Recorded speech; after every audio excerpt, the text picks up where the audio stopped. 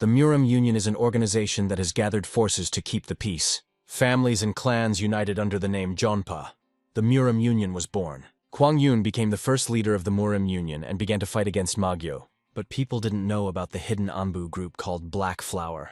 If Muram was the light, then Blackflower was the darkness. They had 3 tasks. First, secret murders that were committed under the cover of night. They were also involved in fraud. They skillfully deceived people for their own benefit. The Blackflower weren't shy about gathering information, spying on people. Thus, they became an organization whose power was feared even by Safa and Mage. And the leader of the Blackflower was the legendary Ki Myung-dok. No one knew what he looked like. He always wore a mask. It was as if he didn't exist. One day, Marima leader Kwag Yun approached Chang. Qui Myung-dok immediately bowed, standing behind the old man's back.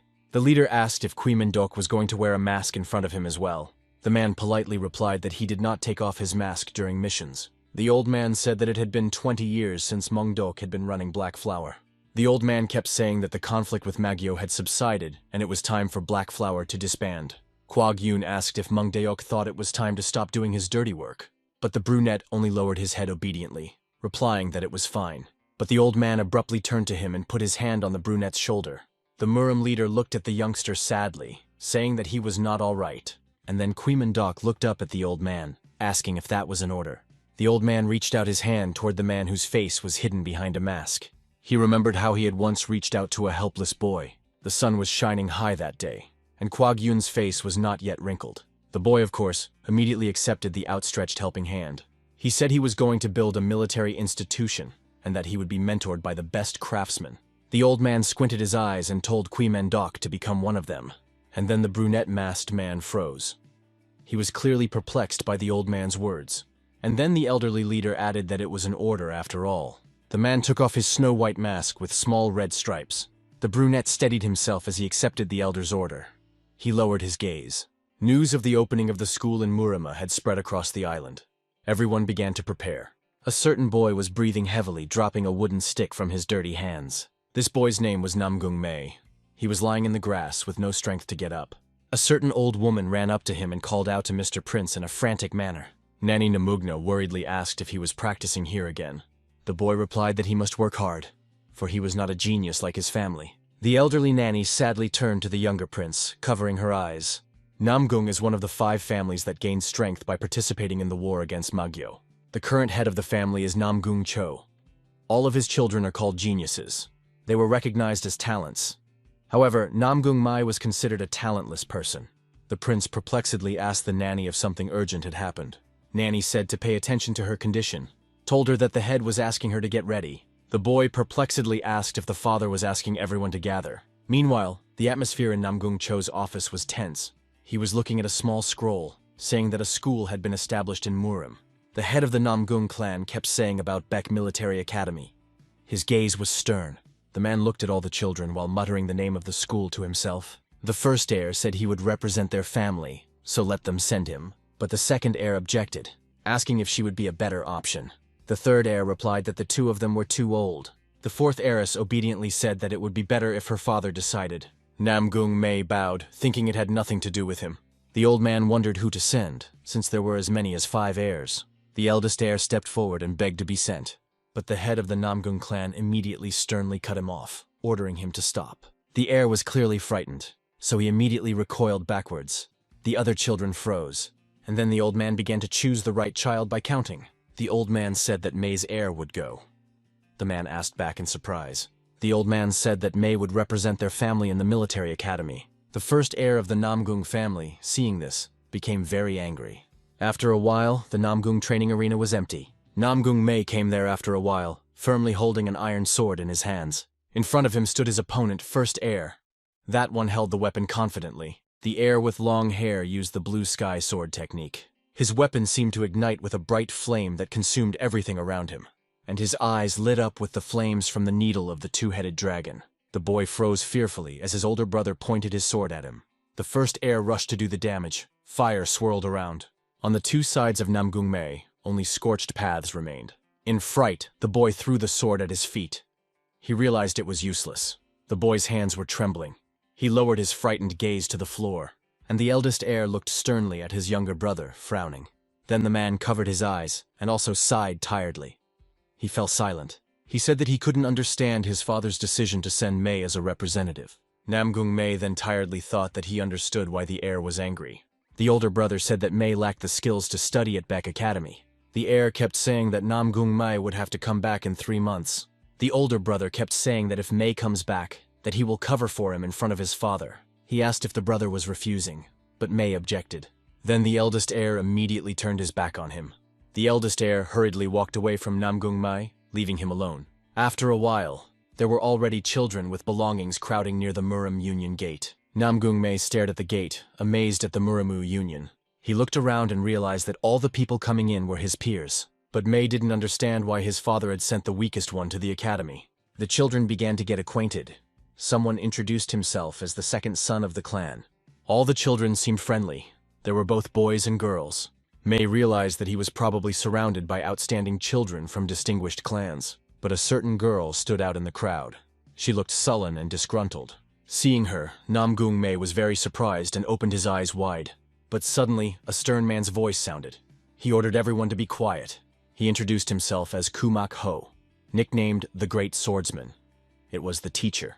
It turned out to be a famous warrior who used sword twirling to fend off enemies. Upon hearing this, the children began to rejoice and thank the teacher for coming to the school. Kumak Ho said that each of the children are distributed according to their skills. The academy divides the students according to the 12 animals of the Eastern calendar.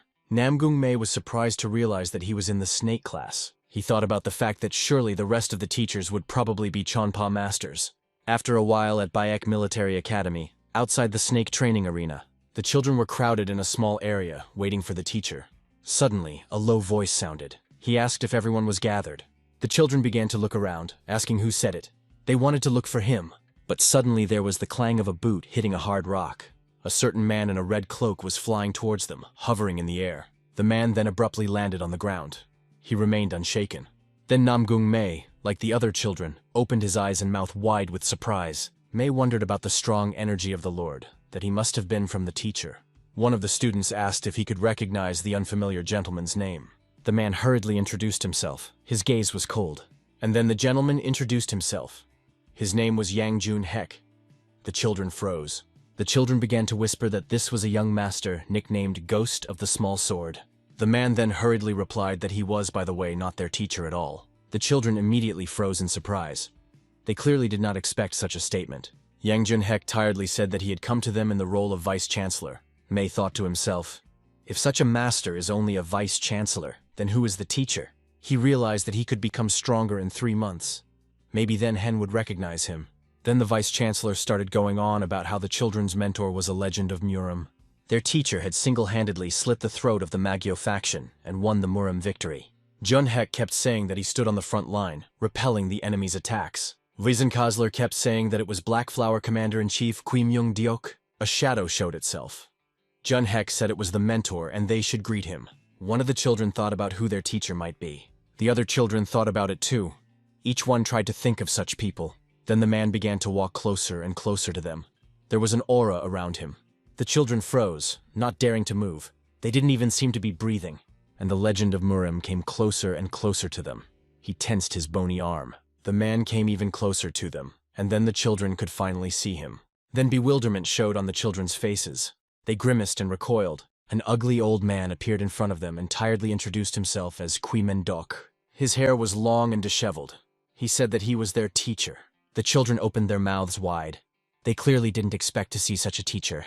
With the whole crowd, they shouted that it was probably all just an ordinary lie. Meanwhile, a certain man was scribbling words on a parchment. The old man suddenly got up from his chair, watching the hieroglyphics on the sheet. He picked up the sheet, muttering something about asking Kui Mendok to take off his mask. But only now. The old man doubted if it would be okay with Kui Mendok. All the children didn't know how to react. They became silent and didn't dare to say a word. The brunette, on the other hand, was clearly uncomfortable. He possessed small eyes. Namong May thought to himself that the teacher looked weak somehow. The others were whispering. The vice-chancellor said that Kui Mendok had come to the academy at the invitation of the head, but it turned out that no one present knew about the Blackflower organization. The children began to whisper and speculate about what the Blackflower organization was. Other children began to say that the man was more like a cripple, Others whispered that it was hard to even look at him, that he must have been a joke. They didn't understand why a fake teacher was being sent over. The vice-chancellor got angry. The man shouted that the creeps should greet the teacher when they saw him. From the man's flow of energy, the children immediately plopped down on the ground. They looked fearfully at the man in the red cloak, trying to crawl further away. But from the energy flow, even Kimengdok fell down. The vice-chancellor ran up to him. The vice-chancellor said he would assume the children were ignoring him as well. The teacher didn't listen. The man shouted that they were treating their teacher Kimengdok so badly. In response, the children were perplexedly silent, looking at the teacher. The man smiled blissfully. The vice-chancellor sternly asked if everyone understood and then decided to check if everyone was in place. The stern man then began to list out the various names of the students. Bo looked like a cold guy. His bangs covered half of his face. The children whispered that this was the Bo they called the young dragon. The children kept saying that they say Bo is kind and handsome. So why is the world unfair? Other children whispered about why were they born if there is Bo. Namong May wondered in surprise that that boy was really Bo. May had heard that the relationship between his father and the Mon clan was not so warm. He was afraid that Bo would hate him. The next student was Wanfei. The children whispered about Shaolini, about Baekto's heart. They thought Wanfei was strong. They said that Shaolin rarely acted to maintain neutrality. The children said that Baek Academy was indeed an outstanding place. Namgung was glad that he would now be able to see Shaolin's prowess. The next person on the list was Chigal Mi. It was that cold girl. She was from the Chigal clan. Those were the counselors of the Murima Alliance. Chigal was a family that combined intelligence and skillful martial skills. One of the children said he had once met the Chegal family at a celebration. Others whispered that they wouldn't get good grades with so many geniuses around. Namgung May suddenly thought about the fact that they used to be friends with Chegal Mi, but right now she only gave May a brief glance and turned away. Last on the list was Namgung May. All the children looked at him perplexedly. Some of the children whispered that this couldn't be happening. They were clearly at a loss. Other children were already rushing to spread rumors, turning their backs on Namgung May. The children said that he was a disgrace, and a disgrace to the Namgung family. He was ashamed. The children didn't understand how he was even accepted. They considered it a disappointment. They kept saying that Namgung Mai was almost unable to use his inner energy. But suddenly a certain voice sounded. He said it was too noisy. May froze. The vice-chancellor told everyone to be quiet, and Kimengdok counted everyone out. Then the brunette cocked his head to the side and started muttering about 10 people. The vice-chancellor perplexedly asked if something was wrong with the teacher. Kimengdok then whispered a few words in the man's ear, and the man was surprised. The man said he understood. And then the elderly brunette deflected. Then the man suddenly said that their class was over for today. The vice-chancellor said they should go to the dormitory and unpack their bags. May didn't understand why they were let go. After all, they had only checked their attendance. After a while, when the moon had already completely replaced the sun in the sky, the children froze, looking at their new accommodations. They were obviously surprised by this. They said that the gate looked luxurious, and the dormitory looked like a barn. But then the children began to spread out all their belongings, having rested the field of the road. The children looked in horror at Bo, who was quietly laying out his things. Suddenly Bo ran away from the closet, and the children realized that he was not happy with the accommodations either. They whispered that compared to Moen's palace, this place was like Kanawa for him. But then Bo sat on the bed trying to concentrate. The boy started practicing. A blue aura of calmness floated around him. The children wondered about Bo practicing pranayama and not even breathing. They then looked at each other, bashfully lowering their gaze to the floor. Namgung May, on the other hand, was breathing heavily, as if trying to regain consciousness. This was noticed by the others as well. They said that a genius and a dumbass had met in the same place. And then Namgung May looked away, thinking that he could hear everything. Sitting next to him was Bo. Namgung May turned around watching him practice. May recalled his brother's words that if he and Bo were the same age, they would become opponents. Namgung wondered if this was the first time Hen had recognized Hugijisu's strength. But he also remembered his words that Namgung MJ should return in 3 months. And then the boy immediately pressed his lips together, and also lowered his faded gaze. Without thinking for long, Namgung May grabbed a certain wooden implement. Clutching the weapon firmly in his hands, Namgung May hurriedly walked out of the dormitory.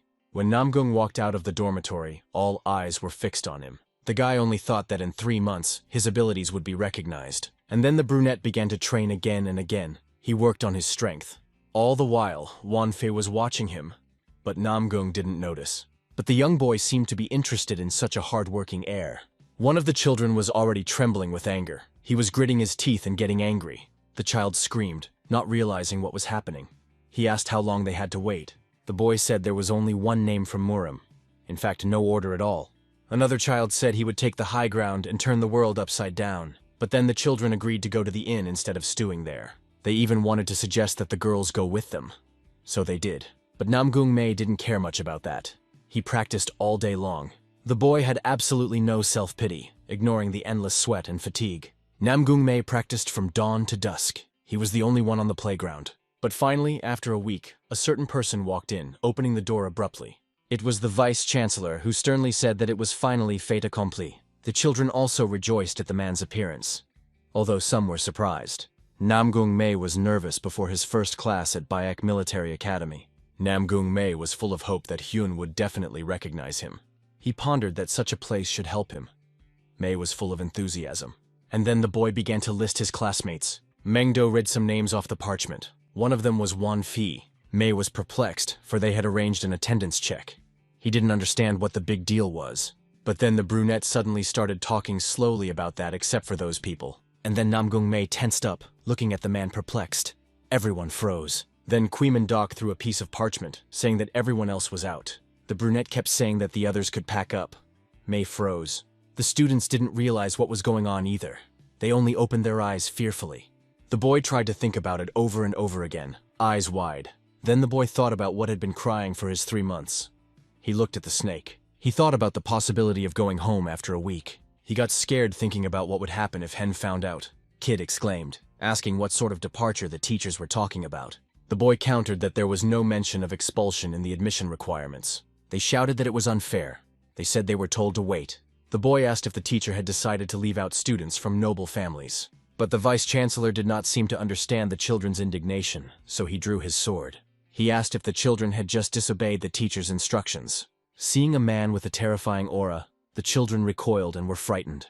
Dok then put his hand on the shoulder of the young man in the cloak.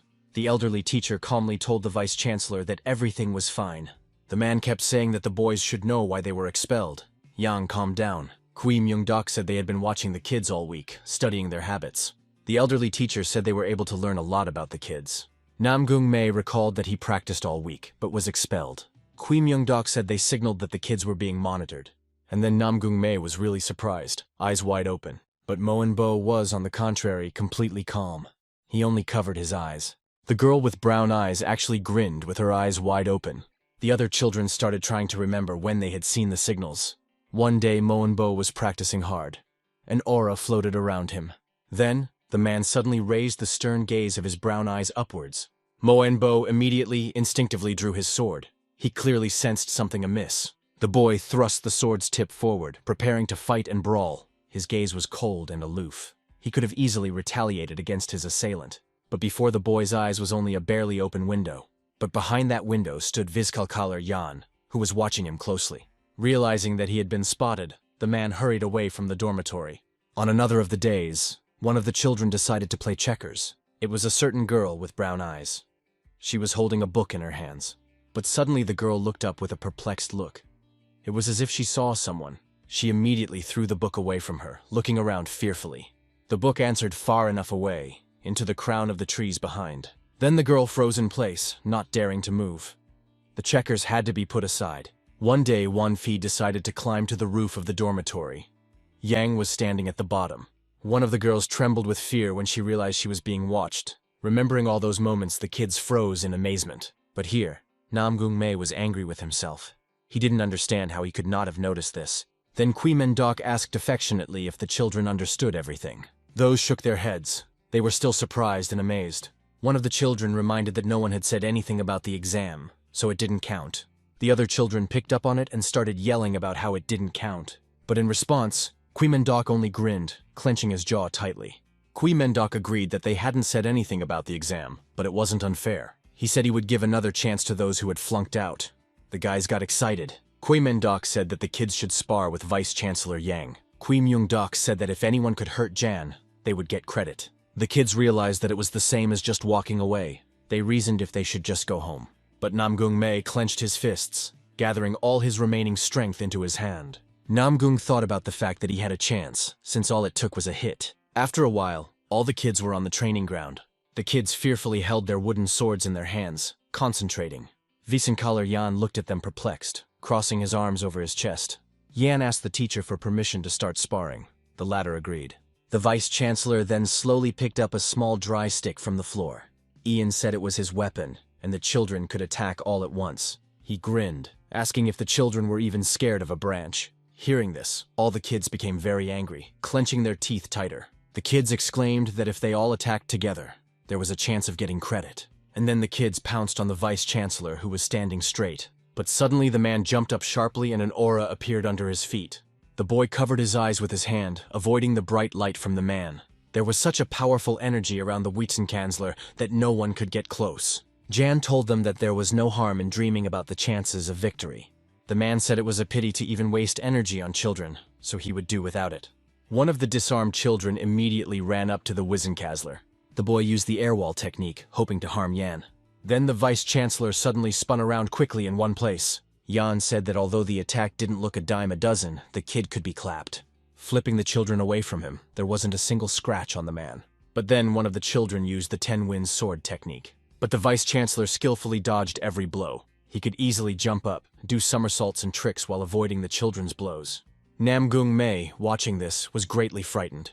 He even froze in place. Then the boy opened his eyes wide, looking perplexedly into the distance. He wondered about their mentor's use of minimal movements. Namong May marveled at the fact that Yang dodged the children's attacks so quickly. The boy remembered the moment when he thought he had almost touched the cloak. But in reality, it was only a false sensation. Ian immediately dodged it, and then the man asked perplexedly about whether the children were already exhausted. Yang said that not even 2 hours had passed yet. He stood on Namgung's head. The other children were breathing heavily and trying to recover by lying on the ground. Mon Bo, on the other hand, wasn't even watching the sparring. He had already been accepted into the academy. The girl with brown eyes, on the other hand, was scrutinizing their battle. The other children were also watching the training ground in amazement. After a while, the sun was already starting to set behind the horizon. One of the children had already started crying. He kept saying that he didn't believe. Another child said that Ian was as strong as the head of the school. And then the kids started to give up, realizing that they had no chance. Kui Myungdok watched indifferently, standing to the side. The man barely squinted his dark eyes and also pressed his lips tighter together. The brunette covered his eyes and tiredly said that it would end there then. But he was suddenly interrupted by a ringing voice. A certain child asked to wait. The boy was holding back a wooden weapon. His hands were trembling violently. Namong May was already very tired and dirty. He was breathing heavily and was running low. But Namong May was not going to give up. He was hoping for even the slightest chance. The vice-chancellor reflected on the fact that the boy had not given up, but there was still a nuance. Ian understood that the boy was very tired, and almost had used up all of his energy. The vice-chancellor didn't understand why Namgung continued to fight. The boy was trying to think of something. His eyes were blazing with fire. Namgung May realized that the energy was almost at zero and the beating technique wasn't helping. The boy realized that he could gather all the energy he had left, and then Namgung May abruptly pushed himself off the ground, jumping high. The man ran towards the vice-chancellor, holding his sword tightly in his hands. But the man only spoke tiredly about how sometimes it was better to just give up. But the boy didn't hear him, so he hurried to strike. The Wiesenkanzler spun on the spot, preparing to strike back. The boy struck again and again, but Yang had time to dodge him. Namgung wondered what would happen if he attacked in a direction that Yang would dodge. The boy tried to touch with the wooden sword again, but Yang did a somersault while dodging. He said that May's energy was not enough. The boy began to reason about the energy, trying to think of a solution. May realized that he should use more energy, even though his father told him not to do so. But Namgung May realized that otherwise he would be expelled. He shifted his gaze to Yang. The vice-chancellor hurriedly told Kwimendok that Namgung May had given up. But suddenly, the man opened his eyes wide with surprise, abruptly falling silent. The boy was already gathering all the remaining energy in his body. Bright purple veins protruded on Namgung May's face and arms. He screamed. The boy's appearance changed drastically. The vice-chancellor was surprised by such a thing. The little boy looked up at the sky in surprise. A tall man leaned over him, which addressed the child affectionately. The man smirked and handed the man a pill, saying it was useful. Little Namgung May grabbed the pill, began to examine it. Then, without thinking long, the boy swallowed the purple pill. The Namgung family is in chaos. There were loud noises everywhere. Some servants were running and shouting to report to the master immediately. Other people in the castle froze, frozen in bewilderment. Namgung's nanny was sobbing, but after a while through the translucent door, the silhouette of the master began to appear. An elderly man sternly inquired about what had happened. The doctors crowded around Namong May's body. They tried their best to explain the situation to the master, but seeing the suffering of his youngest heir, the man was frightened. Purple veins protruded on the little child's loon. He was crying and screaming. The master jumped up to the child and angrily asked what had happened to him. The other doctor immediately stepped back, picking up a comforting answer for the master. The old man then said something about how it looked like the younger prince had been poisoned. The master angrily asked who in the Namgung family had the time to do such a thing. He then exclaimed that they should find the culprit and kill him right away. The servant bowed, saying that there were many guests in the castle and it would be difficult to check everyone. But the child wouldn't stop coughing up blood. He sobbed in pain. The doctor said that the most important thing now was the heir's condition. The master shouted that they had a miracle antidote, so let them bring it. The doctor replied that it looked like poisoning, but it didn't feel like it. The master was puzzled, so he wanted to ask again. He wondered how poison could not be poison. Then the older man pressed his palm against the boy's chest. The master realized that May's Tanjong was contaminated with a different energy. The man wondered if it could be Sangan poison. The host changed his mind after noticing that the energy was rather the opposite, gathering in the Tanjon. Then the elderly man suddenly bare a small part of his arm. Master wanted to prevent the poison from mixing with May's innate energy. Master pressed his palms against his son's back, and fiery tongues seemed to swirl around. Tangyung May was already heavily stained, taking on a red hue. But then red energy began to emerge from the small ball. After a while, Tanjong Mai was completely cleansed, leaving only energy behind. When this happened, the boy exhaled in relief and closed his eyes. Everything immediately calmed down. Even nature seemed to fragrance. The exhausted boy lay on his father's lap, who hugged him. The man looked at his son worriedly, eyes wide. The man said that from now on, May would not be able to accumulate internal energy. He said that the more May used energy, the easier it would be for the poison to take hold of him. But right now, the boy had completely forgotten about all of his father's warnings. The Wiesenkanzler pondered on what he thought. The boy had already used up all his energy. Wiesenkanzler opened his eyes wide, remembering the child's name. Kui Meng Dok was also greatly surprised, eyes wide open. And then the boy abruptly rose from the ground, jumping up high. Namgung May had already swung his wooden sword. His eyes were almost on fire. The children were greatly surprised by his speed, opening their eyes wide. And then Namgung Mai struck the first blow, but the vice-chancellor was able to run away. Even Yang was greatly surprised at such strength of the little boy. Namgung realized that he had to attack. His skin turned red. Watching him, Quimendok thought about Namgung May's symptoms. And then the boy kicked the Wiesenkanzler's branch with all his might. But the man was easily able to flick it away. Namgung May was not going to give up. The man realized that May's strength had increased noticeably. But why would he hide that strength? After making a few jumps, the boy was once again able to assume a fighting stance. Veins protruded on his face and arms, and his eyes turned red. He gripped his sword tighter.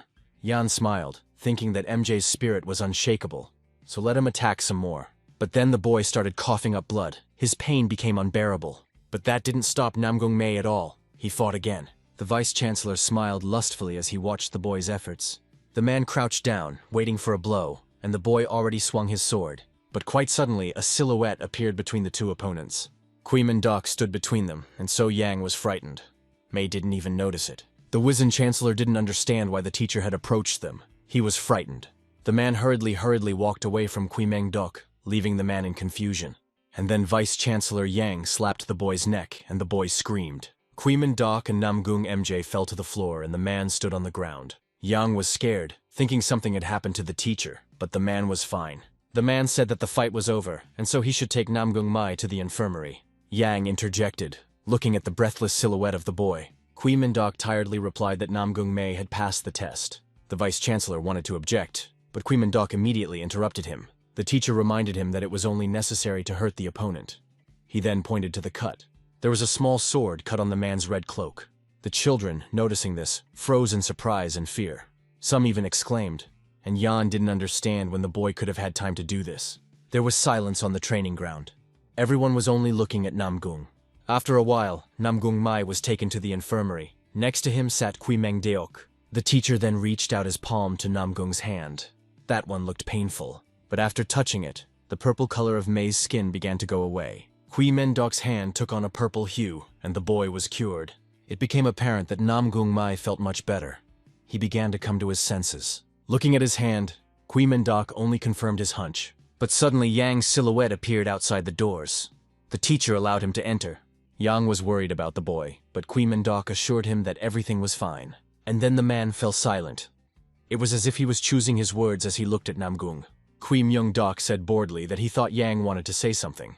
Yang asked if that cut on his side was really left by the teacher. Hui Mendok replied that it sounded like Yang was sure of it. The vice-chancellor asked why the teacher let Namong May pass. The man replied cryptically, eyes wide. He said because. The Wiccan chancellor opened his eyes wide, expecting a completely different answer. But then the man covered his eyes and said tiredly that he understood. Then there was silence between them again. They watched Namgung. There was a queen moon in the sky, which illuminated the night houses. The master was told that the youngest heir had been assigned to the snake class. The man immediately cut off sharply that he understood everything. And then the silhouette behind him dissolved as if it had never existed. The man muttered about how it was probably Meng-dok from Blackflower. The next day, the birds sang their tinkling song joyfully. The boy tiredly opened his eyes, still groaning in pain. Then the boy finally dared to open his dark eyes. Meng-dok was leaning over him. He smiled and asked if he was all right. The boy was startled and recoiled, and Myung-dok was startled too. Yan ran sharply into the room, anxiously asking what had happened. And then Yang saw Namgung and Meng-dok startled at each other. The brunette then asked if the latter had finally come to his senses. The boy smiled awkwardly and asked what he was doing here. Meng-dok asked to what point the boy remembered the events up to. Namgung recalled that he had reached the limit of his internal energy utilization. Meng-dok asked if the boy couldn't remember anything further. Namong May then agreed, scratching the back of his head awkwardly. Meng-dok whispered back that it was exactly the same for him. The boy perplexedly interjected, eyes wide. Meng-dok said that May had passed the test, and he should greet the team. The boy was greatly surprised that he had actually managed to pass the test. After a while, they finally arrived at the snake's training arena. The 4 talented children were patiently waiting for the training to begin. Mo and Bo was greatly surprised after looking around. He opened his eyes wide. Next to his teacher and mentor, a frightened Namong May was walking beside him. The boy ran up to the other children who were watching him in surprise. Myung-dok said that there were now only 5 of them in the snake class. The man began to tell the children the truth while looking at the 2 girls. He said that all the children should fulfill missions by being one body. Namong May perplexedly interjected, clearly not understanding the teacher's words. Meng-dok awkwardly apologized, saying that he didn't mean missions, but studies. Meng-dok thoughtfully said that they also had to choose a team captain. Hearing about the captain announcement, Namong May and Mo and Bo were very surprised. Meng-dok said that the captain was responsible for guiding the kids and helping him. The teacher said that he wasn't the one who would choose the captain. Mo and Bo interjected. And then the man spoke again about completing assignments. The teacher said that when doing the tasks, it would be up to the children to choose who was in charge. He said that they should evaluate each other's abilities for a month. And then one of the children suddenly remembered a broken weapon. Mo and Bo was practicing on the broken site, destroying it. A certain man approached him, saying that Bo was making clear progress. The boy responded loudly to his father, putting his sword away in its scabbard. Mo and Gan said that Bo should not be satisfied with his current progress. He said that before the great man Moen, Bo's abilities are not enough.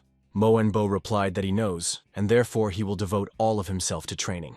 Bo said that he will enter the academy and achieve great achievements. The boy said that Moen's bloodline should surpass all others. The old man's eyes seemed to glow with a bright blue flame. Bo realized that if he became team captain, it would be his first merit. Namgung wondered if Hen would recognize him if he became captain. The other children only watched the teacher's actions carefully. Then the teacher smiled and said it was time for them to start their first lesson. The teacher then gave the child a strange blue-colored pouch. The man said that this pouch contained a very valuable item. Myung-dok kept saying that if they looked inside, they would get a low grade. The teacher said that the children were required to take the sacks to the top of the mountain in one piece. He was adamant that points would be distributed in order of arrival at the mountain. Meng-dok said they had to set off in 30 minutes. He wanted to scare the children, but the vice-chancellor interrupted him and carried him back. After 30 minutes, the children ran, trying to complete the teacher's task. Each one of them strived to get the most points. Mo and Bo took the lead. Namgung, on the other hand, ran behind them. He thought about the fact that everyone was so talented. Namgung realized that they were the same age, but their Kengan was beautiful. Mo and Bo easily avoided all the obstacles in his way. But then, wooden stakes growing from the ground appeared in front of the boy. Seeing this, Bo was very frightened and opened his eyes wide. But after a moment, he was able to easily destroy all the obstacles. The boy was puzzled that the traps were so simple. The children, on the other hand, were surprised. And then Bo decided to use his inner youth.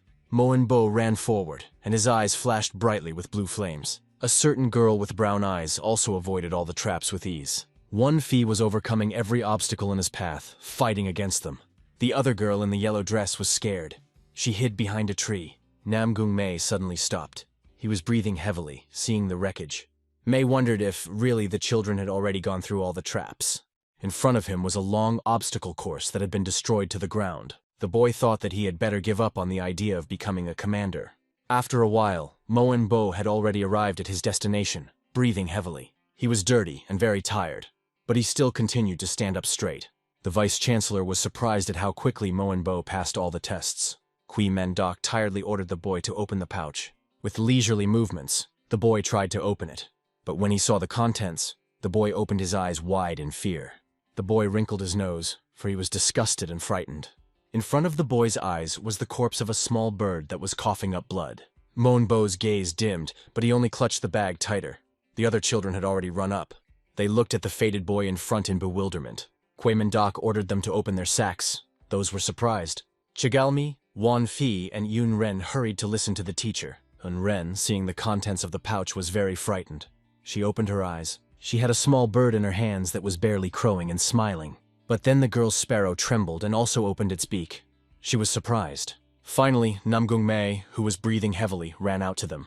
The boy thought doomfully that he had come last. Namgung looked around and realized that he should have checked his pouch. He opened the pouch and noticed a small bird that was fluttering. He was surprised that there was a sparrow inside. But he was frightened because the sparrow did not move. Namong May held out the pouch to Qui Mendok, and he leaned closer to the sparrow. The teacher restored the bird's blood circulation with a single movement. And then the sparrow immediately got to its feet, looking around perplexed. And then the bird flew high into the sky. The boy was surprised and smiled. Namong May thought the sight was extraordinarily beautiful. Chigal said that he came last, so it was no wonder May was energetic. Bo stood behind all the children with his arms crossed on his chest. He lowered his gaze. Teacher said that this was exactly the valuable thing he was talking about. Bo objected unhappily, asking the teacher if the bird was really that important. But the teacher replied that the pouch was not just a bird, but life. He kept saying that the reason the Chonpa was different from Maji was the power to protect. He said that Bo came first, but the bird was dead, so he gets a low score. But then the man walked closer to Namgung, about to tell him. The man told Namgung that he came later than everyone else, but the bird was still alive. The teacher said Namgung also gets the lowest score. Meanwhile, Bo sternly looked forward, pressing his lips tighter together. The man said that first place was Chigal-mi, and second place was Wan Fei, and in third place was Yun Ren. Bo hurriedly walked away from them. Yang wanted to stop him, but the teacher interrupted. Mungdok said not to pay attention. The teacher kept saying that the boy needed time to think. Then the teacher said that the kids could rest until the evening class. The children decided to go to the forest to sit on the rocks. Namgung was next to Wan Fei. The boy looked perplexed at his bald classmate. Namgung introduced himself and asked what Wan Fei's name was, but the boy didn't care. The bald boy only folded his hands in prayer and covered his eyes. Namgung thought that the boy just didn't want to talk to him. But then Wan Fei opened one eye, looking at Namgung perplexed.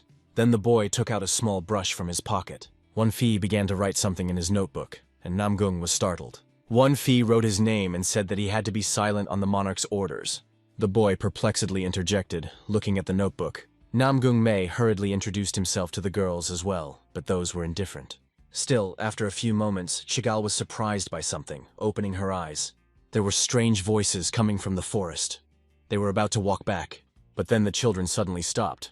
Someone interjected. 2 boys from the pig class walked toward them. They realized where they were. But when they saw Namong May, one of the boys named Wee Ju was very surprised. The boy asked what he was doing here. Namgung recoiled. Namong May also recognized his interlocutor, raising a perplexed look. The Sachongdan clan is one of the families that uses poison attacks. Mugi asked if the dumbfounded heir Namong May had entered the academy. Namong May, on the other hand, replied that he is in the snake class. Another boy said that it seems the selection criteria for their class is below the plinth. He asked if the family members shared their strength with May, or is there someone on his side? Namong May wondered about the bullying behind the family's back. All the other children watched the conversation perplexedly. Chegalmi only squeezed her hand harder, trying to hold back. But then the girl suddenly stood up and asked what they were forgetting on someone else's team. The boy asked if Chegalmi was also on the team with them. The girl suggested that Tang Weiju should get the hell away from them, but in response, the boy only grinned as he looked at the girl. Ju said that if she didn't want to become an enemy of their family, then she better keep her mouth shut. The girl clenched her fists, about to contradict the boy. But suddenly Bo appeared behind Tang Weiju. He told him to get lost. Tang Weiju was surprised that Bo was in the snake class. Weiju said that they saw each other once at the meeting of the 5 great families. But Bo chose to ignore the boy's words by rolling his eyes. Tang Weiju was perplexed, unable to imagine how he could be ignored. Tang Weiju was about to say about friendship from the fathers, but Bo had already turned away. Weiju grabbed Bo and asked how dare he, knowing that their fathers were friends, ignore him. The boy was almost blazing with anger. His eyes glittered brightly. Bo grabbed his arm and pulled him to the ground. He asked how this applied to them. Bo pushed him away and ordered him to stop pretending as if they were close. His friend ran up to Tang Weiju and asked if he was okay, but the boy didn't understand how Bo dared to insult him. Then, the boy barely touched his leg from where the glow was coming from. The boy's aura intensified greatly, gaining a green color. Tang Weiju was about to stab Bo in the back, using a poison dagger. The children, seeing this, could only freeze with their mouths wide open in surprise. But Namong May exclaimed loudly with his eyes wide open. The boy was about to stab Bo in the back, but he just kept walking. Suddenly the brunette's silhouette seemed to vanish into thin air. Bo punched the boy with all his might, breaking his fingers. The boy pushed Tang Weiju away from him with all his might. The pig class boy screamed out in pain. Bo struck his opponent again, this time to the stomach. But then the brunette grabbed onto Tang Weiju's clothes, tearing them. But suddenly, the boy thought of something. He screamed even harder. And then Bo was stopped by someone grabbing his arm tightly. The vice-chancellor asked about the fact that was he really going to kill his comrade. Bo couldn't find the words to answer. He only looked at Yan sternly. Only after a few moments did Bo let go of Tang Weiju. The vice-chancellor ordered Weiju to go to the infirmary rather. The man was sobbing. Bo, on the other hand, hurriedly left, avoiding the vice-chancellor's gaze. Kui Mengdok said the boy had a strange expression on his face. Yang said he was worried about Bo's attack style because it was very powerful, but the teacher only covered his eyes and sighed in relief.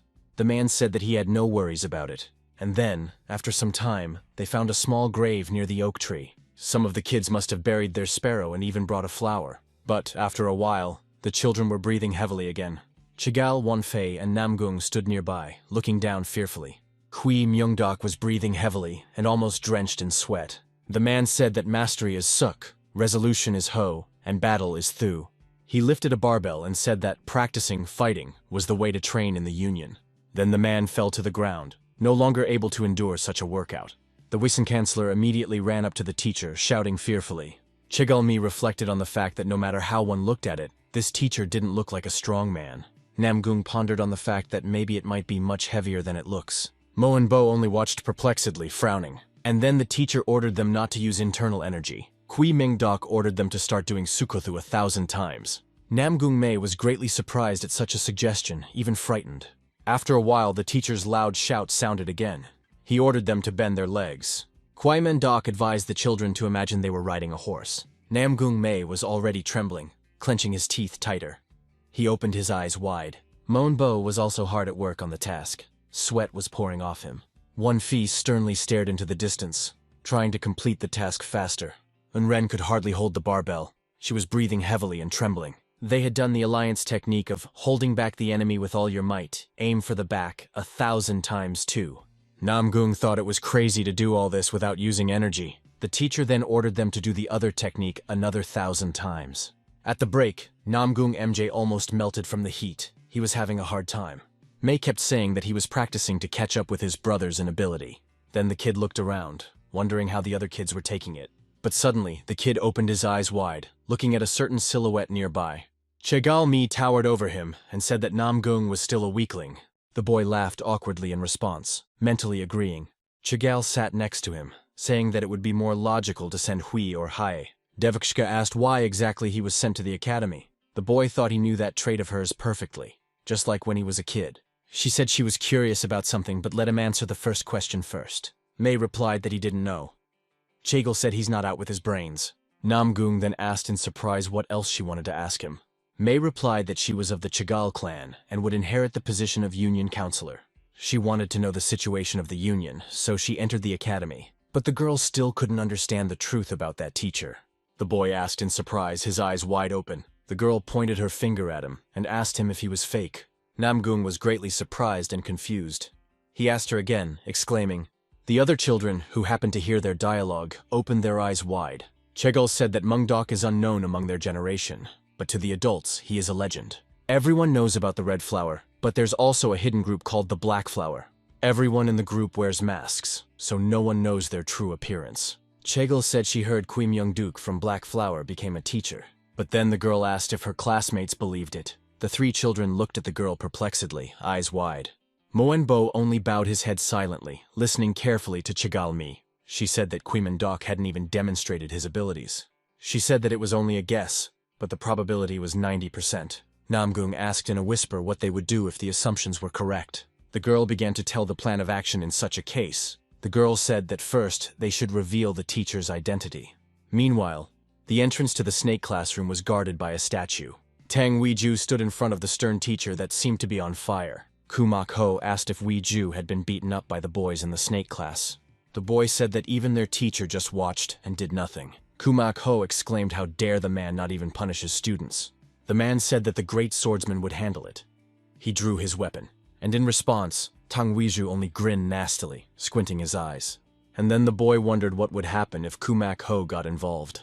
The boy hoped that upstart Moenbo would stop showing off. Weiju said he's fine, so he wants the teacher to close his eyes. Mak Ho said that the more behaviors you forgive, the more society rots. Teacher promised to solve this problem and Weiju should take time for his health. After a while, when it was already dark, a small candle lit up the room.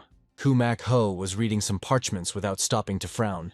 The man looked away and wondered who was the teacher of the snake class. Then the great swordsman finally found the list of teachers. But after reading the line he wanted, the man was greatly surprised and recoiled. The man only whispered quietly about their teacher being Kui Myung-deok. The man grinned at the fact that he was the teacher of the snake class. The stern man then swung his sword that was blazing with fire. Kumak Ho practiced his strikes again and again. His eyes glittered. With a single blow, the man managed to break the table. The man said that he didn't know if Blackflower Commander's reputation was false. Looking at the ruined office, he said that he wanted to check it out. After a while, the tall mountains appeared in front of Kumak Ho's eyes. Namong May was still trying to do his teacher's tasks correctly. After a while, he fell to the ground, unable to bear it any longer. The wizened chancellor said that they should rest for 10 minutes. Chagal-mi, on the other hand, pressed her lips together, looking at the teacher sternly. Wan Fi and Yun Ren looked at the girl, waiting for her command. A little earlier, Chagal-mi said that she had a plan. Everyone listened attentively. And then suddenly the girl turned to Yun Ren. Chigal said that she knew about her origins from a lineage of healers. She asked Yun Ren for a box of needles. The woman was surprised. Then, Chagal carefully took one of the needles. Her movements were quick. The girl then dripped a paralyzing medicine on the end of the needle. She said it wasn't deadly, but it shouldn't work on Mendok. The girl said the children would act on her signal. The boy held a huge ball in his trembling hands. Chagal-mi suddenly waved her hand, for she realized it was time to start. Namong May, who was holding the balloon, looked at her in surprise. Then the boy dropped the ball on the ground, still with his eyes wide open. The boy screamed about his leg hurting. Teacher and Yang were startled. And then Yun Ren immediately ran up to the teacher and the vice-chancellor. The girl threw about a dozen poison needles at the teacher. But all of them immediately fell to the cracked ground of the mountain. Kui Myung-duk opened his eyes wide in surprise. And then it seemed as if the entire world disappeared for a moment, leaving only the strokes of the sword. And then the wizened chancellor threw all the needles away. The teacher looked at him perplexed. Namgung was surprised at the fact that Vice-Chancellor Yang Jun had reflected everything. Moenbo and Wan Fi were also greatly surprised, eyes wide. Yang recalled what he had already said about showing disrespect to the teacher. But then the Vice-Chancellor saw that the girl was sitting on her knees and trembling. There was a needle stuck in Yun Ren's shoulder. The girl was breathing heavily. Yang Jun-hek ran up to her, thinking that she had been hit by the needle he reflected. The man thought about her having a strange reaction to an ordinary needle. And so the Vice-Chancellor took the needle out of her hand and sniffed it. Ian realized that the smell of a paralyzing drug was coming from her. The girl started sobbing and said that her hands were paralyzed. The Vice-Chancellor told the teacher that he would take her to the infirmary. The latter agreed. Then Vice-Chancellor Yang picked up the girl and carried her on his back. The man decided to speed up in order to get the girl to the doctor faster. Chigalmi, on the other hand, indifferently watched Unren, who covered her eyes. They quickly ran past the young girl, leaving her alone. Before that, Yunren asked why they would only need the paralyzing medicine. The young girl clearly didn't understand Chigalmi's actions, and Chigalmi just as calmly replied that the other needle would only be a trick. All the children froze in place, opening their eyes in surprise. She kept saying that since Yunren is from the healer family, she knows how to handle the games. Mai said that after they threw the needles, Unren would stick the needle in his arm. She wanted Yang to carry Yunren to the infirmary. Mi didn't understand why involving him in this. Mi replied that if Jun Hyuk was by her teacher's side, there was nothing they could do. The girl reminded him that Nam Gung had already tested it out on himself. The boy then remembered how teacher Jun Hek had stood on his head that day. May remembered trying to at least hurt the vice-chancellor, but it didn't work. The girl said that the purpose of their plan was to separate Yang Jun from the fake Kwimen Dok. And so, Chigal only bowed her head slightly when Yang Jun Hyuk ran past. Yinren smiled at Chigol and then actually winked at her. Only then did the girl allow herself to smile back. The other children, on the other hand, froze in amazement. They opened their eyes wide. Namguen realized that everything had turned out exactly as Chigalmi had said. Now the girl stood alone, watching the smoke left by Yang. Then Chigalmi hurriedly went somewhere. She was almost running. In just a moment, the girl was already next to the teacher. The latter was greatly surprised. The girl turned to him, and all the other children stood behind her. Mungdok froze. Kwimen Dok asked what had happened to Chigalmi. She said she wanted to talk, but suddenly she was interrupted by a certain voice. It was loud and commanding. Chigal froze. Then the girl turned around frightened. The man looked up in surprise as well. A certain imposing silhouette stood in front of them. He was holding a weapon in his hands. It was a great swordmaster teacher of the pig class. He looked stern.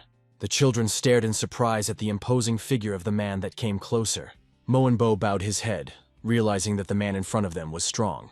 Namgung May recognized this man as the great swordsman Kumak Ho. And then the stern man placed his weapon on the ground, piercing the ground through. Kumak Ho asked the teacher if the snake class was here, but suddenly the man opened his eyes wide and then frowned. Kumak Ho began to look around the area, trying to figure out where he was. Kumak Ho asked if he was mistaken, and if it was definitely the snake class. Then the man asked if their teacher, Kwi Myung Dok, had gone somewhere else. But the children pointed their fingers at the man with black hair behind them. Moenbo and Namkin looked confused as they looked at the great swordsman. Kumak Ho didn't even realize at first what the children were pointing at. Chigal immediately realized that Kumak Ho had come to Kwimen Dok to fight. The girl, however, smiled and asked why teacher Kwimen Dok was acting like that. She said that teacher Kumak Ho came to him, so why is he being quiet? Kumak Ho was even confused, asking if he was really Kwi Myung Dok. The man replied that he was really Kwi Myung Dok. The girl hurriedly left. Chagel thought that the teacher's fight was a good thing. After all, this way everyone would know the truth. Kumak Ho recalled that Kwimen Dok always wore a mask and no one could see his face. Kumak Ho thought that the teacher did not look like Kwimen Dok at all. The great swordsman then frowned and asked if he was really Kwi's teacher. Kwi replied that he was. He asked why the pig class teacher had come, but then the man suddenly lifted his tired gaze upward. His cheekbones became visible.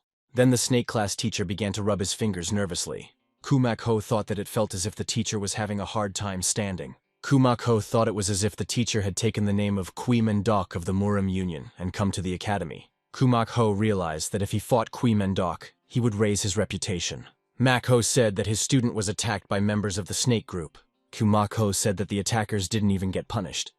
May was perplexed. But then the boy remembered Tang Weiju laughing at them. But that day, Moenbo stood up for him, who beat up Weiju. May realized that Weiju had lied to the teacher, and this misunderstanding needed to be resolved. Namgung May immediately stepped forward, taking a step towards Kumak Ho. Namgung said that it was all because of him. But he was interrupted by Moenbo's voice. Moenbo said that he was the one who fought with Tawi Jun, and then looked at May sternly. Namgung May, on the other hand, looked at his classmate in surprise. Bo pushed Namgung away and walked forward. He said that the fight was between him and Weiju. But Kumak Ho replied that he could see, the snake class has no manners at all. The great swordsman exclaimed that he had not finished speaking yet, and the children dared to interrupt. Moenbo was surprised at the incredible pressure from Kumak Ho. Namgung May trembled, thinking that Kumak Ho is not called one of the warriors of the 100 for nothing. That's what the strongest warriors are called. And Kumak Ho occupies one of the highest positions. But the snake class teacher suddenly raised his hand, trying to protect the students. Kwai said that he shouldn't be angry with the children. After all, they could talk to the two of them. But in response, Kumak Ho only smiled brightly, realizing that Kui Mendok had been caught. Mak Ho said he understood that he was protecting the students. Meng invited him to drink tea. He said he can't give offense to the disciples. Therefore, everything will be decided according to the rules of the Muram. Namgung realized that Kumak Ho was referring to the rules of Kanjiajong. The great swordsman then pointed his finger at the snake class teacher. The man suggested that they settle all matters in a Pimu fight. The children behind him froze, waiting for the teacher's response. Kui Mendok looked surprised. Namgung had said that Kumak Ho didn't even know the whole truth, so why bring it to this? He suddenly had his mouth firmly clamped with the palm of his hand. He doesn't even have time to react. Chigal said that they were going to test the fake Kui's abilities anyway. But Namgung realized that in that case, Tong Weiju would get away with it. And then silence reigned. The man with long hair froze. The teacher asked if Mak Ho knew he was Kui Myung Dok. He did not participate in Pimu. Hearing this answer, the great swordsman was greatly surprised, eyes wide. But Kui Meng Dok added that he had only fought in life-and-death battles. Seeing the teacher's terrifying aura, the children were greatly frightened. Even Kumak Ho froze and recoiled, frightened of Kui Mendok. But then he opened his eyes even wider and jerked from his seat. The man continued to stand still, not daring to even move. Only small gusts of wind swirled beneath Kui Mendok's feet. Meanwhile, the infirmary was quite calm. There were a lot of medicines there. Yan watched from afar as Yunren's arm wound was being treated. The medic said that she was lucky because the needle had hit a safe place. The doctor said she would have to wait for the paralysis to subside. Then the kind grandfather winked at the girl, smiling affectionately. The girl laughed awkwardly in response, realizing that the doctor had exposed her. But then the vice-chancellor came closer to her, and so Yunren was frightened. Yang said that he was waiting for an explanation as to why they were going to attack the teacher.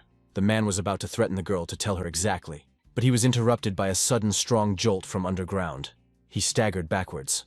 A bright sun was shining above the Muram Union headquarters. Some strange hieroglyphics were written on the table. The old man asked the Red Flower group to leave so that only the recruits would remain. All the recruits greeted the old man with one voice, exclaiming loudly. And then everyone hurriedly left. Grandpa towered over the people. That old man was the leader of the union, Murim Kwag-yun. Yang greeted the gentleman and introduced himself. He had joined the Red Flower squad. The old man said that as far as he could remember, the son of the sword demon in front of him was Yang Ji-gang. The man lowered his eyes to the floor and said that it was true. Kwag-yun immediately apologized for mentioning the man's father. Stoutok said that he was going to entrust Yang Jun-hyuk with a personal mission. Upon hearing this, Yang Jun-hyuk first interjected as if he didn't believe it. The old man walked down closer to the new recruit, intending to bring him up to speed. Kwag-yun looked sternly at the new recruit, who opened his eyes wide in astonishment. The old man then extended his hand towards Yang Jun-hyuk, intending to hit him. Kwag-yun put his hand on his shoulder and then ordered him to protect him. The old man ordered the new recruit to protect Kui Mendok. The latter froze in surprise. Yang Jun-hek asked why he had to protect Kui Mendok's son Benim. In response, the old man stroked his long beard, saying it was hard to explain. Kwag-yun said that Yang Jun-hek needed to be close by so that Kui couldn't do anything.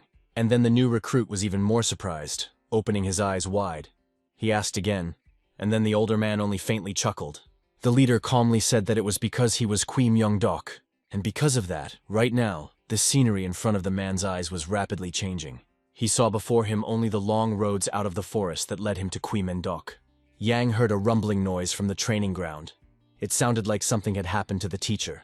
The man decided to use all his strength to get to them faster. Yang Jun-hek realized that he shouldn't be a second late. Meanwhile, on the training ground, someone had cut through the mountain. It was a great swordsman who had inflicted such damage with just one strike. Kumak Ho was about to kill Kui Mendok, but he managed to run away in time. The brunette looked fearfully at the huge hole in the mountain. He was clearly perplexed. Kumak Ho asked where all the fighting spirit he had just seen had gone.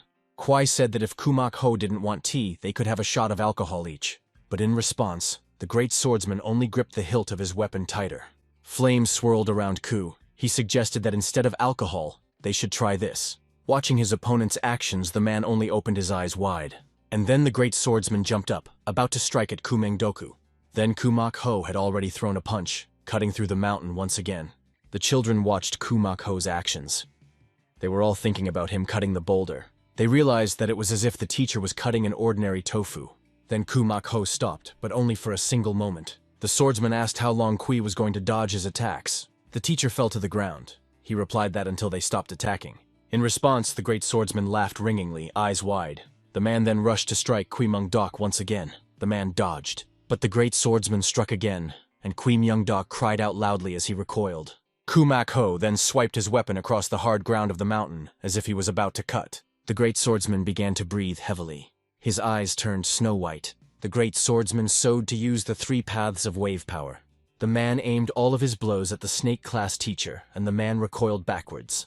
The brunette shouted loudly, raising his hands to the sky. He had dodged the attack. Kumak Ho didn't understand why the teacher didn't attack back but only dodged. And then Kumak Ho thought that Kui Myung Dok was just messing with him. The great swordsman began to strike even faster and harder, but he avoided them. The teacher only shouted loudly and ran from the pig-class teacher's blows. The children thought about the fact that teacher Kumak Ho had already proved to them that Kwai was a fake. In the midst of Kumak Ho's huge flow of energy, a silhouette could be seen. Namong May carefully looked into the teacher's battle, ignoring the aura everywhere. May thought that it looked comical from the looks of it, yet the teacher was dodging all the attacks. Namgung wanted to look at it even more closely and carefully, and Kumak Ho didn't realize how much longer Kui was going to run from him. But then, suddenly he opened his eyes wide in surprise. Kumak Ho wondered if it was possible that he was only dodging. The swordsman realized that his opponent was stronger than him. Kumak Ho let out a curse. The swordsman shouted that this couldn't be happening. He threw himself at Kui Myung Dok. The man once again rushed to strike at the teacher, but the brunette only turned away as if hiding his face. When Kui Myung Dok turned around, his eyes were glowing with bright blue flames. But then Kumak Ho clashed in battle with Yang Jun Hyuk, who had his back to the teacher. The vice-chancellor frowned and then apologized for being late. Epic battle. A bearded warrior with a sword attacked the cloaked opponent. The hero with a burning gaze repelled the strong blow. The opponent was shocked by it. A bearded man in battle, reflecting multiple sword attacks. The warrior fought, fending off attacks, flashes of blows and dynamic sound effects. A bearded blonde-haired man asked to protect Kui Myung Dok. A young guy in a red cloak stood up and drew his sword swinging. The young man looked at his opponent with anger in his eyes, holding his sword in his hands. The two opponents attacked each other with eyes full of anger. The students in the circle stood in total confusion. One of the boys noticed the battle between the two sword masters. A wounded character looked anxiously at a dark figure surrounded by flashes. A character with a red scarf and glowing eyes in a battle scene with destruction. A warrior in a red cloak with a sword attacks an enemy from above with a powerful jump. A bearded man turns around in fear at the sword-wielding attacker.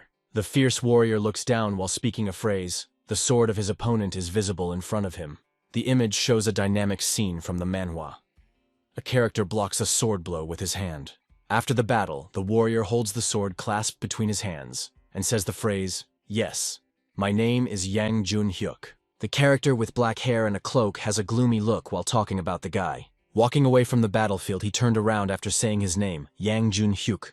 The man with an angry expression asked a question about the upcoming battle. The hero refused to back down, raising his hand, while his opponent held his sword at the ready. The man turned toward his interlocutor in surprise and asked a question. The man with the sword folded his arms and calmly replied that he couldn't say. The warrior clenched his sword and confirmed that his opponent had no intention of retreating. The man anxiously pondered his reputation as he looked at his opponent. The man was surprised by his opponent's stance and recognized the 10,000 generation sword technique. The warrior raised his sword surrounded by flames, preparing to attack with incredible power. The warrior burned in the flames, looking forward in surprise, remembering a forgotten technique. A bloody body lay on the ground, and a voice reported an unexpected son. Bloody bodies lay on the ground, pools of blood spreading around. Warriors and elders stood in front of the burning building, holding weapons and a flag with hieroglyphics. A warrior with burning eyes waved his sword, surrounded by a purple aura and laughter. The warriors surrounded the laughing enemy, standing in fire and purple aura. The man watched tensely and thought that it wouldn't end so easily. The warrior with the burning sword stood, and his opponent was running away towards the hills.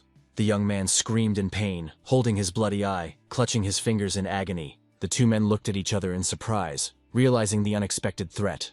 The wounded young man sat on his knees, while the three friends looked at him worriedly.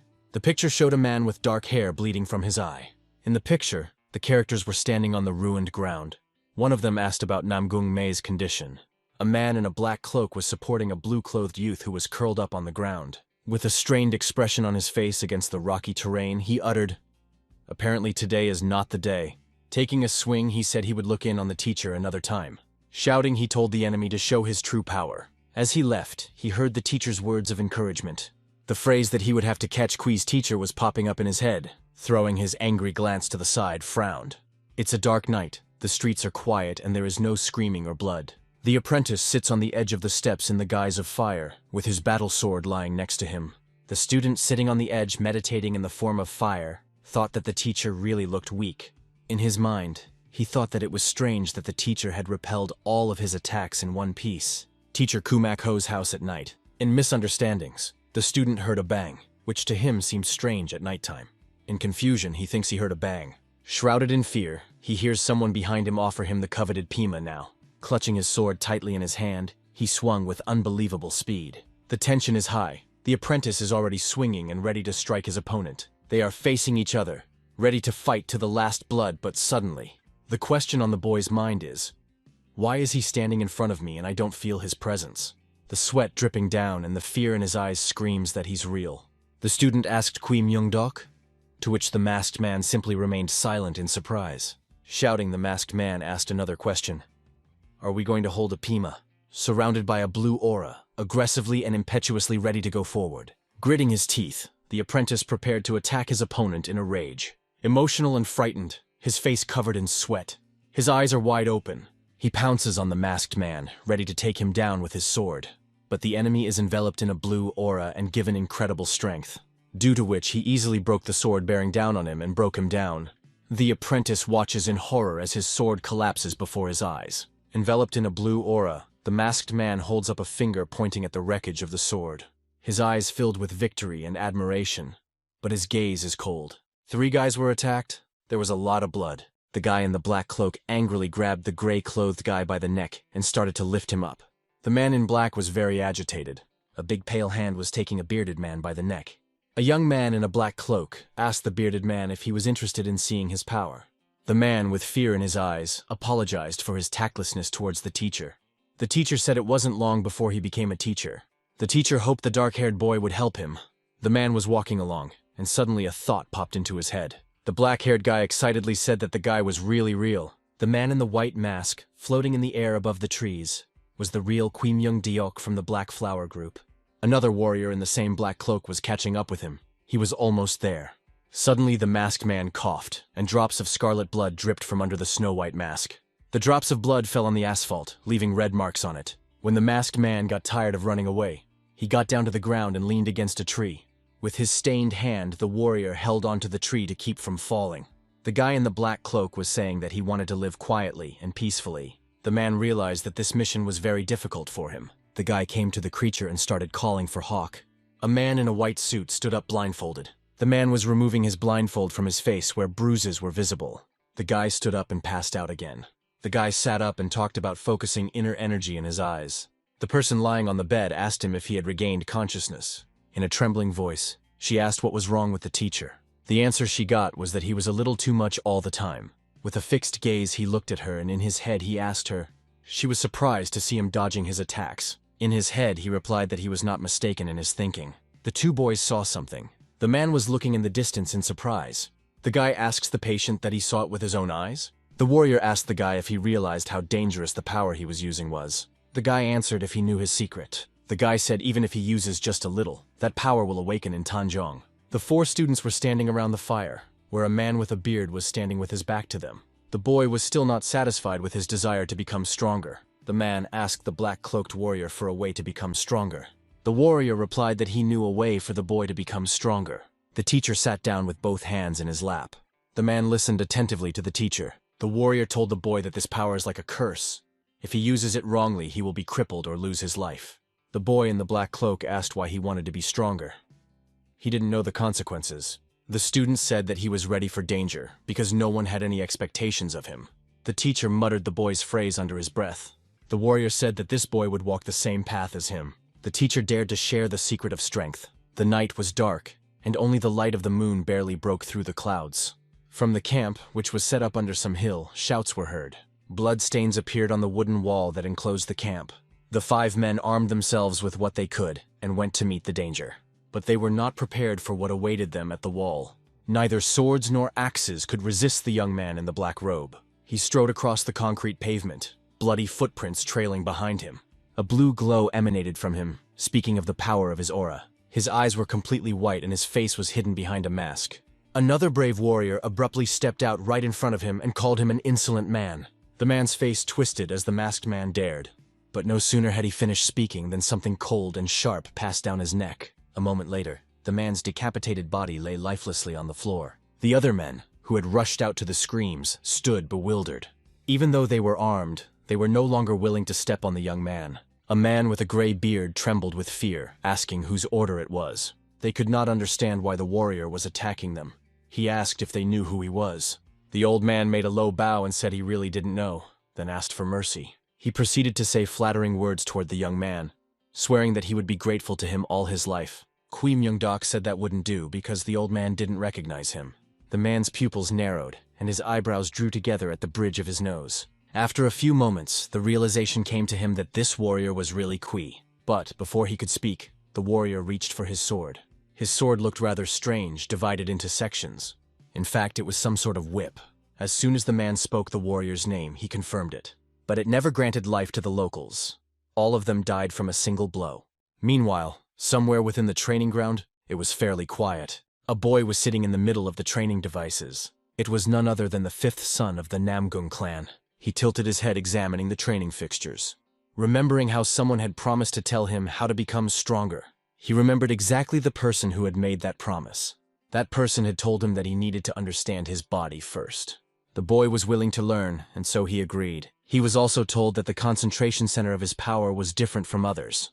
The boy was worried about dark energy breaking free, and the man in the black robe said that one could just not use the power concentration center. He then asked if the boy had forgotten which family he belonged to. This warrior looked rather tired, saying that it was the strongest Namgung family. The boy's body contained a large amount of energy. When he couldn't control his energy, everything went into disorder. The warrior told him that if he used the power concentration center, the dark energy would come out. Then the boy came to the realization that he could never use it. His father had sealed the power center from the beginning. If he hadn't, the boy wouldn't have lived to be 10 years old. The youngest child of the Namgung family didn't believe the man's words. The boy couldn't accept that he was so useless. The warrior got tired of listening to this and got up from his seat. He had already repeated several times that the boy had his own purpose. It also meant that this warrior would become his teacher. Namong May looked at him with surprise in his eyes. The teacher said that he had to learn how to control energy first. The boy didn't understand anything because it contradicted his previous words. The warrior, on the other hand, explained that he didn't need to use the center for that. The boy would do just fine with the reverse flow method. The teacher saw his student become frightened. The younger son, seeing the teacher's reaction, hurriedly apologized. Using this method, he is on the verge of life and death. Therefore, it's dangerous. If we compare it with the road to the mountains, the usual methods are a quiet road among the trees. In the case of the back current, this path is full of difficulties with many obstacles. A difficult and dangerous path, but only this path was suitable for a disciple. The boy was happy that he would be able to utilize light energy with this method. The man in the black cloak left the room, leaving his student to think. The teacher opened the door with a creak as he placed his left hand on it. He said that this was the minimum of what one should be able to do being his student. The warrior also promised that once the boy learned, he would tell him about the next level. The younger son left his memories. He realized he was still at the training ground, sitting in the same spot and stretching his neck, looking at the black gate in front of him. His head was almost bubbling with information. He thought it was complicated. He understood the theory, but he couldn't do it in practice. He tensed up and thought about the fact that he had to do it. As the boy tried to concentrate, 4 other children stood behind him. They looked at the young martial arts master like he was an idiot. The situation was quite comical. The boy was sitting on the training ground, trembling and making strange noises. Meanwhile, the martial arts teacher of the youngest son of the Namgung clan's youngest son's martial arts teacher's estate was noisy. Various manuscripts and pieces of crumpled paper were lying on the floor of his room. The man himself was leaning against the wall and had his legs thrown over the mountains of books. He must have fallen asleep in this position, for another book was lying on his face. Suddenly, there were 3 knocks on the door of his study. Behind the door stood a young boy who asked if he could see his teacher. As he got the answers from the office, he entered the office. The first thing that caught his eye was the piles of books scattered on the floor, and like the most diligent student, he began to collect them. While picking up the books, he also delivered the latest news that teacher Gu Mak Ho was injured. The disciple asked if the dark-haired warrior was involved. Meanwhile, the man reached out and finally threw the book off his face, finally waking up. He didn't express any interest in this conversation and didn't want to answer. But not wanting an answer made the apprentice think that this man was involved in something. Seeing the student's reaction, he asked if he had to stick his nose in everything. In fact, the warrior had long ago figured him out. He knew that this man reported everything to the head.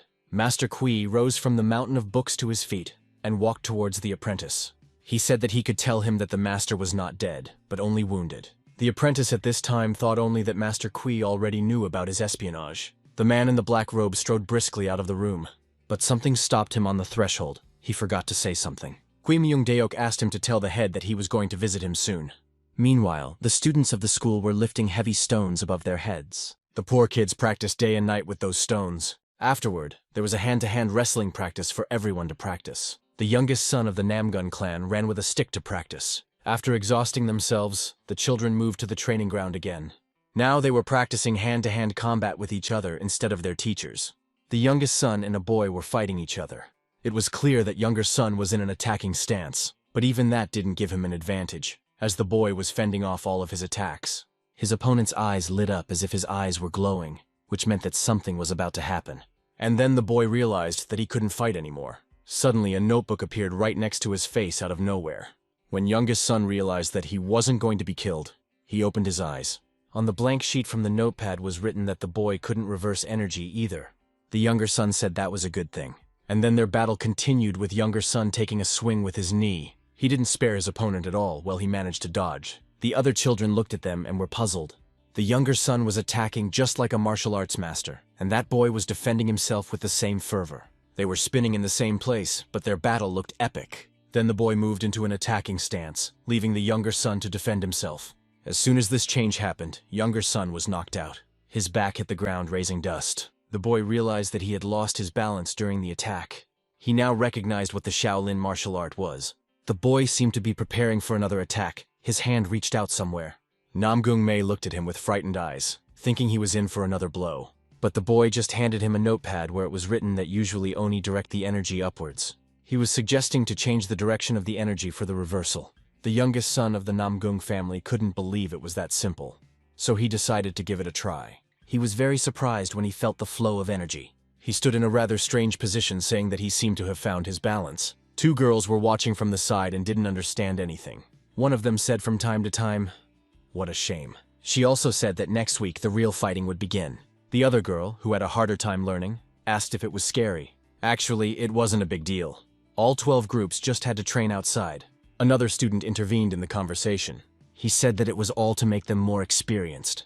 His appearance was rather strange, since he wasn't here a few seconds ago. He said that everyone got used to the quiet life in the clan and forgot that real danger could be waiting somewhere. So such training was needed to test how they would apply their skills in an unfamiliar environment. He wanted to ask one of the girls a question, calling her mistress, to which she got angry. She asked to call her Calmy by her first name, then the boy corrected himself. He asked her if she wanted to be their captain, to which the girl answered him not to worry as she was not interested at all. She said it was important for her to uncover Kui Myung-duk's fake.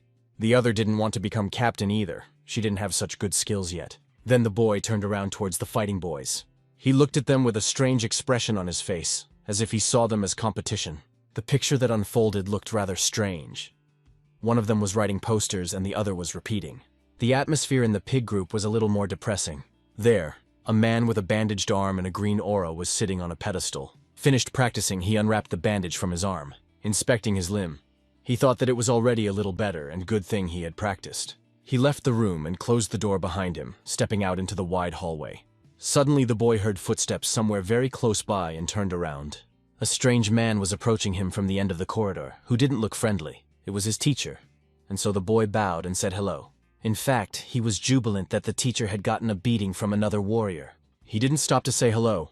He just said it was all right and that his student should watch his health. The boy shouted after him, "What was up with the snake group?" The teacher's voice was contentedly angry. He said it was none of his business. The boy drew his eyebrows together to the bridge of his nose and thought that it was none of his business. With a bewildered look on his face, he said that he was just curious. The teacher came back and repeated even more angrily that the matter was closed. The student looked at the teacher with a surprised expression on his face. The warrior told the student that if the guy brought it up again, he would get angry. The teacher looked at the man fiercely and said that he certainly shouldn't make him angry. The guy in the green cloak was upset, and he was filled with anger. He squeezed his hand so that the veins began to show. After completing their basic training, the apprentices moved on to practical training. Their goal is to escort guests from the noble clans. The order was sent to all 12 groups. A gray-haired man was sitting playing Jenga when he heard someone walking towards him. Kwimendok said he wanted the snake class to be assigned a separate training session. The chief replied that Kwimendok had nothing to worry about. The guy in the black cloak said that the training would be appropriate for their level. The bearded man said to tell Yang Ju-hyuk to look after the teacher. People say that everyone is so excited because the three are out for the first time in a whole month. The guy wondered who they would be accompanying. The girl with surprised eyes found the guy from the crowd of people. The man ran to the guy named Namong May. Namong May was happily surprised that his acquaintance Ji Pyong was also in the academy. Ji Pyong said even if her family wasn't the main family, her father sent her to study here anyway. Jiyoung asked what group Namong May was in. Ji Pyong knew that Namong May was not good at martial arts. Namong May was surprised, and replied that they didn't have that, and they started practicing right away. Ji Pyong said with tears in her eyes that the basics of energy and weapon techniques were very difficult. Namong May asked Ji Pyong with a surprised look on his face if they had practiced the 3 techniques of the Muram clan. Ji Pyong with a very surprised face asked Namong again.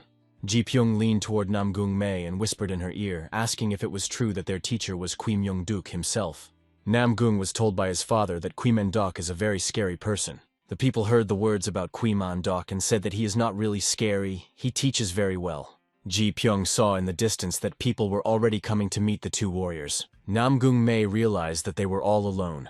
The red-haired girl said that they could drag someone like that too. The girls stood there thinking about who they were going to accompany. Meanwhile, Kwimendok and his partner were on their way. When they arrived, they saw that the clan leader was gone. Kwimendok and his partner led the team of men behind them.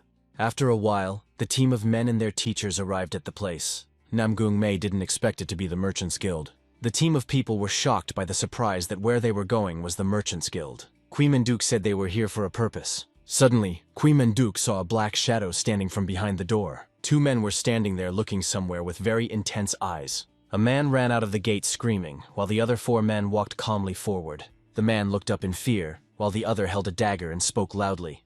The bearded man turned around with a displeased expression and asked a question. The man partially bared his sword, uttering a threatening phrase about the value of life. The man raised his sword with burning eyes and demanded to remove his hand immediately. The man opened his mouth and eyes wide, expressing intense consternation and shock. The man's foot ran on the sandy ground, leaving footprints. The boy and girl stared in surprise as something flew past them. 2 men stood under the sky, one looking away, the other hiding his face. The one with the burning eyes ran forward holding a sword, while the men stood behind them. The man with the mustache screamed in rage, his face contorted with emotion and hurt. Someone's hand gripped the fabric of his clothing tightly, clutching it with force and tension. The young man in blue stopped the sword strike of the man in brown robes. The young man with dark hair decisively stopped his opponent's blow with his hand. The man screamed in fright, demanding to be let go. The young man squeezed the cloth, surprised at the strength, and exclaimed in Russian. The man with gray strands smiled and asked Hyungnim to be gentler with the child. The man repeated the word gentler with surprise, his gaze intense. Hyungnim moved sharply, and the other looked on fearfully, covered in sweat. The black-haired guy turned around sharply, his gaze focused. The 2 stood side by side, one with crosses on his chest, the other wearing a hat with a downcast look. The man in the conical hat lowered his head, and his hat shook slightly. Hyungnim swung his sword, but the young boy stopped him, and the enemies rushed to attack. The boy snatched the sword from its sheath, clutching the hilt, and the blade gleamed in motion. Bright flashes of light reflected in the darkness, accompanied by a metallic clinking sound. Hyungnim lunged with fury, swinging his broken sword amidst the shards. The man clutched his sword in fear, dodging the flying shards of glass. The man swung his weapon, but it was broken and pieces flew around. The boy in blue turned around with his sword, surrounded by 3 opponents in a fighting stance. The blade glinted in the sun as it was raised into the sky, reflecting the bright light. On the white background was a calligraphy with a halo adding to its divine appearance. Hyungnim and his companions in traditional clothing sat in a room with wooden furniture and windows. People gathered in the room, one man in a hat offering to deal with the situation. People sat across the room from each other and one of them asked about what happened. Hyungnim started to say what happened with a stern look. The blue-clothed teacher spoke to his students angrily. Hyungnim looked forward with suspicion and fury. The teacher smirked and asked Hyungnim who they perceived him to be, and suggested they stop. Hyungnim laughingly asserted that the teacher was not happy with the teacher. The man in the red suit said that this guy has incredible powers. Hyungnim suggested that his friends leave and everyone agrees with him. The man in the hat grinned at Hyungnim's suggestions and remained silent. Hyungnim and his companions left looking back at the teacher. The teacher realized his mistake and shouted at Hyungnim and suggested they talk it over. Hyungnim told the teacher that they had had enough of what the teacher was doing. The teacher panicked and looked anxiously at the students leaving. The teacher said and praised the boy for being able to control the power. With a smile on his face, he said well done to the kid. The kid with excitement and surprise thanked the teacher with a trembling voice. The teacher stood there with a blank stare, wondering what to do now. He was called out, and he turned around to look at him with interest. After apologizing, Wang Sobong introduced himself to his students. Wang Sobong thanked the guys for their help. A female disciple asked her friend about the clan head with surprise in her eyes. The girl in red insulted her friend and told her to think instead of talking nonsense. The babe in blue clothes squinted at the laughing girl from the side. The man in the black robe stood up and told Wang Sobong that they were looking for him. Wang Sobong asked about the Merchant Guild in a surprised manner. The man in the black robe introduced their group, PEC Academy. Wang Sobong asked excitedly that this was the academy they had recently created. The leader of the academy approached Wang Sobong and asked him what happened to help him. Wang Sobong tremblingly began to tell what had happened. The three men stood around discussing the guild and who was going against them. They were angry that their guild was poaching people with whom they had made contracts. The guild founders had bribed the transportation company to stop contracting with them. Wang Sobo told what happened to their guild to the teachers at the academy. The students of Ping Academy stood there with eyes filled with fear and surprise at what they had heard. A female disciple asked Wang Sobong for trade relations. Wang Sobong was punched in the stomach and the impact made him fall down. The academy member asked Wang Sobong how long he would continue this. The clan member thinks in her head that talking to Wang Sobong is a waste of time. Wang Sobong said that this is a mistake and there is no guest here. With a smirk on his face, the clan leader told Wang Sobong that he had misunderstood him. The clan leader said that they did not come here to look for the head. The clan disciples wondered what they were doing here then. The clan leader said that they would be looking for Sayo of the guild. The disciples screamed in horror at what they were here for. Wang Sobong cried out in horror at what he heard. The guild's night house is covered in bright moonlight. Hyungnim and his companions sit on the edge of the steps of the house and pray. Hyungnim told the guild leader about what happened at Wang Sobong's house. The guild leader twirled his mustache and was surprised. Guild leader Kwok asked what the difficulty was in getting into Sukkim. Hyungnim and his companions explained to Kwok why they had failed. A man in a green cloak with no face grabbed a sword and dragged it to punish Hyungnim and his comrades. Hyungnim on his knees apologized to Head Kwok. Head Kwok forgave them and asked why Hyungnim didn't choose a different solution. Asian building with bright red and green elements and decorative lanterns under a clear blue sky. Wang Sobong smiled and asked the academy leader about the financial difficulties. The academy leader told Wang Sobong not to worry. There would be 15 minutes for everyone. The academy leader asked Wang Sobong to provide his students with food and lodging. Wang Sobong is puzzled and wondering what to do. Wang Sobong is wondering what might happen on the shopping trip and who the guests are. The members of the academy think that they can refuse to work further, but still agreed. Wang Sobong agreed to the academy students' proposal and told them to settle down. The academy students and their leader gathered outside for training.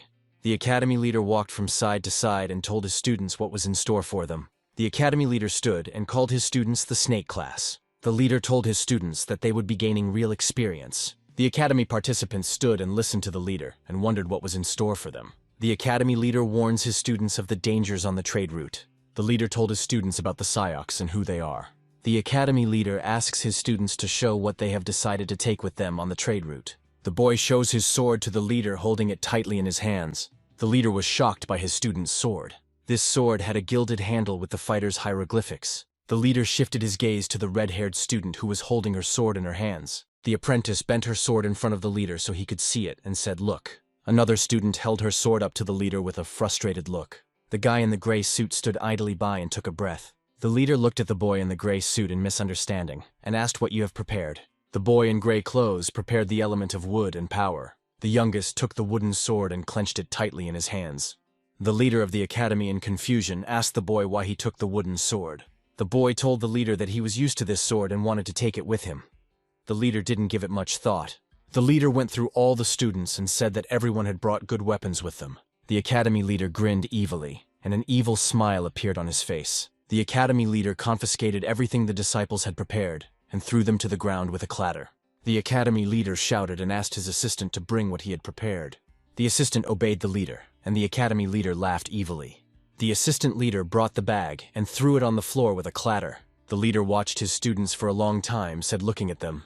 He said he had prepared his students with the necessary weapons. The boy in blue clothes looked at what was in the sack with surprise. The sack contained iron swords for the academy's disciples. The blue-clothed student reached out and took a sword from the box. The disciple asked the leader in surprise if they would fight with these swords. The disciple said that these swords were only for Moyon Bo. With a stare, the student called out to the teacher. The student in blue said it was not a sword, but iron, to which the leader said the opposite. The student in blue said that this sword was precious and apologized for his words. The swords were sharpened so hard that they glistened in the sunlight.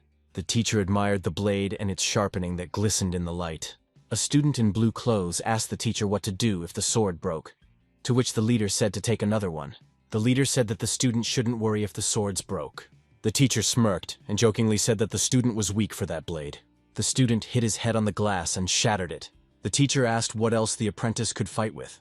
The student looked at the leader in confusion and did not understand. The leader walked from side to side and looked at his students. The leader remarked that the sword and its hilt was beautiful. The student replied that the sword was beautiful, but it was no different from the others. The leader took the sword out of its holster and said that there was nothing ordinary about it. The leader took the sword from the apprentice and threw a black stick in her hands. The apprentice asked the leader excitedly what it was. The apprentice asked the leader in surprise what he wanted her to use. The leader said the apprentice is a wunderkind and can wield it. The apprentice said with a smirk on her face that she would show the leader her abilities. The leader told the apprentice that she could use what he was giving her. The leader walked by the apprentice and gave him the nunchucks he would use to fight. The leader and the apprentice stood and discussed the fight on the trade trip. The teacher asked Namong May if it was him. The leader picked up and took Namong May aside from the rest of the disciples. The teacher told Namong May that he needed to catch up with the other guys. Namong May tells the leader that he doesn't know any way to do it yet. The leader assures Namong May that he believes in his abilities and says that she can do it. The leader tells Namong May that the energy of nature is stored in a person. Namong May listens carefully to what the teacher tells him. The teacher told Namong May that energy is needed and asked him what he should do. Namong May kept silent because he didn't know the answer. Namong May realized what he had to change and what the teacher was trying to tell him. A man sits on a rock and is sad because no one is seeing him off. Elder Caban decides that he's being beaten and he's sad. It's a normal day, people working, carrying sacks. A guy sitting with a sword, doing something with it. A girl with red hair was playing the soprano. Kui Myung-dok came in and said that from now on the training is for real combat. Their mission from Hanam to Habuk, to defend the city defense corps, and to help successfully complete the transport train. They realized that anything could happen on the way, so they needed to be on their heads. Kui Myung-dok in a black cloak warned of the danger. Kui Myung-dok said that after their training was over, a new class captain would be chosen. The people listened attentively to what the teacher told them. There was silence around the men as they were about to embark on a long journey. Black silhouettes that looked like human silhouettes could be seen from the forest. The people began to move a little at a time. Namong May stood by the carriage with a strange expression on his face. A company of people stopped in the forest and developed their camp. An elderly man approached the teacher and offered him something to take. Namong May remembered Kui Myung-dok's words and started his training. Namong May stood on his hands with his face twisted. Namong May continued to stand as he suddenly realized he was falling. Namgung, lying on the cold ground, said that he had caught the guiding thread. Namgung sat beside the rock with the realization that this is all he is doing is very dangerous. The man wondered if he suddenly lacked confidence. The guy was still sitting by the rock when suddenly Kui Myung-dok came up to him. Kui Myung-dok told Namong May that it was too late to think that it was dangerous, because he had already started it. Kui Myung-dok made it clear that this was not the time for training. Namong May wanted to ask Kui Myung-dok something. Kui Myung-dok reminded Namgung that he should be on night watch right now. The boy apologized, but never asked what he wanted. Kui Myung-dok was left alone in the forest. Kui Myung-dok smirked and started talking to someone about trying to kill Namgung. The teacher told those who tried to kill his student to come out. Suddenly, in the distance, something rustled near the trees in the forest. The rustling became even louder. Men in green cloaks emerged from the bushes. These men were advancing towards Kui Myung-dok himself. One of the guys spoke up, saying that he didn't know how Kui Myung-dok could see them. Kui Myung-dok with a calm gaze began to move towards the men in green cloaks. The man in the green robes got a little worried when Kui Myung-dok came closer. Then the man with the green robe narrowed his eyes and said he understood something. Kui Myung-dok looked at him with interest and asked him a question. The man laughed even louder and said he had always wondered where that skinny guy got the confidence to provoke. Now he realized that it turned out that Kui Mong Dok had helped earn the kid's time so that he could escape. The guys in green robes began to surround Kui Men Dok from all sides. The man said that no matter how, it was not only that kid would die. Kui Men Dok put on his mask to be ready for the guys in green to attack. The guy with an angry face looked at Kui Men Dok. He thought that Kui Men Dok would pull out a weapon, and it was the mask. The man in green shouted to his soldiers to attack. The guys in green started running towards Kui Men Dok, eyes full of rage and the desire to kill. One of the men drew his sword while jumping to strike. The man in the green robe was already close to Kui Men Dok. Kui Men Dok calmly pulled back his mask, seeing that the warrior's sword was right in front of his eyes. Kui Men Dok put his mask back on, ready to fight. Kui Mong Dok attacked, and the man in the green robe flew away. The rest of the people in the robe stood in bewilderment. Kui Men Dok jumped to the ground and kicked up a pile of dust. An ally of the green robe guys was killed by Kui Men Dok. Kui Men Dok angrily asked the other men that in their eyes it looked like he was joking. The boy with fear in his eyes looked on, and marveled at Kui Men Dok's abilities. The three warriors were covered in blue rays and ready to attack the academy. The warrior in the center received a powerful punch and was swirled in the enemy's strength. The masked man took a powerful punch from his opponent and he spun backwards. The masked man took the enemy by the neck and began to choke him with his power. He asked what they had planned against them and the academy. The students of the academy were sitting around the fire and looking at their weapons that the leader of the academy had given them. The assistant leader was standing by a tree and heard his name being called. The assistant asked the teacher what happened and why he called him. The teacher told the helper that it had already happened and was over, and the helper was surprised. The helper ran to the teacher to see what happened. The teacher said that Yang Jun-hyuk was late for his request to come. Yang Jun-hyuk asked the leader in surprise if he had killed them all. The leader gestured that he didn't kill them and laughed. The teacher replied that he just broke their joints and got off the rock. As he left, the teacher kicked the enemy on the head and said he had destroyed their tanjon. Yang Jun-hyuk asked the leader who the men were. The teacher replied that they were mercenaries who came after them. Yang Jun-hyuk's assistant asked the leader who the assassin was. The leader told Yang Jun-hyuk that the attacks would continue because their underbelly was strong. Assistant Yang Jun-hyuk came to see the leader sitting on a rock in a pile of corpses. He decided to go over to his students to see what they were doing. In the middle of the forest, a bright fire was built by the students of the academy. Yang Jun-hyuk and Kui Men Dok were talking about how they should interrupt the students' training. Kui Myung Dok said they wouldn't interrupt anything. Kui Men Dok told Yang Jun-hyuk to deal with the assassins himself. Yang Jun-hyuk asked Kui Myung Duk what his words about trust meant. Kui Men Dok had some business to attend to, so he would not be leaving Yang Jun-hyuk for a while. Before leaving, Kui Men Dok said that Yang Jun-hyuk is responsible for the snake class. Yang Jun-hyuk asked Kui Men Dok where he was going to go in such a tense situation. Looking at the sky, the assistant wondered. He looked at the moon and called out to the teacher in a sad voice. The assistant teacher called out Namong May, Yang Jun-hyuk. Namong May asked Yang Jun-hyuk where teacher Kui Myung Deok was. Assistant Yang Jun-hyuk asked why Namong May is asking for teacher Kui Myung Dok. Namong May told assistant Yang Jun-hyuk that the teacher would be back soon. Assistant Yang Jun-hyuk was disappointed, but he didn't stop his shopping trip. Namong May agreed with Yang Jun-hyuk, and in his mind he asked himself, where did he go? Namong May thought to himself, and began to realize what the teacher had said. A man who came out of the forest called out to Yang Jun-hyuk and asked him if he was asleep. Yang Jun-hyuk answered the stranger that he sometimes closes his eyes to sleep. The stranger told Yang Jun-hyuk that it was getting quiet, and they were being guarded. A sound was heard in the bushes that startled the stranger. The stranger responded and looked into the distance with his eyes wide open. Two academy students ran out of the bushes and ran towards the stranger. The academy students and the stranger stared intently in the direction while keeping their eyes wide open. Out of the bushes came a strange guy who shouted at the stranger with his eyes wide open. The unfamiliar guy stood and looked at the academy students and their weapons with astonishment. The stranger happily called out to Jin Hyo and told him how happy he was to see him. The aide asked the stranger on the horse who the child was, to which the stranger explained to him. The stranger began to tell Jin Hyuk about Jin Hyuk. The stranger on the horse asked Jin Hyuk a question. Jin Hyuk showed Uncle what he had gathered in the forest with a smile on his face. Uncle noticed that Jin Hyo appreciated Jin Hyo's efforts better this time. Hyung told the kid not to call him uncle. There was a boy lying on the ground with a huge red stripe on his back. There were bloody corpses scattered all over the village. The little boy cried and then called out loudly for his grandfather. The little boy dropped the basket from the children's hands. Its contents scattered. All three adults froze with fright. The boy ran to his grandfather. Namong May put his palm to his mouth, eyes wide with surprise. The boy frightenedly wondered who could have created all this. The sun was already beginning to set over the horizon. The sunset was floating. The boy struggled to open the wooden door of the house, unable to stop sobbing. In front of the boy's eyes was the injured grandfather. The boy jumped up to him and pleaded for Grandpa to wake up. The old man sobbed, muttering about how he couldn't, because those brats. Namong May froze, not daring to go beyond the threshold of the house. He opened his eyes wide. Then various medicinal herbs appeared in front of his eyes.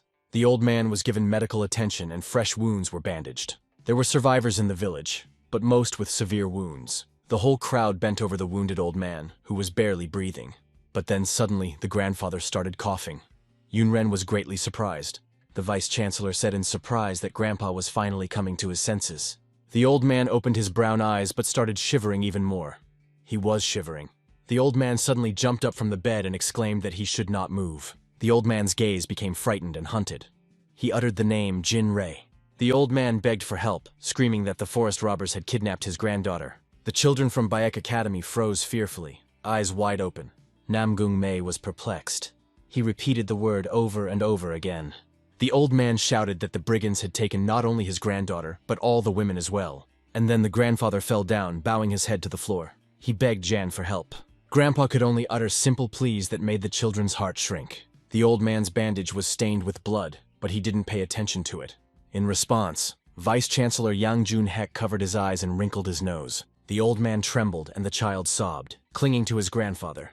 Namgung clenched his fists, realizing that they were now the protectors of the men of the City Defense Corps. He remembered Kui Myung-dok's words about Jonpa being used for protection. After a while, a tall tree appeared in front of the children's eyes. Namong May shouted that they must rescue the kidnapped people. Yang replied that they have to protect the Defense Corps, and it's also possible to get trapped. May said that they can't just ignore what happened. May reminded that they were trained to follow the right path and help others. Moenbo turned to the assistant teacher as well, and he opened his eyes wide. Moenbo clenched his fists, saying that he agreed with Namgung May's words. Yunren nodded her head fearfully. Wonfi followed suit. Chigal said that they would still have to face the brigands. The girl said that even if they paid the bandits, they wouldn't be released. Then a certain man in green robes stepped forward. The man asked for their help, saying that it would be safe in the village for now. The man then bowed before the vice-chancellor. Jan looked at him sternly. The man then looked around, considering the surroundings. Namgung May looked determined. Only the wind mussed his hair. Moenbo frowned, ready to go into battle at any moment. Chigalmi's gaze was stern and determined. She barely frowned. Wonfi and Yunren opened their eyes wide, but then frowned heavily. The vice-chancellor looked at the people around him in surprise. But then the man suddenly grinned brightly. Yan thought about how the children were becoming more and more like the Chanf warriors. Yang said that from now on, the snake class goes to rescue people. Yang said that they are divided into two groups, rescue group and defense group. The rescue group will include Moenbo, Wanpei, Chigal, and Yang. Yang said the defense group will include Namgung May and Yun Ren. They would stay in the village. Namgung May was about to object, pressing his hand to his chest. But a man beat him to it, holding out a strange object. May asked what it was. Yang said it was a beacon, to be launched into the sky in case of danger. Namgung confusedly said he wanted to go too, but he was interrupted by Chigal Mi, hiding May behind her back. She said he didn't have to. The girl said Namgung wouldn't bring any help anyway. Namgung realized that even though it sounds hurtful, that Chegal was right. May realized that he could cause trouble since he couldn't use the energy. Namgung only said, lowering his gaze, that they would definitely rescue the kidnapped people. But after a short while, the group ran out to help. They rushed forward, aiming further and further into the deep forest. The Chancellor sternly ordered them to increase their speed, frowning. The children immediately obeyed the order, endeavoring to complete the mission. Moenbo was running ahead. He frowned heavily as he looked at the forest. The boy ran faster and faster towards a strange, thick green bush. A certain silhouette ran in front of him, outpacing the entire team by a second. Noticing this, Moenbo was greatly surprised, opening his brown eyes wide. And then that strange stranger hurriedly struck at the child. It was a forest brigand who swung with all his might. Moen avoided the blow. The boy then hurriedly pushed himself off the ground, jumping away from the brigand. Moenbo only took one leap to get away from the bandit. He was holding a sword in his hands. And then Moenbo realized that the forest bandits were waiting for them. The rescue team was surrounded by a huge crowd of forest bandits. The vice-chancellor only tiredly thought that these brigands were skilled in martial arts. Kwai ordered Yan to make the children fight only the brigands. The vice-chancellor thought that since they were brigands, he should trust the children with everything. The Those only looked at the kids nastily, asking if the kids were really chasing them. Moenbo only gripped the hilt of his sword tighter in response. The weapon glowed with energy. Moenbo thought about the fact that he would destroy them all. He was already prepared for battle. The brigand marveled that a child could control energy at an early age. And then the boy's eyes glowed brightly with blue flames. He rushed forward. Moenbo suddenly pulled the hilt of his sword forward, already preparing to strike the first blow. But the bandit pulled out 2 axes and tried to fend off the boy's blows. The tip of the sword that was shining brightly collided with the axe, and then Moenbo's sword almost fell apart into small pieces. The boy obviously didn't expect this, so he was very surprised. And the bandit thought that he had only lightly hit the boy. But the man decided to take advantage and swung. Moenbo once again managed to avoid the forest robber's blow. The man was incredulous and angry at the young boy. He was floating in the air. Then, Moenbo kicked the bandit in the face with all his might. Only then did the boy finally land and the brigand fell to the ground. Moenbo realized that the blade couldn't withstand his energy and fell apart. The forest brigand, on the other hand, threw his head back, breathing heavily. But then the man smiled brightly, tilting his head forward. The brigand said that he was scared of a brat like the boy for nothing. But then Moenbo hurriedly took out another sword from his bag. But Moenbo didn't understand how he could fight with such a sword. The forest brigands then pounced on the children while holding their swords. The 2 of them attacked Chegalmi, who had already pulled out her weapon. The girl then opened her brown eyes wide, looking at them sternly. A larger circle of energy began to appear around Chegal. It was protecting her. A gust of strong wind made the bandits recoil and their faces twisted. The forest brigands tried to resist Chegalmi's power. Chegalmi continued to play her instrument, frowning heavily. Even the petals from the trees had fallen off from the girl's energy. They were withered, and after a moment, they were on the ground. When it was over, the 2 brigands looked on in surprise. The man smirked, saying that the girl's Yumgan was weak. Chegal replied that she had restrained her strength, but would now attack at full strength. Mai thought that mastering the Yumgan technique in 2 days was unrealistic after all. She could only push them away, but the brigands were already aiming to attack. 1P frowned heavily as he watched the forest brigands. The boy got into a fight with one of the men, answering the man's attacks. And then the bandit's axe struck the boy's wooden weapon. 1P responded by opening his eyes wide in fright and also frowning. The boy then hurriedly struck the forest brigand with another blow. The boy only managed to push the man away from him. The man was breathing heavily. The boy knelt down on his knees, clinging to the ground. A silhouette flew above him. 1P wrote that since they weren't fighting with their bare hands, the streams of power were interrupted. Moenbo sternly looked forward after reading his classmate's note. Chegalmi frowned heavily, once again shifting his gaze to the brigands. 1P sternly looked into the distance, preparing for further battle. A certain person had ordered everything to be prepared so that the group could get a good rest. Namong May, on the other hand, held tightly in his hands the fire that Yang had given him. The boy sat on the ground with his head down. He was frustrated. May understood that their original duty was to protect the hull. He realized there was little chance of the brigands returning, but one had to be on guard. Hiding the fire in his clothes, the boy looked around. Then Namgung saw that boy ahead of him. He was standing near his grandfather's house. Namgung ran closer to the boy, standing next to him. And then Namgung was greatly surprised by something. The other child looked scared. Yunren came out of his grandfather's house, breathing heavily with her eyes covered. Yunren said that his grandfather had finally fallen asleep again. Namgung was surprised. Yunren said that Grandpa would probably get better soon. The little boy then bowed deeply and thanked Nuna. Namgung said it was time for him to go look around the perimeter of the village, and then he would come back. But the little boy objected, saying that he would see Hen off. And then, after a while, a tree appeared before the eyes of the 2 children. Namgung looked around with his eyes wide open. The child looked determined. He said that bandits don't attack often, and therefore even the closest hiding place is far away. The child said that since this was not the brigands' territory, they had based themselves here. Namgung couldn't understand why the bandits attacked then. The boy thought to himself that things were much more confusing. And then the boy noticed strange movements of a body that was labeled for dead. Then the boy noticed strange movements from the other body as well. May thought that the body was making a transportation trip for the first time in 3 months. Namgung MJ then abruptly turned back around, eyes wide. May realized that the enemy knew that Sukyum would definitely stop by on his way to the village. The boy looked at Namgung May perplexedly. Namgung May clenched his fists tightly and also lowered his gaze downward. He turned to Jin Hee, looking at the scarlet, setting sun in the sky. Namgung May ordered him to go inside as soon as possible, but Jin Hai only perplexedly asked why he should do so. Namgung replied that he had a bad feeling. It was not for nothing that the boy thought about it. They were being watched by a man who was sitting in a tree. The brigand's face was covered by a green mask, and his eyes glittered brightly. Jin he awkwardly asked why Hen was acting like this. In front of Namong May's eyes was a desolate area and an open gate. Namgung frightenedly replied that this was no joke, and Jin, he needed to go home. But suddenly, a certain voice sounded. A man said that he was already here. Namgung immediately looked up, eyes wide with fright. The green-masked bandit was watching Namgung, having jumped down from a tree. The boy noticed the green mask that hid his face. Namgung realized that the man in front of him was not a forest robber. He told Jinhai to run away, but the boy stammered in fright, eyes wide open. His body was trembling. Namgung realized that Jinhai was frozen in one place because of the brigand's salga, and then suddenly Namgung grabbed the boy's hand tightly. Namong May hurriedly led the boy away.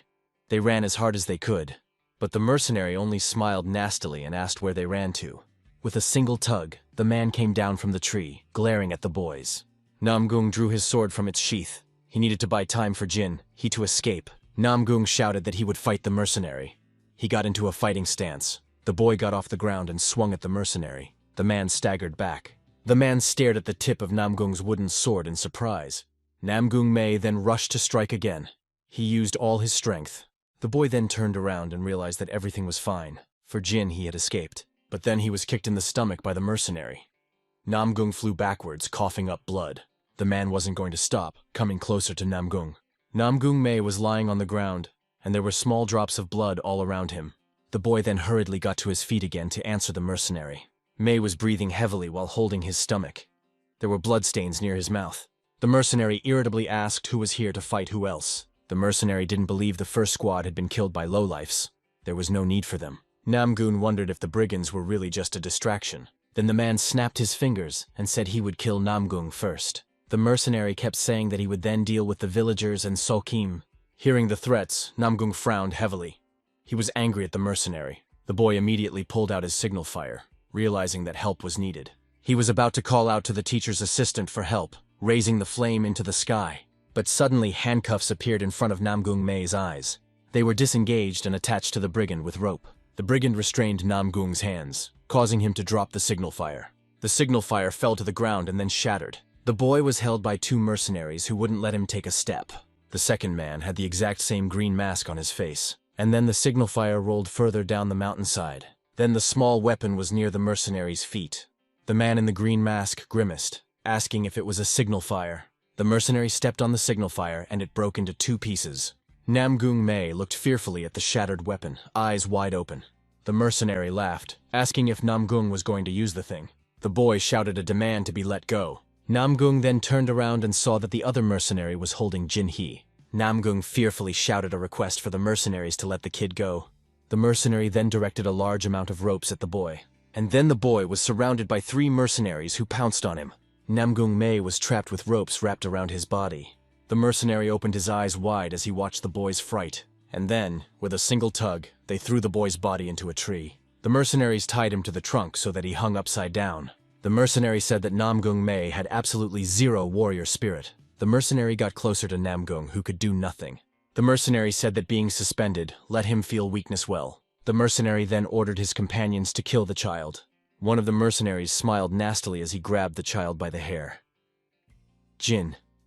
He was sobbing. Watching his actions, the boy opened his eyes wide. Namgung pleaded for those to stop, but the mercenary only lifted the child higher. Chenhei was sobbing and barely audible, almost a whisper, called out to Namong May. The mercenary turned around and asked if Namgung still had any fighting spirit left. He said that May should be thankful that it wasn't his turn to die. The mercenary asked if May had gotten desperate or angry, I guess.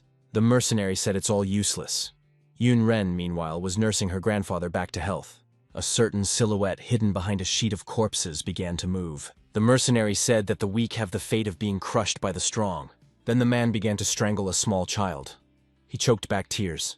Namgung thought that if he had the strength, things would be different. And then, it was as if something inside Namgung cracked, filling the space. A violet aura began to form around May, which broke the ropes.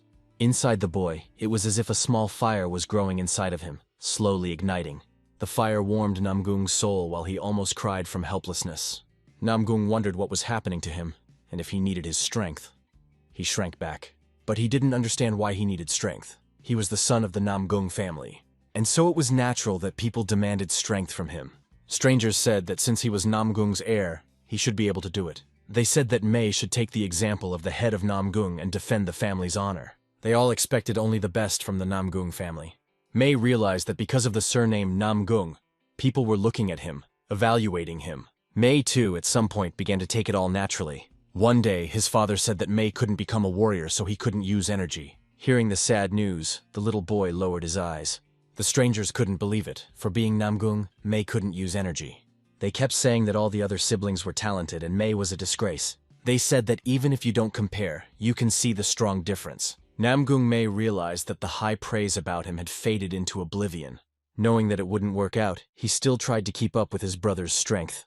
The boy practiced constantly, not sparing himself even for a minute. After a while, Namgung May forgot the reason why he had to become stronger. He swung his sword endlessly, hoping that it would bear fruit. But at some point, May wondered why he wanted to become stronger. He lowered his sword, trying to remember a single reason to do so. But it was as if all memories had been erased from Namgung May's mind. But with every practice, a bright flame grew inside Namgung May. Suddenly, Namgung May saw his father in front of him. He was as stern as ever. The elderly man was carefully watching his son's training. But then his father asked if May was interested in studying Choshik. Namgung May replied that then he would become stronger and protect people. The father asked what kind of people the boy wanted to protect. The boy thought for a moment and replied that those who were in a difficult situation. The older man asked what then, in May's understanding, is strength. And then the boy froze, looking at his father in surprise. He gripped his sword tighter. Namgung May then replied that strength to him was his father. He looked stern. Namgung May replied that if he became like his father, he would be strong. In response, the elderly man laughed resoundingly, bowing his head down. Then the head of the family slowly and carefully stood up. The elderly man said that judging from May's words, he was a weak man.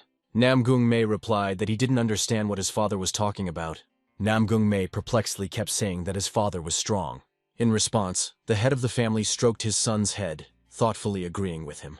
The man said that it was hard for May's father to protect even his dearest people. The elderly man said that May will help those who are in trouble. The father said that he really wished that May would build up his strength and become that kind of person. May thought that he didn't understand his father's words at the time. But now he realized. The old man's lean and scarred body appeared before Namgung May's eyes. The boy remembered both Jin Hai's pitiful sobs and his bitter tears. The next vivid memory was the mountain of corpses in the village. May thought about how despite that, he still wanted to protect them. May opened his eyes, thinking that this was the reason why he would become stronger. The boy also remembered the dark silhouette of the teacher he was following. His promise to show Namgung May how to become stronger was etched into his memory. Then the boy opened his eyes wide, and his eyes turned red. Long streams of internal energy began to emerge from his hands. Namgung May skillfully controlled them, squeezing his hand so that light would come out of it. And then the boy twirled in the air, dispersing the flames. The boy managed to escape from the mercenaries' knots, and then landed. Namgung May stared sternly ahead. All around him, flames blazed around him. The mercenary was surprised that the boy had broken free from his iron whip. The man didn't understand how a little boy could do such a thing. But the boy did not stop blazing with bright fire as he looked at Jin Hei. And then, after a moment, Namgung May pushed himself off the ground with all his might. The boy ran up to the mercenary who was holding the child in his arms. Namgung May managed to pick up Chen He, holding him tightly. The mercenary was dumbfounded. The mercenary then turned around, eyes wide open. He was surprised. Namgung May's gaze became heavier and then faded. Namgung held the little boy tightly in her arms, cradling him close to her. Looking at Jing He's haggard face, May was glad that he had succeeded. Namgung May then pressed his lips together, thinking of Yogen's inner energy. The mercenary thought that not long ago, the boy's energy was worthless. The mercenary was perplexed and thought that Namgung had gotten stronger over time. Namgung said that he who has strength should protect the weak, not drown them. Namgung May then slowly picked up the wooden sword from the floor. The boy clenched his fists, saying that this was the true way of the strong. The mercenary looked at the boy irritatedly, then frowned. The mercenary said that for now Namgung is small, so he doesn't remember well. The man said that May was starting the journey in Murima, so he would narrate the law of the jungle. The boy was surrounded by a lot of mercenaries who looked at each other. A mercenary flew up to Namgung, saying that he would tear the impertinent boy to pieces. But Namgung wasn't going to give up, so he used Yogenyong. Then the boy blocked the mercenary's punch, but his weapon was better. And then the mercenary threw dozens more punches, but the boy avoided them. May thought that he couldn't use energy, since he had just learned it. The boy decided that he should use Choshik and increase the power. The boy remembered his brother, remembering his Choshik. And then Namong May decided to grip the hilt of his sword tighter. Namong May repeated his brother's movements using the blue sky sword technique. Seeing such a sight, even the mercenary was greatly startled, opening his eyes wide. But the boy only shouted louder, applying the two-headed dragon play. The boy made the first movement of the sword technique. And then he applied his energy to the wooden sword. With the two-headed dragon play, May managed to throw the mercenary away from him. The man's body was scorched by bright flames. He threw his head backwards. The obese man then fell to the ground. His mask and clothes were torn on him. The other mercenaries looked at the corpse of their comrade in surprise. He didn't understand how a first-class warrior could be inferior in strength to a child. The mercenary looked at the corpse and didn't understand what had even happened.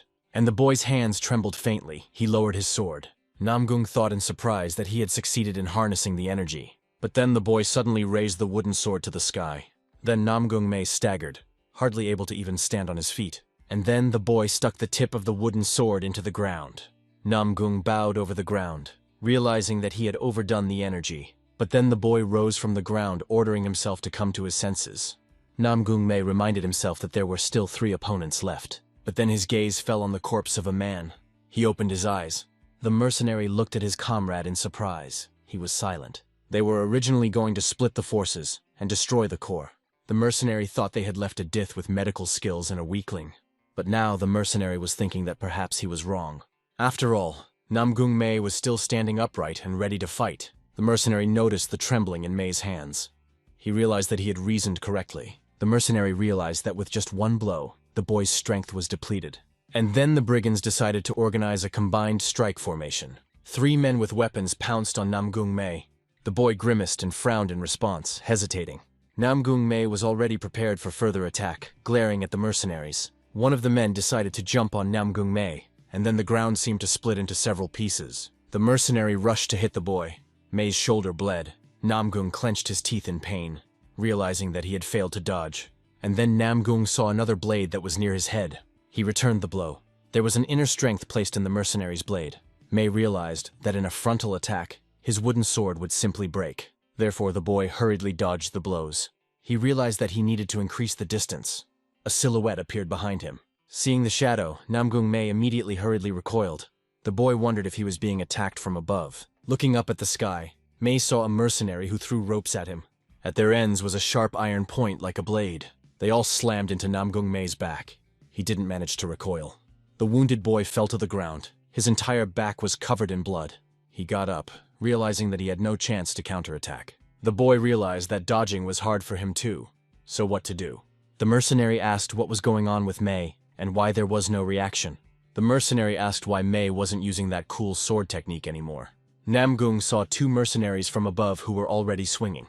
May realized that he needed Choshik to break the balance between them.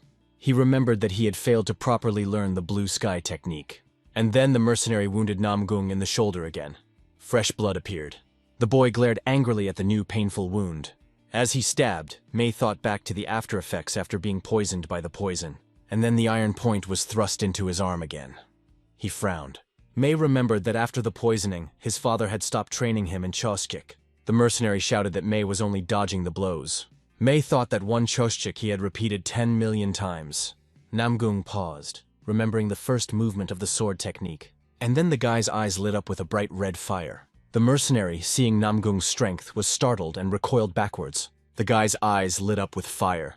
Everything around him was ablaze. His wooden sword was surrounded by tongues of blazing flames. He then flung the mercenaries away from him using a 2-headed dragon play. The bright flames rose towards the sky. Its tongue swirled in a dance. But then the flames abruptly began to fade, returning to the ground. Entire puffs of smoke were left under the boy's feet. The boy's body shook violently. He could hardly stand on his feet. May tried to say that this was not the end, but he didn't have the strength. He fell to the ground face down, swinging his sword away from him. Blood spurted from his wounds. The 2 mercenaries looked fearfully at the scorched earth and the corpse of their comrade. One of the men opened his eyes wide and asked what it was. The man hurriedly approached the 2 bodies lying on the ground. The brigand walked over to the body of a boy who must have been unconscious. The mercenary thought that a child with no experience in combat had managed to modify the Choshik. The man didn't understand how he was able to use the deformation quickly. A sword technique. A few choshchik created to put them into a principle. If one understood the true essence of the choshchik and learned how to modify it, what would happen? It would no longer be a choshchik, but a sword technique. This was something that all warriors knew about. The mercenary realized that if he left the child behind, there would be trouble in the future. The mercenary then swung his sword, realizing that he needed to kill May now. The man swung his sword, intending to kill the child, but suddenly the mercenary stopped, frozen in place. The silhouette of an old grandfather appeared behind him, saying that it was difficult. The mercenary realized that the Fisa couldn't come back yet. The man pointed his sword at the old man and asked who he was. The grandfather replied that it was a little difficult for him, for he did not know the circumstances. The old man scratched his head and said that one thing he already knew. Grandpa replied that those who hide their face under a mask have a snout in a gun. The old man asked if they wear masks when the three of them torture children. The mercenary thought he was looking at a homeless man. The mercenary ordered number 2 to deal with the old man. And then, in a flash, long blades appeared from the man's sleeve. The mercenary pointed the blades towards the old man and then threw the dagger. The old man recoiled. It seemed as if he fell to the ground. The dagger ended up stuck in a certain tree trunk. The old man said that mercenaries don't hesitate to kill people by covering their mouths. The elder said that he should give the mercenaries a good beating. After a while, the bright setting sun was already slowly floating across the sky. A certain forest brigand clutched the sand in his hands. He crouched down on the ground. He was once again attacked by Bo, who was trying to fight with his sword. Bo was surprised that the brigand threw sand at him. He froze for a moment. The boy saw in front of him a huge number of spears flying at him. And then Bo ran away, avoiding injuries and scratches. The boy realized that the brigands would use any methods in battle. The two men across from him smiled nastily while holding swords. Bo wondered about the normal weapons. Behind him lay dozens of broken swords. Just a moment later, Bo was once again attacked by a brigand, shouting loudly. Chegalmi only managed to dodge the brigand's blows once. The girl then hurriedly ran away from her opponent. The brigand grudgingly asked if she was going to run for long. Chigal realized that she needed a decisive moment to attack. The vice and chancellor stood in the middle of the battle, watching the action. Ian knew that the snake class was the best in terms of skills. But what a messy battle this was. Jan realized that the children couldn't use weapons properly at all. The vice-chancellor hurriedly approached one of the forest brigands. The man asked where the kidnapped women and children were. The bandit was frightened at first and turned around sharply, already swinging his weapon. But the Vikan chancellor easily answered the forest bandit with a blow. The bandit's body trembled, but the vice-chancellor did not move. The man asked again where the women and children were. The brigand laughed nastily, calling Jan a lion of justice. The brigand replied that they had all been scattered and sold to slave traders. But Jan realized that was a lie, for they would have run out of time. Jan realized that the hostages might be in more danger. And then the Vikan chancellor threw back the forest brigand with one blow. And then the vice-chancellor struck the bandit with many more blows. And then the bandit's body fell heavily to the ground. One Fee froze, looking at the teacher in surprise. The bandit was frightened. Clenching his fists, the vice-chancellor ordered the snake class to stand back. The man said that from now on, he would enter the battle himself. Bo shook his head, regretting that he had shown himself to be so pathetic. Chigalmi pressed her lips together, staring gravely into the distance. One Fee exhaled tiredly, wiping the sweat from his face. After a while, the vice-chancellor stacked a mountain of mercenary corpses. Jan said that if they continued to fight, they would probably win. Jan said that the children didn't know how to use weapons properly. Yang said they showed confusion about the tactics of real outlaw combat. He said this is the reason why they need experience in battle. Yang said that practicing in real combat is important. Ian was adamant that rescuing kidnapped people comes first. The kids exclaimed that they understood. One Fee pressed his lips together, and then the vice-chancellor stepped closer to one of the brigands. The vice-chancellor ordered the brigand to lead them to the base. The man was greatly frightened, and so he awkwardly agreed. The elder, meanwhile, was already gathering energy around him. The old man said that the mercenaries could attack as they wished. The mercenary was surprised that this grandfather was an outstanding Kaban fighter. The mercenary realized this because of the knots on the old man's belt. The mercenary realized that the elder in front of him was at least at the Cholchon level. Looking at the strength, the mercenary realized that there was a possibility of being a Cholchon warrior. The mercenary thought about the fact that they needed to break away from the old man.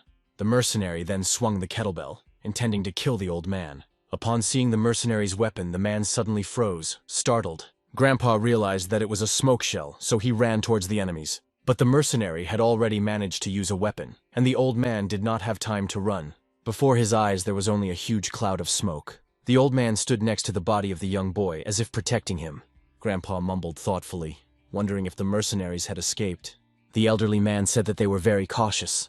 Then the old man turned around, eyes wide. Grandpa thought that the boy had powerful fortitude and good judgment. The old man said that it was worthy of praise. He decided that since the boy used the blue sky technique, he must be Namong May. After a while, it had already gotten dark. The sun had set behind the horizon. Many men were carrying heavy sacks and loads. But suddenly, one of the men froze, not daring to move out of surprise. Following him, another man turned around as well. He smiled faintly. Behind them stood a huge crowd of returning women and children. One of the women cried loudly as she looked at the village. A certain man immediately ran up to her. Tears were visible in his eyes. The women rushed into the arms of their loved ones. Children fearfully hugged their parents, and those parents cried with happiness. It was as if the couples couldn't believe the reunion. Grandpa was hugging his grandchildren, who were sobbing loudly while hugging each other. The rescue team from Beck Academy were smiling warmly, but suddenly Chigal opened her brown eyes wide.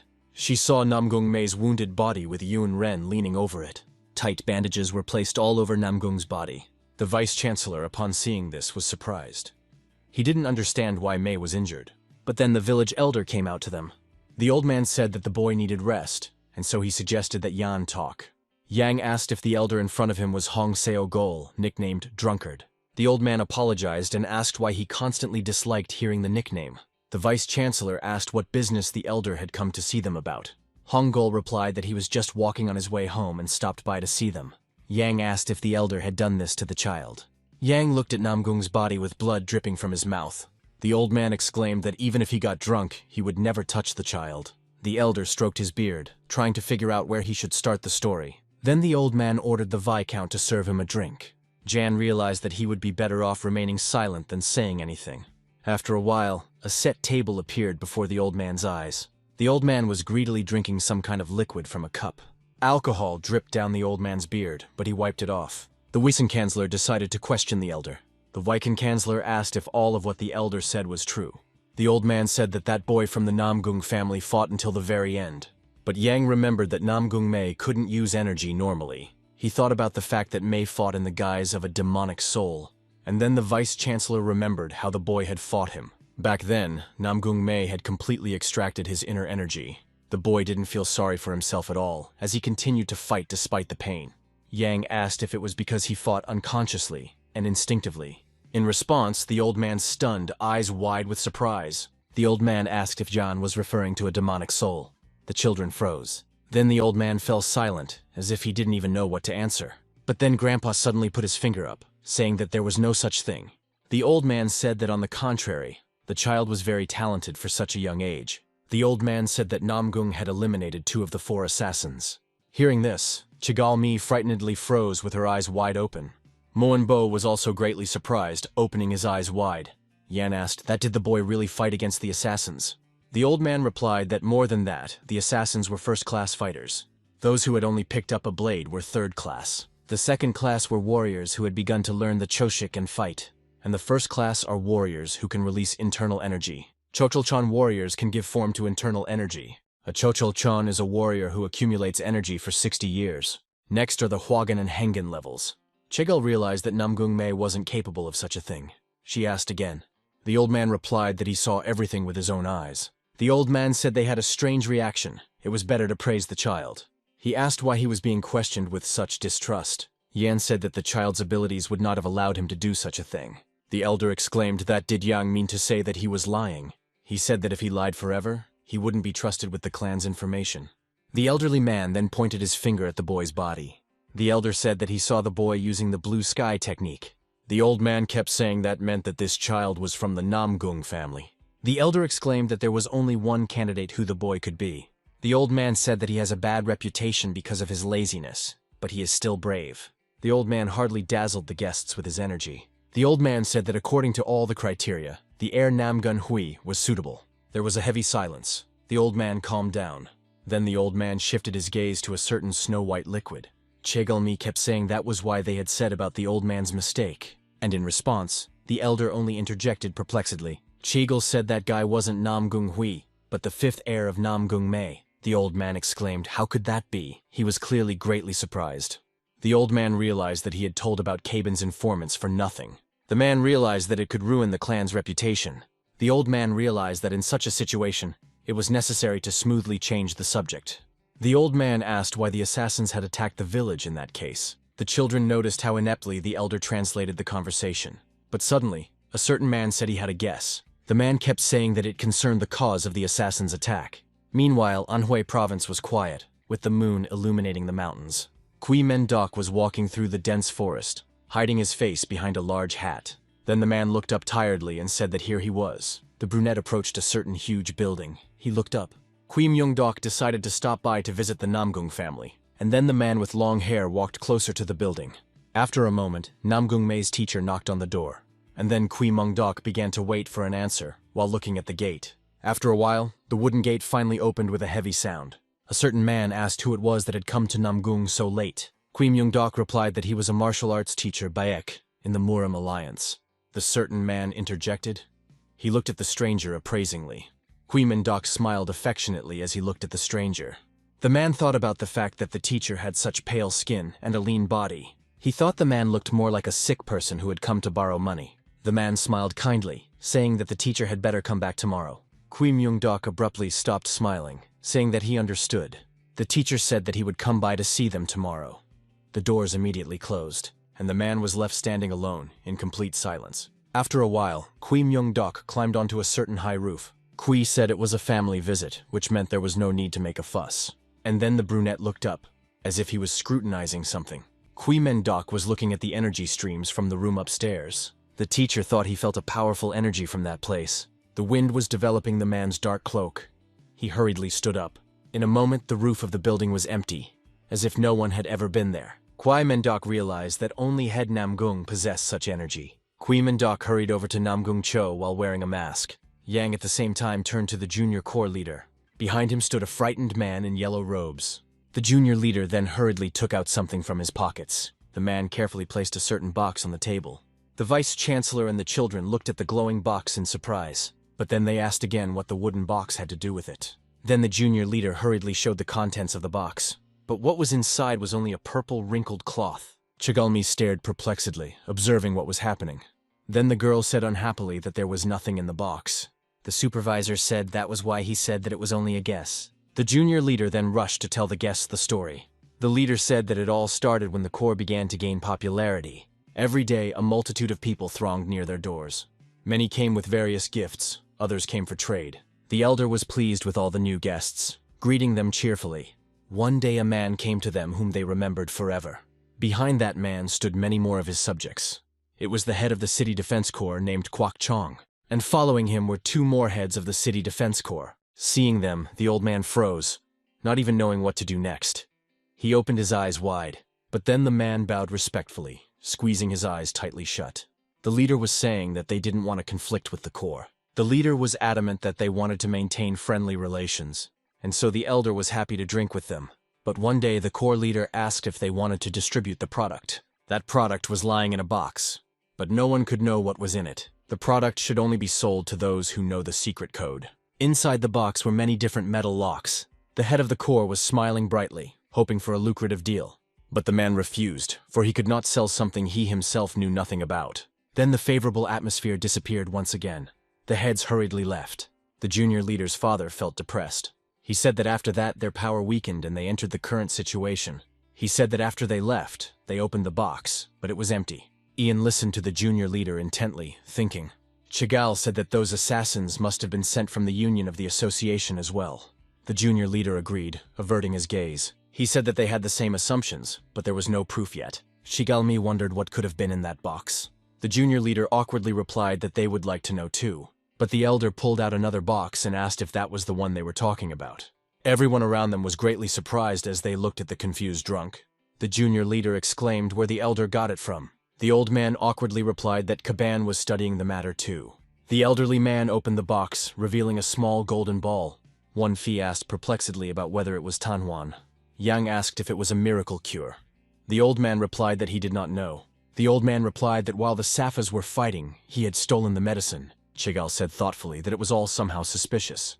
The old man replied that it was as if that man had bathed in a bucket of shit.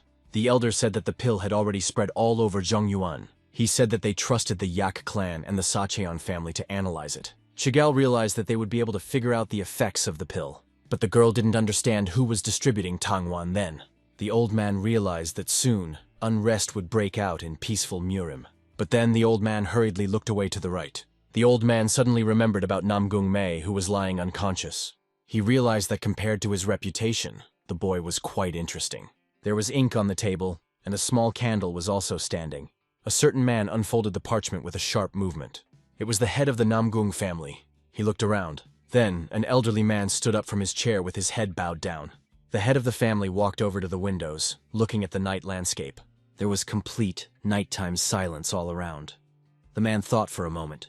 But then, in the blink of an eye, the elderly man seemed to disappear into thin air. Now the night rooftops of buildings and temples were before his eyes. Namgung rose higher, coming closer to Quimendok. Noticing a dark silhouette on the roof of his house, the man was greatly surprised. Namgung hid his hands behind his back, watching the brunette in front of him. Quimendok's eyes seemed to be burning with a bright blue flame. The head of the household frowned heavily as he looked at the unexpected guest. The man asked who he was that he had entered the Namgung family's house at night. Quimendok only scratched the back of his head in response, not taking his eyes off the head. The brunette said he even wore a mask on purpose, wondering if he wouldn't be recognized. The man replied sternly that it could be anyone under the mask. The head asked if the man wanted to say that he was Quimendok. The brunette asked if there was a way to prove that it was really him. And then the elderly man began to gather his inner energy into the palm of his hand. The man had already prepared for battle, saying that he would check it himself. The head of the family then tied flame knots around Quimendok's body. And then Namgung began to lift the brunette's body higher and higher.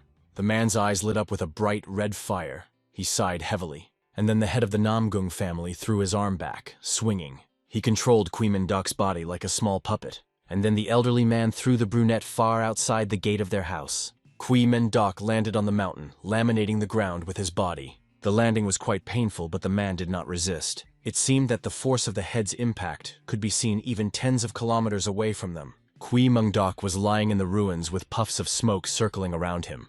The head of the Namgung family had already rushed towards him, rising high into the sky. Quimendok said that the man had powerful and speedy kicks. Then the elderly man had already landed on the mountain. The man said that he thought he could withstand all of his attacks since that Quimendok. And then the brunette hurriedly got up from the sharp rocks behind him. Quimendok managed to stand up with ease, and then shook off the dust. Quimendok said that the head must have a nature of distrust. The man asked if their world was dominated by lies. The head said that Qui could safely demonstrate power here.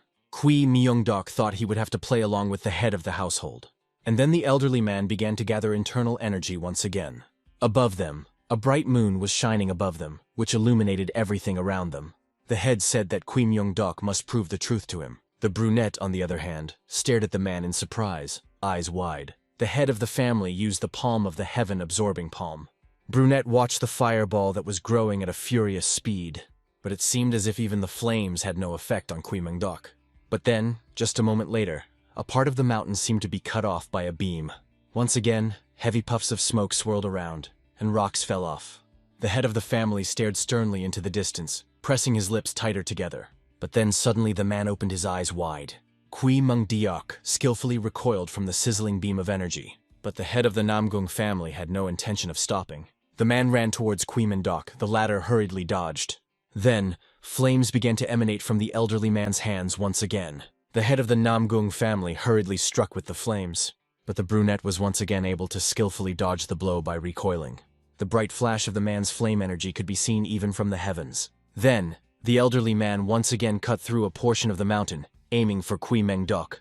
The man's eyes burned with bright flames. Suddenly he screamed. The man started throwing many different blows. Kwai thought that the sword energy of the head of the Namgung family's sword was truly ferocious. But then, Quimendok finally decided to use his energy. His energy possessed a bright blue glow. He confronted the head. He said that only with this kind of power the stranger would dare to confess to Qui. Quimendok asked if he still didn't have enough. He said he recognized the stranger's high level of martial arts proficiency. The head was adamant that comprehending Hwagan didn't prove that Qui was in front of him. The man said that there are many masters in every clan who have attained Hwagan. Quimendok replied that he agreed, because there was a difference in cognition. And then the brunette rushed to attack the head of the family again. The elderly man recoiled and said that was correct. The head kept saying that there were barriers within the same level of Hwagyun. That was why the man doubted Quimendok. He attacked him once again. And then, after a moment, the sky seemed to be cut by hundreds of tongues of flame. The man intended to direct all of them at Kui Myung-dok. The elderly man said that he had met Kui Men-dok in person before. The brunette was greatly surprised by his words, opening his eyes wide. And then, the head of the household hurriedly trapped Kui Men-dok. The next thing the brunette saw was scattered rocks. And then there was a huge explosion of bright flames. Kui Men-dok followed, stepping on the ground, and all around was ruined soil. But then the man ran away, avoiding the chapter lights, but the bright flames chased after him, intending to kill him. Kui Men-dok could only run away from them, avoiding a direct collision. But suddenly, the brunette's eyes glowed with an even stronger blue color. The brunette managed to get off the ground and jumped over the bright flames. At the same time, one of the servants was leisurely cleaning the courtyard. But suddenly, a certain man froze in one place upon hearing the sounds. It was the man who didn't want to let Kui Men-dok in. The man looked up into the dark sky where the sounds were coming from. But he thought it was probably just rain gathering. Tubers of smoke swirled around the huge mountain. There were no tongues of flame left. There were various holes and cracks everywhere. The mountain had been severely damaged. Only the moon shone steadily in the sky, lighting the way for the distant travelers. The head of the family was still standing in a fighting stance, while Kui Men-dok was tired. The head of the family looked rather stern. He frowned. Kui Men-dok stood straight, stubbornly looking at the head of the family.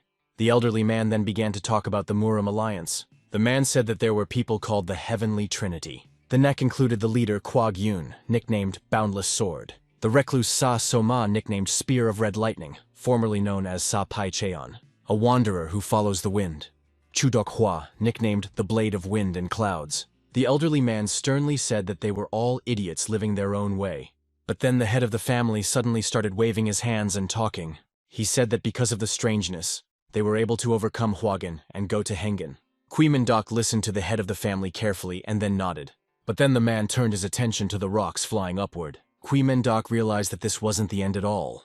He adopted a fighting stance. The head of the family had already accumulated internal energy, forming a ball. The head said that someone who was able to surpass the Heavenly Trinity was born in Magyo. He said that the power of the Trinity was close to Hengen, but the head of Magyo was the possessor. The man said that the Blackflower squad and Kui contributed a lot to the war. He said that without Kui Men-dok, the battle could have gone on until now. The brunette asked why the man was suddenly talking about this. And then the older man fell silent, pressing his lips together tighter. The head remembered how his bloody body had trembled on the battlefield. He frightenedly thought about the fact that this was the end. The man tried to stand up, but in front of the man's eyes, there was only a huge man with glittering eyes. The man didn't want to die at the hands of some guard. Then, that big man had already swung his fist, intending to finish him off. Namgung didn't have the strength to resist. He tried to recoil. And then the man looked up fearfully, watching the guard.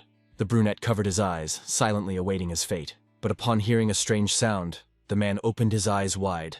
In front of him was Kui Men-dok, who had decapitated the guard with a single blow. The head flew back to the mountain of corpses that lay behind them.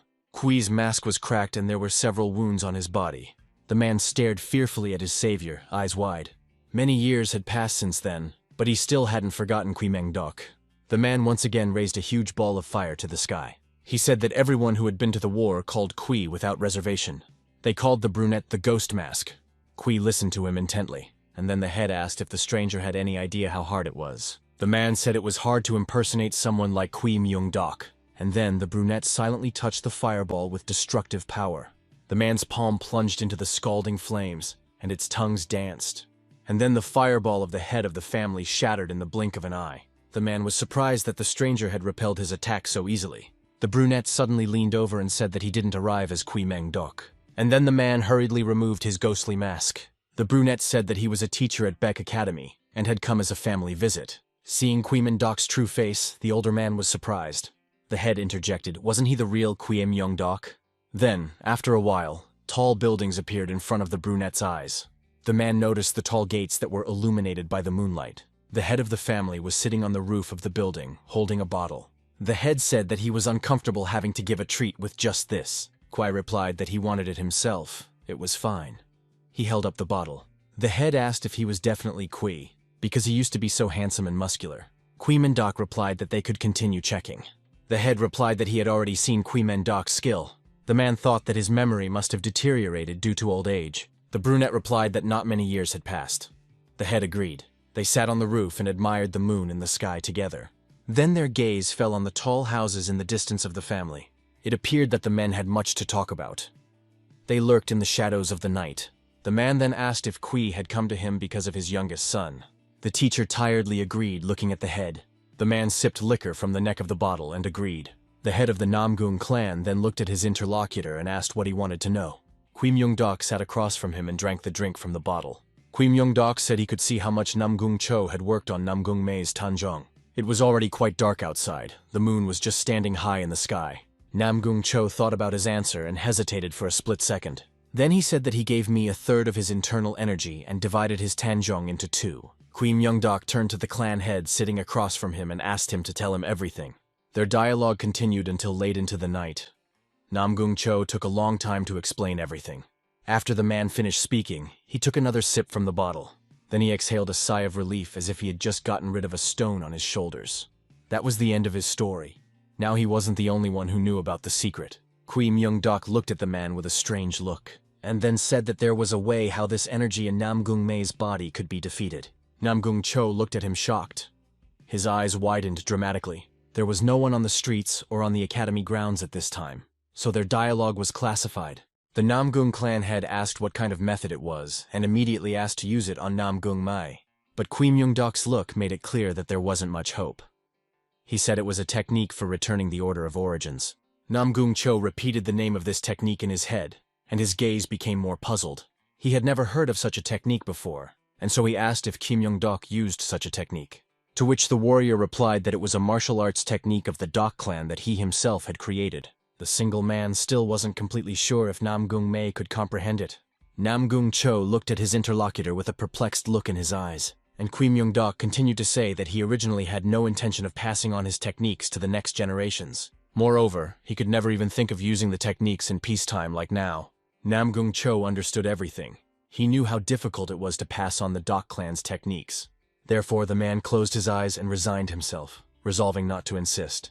But not a moment later, he bowed his head to Kui Myung-dok and apologized. The clan head asked the warrior to understand his fatherly feelings. It made Kui Myung-dok think about the rightness of his action. He said that he thought about transferring the technique after he watched Namgung May for a while longer. Namgung Cho thanked him that he now had hope of saving his son's future. Afterward, he thought about Kui Myung-dok's words about peacetime. He asked when the Blackflower squad was disbanded, to which Kui Myung-dok choked on his drink. He said that they had ceased their activities 5 years ago, and the squad was disbanded during the opening of the academy. Namgung Cho asked if that meant that during that time, Kui Myung-dok was only in the Muram alliance. Kui Myung-dok replied in agreement, but Namgung Cho looked at him strangely. The warrior realized that the matter smelled fried, so he quickly got up and said goodbye, adding that Namgung Cho's son's training wasn't finished yet. Namgung Cho asked if he was curious to know why he called him a fake as soon as he saw him. Kui Myung-dok's pupils sharply narrowed as if he had brought up a sore subject. Namgung Cho went on to say that there were some rumors going around. It was as if Kui Myung-dok was punishing the world, and that he was also being shunned by many Safa forces. The man wondered if all of this was strange. Namgung Cho said that Kui Myung-dok had been in the alliance all along, but outside the alliance, he also existed. Kui Myung-dok looked at Namgung Cho with a strange look, either surprised or furious. The men usually knew that perhaps very soon the time of peace would come to an end. The next morning, in one of the thatched roof huts, a certain craftsman was coming to his senses. He barely opened his eyes, and it took him a few more seconds to see. It was none other than Namgung May, covered in bandages and surprised at the fact of his life. The boy got up and sat down on the mat and looked around. He looked at the bandages on his body and abruptly realized that he had been cured. That meant that the teacher's assistant had returned. He was now worried about whether Jin Hyo was okay. The boy abruptly tried to get to his feet, but it wasn't very easy for him. As soon as he could catch on, he immediately ran towards the exit with Jin Hyo shouting. At this time, there were two unsuspecting children standing at the exit. As soon as the boy ran out of the house, those children were stunned and dumbfounded. When they realized what was happening, they ran to hug each other with tears in their eyes. A few minutes later, the rest of the pig group came to see the children's wigs. And in the shade under a tree at this time stood a man watching everything. His hair was gray, and his huge beard and mustache almost covered his entire face. The pig group members asked Namgung May to sit down to take his pulse. Once all the necessary measurements were taken, the girl said that he was fine. There were only non-serious abrasions on his body, and there was little internal energy. Then another man approached the boy and asked why he didn't use the signal fire, to which the boy replied that he had been destroyed by the mercenaries. Then everyone agreed that the most important thing was that Namong May was okay. Namong May stayed sitting in the shade of the tree for a while longer. He closed his eyes and meditated, thinking that there was finally hope. Now he truly felt that he had become a warrior. Suddenly, the usually silent boy from the group came up to him. He said he wanted to ask Namong May something. The fifth son was shocked that Moyonbo spoke to him first. But Moyonbo's voice was quite angry and his facial expression was terrifying. His eyes seemed to be glowing with blue flames, and the boy seemed to be ready to smash everything in his path. His eyebrows were drawn up to the bridge of his nose, indicating his anger. Namong May was trying to figure out what he had done wrong again and why he was in trouble again. But then Moyonbo simply held out a wooden sword to him. It was a wooden sword that belonged to Namong May. The boy didn't understand why this strange classmate was giving him his own sword. Moyonbo said that he had heard about Namong May fighting against assassins with it. Namong May thought that the way Moyonbo said it sounded creepy. Namong May looked at the boy with incomprehension in his gaze, but then something changed. He shifted his gaze to the bundle of swords that Moyonbo had left, and saw that he only had 4 left. At this time, Moyonbo had a look on his face as if he was about to cry. Tears came out of his eyes and he asked how Namong May fought with such a weak sword. Hearing that a wooden sword would not be able to withstand such energy, Namong May was puzzled. It all sounded like this. The boy was now asking Namong May for advice. Namong May realized this himself, and fell into confusion as to why the genius of the Moyong family was asking him for advice. But since there was no enmity between them, the boy smiled. He was still sitting under the same tree, and it was still covering the sun with its leaves. But now he wasn't there alone. He was there with Moyonbo, explaining to him how to use the sword. Namong May was saying that the most important thing was to direct the go to inner strength to the object. Moyonbo thought about the words inner strength. When the fifth son realized that he was no longer being listened to, his voice became a little quieter. And after a few moments, he realized why his classmate was so surprised. The sword that Moyonbo was using was strong enough on its own, and there was no need to infuse energy into it. Then he remembered his teacher's words that it was really hard to see the inner strength. Since he had some of that energy in him, he was already used to controlling small streams of it. Suddenly his classmate reached for the wooden sword and raised it. He looked at the tip of the wooden sword, trying to concentrate. Then the boy closed his eyes and concentrated on sending internal energy into the weapon. Namong May realized that his classmate had decided to heed his advice. The boy looked at him, moving only his pupils. At the same time, 3 more of his classmates were practicing in front, and one of them possessed Shaolin techniques and was twirling some nunchucks in his hands. A girl dressed in red was playing the flute, and another classmate was pulling out sharpened knives from her holster. None of them were proficient with these tools, because teacher Kui Myung-dok had given out these assignments to strengthen their weaknesses.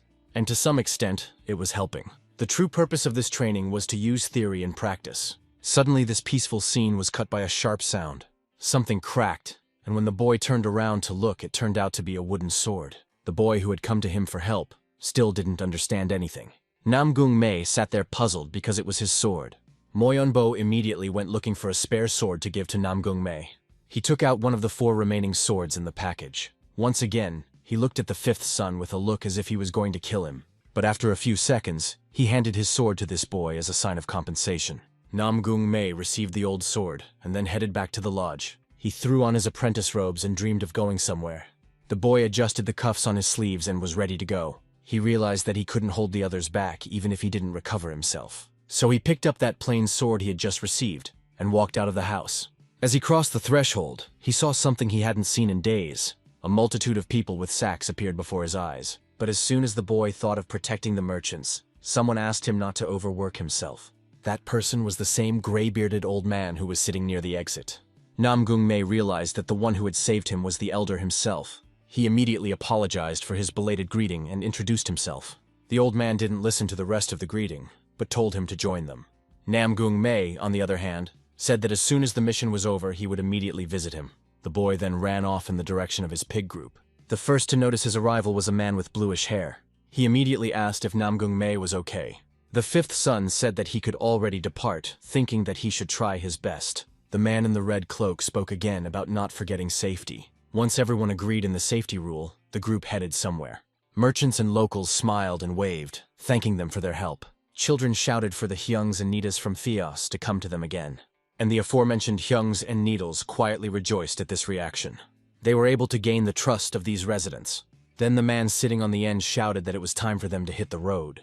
And then the 2 wagons and a few men in gray, as well as the students headed down the road. The road was winding, and the clattering of the hooves of the end was quite loud.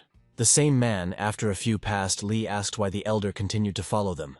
The man in the red cloak turned around to see if there was an elder behind him. Indeed, the gray-bearded grandfather was picking his nose following them.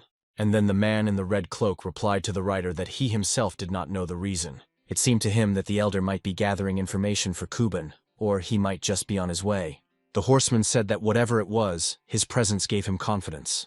The girl from the pig group was walking and playing her black flute. She was completely immersed in her task. As soon as she started playing, the elder abruptly ran up to her. He was behind the girl so abruptly that he startled her and asked if she was practicing Yumgong. The Che clan girl told him that that was what the teacher had ordered, and that he thought she couldn't handle it. The elder stroked his borda and said he was sure she could do it. The girl from Che said she bet she could do it. Then elder added that in 3 years, maybe she would learn it. The girl turned around in confusion, interjecting at all the 3 years of learning. And the elder said that even though it may seem simple, one must constantly build up one's strength. The girl no longer thought it was so easy, and realized where the old man was going. The old man asked her if she had ever thought about why her teacher had given her the flute, and the girl answered no, wondering why she hadn't thought of it herself. Even the smartest people often do stupid things, and the old man asked her to take a broader view. The Che clan girl stopped in place as the procession passed close by. The elder, on the other hand, walked further forward to keep up. The apprentice looked at her feet and seemed to be rethinking everything. The wheels of the wagons were spinning, and the clatter of hooves still echoed around them. One of the green-clothed apprentices stopped abruptly. She listened to her surroundings. Then she abruptly announced that there was a battle going on somewhere nearby. No one had expected such a thing, and the elder remarked that she had excellent hearing. Since the old man had nothing to do, he decided to check it out. He activated his skills and his eyes glowed with a yellow light. The next moment, his gaze left his own body. It seemed like he was now flying somewhere in the air. It was the old man's special ability to see farther than normal people. He realized that the fight was with flattering brigands, presumably from the Ami clan. He announced his thought, and the boy studying Shaolin froze in place. This caused the boy to sink into his memories. One day, he was sweeping the floor of the monastery where he studied Shaolin. That day, he heard strange sounds that sounded like a crowd cheering. He turned around to check what was going on and was amazed. At the time, Won Pyo was only 6 years old, but he was already well versed in the basics of the techniques. The Shaolin disciples were very distracted by mundane things that day. While Won Pyo was thinking about how cheesy it was, she was looking at something from behind the wall. Then the boy picked up his broom again and decided to continue his work. He swept the floors of the monastery, as if that was the meaning of his life. But as soon as he made a few more sweeps with the broom, the situation changed. Some person in light-colored robes appeared abruptly behind him. It was the head of the Ami clan, Haigyo, who apologized to him for interrupting him. The girl smiled radiantly and fixed her hat on her head. The boy blushed as soon as he saw someone so beautiful. After a few seconds, he finally came to his senses and realized he was standing on the aisle. He stepped aside and bowed his head, simultaneously apologizing and inviting them to pass. The other girls of the Ami clan Nakala whispered as they walked. The boy could only think of the very delicate fragrance emanating from them. As they passed, Won Pyo finally looked up and gathered his thoughts. He looked in their wake, thinking that they were all very beautiful. In the present tense, he drew a sign saying that this was the Ami clan, and aggressively poked it in Namong May's face. Namong May looked at this whole picture with incomprehension. He asked his classmate what he meant. The boy started writing very quickly about the Ami clan disciples of the hair group, and you little monk's facial expression looked like he was excited. Namong May said that the fact that the Ami clan and their school consist of only women is a well-known fact. His classmate was ready to kill him for saying that. And he asked why the fifth son was even less interested in girls than Buddhist monks. The fifth son's cheek was still sore from the slap. He also thought that monks should be restrained. The girl with good hearing abruptly grabbed her head as if it was very loud around. She announced that they were getting closer and closer, and after a few more seconds, she not quite shouted that the battle was coming from above. Indeed, it was only worth it to raise their heads as everyone saw the woman from the Ami clan and the 2 brigands. All the disciples froze in a daze and didn't know what they should do. The Shaolin monk only wanted to say to help them, as the battle heated up. The first to land on the ground were the forest brigands. After them, the white-booted woman from the Ami clan also entered the ground. The 3 of them were now standing on the ground, preparing for battle. The Ami clan woman's face was hidden by her veil and the shadow of her hat. It was as if the 2 men were mocking her, asking if she had fallen behind her own. But the girl was not at all afraid. On the contrary, her eyes shone with a malicious light. One of these men said that if she entertained them, they would keep her alive. Well, the woman replied that not only are they ugly, but they also have a rotten mouth. At this point, the two men started attacking, asking her to show them her arrogant face. The girl was so quick to repel all the attacks that the attackers saw nothing. Even though there were two of them, she deftly wielded her sword to avoid getting hit. Suddenly, the sword of one of the attackers was too close to her face. The girl jumped back, but the blow went through her hat. One of the men smiled and looked at her. The hat was lying on the ground, cut in two, with a white veil attached to it. The girl covered her face with her hand and said something about mocking women. Then she lowered her arms and clutched the sword tighter in her hand. But what was the surprise when underneath the mask was not an attractive woman at all? This person looked more like a man with bushy eyebrows. The attacking forest brigands didn't understand why they were attacking her at all. The Pig Squad disciples left witnessing this picture even more so. Namong May stared at this whole scene with wide-eyed wonderment. Suddenly, from somewhere behind him, a matronly word that completely described everyone's emotions rang out. It turned out to be the same monk speaking, but he had a vow of silence. One Pio covered his mouth with his two hands and trembled in fear. At the same time, one of the attackers spat somewhere on the ground. He said that his face was hidden by a veil, that's why he thought it was a girl. And then he added that he was about to throw up because the man was translating into a girl. This clearly didn't please the Ami clan member that grabbed the sword even tighter. She screamed that everyone present was now corpses. As suddenly Namong May stood up to defend her. No one expected such a thing. The boy said flattering brigands don't say things that girls aren't supposed to say. The Ami clan person abruptly softened her expression. She looked after this young man who was willing to fight for her. But no matter how brave he looked from the back, there was a look of incomprehension on his face. One of the attackers tapped the other on the shoulder trying to say something. He whispered something bringing the man out of his daze after what he had seen. And then the second bandit abruptly turned around and looked somewhere. He saw in front of him the very wagons that the merchants and apprentices were pulling behind them. And the wagons were filled to the brim with all sorts of goodies. The bandit smiled as if he had found a gold mine. The man said for these people to pay the ransom quickly and run away quickly if they wanted to live. Namong May couldn't understand how things had gotten this way. He didn't want things to go so wrong. So the boy tried to pull out his sword, but someone stopped him. The same girl came up to him and stood in his defense. Now she was already standing and defending him in full force. She said that Namong May might get hurt and he better step aside. All because a few minutes ago, the girl had looked at the man. The boy was standing right in front of her trying to bare his blade. She noticed how much he was trembling. Most likely the boy was scared. The girl realized that his TI was not stable and he was apparently injured. And then, she allowed the thought that he was doing this to protect her. Involuntarily, the girl began to remember moments from her past. She was looking around sitting on some busy street. The little girl was only 5 years old at the time, and she was sitting there all alone. Passers-by walked by as if no one cared about her. Suddenly someone shouted the girl's name, and it was a woman's voice that invited her not to sit outside, but to come inside. The girl got up from her seat on the cardboard without too much hesitation and headed somewhere. A few moments later, she crossed the threshold of some woman's house. This woman looked like a butcher because she was cutting meat. She asked why the girl was sad about the children going to the Ami clan, and ordered her to pack. Arin asked her mother where her father was. After that question, the woman started cutting the meat even more intensely. She said it was another faint voice. Yu Youngjong squatted down to be on the same level as her daughter. She took the girl by the shoulders and was about to give some instruction. The woman asked her if she remembered her mother's word. Yu little girl definitely remembered the words her mother repeated time after time. Men are strong before the weak, but weak before the strong. As soon as the girl said that phrase, the woman told her she was right. The girl's father, according to the mother, was no exception. So she ordered her daughter to be as strong as herself. The little girl looked her not to do with eyes full of understanding.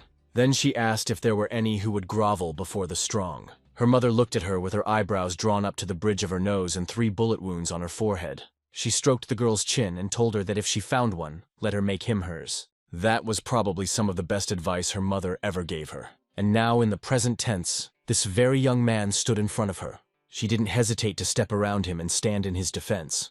And the girl said that she would take care of everything, so he should stand back. While she was talking, the 2 forest brigands were already preparing their attack. The boy noticed some movement to the side with the edge of his eye. Why, a multitude of exactly the same forest brigands jumped out of the bushes from somewhere. They rose higher above the heads of the merchants and other students.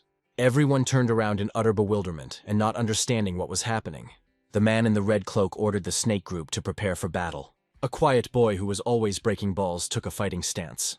A girl with a flute in her hands was also preparing to attack. And the girl wielding absolute rumor exposed her blades. The quiet boy swung one of his swords. He repelled the attack of the attacking forest brigand. Their swords faced each other and their strength was almost equal. The boy had to tense his muscles to repel the attack.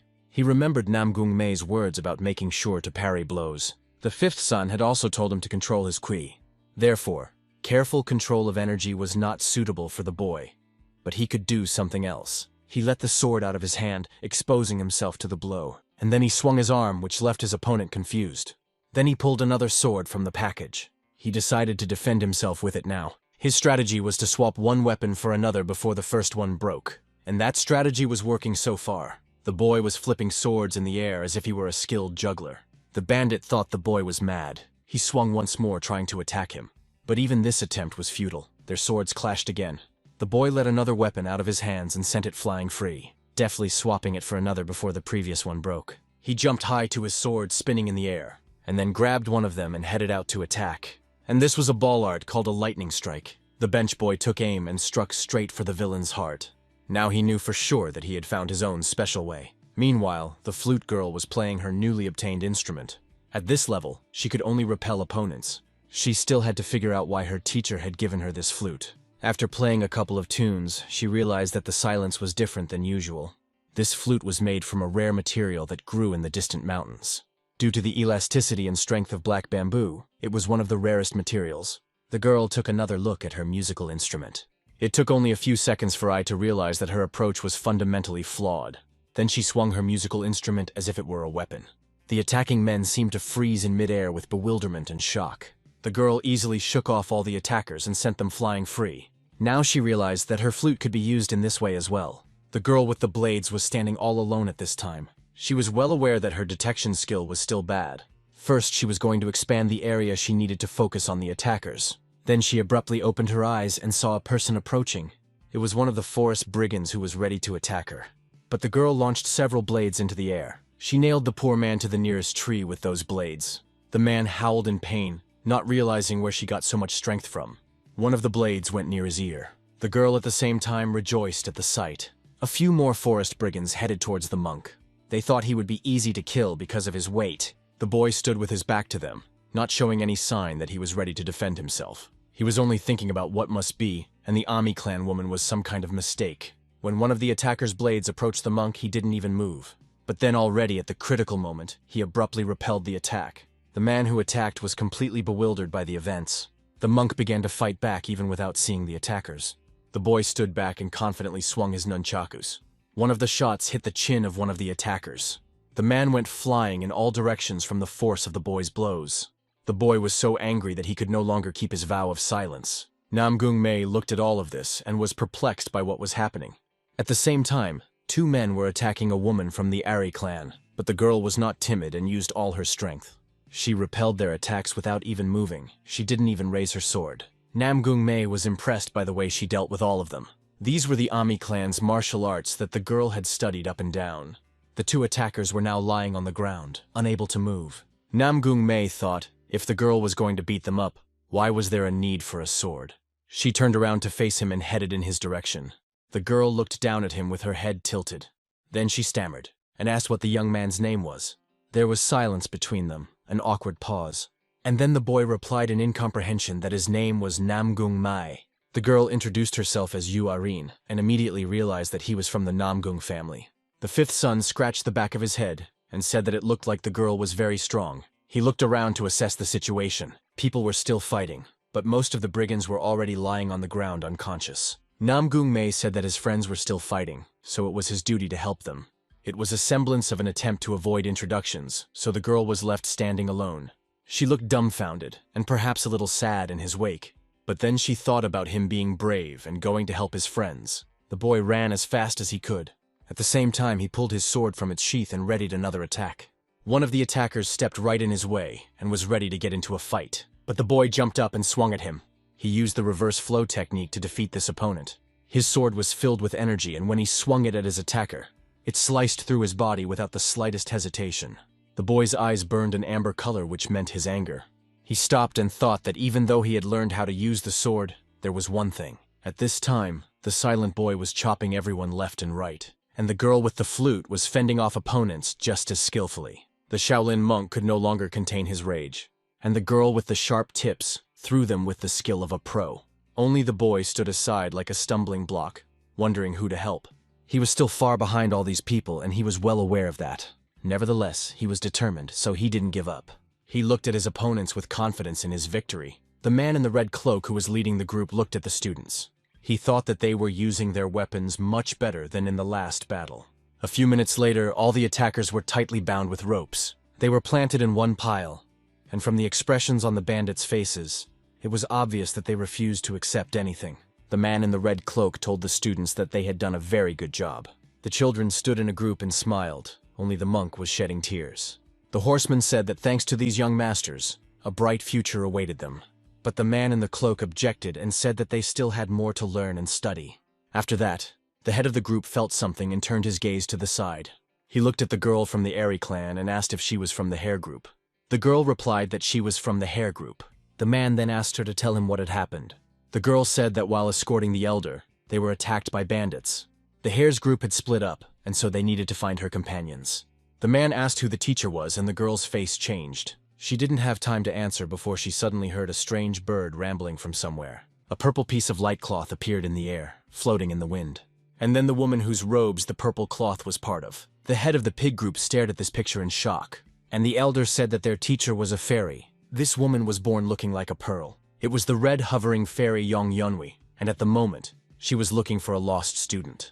The girl said that she had been looking for Aaron for a very long time, and the girl apologized for leaving. The fairy decided to forgive her this oversight because the girl was polite. But according to her, it was the last time she would forgive anything. Then her eyes lit up with anger, and she wondered if she should punish Aaron.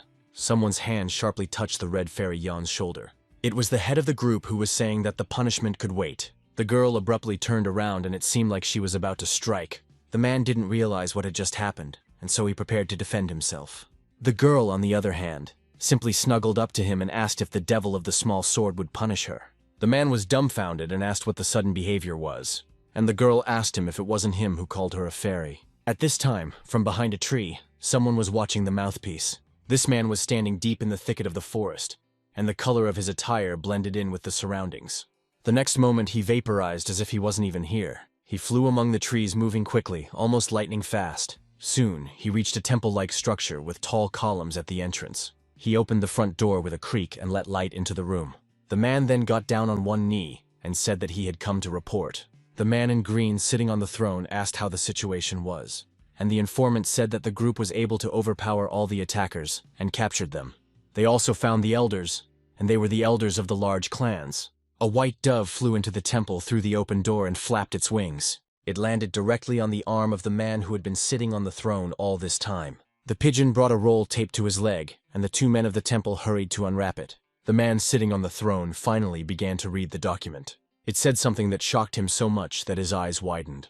There was only one word on the paper, and that word was Mai, which meant permission.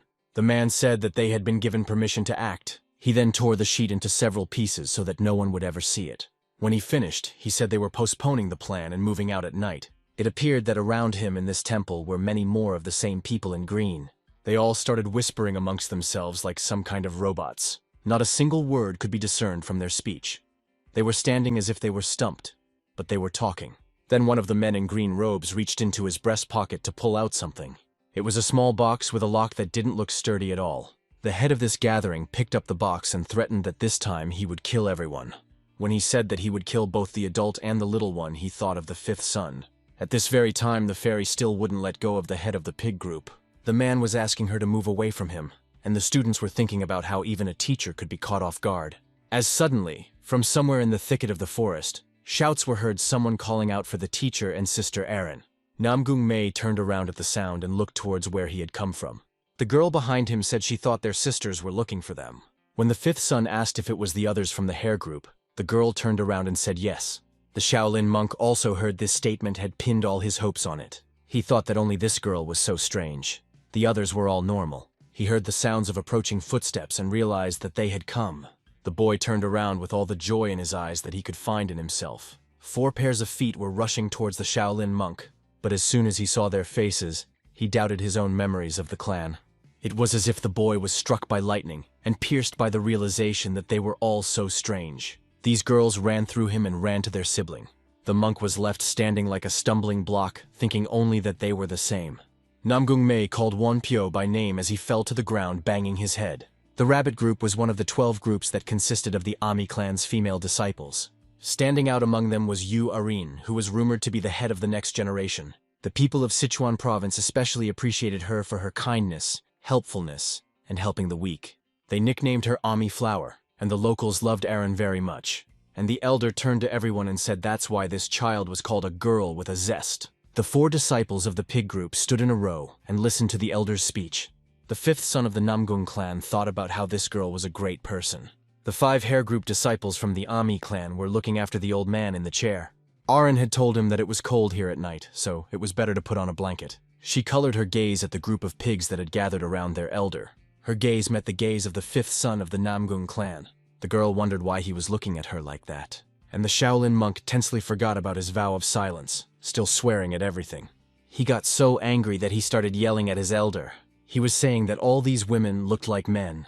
For saying such things, the elder hit him on his bald head with a wooden stick. The monk at night lasted even longer, shouting insults in the direction of the elder. The elder asked how a Shaolin monk could have such words in his vocabulary. The elder now understood why the abbot of the monastery had given this boy a vow of silence. The boy began to object that he himself had taken a vow of silence and said that it was all nonsense.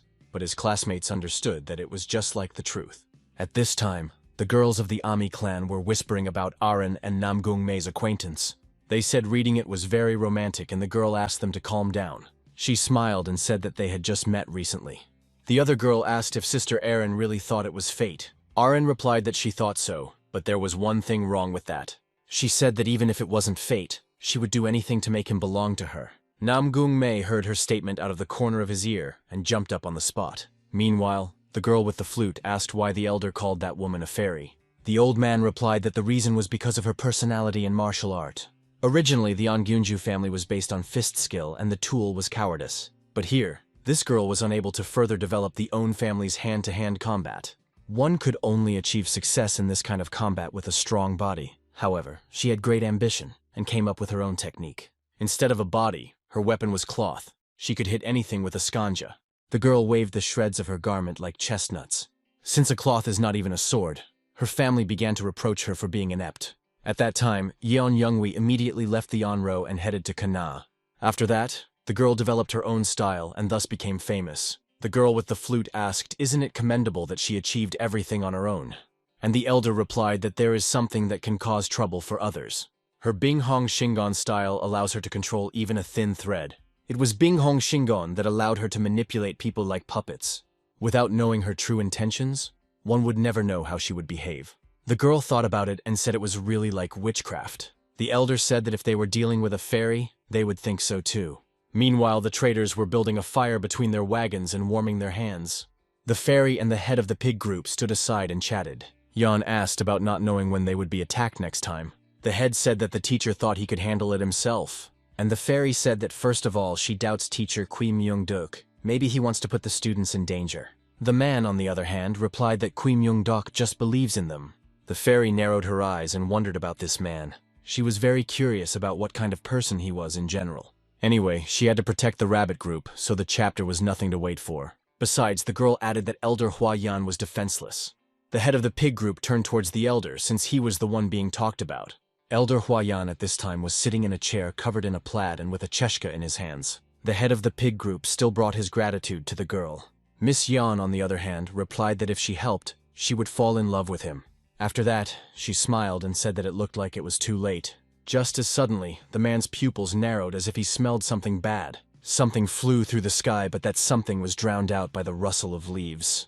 The man started to look around, but visibility was very poor at night. Suddenly, several men in green jumped out of the bushes. They were armed with swords and were not friendly. It was clear from their movements that they were not bandits, but killers. The head of the group thought he should take over. The fairy stood beside him and said she would help him. The two martial artists pushed themselves off the ground and launched themselves into battle. They ran straight into danger. Meanwhile, the pig group was sitting in the distance. Just like the hare group who were still whispering, the elder already suspected something wrong. He shouted with all his might that those guys had returned. Their camp was in the midst of thick trees, so they were out of sight. The eyes of the man, one of the attackers, were glowing with blue lights. At the same time, the fifth son of the Namgung family looked around. He noticed one of the attackers hovering in the air. That man swung his sword, but Namong May didn't notice it. Suddenly, that attacker's sword slammed into something wooden. It turned out to be an elder who had decided to stand up for his students. Namong May thought to himself that these were the same masked men. The old man said that earlier they had scattered like rats, but now they were attacking right in the forehead. And the attacker replied that the old man would now see that rats can bite too. He shouted to his sect brothers to surround the target. The boy stared at everything that was going on, unprepared to defend himself. But after a few seconds, everyone took up battle positions. The men in green swung their knives and swords. The students of the academy realized that there were too many attackers. Namong May was confused as he thought about how to proceed and who to start with. The girl with the flute said that it would be better to split up. The rest of the group realized that this was the best idea so far. They scattered in all directions, bouncing away from the starting point. The boy, on the other hand, thought he was being a fool. Namong May berated himself for forgetting something important. He ran in the other direction away from his master. And their master thought that because of his experience, the children were not confused now. He drew his sword from its sheath and was ready to fight. He thought to himself that Chogalmi was doing the right thing. The attackers started threatening the merchants, and the merchants ran in different directions. As they approached the merchants, the sword of one of them was stopped. It turned out to be Namong May, who stood up to defend the merchants. He bravely fought off the blows that the attackers were delivering. Then a few more men came to the aid of the bandits. Now there were 5 of them against Namong May alone. The assassins Namong May was talking about, thought the quiet boy. The men continued to attack the group in a threatening manner. They surrounded the quiet boy without letting him get out. Several of the attackers brought their swords down to one point, but the boy was no longer there. He jumped up and avoided the attack. Then he clenched his sword in his hand with all his might, and in the next moment, he decided to counterattack the attackers. This was his technique called Ferocious Sword. He rushed straight into the crowd of villains. The boy thought they were very strong, and couldn't believe that Namong May had actually killed 2 of them. He still had a bit more to go before his attack would hit them. All he could think about was to gain an advantage. The men didn't lag behind the boy either and rushed upwards just like that. But it was too late. One of them didn't realize what was wrong with him. It was as if his body was being manipulated like a puppet. His brothers stood in complete incomprehension of what was happening. The next moment, one of them began to slaughter his own comrades. He couldn't control himself and killed them all. Above him, Mrs. Yan, who was the puppeteer, was flying in the air. She was pulling the silken threads and thus directing the man's every action. This woman was indeed frightening when she used her technique. Before the man knew it, he found himself unconscious. He fell to the ground with his face hitting the floor painfully, and the girl carefully stepped onto the Zamoya with extraordinary ease. She turned to the hair troupe and asked what they should do now. The girls, on the other hand, gathered around the elder and said that they must protect him at all costs. The old man who was leading the pig troop looked around. He fought off another attack that they hoped to kill him with. He kicked and laughed at the assassins that had come for his soul. The man said that the servants of this sect couldn't even overpower children. At the same time, Namong May was for the lives of the merchants who were still fleeing with sticks. He was assisted by his silent comrade who changed swords every now and then. And the head of their squad was also not sitting still. At that time, the attacking sect leader said that he understood everything. Not only that boy, but also the other children could fight. The old man took advantage of the moment and kicked that attacker away from him. He flew back a couple of meters, driving his heels on the ground. He then said that these guys must be the best disciples of their clans. Elder Caban put his wooden stick on the floor with a clatter. He said that it looked like the attacker would realize his situation and run away again. But the man decided not to give up and said they had come with a plan B. The man shouted and said he was authorizing everyone to use the Tanhuan. As soon as the old man heard that word, his pupils narrowed. It had been a very long time since he had heard of this technique, since it had been ruled out. At this time, all the attackers took out a pill each and took it. One by one, they swallowed the ability enhancement pills. The old man, on the other hand, couldn't understand what exactly they had all just eaten. A small box immediately popped up in his mind. And when the realization finally visited his head, he was completely shocked. Could it really be that elixir? A purple glow began to emanate from the members of the attacking sect. It was as if they had begun to glow from that medicine. At the same time, the head of the pig group was fighting off another attack. The girl everyone called a fairy was also deftly handling her threads. They worked in perfect tandem, as if it wasn't the first time they had fought like this. The girl would hit her opponents on the left side and the man on the right. She landed lightly on the ground each time. Then she smiled and said that they would make a good couple. The girl asked why they shouldn't do it again with the others. At this time, Most of the troops were already unconsciously lying on the ground. Some of them were no longer able to see daylight. They were lying breathlessly on the damp ground. Namong May looked at the bodies of the exposed and thought about how strong they were. There were about 50 people at the rear. Now there were no more than 10. The fifth son heard some rustling behind him again, and so he decided to be at the ready. He drew his sword from its sheath and was ready to defend himself. It was a double dragon sword technique of shape-shifting. The boy thought that if things continued like this, victory would be theirs. And then there was a shout from the Green Clan leader. That's when the boy heard that they were allowed to use the Tanhuan. The boy didn't know what this Tanhuan was, and so he was confused. The girls of the Ami clan also had no idea what was about to happen. Neither did the pig group, which also didn't know about such a remedy. And those male attackers abruptly became more powerful. There were only 6 of them left, but all of them were reinforced. The flute girl wondered if it was those pills from the wooden box, and one of the men was coming right at her. Suddenly, he tore from his seat with unprecedented speed. The girl thought he was very fast. The Shaolin monk defended himself with his nunchucks, but they bent under the blows. The reinforced men were much stronger than these guys after all. The boy didn't understand what this inhuman strength was, but another attack from this man was already coming at him. The boy flew back a few dozen meters from the force of the blow. The girl with the flute looked at him and thought about her fate. Namong May also noticed that these warriors had changed a lot. The girl with the flute asked Yun Ren to look at Wan Pyo. She thought to herself that she had already had a similar feeling. She had definitely seen something like that once before. At the same time, something horrifying was happening on the other side of the country near the mountains. 3 men were hanging from a gallows. Their corpses stiffened. Most likely they had been hanging there for a long time. Noxelgok was located on one of the mountains. There on the top of the mountains, some warrior was reporting information to his superiors. He addressed a man with his head bowed, and added that they were beginning to be suspected, to which the gentleman replied that everything they do is for the greater good, so why does he care? And the warrior replied that he had been working for him for over 2 years. But even so, the thing they started trading looked dangerous. Then the gray-haired gentleman decided to lift the veil of secrecy. He revealed that the thing was indeed dangerous, but at the same time it was tempting. Once you take it, you can become powerful and fight until you use up all your life force. For them assassins, this one was especially valuable everywhere. The warrior said it was far better than self-destruction by drinking the poison. But the man didn't let him finish and shouted something about explosive pills. The day they spread to the 8 worlds would be the day of the end for Muram. He burst into a fit of hysterical laughter and couldn't stop. At the same time, a group of pigs were trying to fight off the reinforced men. The old man didn't understand what was going on, and their ringleader said he would watch the old man stop his guys. And then the man in green fled the scene. The old man clenched the stick in his hand harder and said they could do it. The girl with the flute tore to the side, running away from her attacker. Another reinforced man moved towards him and she decided to attack as well. But it didn't help much. Her blows weren't doing anything to him. But his blows already looked pretty powerful, which she had to bounce back from. After another blow, the girl flew backwards. She was unlucky enough to take the blow with her body, so she cried out in pain. At the same time, a silent student came to her aid. He picked up the falling girl in his arms, so she wouldn't hit the ground. He asked her if she was okay. Choi Galmi replied that his tone pissed her off. They were an order of magnitude stronger, and there was nothing the kids could do. The girl thought she had already reached her limit. She was very angry that some pill was giving her so much power. She turned her head and noticed that the teachers couldn't hold them back either. Then the girl was about to come up with another plan, but an elder's voice came from somewhere, saying that those who rely on pills can't defeat them. The man twirled his staff like nunchucks and began to scatter them in different directions. Chigalmi had no choice but to trust the elder. She turned to Yana Ren again and asked her to take the monk to the elder. She then asked Namong May and Moyonbo to detain them. The girl ordered them to kill at least one of them.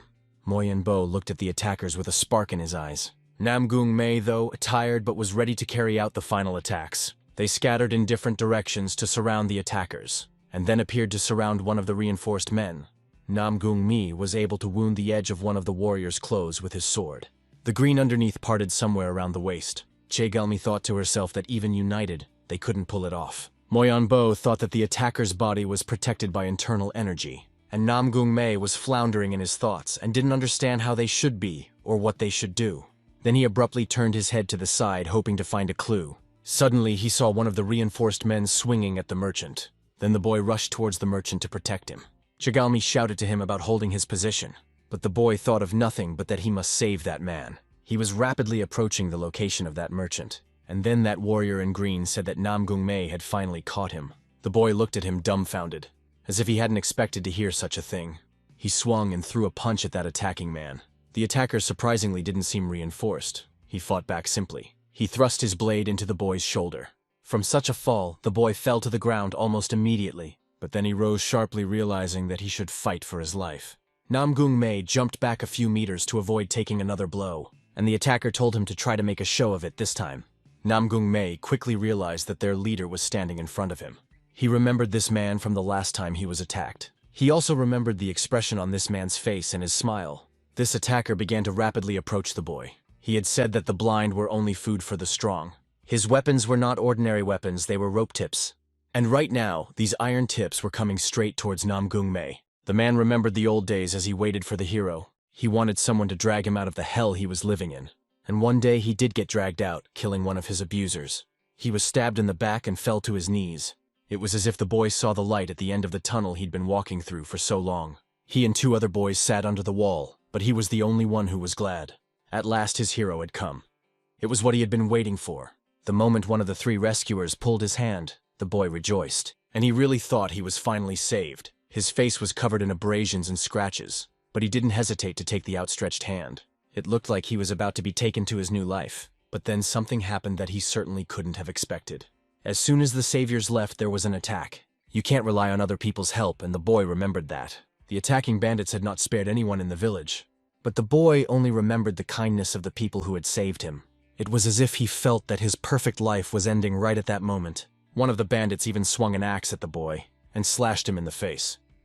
This happened a month after the saviors left. The road to hell is paved with good intentions. He began to question right and wrong, and the answer to all his questions, strangely enough, was power. After growing up a bit, he had no choice but to start working. He met many people, some begging for mercy and some accepting their deaths. He killed them all without hesitation, the way his hopes had once been killed. The boy then wore a black suit and used his sword as a blade. He was guided by the fact that the strong is always right. Namong May's gaze made the brigand plunge into his memories. But now it was worth concentrating on the battle. The 5th son was dodging attacks while trying to throw punches, and the outlaw looked at him with a strange mixture of emotion on his face. He drew parallels between the gaze of his savior and Namong May. It seemed to him that their gazes were identical. Therefore, he was even more eager to deal with him using the spiral technique. Meanwhile, the boy at this time was only thinking that he should break those whips. He jumped up and did a somersault in the air, dodging. He decided to stab his attacker's weapon through the center. The whips seemed pretty strong and probably couldn't be cut that easily. The 5th son stuck his sword into the whips and hoped. He had done what he wanted to do, and so he was glad. But then pain pierced his body, and he didn't even notice how he missed the blow. His body was bleeding from the cuts he had acquired during the attack. But the attacker was still surprised that the boy was able to avoid death. Despite his injuries, the boy continued to dodge deftly. He was finally able to find a foothold on the floor and concentrated. A silence hung between him and that attacker. The attacker said that the boy dodged at the last moment. Namong May said that his teacher had also told him that he had great eyesight. Galmi looked at what was happening and rued that he was showing off. At this time, the girl was just confronting one of the enhanced men. His eyes were red and his life force was probably running low. The girl sat up in a twine and stripped him with her flute. But even with such a blow, she could only tear his clothes. At the same time, the silent guy was attacking another reinforced man. But as soon as his sword touched that man's skin, it was met with resistance. That man simply stopped the blade with his hand like nothing happened. The boy realized that this man was too strong for them. He quickly jumped away from this man far away, but he noticed Namong May at his back leading a friend with the head of the attacking clan. Namong May's opponent was clearly stronger than the others, though he didn't even take Tang Huan. The boy only approached them as he suddenly found himself dumbfounded. His sword was sharply pushed away with his fist, as if it was easy. And then he was hit in the face with his fist. Chigalmi's hand appeared from somewhere and planned to save her friend. She pulled him out from under the crush and took him to the side. The girl used the meteor smoke technique. The boy realized that he had only just come to his senses. The girl landed on the ground with him. Chigalmi examined him to make sure he was still conscious, and then she said that now they were even. But after that, something happened that he didn't expect at all. Drops of blood flooded the ground, which was quite unexpected. The attacking leader's eyes glowed, while Namong May's body was gaping with blood. But that blood didn't belong to him. That clan girl had come out to defend him. It made the boy think. He remembered the day he came to his senses in the village. Back then, he was glad to see the smiles of the villagers. He had traveled down the disappearing path to one of the houses. and saw someone practicing there. He went towards the range to join in. When he heard the count of 3, an interesting picture opened in front of the boy's face. There was a young man practicing there, swinging a sword. He had no weapon, only a wooden stick. The boy had already made 6 swings of his improvised sword. Namong May decided to give him some advice, and told him that he should keep his balance better. The boy turned around and looked at the person the voice belonged to. The boy said that Hyung had scared him, and Namong May asked him what he was doing out here all alone. The boy was supposed to be with his sister, but his sister was with his grandfather right now. Namong May squatted down to talk to the kid. He said that his little sister had only recently been taken out of captivity, and the boy replied that that was why he was here. This time his family and the villagers only survived because of the students. But next time, maybe no one will come to help. Namong May realized what the boy was trying to tell him. Just helping them won't make a difference. Victory is temporary. The villagers might become the target of another gang. But as soon as he thought about the pointlessness of their act, the boy thanked him. The boy said that Hyung had worked so hard to save him that he'd been hurt. The boy realized that it was very selfish to wait for someone to sing for him. So he decided to take matters into his own hands. When Namong May heard this, he thought that it wasn't all meaningless. Saving others wasn't really to protect them. It's only to help them change themselves. The leader of the attackers said that the 5th son was far to look at. Namong May himself realized that the gulf between them was too great. But he couldn't give, at least because of these merchants right now. They stood on either side of him and watched the battle. So the boy used the dragon's double tornado and decided he would hold out. The tip of his sword shone with fire, which spoke of strengthening. From the eyes of the leader of the attackers, it was impossible to tell his emotions. But the boy was definitely ready to counterattack now. There were fresh cuts on his cheeks, but that didn't bother him. The leader called him petty and got angry. He kicked the boy with his foot, causing him to stop halfway. Then he flew back a few steps. At the same time, Arin used the Ami clan's defense technique. She put her arm forward and was about to help Namong May. The girl clawed at his opponent and was going to deal with him. But she was very surprised that this man's strength was equal to her strength. The girl had never encountered such people before. She turned around and looked to the side. There lay Namong May, whom she was so eager to protect. The girl realized that she had to drop all of this and go to help. So she quickly ran in the other direction away from her past opponent. Her sister stared at the girl with incomprehension in her eyes. She shouted, asking where she was going. Meanwhile, Namong May was still not dead. The leader of the attacking clan stared at him with incomprehension in his eyes. The boy stood up, leaning on a stick and spitting blood. Bandit told him he had no chance and didn't understand why he was getting up. The bandit asked if the 5th son thought he could do anything. The boy exhaled without even trying to say a word. Then the bandit told him that he did not know his own limit. The boy decided to correct him by saying that it wasn't because he didn't know it. He just had to do it. The attacker laughed and said that he was doing what he had to do too. His eyes glowed with energy again, which meant he was ready to attack. Afterward, the man leapt into the air and pointed his sword at the boy again. He was rapidly approaching him with the intention of killing him. Namong May, on the other hand, realized at this moment that he couldn't move. His arms and legs wouldn't obey him, and he didn't know what to do. The boy decided that this was the end, and he should resign himself to it. Suddenly, out of nowhere, a girl he had recently met appeared. The same Arin now stood in his defense and sacrificed her life. A few seconds later, red blood splattered on the 5th son's face. He was dumbfounded to see the girl fall to the ground helplessly. The girl, on the other hand, only said that she had chosen a good man. After that, she just fell to the ground and never got up again. The head of the brigands said that he couldn't believe that she had sacrificed herself. He laughed and said they called it a dog's death. At this moment, these words hit Namong May worse than a knife. He abruptly dropped the blade from his hands. While the bandit leader was laughing, the 5th son had a change of plan. He abruptly pushed himself off the ground and approached the man. His fist hit the face of the annoying man, and then the cultist's eyes flew back a few meters. He hit his back against some tree, and Namong May was now giving off a glow like that of an enhanced man. But he didn't take the enhancement pill. One of the enhanced people was already attacking him from behind, and his hand even almost touched the young master's head. But the boy sharply turned around and slapped him. Even the sect elder stood there in complete shock. The disciples certainly couldn't believe that Namong May could scatter everyone like that. And the group leader thought about when his inner demon had become so strong. Namong May's eyes glowed brightly with pink light. With his internal energy, he easily dispatched the mercenary. It was as if the man was dancing in the air with energy swirling around him. But then another mercenary with the same energy approached him. The man swung around, about to strike the boy. He was already about to hit Namong, coming closer to the boy. The mercenary's eyes flashed brightly with a pink color. He frowned. And then the boy threw a punch at the mercenary, lifting him into the air. Namgung managed to break the man's arm with just one touch, and then the boy bounced sharply off the ground, jumping up. He rushed to strike the mercenary again, but this time kicking him in the face. The breathless mercenary slumped to the ground, rolling his eyes. Namong May stood beside the two corpses of the mercenaries. He was glowing with energy. And then the boy's eyes flashed brightly with a pink light. Namong May shouted loudly while clenching his fists. He let out more power. Then he saw a certain silhouette of a girl on the ground. The vice-chancellor looked at his disciple in surprise. The mercenary was startled. The other mercenaries also turned around, looking at the boy in surprise. The old man watched in amazement, eyes wide. The elder wondered if the assassins were indeed reacting to the Nago. However, the old man could not understand the reason for what was happening. The boy was surrounded by many mercenaries who possessed inhuman strength. Each of the mercenaries were eager to get to May as quickly as possible. Their eyes were burning brightly with pink fire, just like Namgung's energy. The boy flew upward, intending to strike the mercenaries.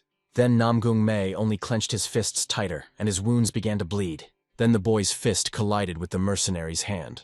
Another mercenary tried to grab the boy as well, but Namong May easily countered their various blows. Despite his miraculous superiority, May answered everyone's blows. The old man asked fearfully if that child had also taken Tangwang, but Yan replied that MJ was like that even when he entered the academy. But the old man was perplexed that the child was like that from the beginning. The old man reflected that there is very little information. We need to get information. The old man noticed that the mercenaries were fighting the boy like beasts. Grandpa realized that the mercenaries' aura was too strong. The old man wondered if they were getting stronger as their energy decreased.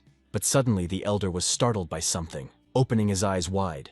He noticed that the guy was drawing strength more from internal energy. Moenbo and Chigalmi looked at their comrade in surprise.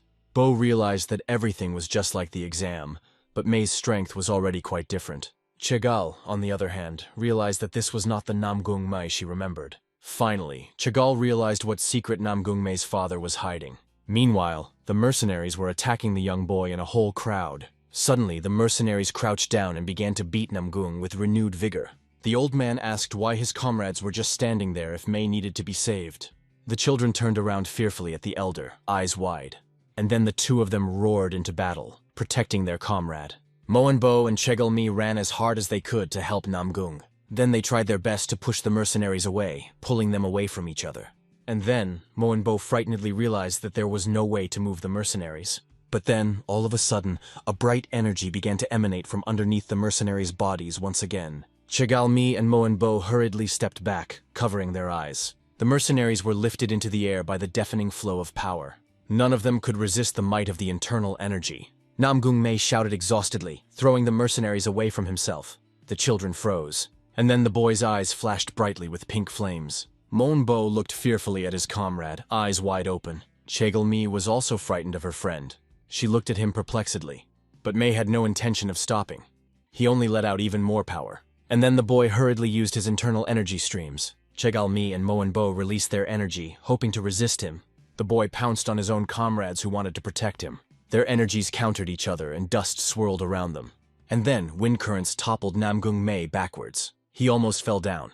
Chegalmi and Moenbo also fell backwards. The children started coughing up blood. But the girl was grabbed by a certain male hand, saving her from falling. Vice-Chancellor Yang firmly held the two children to fall gently. Yang Junhek worriedly asked if the children were okay. Chegalmi grudgingly asked why they weren't recognized by that idiot. The Witzenkanzler then ordered the children to step back. The ones were surprised. Yang Junhek drew his sword, saying that he would deal with it. The Vice-Chancellor then released an internal energy that blazed brightly. A certain brigand was breathing heavily and trembling. Blood was dripping from his mouth. The green-clothed man tried to catch his breath, but the vomiting wouldn't stop. The brigand was shaking violently, huddling closer to the trunk of the tree. The bandit mumbled that there was no way he could lose to them. And then the man pulled out a certain purple pill, presenting it to his mouth. The man ate the pill, and then the blood from his mouth stopped. Before the eyes of a certain man was a tall waterfall. Kui Mendok stood on the hard surface of the rock, observing nature. Kui realized that his wards should have returned by now. But then the man only adjusted his hat, looking around perplexed. Kui Mendok didn't understand what their adventure was. Then Kui Mendok said he would wait another 15 minutes. And then Kui Mendok sat down, tilting his head down. The teacher's gaze fell on the ants under his feet. They were walking in the same direction. Kui Mendok watched the insects thoughtfully. Meanwhile, Namgung MJ was almost burning with his energy. The vice-chancellor didn't understand why Namgung wasn't attacking him. And then the boy jumped at the teacher, but the teacher swung. Vice-chancellor's eyes went wide, clearly surprised at Namgung's strength. The boy was using some sort of technique. His veins were leading, and he was breathing heavily. But suddenly, a mercenary rushed at the boy from behind. Yang Jun realized that it was the boss of the mercenaries. He grabbed Namgung's arm, and then the vice-chancellor jumped over Namgung, protecting him. And then the mercenary pressed the tip of his sword against the vice-chancellor's neck. The mercenary exclaimed that Yang should not interfere, and he would kill the boy. But then the blows of swords rang out. Yang Junhek was billowing with energy. Yang realized that his enemy was different from the others, probably the one who had taken Tangwang. And then Yang Junhek hurriedly used Mancho's sword style. The vice-chancellor conjured a blue lion from his internal energy. The animal had tremendous strength, and the mercenary recoiled. But then from the man's hands appeared a tenacious rope with a point. The blonde exclaimed that it would not be enough to stop him. The blonde man then channeled all of his power, shattering Yang's internal energy. Yang Junhek began to cough up blood, clamping his eyes shut in pain. The man wrapped the ropes around the body of the vice-chancellor, who soared into the sky. But suddenly a certain person quickly ran up to them. It turned out to be an elder who was brooding. The old man channeled energy. The old man said that the something he ate would not help the mercenary in any way. Suddenly, the old man's energy seemed to disappear in an instant. All that was left was a puff of smoke. The mercenary got closer to the elder, trying to disarm him. The old man thought that the mercenary's peak form appeared to him that time. The green-clothed man easily broke the old man's weapon. The mercenary jumped up, towering over the startled elder. The mercenary then grinned nastily. His eyes glittered brightly. The green-clothed man abruptly lifted himself off the ground once more. The old man wondered if he had achieved such strength just by taking Tangwang. The old man didn't notice that Namgung began to regain consciousness. He slowly stood up from the ground. Namgung was ablaze with bright energy. He gave the elder an embittered look. And then it seemed as if the whole world trembled under Namgung's feet. The boy flew toward the old man, intending to attack him from behind. Fortunately, the old man was able to get away from the boy in time. Namong May was really going to kill the elder. The old man turned around in surprise, glancing at the child's silhouette. The old man then rushed to attack Namgung. A mercenary threw ropes at them. Both the boy and the old man then fell heavily to the ground. The elder realized that he couldn't resist both of them at the same time. Namgung May and Chigalmi looked at their classmate in surprise. The old man exclaimed that the two children should distract Namgung May. The boy then fell to the ground, clenching his teeth tightly with anger. The boy's eyes completely flooded with a bright pink light. Chigalmi and Monbo slowly approached the boy. Bo said that he would help this time. Mi called May a dumbass, asking when he would wake up. Then the old man shouted fearfully that it was time for them to get up. But then the old man was greatly surprised, opening his eyes wide. The elder noticed that one of the mercenaries had grabbed the ground, and then the mercenaries, one by one, stood up from the cold ground. The men approached the elder, who froze in fear. The men that until a short while ago were barely dead were ready for battle. The old man didn't understand when those guys had managed to shrivel up like that. The old man thought that on the other hand, their energy was even blinding. The old man realized that the mercenaries would get stronger until they died. He shouted, trying to get Ian to get up. The man lay unconscious. A frightened Ren bent over one Fee, who had also lost consciousness. The terrified residents watched the carnage, eyes wide open. Yan opened his eyes and realized that they were in over their heads, as there was no way they could win. Jan remembered Kui Mendok's request to keep the children safe. The man smiled softly. Jan didn't know what to do. He was all wounded and exhausted, but suddenly a certain man joined them. Kui Mendok landed and said he didn't realize where the hell they were. Kwai looked at the dead people in front of him, saying that it was not in order. Moenbo and Chigalmi looked at the teacher behind them in surprise. Youngjun Hyuk was also greatly surprised, opening his eyes wide. A ghostly hope appeared in Yunren's eyes. She was watching the teacher. Everyone exclaimed the teacher's name in one voice. The man smiled softly. The residents were already about to defend themselves, holding their swords in their hands. Then the teacher's gaze fell on the wounded corpse behind him. Kui Mendok turned to the boys tiredly, squinting his eyes. The man addressed the exhausted mercenaries ahead of him. Kui Mendok asked what the mercenaries had eaten. The men only coughed in response. But suddenly the man opened his eyes wide in surprise. One of the mercenaries ran up to him, glowing with energy. The man shouted loudly, at the top of his voice. Not even the pupils in his eyes were visible. The mercenary rushed to attack Kui Mendok, but the man stood firm. And then, with just one touch, the teacher pushed the mercenary away. He called the mercenaries mindless animals. Kui was leading them with just a finger. The man's teeth flew out of his mouth, along with a huge amount of blood. Kui Mendok asked if they would feel fear of death. Seeing how easily the teacher had massacred their comrade, the mercenaries froze. And then, there was a resounding thud against the hard surface of the rock. Suddenly, about 6 silhouettes of mercenaries soared high into the sky. Kui Mendok put on his mask, scrutinizing the silhouettes of men. All of the mercenaries jumped onto Kui Mendok at once. He did not react. One of them tried to strike the teacher, but Kui easily recoiled. And then, the teacher sharply threw the mercenary to the ground. In just an instant, Kui lifted all the mercenaries into the sky, encasing them in a whirlpool. And then the man hurriedly raised his hand near where the energy was swirling. With just one finger, he was able to control the men like puppets. A wave of powerful impact swept through the men. Each mercenary was cut in half.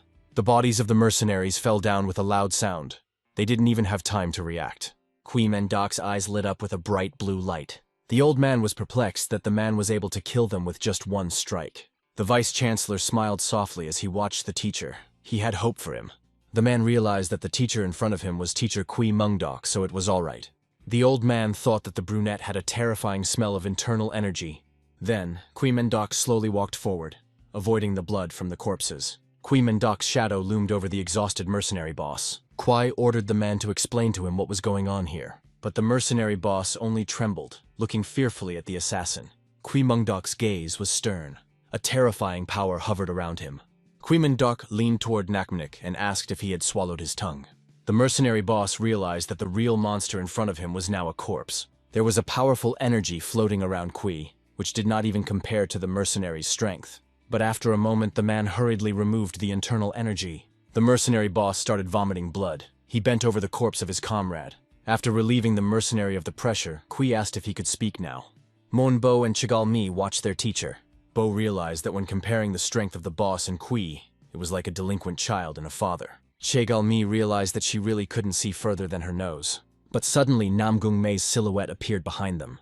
The boy abruptly got off the ground, running forward. Namgung ran past his classmates, who froze in fright. In front of the boy's eyes, there was only the silhouette of the teacher looming over the boss.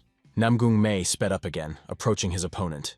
But then Kui Mendok turned around abruptly, staring blankly at the kid. Kui grabbed Namgung by the head, lifting him up. The man tried to resist. The teacher said calmly, here he was, meeting his naughty student. Kui Mendok asked if he should punish Namong May. The man pressed Namong May's face. He wheezed and tried to break free. Kui Mendok only lifted the disciple higher, disregarding his strength. And then the boy's legs suddenly lowered. He calmed down. The teacher easily threw the unconscious Namong May to the ground. Kui Mendok asked the mercenary if they could continue. The teacher repeated his words, asking what the mercenaries had broken down. The mercenary shouted fearfully that Kui was a monster that must go down. Kui asked who else was a monster, since the mercenary had attacked innocents. The teacher said he cared about his student, and the boss had eaten some kind of pill. The teacher kept saying that only the mercenary was the monster of the two of them. But the blonde man only froze fearfully. His pill had worn off. And then the man began to deny it. He stuttered and was afraid. And then the man began to talk about the reason why he had become like this. The mercenary shouted fearfully that they were all the ones who made him like this. Kui Mendok interjected indifferently, looking up at the moon in the sky. The blonde man said it was all because of Muram's terrible alliance. The man recounted that he had to steal to survive. The mercenary said the bloody world wanted him dead. He remembered being beaten. And then the boy killed for the first time. He said he did it because he wanted to live. The man screamed, saying the world had made him this way. Blood was coming out of his mouth. The blonde man said it was the world they made. He crawled further away from Kui, and then silence hung. Kui Mendok lowered his gaze, staring at the assassin. The brunette finally realized what this was all about. He answered the assassin thoughtfully. Kui wondered if the mercenary had made that choice himself. His eyes lit up. The man clearly hadn't expected such a reaction. The mercenary interjected. Kui used the energy. He said he didn't care about the mercenary's past. The assassin reached high up. The brunette's energy was almost suffocating him. Kui Mendok repeated his question again. The mercenary's neck squeezed harder. Kui asked what the mercenary ate and where he got it. The mercenary realized what he had better say. He replied that they were explosive pills. And then there was a brief silence. Kui Mendok hesitated for a moment. Tears flowed from the mercenary's eyes. He said of Noskalgok. The man wanted to live. But upon receiving the answer, Kui Mendok ordered him to die by lifting higher. And then the mercenary's head exploded. Blood and remains scattered around the neighborhood. Thick blood stained the hard stone floor of the cliffs. Dok looked at the corpse doomedly. His mask was soaked with blood. Kwai said that it was right, for they were responsible for the decisions they made. The man then lowered his gaze to the blood that stained him from head to toe. Kwai realized that one day he too would have to answer for his choices. Namong May found himself in a dark, bottomless space. It was as if the boy was falling into nothingness. He was surrounded by soap bubbles. The boy tiredly wondered if it was him again. In front of Namong May was a bright pink-colored flame. The boy slowly began to approach the bright flame. But then, the energy seemed to open its jaws, engulfing Namgung. The boy was trapped in a trap from which there was no way out or in. Namong May opened his eyes wide with fear and surprise. He was told that May couldn't even protect the man in front of him. The man fell down dead. The voice asked who Namgung was going to protect. The voice kept telling him that Namgung knew he couldn't win. And then the boy squeezed his hand, summoning his inner energy. In front of May stood himself, in demonic form. The one asked if that was why he had become a monster.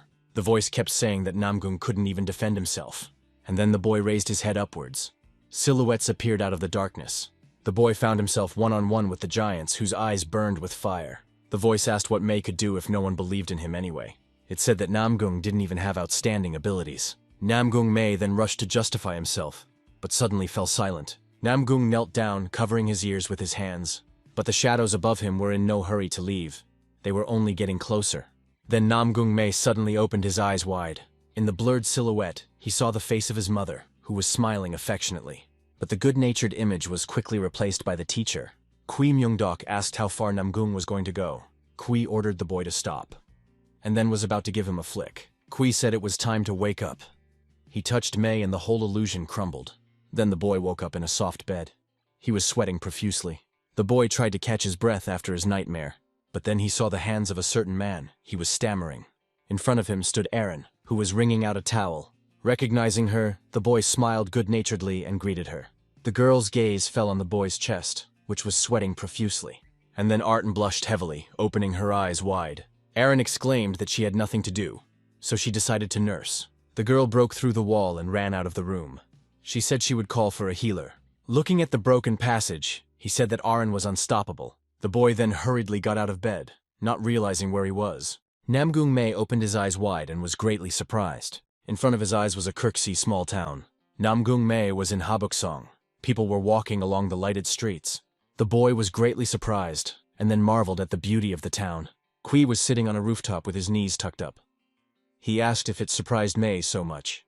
Namgung asked what the teacher was doing here. Kui resented that it was so crowded. Teacher recalled telling Namgung to practice reverse flow. Dok said that instead, the boy had just taken it and used it. Namgung remembered unconsciously fighting. He apologized guiltily. Kui said it was his fault too, since he didn't pay more attention to it. And then the man continued his speech, looking out over the city. Dok said that he would teach Namgung his martial art. The boy was greatly surprised by this, opening his eyes wide. Dok said that even May's father had authorized it, so now the choice was up to him. Dok asked if Namong May would become his disciple, and then the boy grabbed the windowsill. Namgung cheerfully replied that he agreed. The teacher got up from the roof, and then the brunette hurriedly walked closer to the boy. Dok then said that they should drop the formalities. The brunette kept saying that although he is the teacher of the snake class, it should remain a secret. Namong May confusedly replied that he of course agreed. Kwai kept saying that he had been told about everything that had happened while he was away. The teacher perplexedly asked if May had almost died protecting the child. Kui said that things hadn't gone according to plan, but still. He stroked the child's head. The teacher praised Namong May. He said the boy did well. The child trembled. Then Namong May cried, agreeing with the teacher. He trembled. 4 people rushed into the room. Chagal, Moen, and Erin walked along with the healer. Namong May looked at the unexpected guests in surprise. Moen Bo said May hasn't recovered yet, so why did he get out of bed? Namgung said he got up because of the teacher, and then turned around. But there was no silhouette behind him. Namgung was surprised at the teacher's disappearance. The man ran his finger over Namgung's hand, saying it was unbelievable. The healer said it was strange since May was able to recover so quickly. Arin sternly asked if Namgung was definitely okay. The healer fearfully replied that May was perfectly fine. Arin asked if the physician could swear to that. The man promised he would. Mi said that although it wasn't the right moment, she wanted to ask. She asked what May's secret was and why he looked like that. May looked like assassins. But the boy only laughed awkwardly in response, scratching his head. The boy opened his eyes wide, seeing something behind him. The teacher's head suddenly appeared from the ceiling. The brunette put a finger to his lips, not taking his gaze off the boy. May said he felt an overabundance of chi, but Chagall objected. Aaron, on the other hand, gave the young girl a displeased look. Meanwhile, the bright sun illuminated the high roofs of the houses. A certain man said that he hadn't seen Kui Mung-dok's face in a long time. The man asked where Kui Myung-dok had been. The man said he was glad to meet him. Standing in front of the brunette was Hong Seo-gul, an elder. The man addressed the old man as the commander of the Hong Seo-gul regiment. The old man asked in response not to make him laugh, squinting his eyes. He said that he had only been a commander for 3 months in the war, and even that was temporary. Kwai replied that temporary or not, it didn't matter. A commander is always a commander. The old man asked how he could put it more gently. The elder kept saying that he had given the place of commander to a more competent person. The elder then walked closer to Kui Mung-dok. The old man asked who knew the famous Kui Mung-dok looked like that. The elder said that he needed to work on his appearance. Kui Mung-dok calmly replied that he didn't like her much either. Kwai smiled, saying that he is no longer part of Blackflower. Elder placed the wooden cane on the roof. Elder said he heard Blackflower being disbanded. The old man kept saying that he was assigned to supervise the organization's information. Kui Myung-dok replied that he could even guess which one. And then the elder pulled something out of his suit pocket. The elder pulled out a wooden box, saying, "This is it." The old man said that the relevant authorities had already taken care of it. Examining the wooden box, Kui Mung-dok lowered his gaze. The old man said that if Kui asked him about it, the search was in vain. The elder handed the box into the man's hands. He asked if this was what he was looking for. Kui Mung-dok said it was exactly that. He frowned. It was once a dark and cold night in Noxelgok. Kui Mung-dok was slowly heading towards the main building, but suddenly the brunette stopped near 3 hanging skeletons. Kui Mung-dok stared blankly at the disfigured bodies. After a while, the fresh corpses on the stairs appeared in front of Kui Mung-dok's eyes.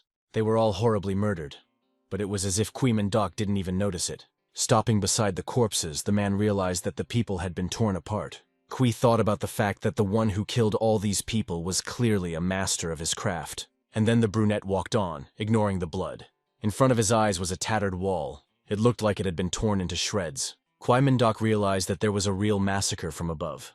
And then the man seemed to dissolve into space, shifting. Kwai found himself on the top floor of a building, bouncing high. That one had been destroyed. The man saw the mutilated face of the murdered old man. The grandfather's blood had drawn hieroglyphics on the floor. The huge writing said that Kui Mung-dok was here. There were bodies lying around.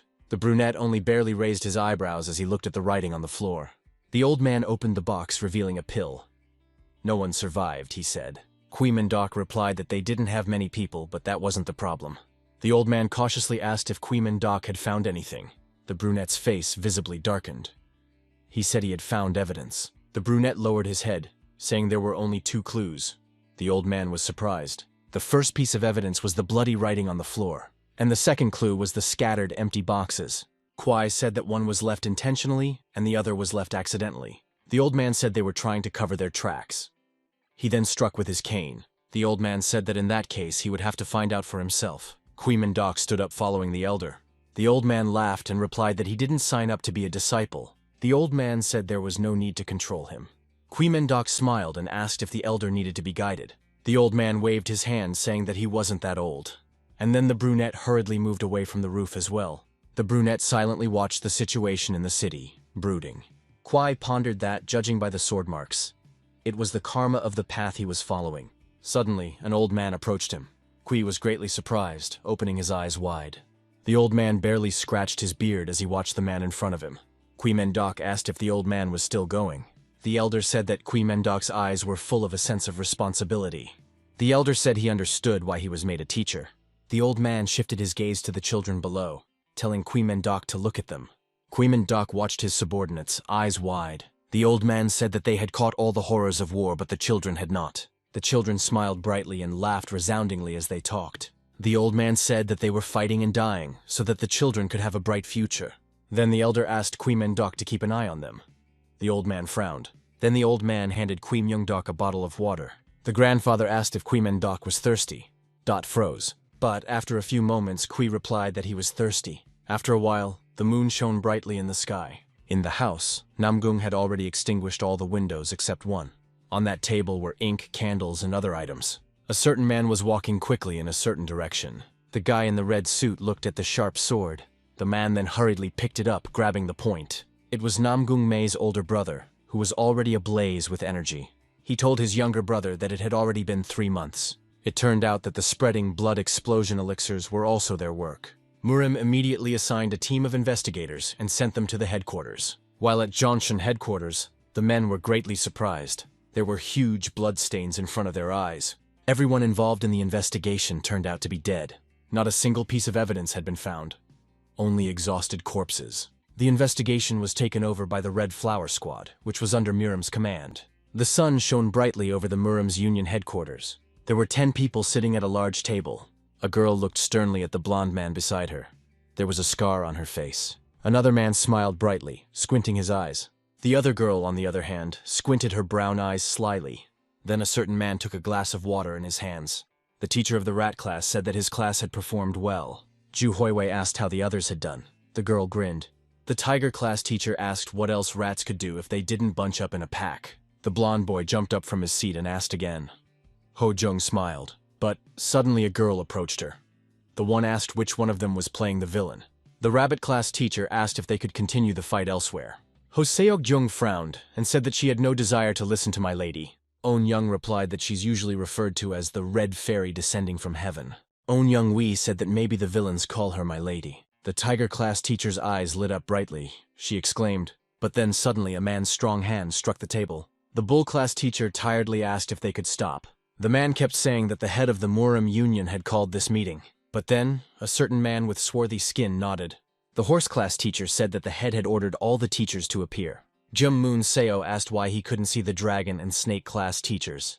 The man asked if anyone knew why they didn't show up. Everyone fell silent. But suddenly there was a loud shout. Finally the head arrived. All the teachers rose from the table at once, greeting the head. In one voice, all the teachers loudly greeted the old man. Eyes Kwag-yun nodded his head, saying that the teachers could sit down. And then the teachers became visibly nervous as they went over the fabric of their clothes. The old man, on the other hand, hurriedly unfolded a small parchment. A certain man said that all the classes had returned safely from the drill. The head's younger brother said that every faction would benefit from this experience. Kwag-yun nodded and said that both the teachers and the kids had done a good job. The old man thanked the teachers for their hard work. No one ever sat down. The rat class teacher said he had a question. Kwag-yun replied that he could ask it. The blonde man looked stern. He said that only 10 of the 12 teachers were present at the meeting. The teacher asked if the old man wanted to know the reason for that. All the other teachers watched the head of Muram carefully. The rabbit class teacher squinted her eyes, averting her gaze. She realized that the snake class teacher was Kui Meng-dok, and there was no comparison to him. The girl reasoned that every teacher is a master of their craft. The girl understood why Kui didn't show up, but why didn't the dragon class show up? The old man replied that he respected both teachers. The head said that one of them is Kui, who has been supporting him for 20 years. The teacher of the horse class opened his eyes wide when he heard about Kui Meng-dok. The tiger class teacher was also greatly surprised, bowing her head. The other teacher only squinted his eyes, realizing that the rumors weren't lying. But the other one, a certain man on the other hand, trembled in fear. Kumak Ho bowed his head, realizing that he had almost died from the real Kui. The rooster class teacher couldn't understand what was happening to the man. The head then hurriedly voiced the name of the second teacher. Meanwhile, a bright sun was shining brightly over the snake class territory. A certain man was breathing heavily while holding a huge load in his hands. Namong May was crouching down tiredly while holding heavy bags in his arms. The boy had already made his 2,999th approach. And then the whole class solemnly shouted that it was already 3,000. Jan realized that everyone was already used to the exercises. Then the vice-chancellor ordered them to do another 100 such exercises. Namgung MJ was breathing heavily and sweating profusely as he looked into the distance. He was being followed by a certain man who was hiding in the thick bushes. Ah Rin said that Namgung May looked stylish today too. The other girl asked if Ah Rin would just stare at him like that, but then the girl suddenly showed a book of seduction techniques. Ah Rin said that it wrote about a technique on how to win a man. It was called playing hard to get. Ah Rin's friends questioned it. Ah Rin said she's always been too assertive, but you have to keep your distance. Ah Rin said he would wonder where she disappeared to and start looking for her. Meanwhile, Namgung had just finished practicing and was breathing heavily. The boy turned around and said that Ah Rin hadn't been seen lately. The chancellor then said that it was time for them to wrap up and go back. But suddenly, a certain person grabbed the ground and then cursed. One Fee was breathing heavily while lying on the ground. He said he was already getting used to this kind of thing. One said he had already violated the silence technique, so he would be scolded anyway. Namgung realized that he would have to start from the beginning. Bo said that Master May's health was finally back to normal. Bo said that Namong May had become even stronger. Chegalmi said that May has gotten stronger after the incident with the assassins. Chegal said that back then, the same energy came from Namgung as the assassins. Unren said that Namgung's wounds healed very quickly. The boy recoiled and tried to justify himself. But then Namong May was told that he was also quite tough. The boy turned around fearfully, opening his eyes wide. A certain man grinned brightly, rubbing his chin. The man was wearing a hat. He asked what class Namgung was from. The head of the Muram Union said the second teacher of the dragon class. In front of the boy was a storm sword, Chu Dokhua. He smiled. One of the teachers asked if the difference between them was too big. The Hound class teacher said that one of the storm blades was a triad blade. So Guo asked why the storm blade agreed to be a teacher. The old man asked if they were sure they knew the storm blade well. One of the men objected, saying that he was not personally familiar. Seo Go asked if that teacher was as good as the head of Muram. In response, the old man smiled brightly and squinted his eyes. Even the heads are either in the early unbridled realm or devoid of strength. But the unusual triads had reached the late unbridled realm. The elderly man softly said that was correct. The old man kept saying that it wouldn't be surprising if that one became the next head. Grandpa said that the teachers would understand everything after seeing Stormblade in person. The teacher heard that the one doesn't stay in one place for long. The head replied that it would run away if you try to restrain it, disappear if you restrict it. The bull's teacher perplexedly asked how he then became an academy teacher. The old man replied that one day he came to Wat and desperately asked to become a teacher. The teacher introduced Stormblade, who was beating hysterically like a child. 3 months ago, a bright moon illuminated the roofs of buildings. Grandpa was playing Find the Differences then, drawing masks of warriors. But suddenly a small leaf fell on the old man's drawing. The old man looked perplexed as the leaf soared back into the sky. Suddenly a certain person climbed onto his balcony. Zhou Dohua climbed into the window of the head of Muram. He apologized. The old man asked what brought the Stormblade to him. The old man then took a step forward, walking closer to the man. The old man asked if Dohua was traveling around looking for a successor. The man then awkwardly said that it was not easy to find a genius like him. The head said it's hard to find a gifted person, so they built an academy. Dohua said he found one, but he refused to become his student. The man said he then found out about that boy's enrollment in the academy. The old man said that someone stubborn like him must have rejected the Stormblade. Zhou Dohua laughed ringingly and agreed with the head of Muram. Zhou Dohua said he wanted to ask the old man for a favor. Blade asked to send him and the future student to the same class. The head lowered his gaze, saying that the apprentice's clan affiliation was important. He said the apprentice ignorantly made the wrong decision, need to help. The old man asked if the Stormblade was definitely hiding nothing. Zhou Dohua replied that he wished he could find more candidates for the apprentice. The old man was surprised, asking if he wanted to steal them from other classes. Dohua said he needed to find one successor to the dragon arts. Stormblade reiterated that the most important thing was not to make a mistake with the choice. The old man agreed, and Zhou Dohua was surprised. He asked him not to change his mind. The old man said that the successor's decision is most important. He said that all teachers should work hard and teach the children diligently. The old man said not to fall flat in front of Zhou Hua and Kui Mendok. All the teachers fell silent, straightening up staunchly. At the same time, a certain person decided to object while looking at the distant mountains. Namong May looked at Stormblade in surprise, asking who he was. Suddenly, there was a loud bang behind him. It was as if someone had crashed into the mountain. The man stepped closer, saying that he was the first to ask what class they were from. Jigal introduced herself, saying that she was from the Snake Class Military Academy. Mai realized that she couldn't let herself be fooled by her appearance again. Mai asked what Sir's name was. She realized that the man might be as strong as Kui. The man perplexedly asked if he looked like an old man. Jigal stared at the stranger in surprise, eyes wide. Stormblade was thinking about something, frowning. He was looking at the silhouettes of the children. Yun Ren and Wan Pei were surprised. Then the man shifted his gaze to the frightened Namong May. But then Stormblade, all of a sudden, pointed his finger at someone. Stormblade asked what Moenbo's name was. The man froze in surprise. The boy bowed, saying that he was Moenbo of the Moen clan. The man leaned in, examining Moenbo closer. Stormblade repeated his name over and over again, examining the boy. Then Dohua suddenly pressed Moenbo against him, running his hands down his back. Moenbo pushed him away and blushed, asking what the stranger was allowing. He said that for a son from a prestigious family, it was a good physique. Blade hesitated, saying that it was even better than his candidate. Duhua's eyes lit up with a bright yellow color. He offered to check it out. Moenbo opened his eyes wide, thinking that he was about to be killed. And then, it was as if a huge, flaming dragon was looming over Moenbo. The boy was immediately illuminated by huge streams of flames. Bo trembled, and a stream of blood flowed from his mouth. May shouted, ordering the stranger to stop. Bo didn't move. The man then perplexedly told Namgung not to distract them. But then the man said it was only okay to look. Blade said there was a strange energy inside Namgung's body. But then, all of a sudden, the storm blade seemed to disappear. Du Hua smiled brightly as he approached May. The stranger said that there were a lot of interesting kids in this, and asked where he was from. But in response to the stranger's outstretched hand, Kui suddenly appeared. Kui Mengdok shook his hand, saying that these were his students from the snake class. Stormblade couldn't stop smiling happily. He said that it must be teacher Ki Mengdok in front of him.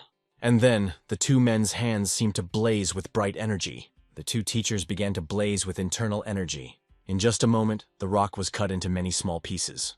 The two teachers had amazing power. Namgung MJ didn't realize who that stranger was after all. Bo recoiled, opening his eyes wide. He marveled at the power of the stranger. Yun Ren was also greatly startled as she looked at the flames around her. Wan Pei said that he saw the stranger when he scandalized Shaolin. Chigal thought it was a madman since he was looking for alcohol in a sacred place. The boy frowned as he watched the teacher's strength. Vaughn said then the monk turned to him like a stormblade. Chigal was perplexed, looking at the stormblade. The men's arms were billowing. The iron armor on Kui's arm cracked. Kui Mendok was only faintly surprised by this. Kui raised his gaze and asked how long the man was going to continue. Stormblade opened his eyes wide as he watched Kui Mendok. Zhou Dohua said that he hadn't thought of Kui Mendok being so powerful. Kui realized that Du Hua was enjoying himself, so was it time to make him tense up. Then Kui Mendok used a lot of power, but suddenly a bloody cough came out of the teacher's mouth. He was perplexed. Seeing the teacher's condition, Zhou Dohua was greatly surprised.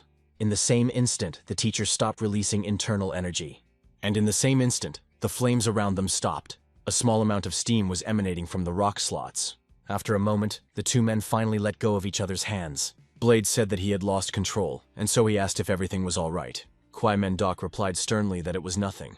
Kui said he was surprised to hear about Do Hua becoming a mentor. Stormblade said he was surprised too. Du Hua said that Kui Myung-dok is one of the best assassins and became a teacher. The man said that Kui Myung-dok's face without the mask is even more amazing. As if ignoring the cracks, a certain man ran. And Rin shouted loudly, calling out to her master. Namong May stared at the girl in surprise, eyes wide open. The girl grabbed onto May and asked if he was injured. Then the man opened his eyes wide, thinking it was impossible. And Rin kept talking about Namgung's frail body. The man was frightened. Du Hua thought of Rin's strength beaming and a body stronger than a rock. The man thought that this was the legendary heavenly battle body. The man asked what the girl's name was, what clan she was from. And Rin looked sternly at the man behind her. Rin said that she wasn't interested in men of that age. Zhou Dohua raised his hands, saying that he didn't mean it. But then, all of a sudden, Kui Myung-dok walked closer to him. Kui Meng-dok said that it was Yu Ah-rin from the Ami clan. Stormblade confusedly interjected, clearly surprised. The man remembered that only women were members of this clan. Noticing the accessory on Ah-rin's head, he realized that there was a girl in front of him. Stormblade then clenched his fists tightly. He smiled, saying that in such a situation, all he had to do was surrender. Kui asked why he didn't participate in today's meeting. Blade asked if it was mandatory since he was just wandering around the academy. The man then asked in surprise if Kui Meng-dok had gone there. Kui was silent for a few moments, but then thoughtfully agreed. But in fact, Kui Meng-dok's chair was empty. The bright sunlight from the windows illuminated the room. Suddenly, a certain person opened a small hole in the ceiling. Kui Meng-dok only barely looked out from behind the ceiling. The brunette grinned and told the Blade that of course he was. Du Hua said that unless he wasn't there would be a change of heart from the elder later. Stormblade then said goodbye to Kui Meng-dok. Du Hua said he came to say hello when he found out that Kui was a teacher. The brunette was greatly surprised in response, opening his eyes wide. Du Hua said he was especially surprised by his students. The man said that Kui Meng-dok's boys had a lot of potential. Du Hua kept saying that they were like bugs that would soon become dragons. Blade asked why Kui Myung-dok addressed him as you. Du Hua said that even though they didn't know each other, they were the same age. Bo realized that he didn't know about Stormblade's youth. Du Hua then said that more of his followers were still better. After saying goodbye, he disappeared without a trace. Only a small stream of wind remained. The children looked at the cloud of smoke in surprise and fear. And then suddenly someone turned to the teacher. Chigal asked if it was really the Stormblade from the Triad. Kui Meng-dok lowered his gaze, answering that it was really him. The dragon martial art was able to see it through to the triple celestial masters. Kui understood that was why he was focusing on choosing followers. Kui realized that there was no better place to accomplish his goal than the academy. And then the brunette turned to his snake class. Kui Mungdok said that they would find out anyway, so let them listen. Kui said there was an important announcement at the teachers' meeting. Kui said that all the students at the academy should participate in the competition. The other kids were greatly surprised, opening their eyes wide. A bright sun was shining above the Muram Union, and a garden surrounded it. Stormblade was suddenly surprised by something. The man wondered what had happened then. He froze in place. The man remembered again from his handshake with Kui Mungdok. The teacher thought about how Kui Mungdok was an interesting person. Blade then said that it was good since he had come to them. The competitions are meant to find the gifted that will lead the faction in the future. Originally, the competition was held every 3 years. After the academy was built, many talented people began to gather together.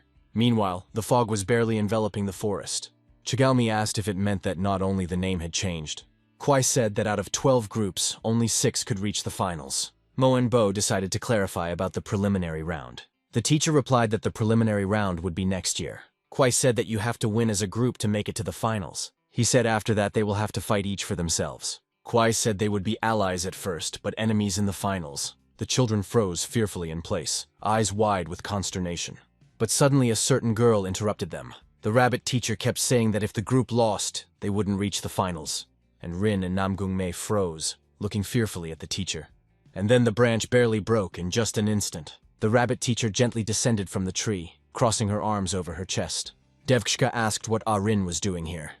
She looked displeased. The girl opened her eyes wide in response, turning to the teacher.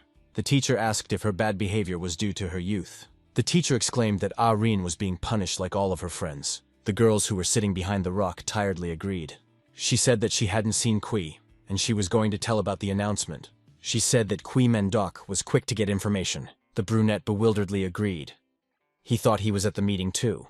The rabbit teacher said they wouldn't be nice to anyone in the finals. The wench then ordered the rabbit class to follow her, and Rin froze in place, not daring to move. Namgung realized that Rin would most likely be told off. And then, after a moment, the wench decided to come closer. Rin barely blushed as she turned to the young master. Namong May looked at the girl in surprise, eyes wide. The girl said that she wouldn't be able to visit him for a while. Namgung replied that training with her helped him a lot, so it was a pity. And Rin frowned, realizing that there was an obstacle for their love. And then the girl said that they might have to endure a long winter. But the girl assured that spring would surely come anyway. And Rin said she would look forward to that day. Namong May was surprised by her words, trying to understand their meaning. May thought that what she meant was that if there were obstacles, then the skills would be strengthened. And then Namong May replied that he would look forward to that too. And Rin thought that the young master shared the same feelings with her. The girl said that in that case, let Namgung take care of himself. Then the sun began to come over the horizon. Kui Mungdok was sitting on the training ground. There were students sitting around. Mi asked if they would focus on the general formation. The teacher smiled and said not at all. Chagall reminded that Kui said they would fight as a group. Mai said that while practicing outside, they always did it mindlessly. Kui said that the overall formation is a terrible strength, but there is a weakness. Teacher asked what happens if one of them gets hurt. Kui asked what happens if opponents exploit a gap in the defense. Kui asked what happens if one of them is ambushed or separated. The man kept saying that the constructs are correct, but they are missing a detail. Kui said that any little thing has the potential to ruin it. Chigal Mi wanted to object. The others listened intently. A man said he used to be an assassin. Kui Mungdok asked what the kids thought he wanted to teach them.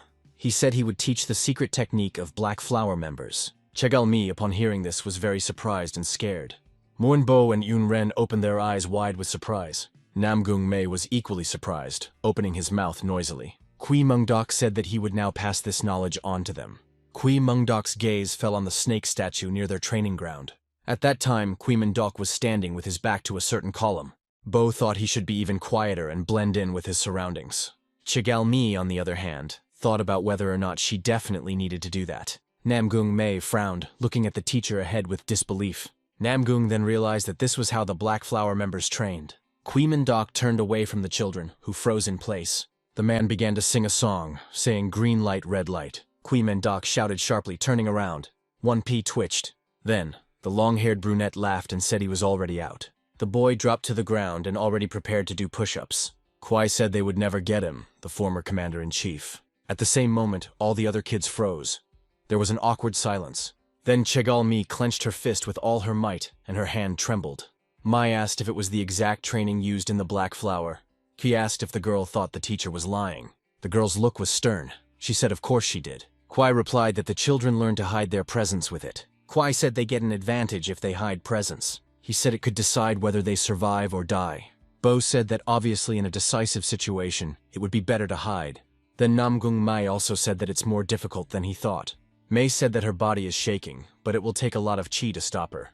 Chigel-mi then shouted loudly that none of this was true. Mai shouted loudly that it was just a children's game. The children looked around perplexed. The bright moon was illuminating the night alleys of the streets. Kui Min-dok, all alone, stood in the middle of the playground. After a few moments, Kui Min-dok said he had come. Turning around, the brunette found Namong May behind him. The boy clenched his fist with all his might. He frowned, glaring at the teacher. After only a moment, the boy decided to bow before him. Namgung said he was looking forward to practicing with the teacher. Kui Myung-dok started talking about what he had been teaching Namgung all this time. Namgung replied that it was the method of concentrating ki. The teacher said that the energy scattered all over the body in Tanjong. Namgung realized that his Tanjong had indeed become larger. He lowered his gaze, thinking that there were differences from the paltry amount of chi. May realized that with his current state, he could fight equally with others. Kui Myung-dok then stepped closer to his disciple. The teacher kept saying that things would be different from now on. Namon was surprised. Kwai said he would teach him his personal reverse rebirth technique. The boy visualized the reverse rebirth technique inside. May thought that there was no one else who had gotten Kui Myung-dok's technique yet. The boy opened his eyes wide, thinking that it had finally been accomplished. May clenched his fists, excited to learn the teacher's arts. The teacher then compared the technique to water falling downward. Kwai said that by the law of nature they follow the prescribed flow. Kui Min-dok said that such is also the world order. The man said humans are creatures going against nature. Kui Min-dok spoke of farmers who cultivate the land. The man then introduced those who forge iron at night. Kui Min-dok spoke of the blacksmiths who are performed by hard labor. Kui Min-dok said that people move forward by utilizing nature rather than following. Kui said that within the world view, only humans struggle to evolve. The man kept saying that martial artists are no exception. Hearing this, the boy frowned and clenched his jaw. Kui Myung-dok perplexedly asked what Tanjong and Jotian were. May replied that Tanjong is the center of the body and Jotian is the circulation of ki. Kui Min-dok said that this is only partially correct. Kui said that Tanjong is the bowl of the human body that contains nature. Kui Myung-dok said that Namong May's bowl is divided in two. Teacher said that such a one is extremely unnatural. Kwai said that his chi is clouded by yang energy, which can burn the chi streams. Namong May realized that if his father hadn't separated it with his chi, May realized that then his Tanjong and chi streams would have been destroyed. Kwai said that the first stage was the reverse flow and Yegunen. Then May realized what Kui had told him to master Yegunen for. Kui said that Yegunyong could scare you, but you'd have to put your life on the line. Then the boy swallowed hard, barely holding his breath. Namong May opened his eyes wide and said resolutely that he was ready. The teacher then grinned and said that it was right. Kwai said it's crazy the fact the heir is going to use Yegunen. The teacher said it was time to do an even crazier thing. And then the teacher swung his hand sharply, raising the air around him. The man then began to summon the internal energy. Kui Myung-dok said the next step was to use the flow of chi. In the man's other hand was Yegunen energy. Kui Myung-dok said that they should be used at the same time. Namong May opened his eyes wide, clearly surprised by this. The boy then shifted his gaze to the nightlight in the sky. In front of a certain person's eyes, there were corpses lying in front of him. On the throne sat a dead man stabbed with spears. The man ran his hands over the blood that was left on the doors. A certain red flower man scrutinized the blood. And then the man exclaimed to the troop that he had left not so long ago. And then the man ordered the use of the net of heaven and earth. The man kept saying that they must catch and find any clue. The Red Flower Squad immediately listened to the commander and ran out to search. From behind the trees, a dark silhouette followed them. Its eyes burned brightly. It stepped out of the shadows. The warrior's face was covered by a light-colored mask. Various conversations could be heard throughout the area. The masked girl watched the squad and their actions. The Red Flower troop looked around, looking for any hint. The girl disappointedly realized that only the red flower had appeared. Suddenly, the vice-chancellor turned around. A glare lit up brightly in his eyes. Then the man suddenly stopped. Dust appeared under his feet. Ian was perplexed, and realized that he had sensed energy like the teachers. Then, energy began to appear beneath Vice-Chancellor Yang's feet. Yang Jun-hek then applied acceleration, wanting to reach the truth. After a few moments, a stone wall appeared in front of Yang's eyes. But the man easily managed to climb the wall with just a single leap. Yang Jun-hek opened his eyes wide in surprise and fright. In front of the man's eyes was a masked girl. Behind her back was a weapon. The girl's eyes shone brightly. She pulled out the weapon, and then the stranger began to beat the air with an iron chain. Ian froze. The tip of the chain had almost reached the man's eye. He froze. He leaned down using the technique of reflection of the attack. The body was moving smoothly, but in his eyes a frantic focus was read. Squeezing his teeth, he felt crazy pressure. This rival was too strong, much more dangerous than it seemed at first. Without delaying, he immediately used his strongest techniques. It was the only chance to take the initiative and avoid defeat. His legendary technique, an ancient sword, a blue lion, which cut the space with a magical river, went to battle. But even this did not help. The one who in the mask owned weapons with perfect precision, his skill was perfect. The opponent immediately wrapped his nen around his neck. He acted fearlessly, as if he played the victim. And in a moment the illusory lion flew in half. The power was destroyed in an instant, as if nothing was worth it. Smiling, the warrior in the mask was contemptuously through that such technique could not be the strongest. He approached and asked with a mockery if it was time for the opponent to answer him. He barely held on his feet, his breath was difficult. He sighed silently, not having the power to say at least the word. A familiar metal rustle, a sound that heralded a new attack. He pulled the weapon from the vagina. The movement was so accurate that even the air seemed to shudder. Everyone understood at once. He was going to attack. The voltage in the air reached its boundaries. So it happened. In the next moment, hundreds of needles flew into the sky and the earth under his feet exploded. It seemed that his enemy's sword came to life. He moved on his own, tearing the space around. The power of the attack was so frantic that giant stones began to break from the mountain. The strength to continue the battle was no longer left. The body was not listened to, and the breath was stuck from the rhythm, the opponent hanging over it. The dark energy flowed from the mask ghost, which caused horror itself only. The boy had a guess. His face and voice seemed familiar, though distorted. He mentally suggested that he could be from the clan of a Blackflower, but doubted. But the mask finally made a name. He called himself Doc. In response, the guy exclaimed that it was impossible. He was convinced that it is not true. After all, a real doc is a well-known teacher who now works at the Academy of FECs and cannot be this monster. However, the masked enemy quietly hid the weapon and said that the guy was deeply mistaken. He stated that it was the one whom the young man considers a real doc. Fake. It was difficult to believe in it. His teacher could not be someone else. Everything inside was opposed by this thought. And at the end of the doc was cold. "Don't stand in my way," a red bloom. Although he could no longer stand, the body seemed completely exhausted. Lying on earth, the guy still held for his faith. He was convinced that he could not be fake. Memories began to emerge in the head. Excerpts from the past that could clarify the truth. Remembering the past, he once again told himself, "No, it is definitely not fake. It's a real doc." At the same time, at the Academy of FECs, life flowed in turn. The group of students was relaxed by the street, discussing everything in a row, from training to food. They trained so exhausting that they could not even look at the Academy's territory normally, and it was quite spacious. Bald was angry that this damn teacher forced them to train the day and night in the snake class. That's not a single free minute. Meanwhile, some suspiciously strange people began to appear around them. The atmosphere has changed. One of the passers-by even joked that the guy probably came from Shaolin. "What stare? Bald never seen or what?" The bald brown exploded, breaking all the attention of passers-by. After this emotional explosion, everyone was instantly dispersed. They did not want to get into other people's affairs. His friend did not stay, laughed, watching this scene. And it was at that moment, while the bald boiled, he remembered that they had agreed to meet. And just then the same guy appeared, greeted the hoon and raised his hand in a friendly gesture. Keon was sincerely happy when he saw him. A smile appeared on his face. It was us Gun Jeep from the sheep class, their old acquaintance. But as soon as the hoon looked around, he noticed, "Something here is not as if in the air an alarm was running." He got an explanation.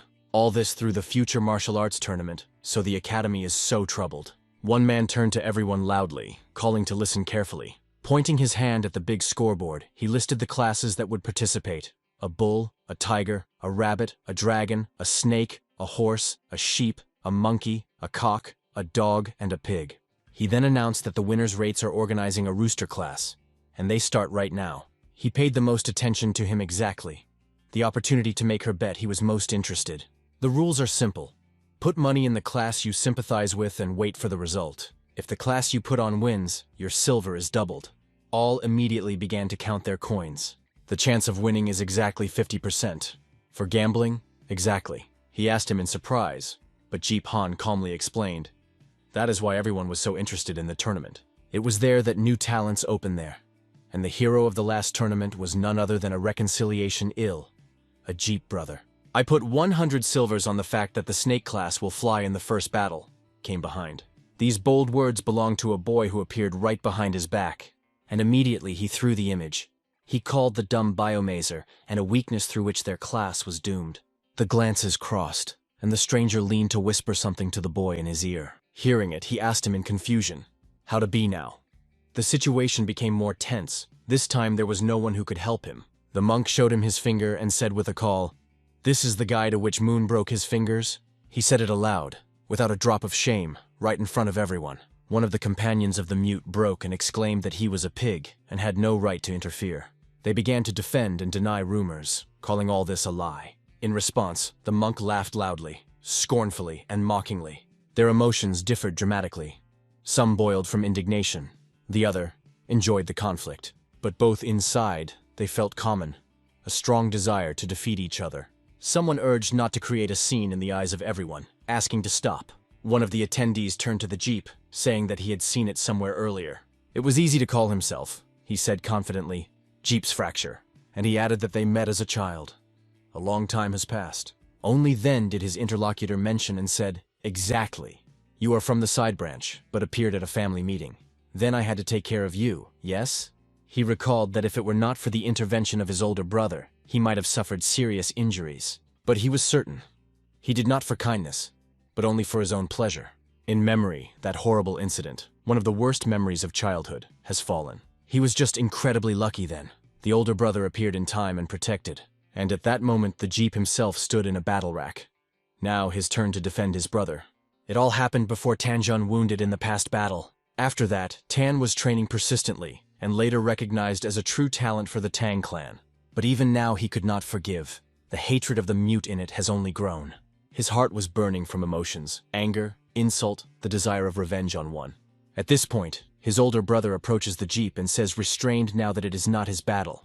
But the Jeep wanted to prove that no longer the helpless boy he was once. In response, he replied with a smile, "And I'm not the one who was then." They both tried to restrain themselves. But not everyone succeeded. The monk and his teammate were not going to quench it all. On the contrary, they were preparing for battle. Although the first blow was struck, the monk cleverly evaded and hit the enemy's beard. In response, the guy was going to activate the technique of endless repetition.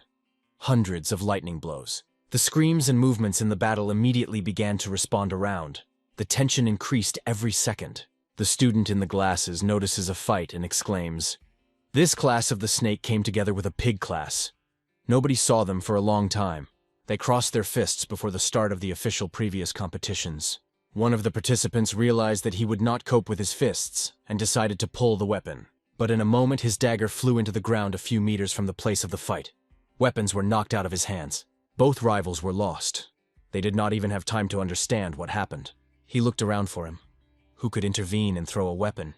Looking at the roof, he saw the one who shouted loudly, "Stop immediately!" This guy reminded, within the Academy of FECs, it is forbidden to fight without official permission. He added that the Union of Five Strongest does not allow unofficial dishonest matches. The students began to guess who this authoritative figure was. The Jeep was the first to say aloud, "This is probably a class of rats." It mentioned that the rats class really studies at the academy and is responsible for discipline. But the Jeep just laughed and explained, "We're there. They just do it because they have fun." Of course, it sounded all strange and even a little scare. And that guy continued, "If you want to know who is stronger, make it worthy." But the next one who spoke was completely different. It was surprised to turn into a new figure. This guy also demanded that the battle would only be held during the official tournament of the FEC Academy. And if they want to fight now, then they will have to deal with them. They called themselves brothers, the only front ready to act immediately. Each of them had its own unique weapon, from daggers to spears. They all stood on the roofs like shadows, watching from above. At this time, Wu and his friend also decided what to do next. Ju was already going to study these heroes who gathered in the flock and rescued the rescuers. He disdainfully called them Rammer's brothers and called on to attack them. On the side, it seemed as if he was really seeking blood. His eyes were burning a fierce battle. 5 fighters were simultaneously jumping from the roofs, the movements of predators. The first words after landing were, "We stand to protect justice." Then they proudly called, "The Union of Five Strongest," the legendary force of the Academy. Their leader explained that they came to stop the violators and restore discipline at the academy. But he just rolled. In his opinion, it's all full of nonsense, and he said it aloud.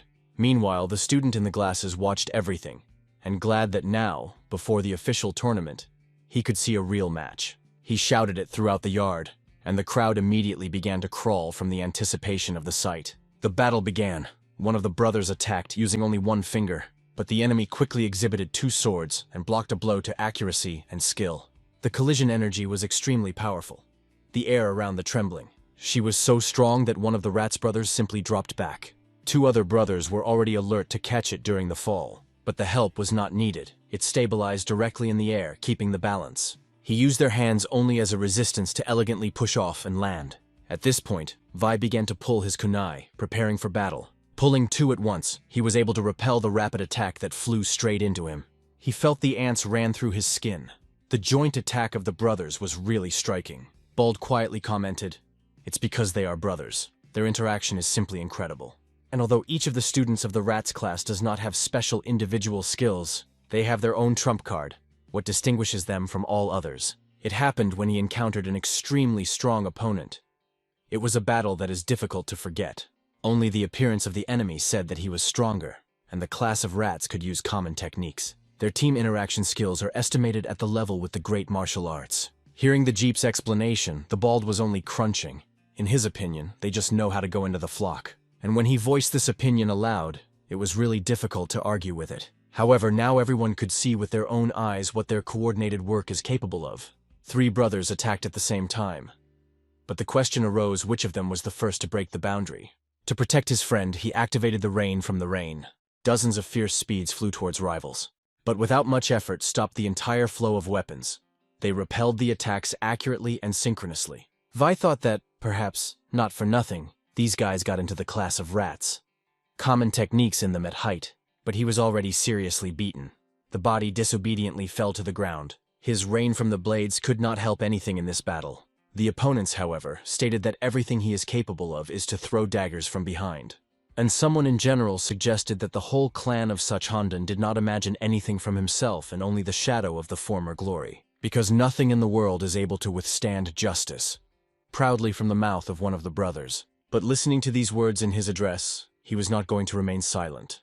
He dared to make the most of the Tang clan in the middle of the battle. He activated forbidden equipment. Only when he saw a familiar movement, he shouted immediately, "Hide, everyone!"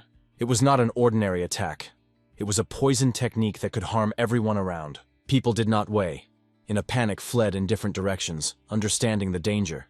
A lotus dagger is one of the most dangerous techniques that could only leave a fire. Turning around, he created a deadly whirlwind, a hurricane from poison and steel. One of the brothers shouted, "To repel the attack so that no one around is injured." "Yes," others called, and immediately rushed to the battle to restrain the dangerous force. But at that moment, the poison had already begun to spread air. Every second was important. The ear immediately ordered, "To concentrate internal energy. We block the poison, prevent it from spreading." But the poisonous fog was already thickened around them. The atmosphere became unbearable. Watching from the outside, he clearly understood. If you just try to hold back the poison, it would turn into a grueling battle. And if they do not manage to complete everything instantly, the consequences can be fatal. Only by looking at their attempts it was clear. It was extremely dangerous. The weapon in their hands began to crack. It simply could not withstand the pressure of poisonous power. One of the brothers, who was thrown back, could break, but managed to catch him just in the air. But as the guy touched him, he noticed a torn cloth on his chest. Something seemed strange, and only then did he understand. It was not a guy, but a girl. And when one of the brothers shouted, "The Sunshot brother left. Our balance is broken. We need to retreat," it all became clear. The other brother exclaimed that he would donate himself to stop the enemy. The ear could not believe it. Did they not promise to stay together even in the face of death? It became more and more difficult to move through the poison, and their common techniques no longer had the former power. In addition, one link from the combat formation has already left, violating the unity of the team. Then he came closer and turned to 6. It was visible in the face. He did not expect such a turn of events. And even less he expected him to lose such responsibility on him in the midst of the battle. It was a girl, and he just threw her into the arms of you, saying, "Keep it," right in the middle of chaos. And at that moment he began to focus on managing his own energy. The poisonous claws of the enemy were almost touching his face. Death was too close. But at that moment he appeared in front of him, whom his friends call Kioni, Magun himself. He tried to stop Tan in words, quietly convincing, "It is enough, stop." But Tan V was only more angry. How does someone dare to stand in his way? The eyes of one were burning with force, as if the explosion is fierce. But the other was the same spark, unbreakable determination and thirst for battle. And it was at this moment that a loud, powerful voice came. He asked with irony, "But you will only come when the dog bites you." Everyone was immediately understood. From this moment there will be no jokes. One single movement, and the boys scattered in different directions, like dolls. No one even had time to understand that it was for energy, so powerful that it seemed unearthly. Then the female voice appealed to all participants of the incident, confidently, without any oscillation. It was a dog teacher, harsh, fair, and well known in the academy. She ordered everyone to follow her class immediately. The conversation should be serious.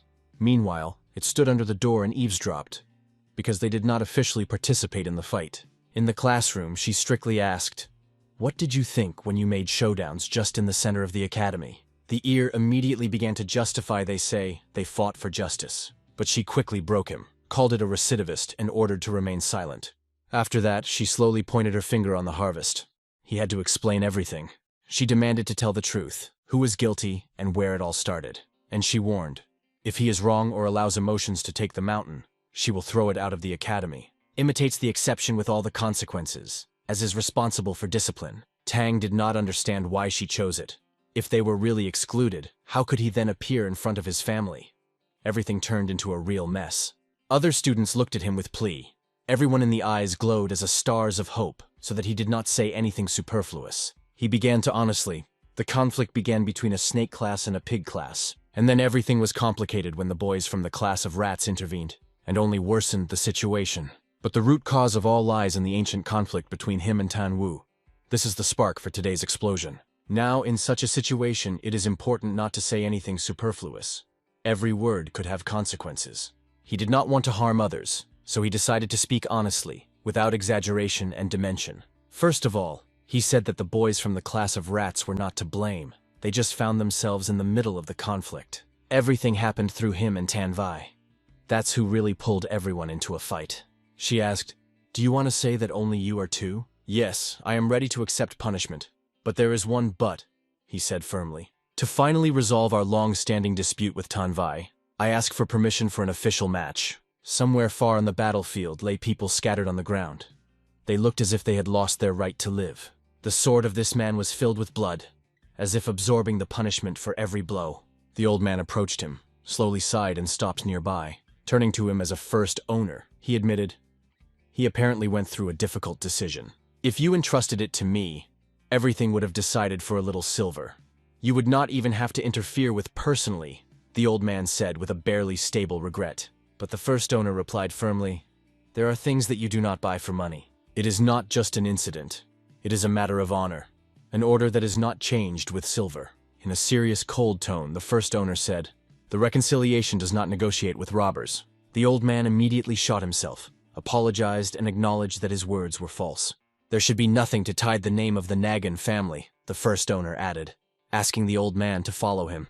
At this time, she listened carefully to everything that Magan Med said.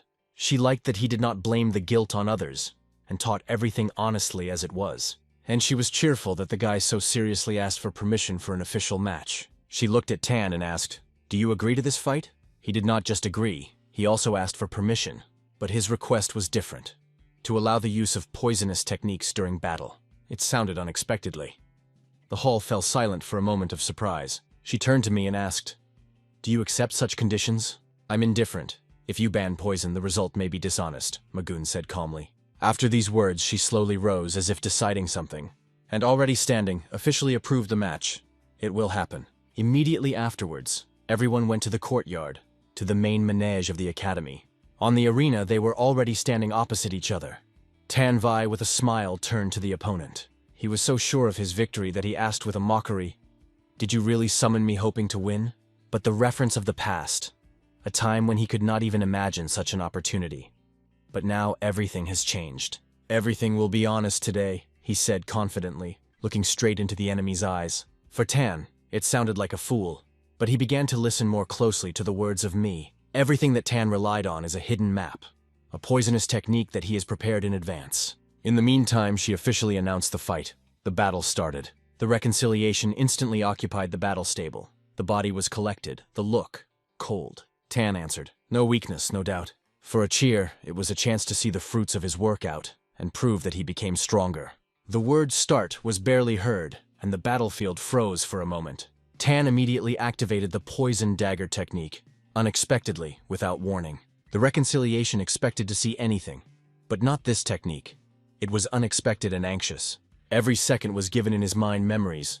The mind tried to capture the connection with the past. He sought to start the attack, following the style of moonbow: accuracy, jerk, pressure. At that moment, his fist suddenly became extremely faster than all present. He flew just on the target, heading to the breast of the opponent with increasing force. But Tan reacted lightly. He was able to overtake his hand, turning in the fate of a second. After that, he struck his palm just into the chest.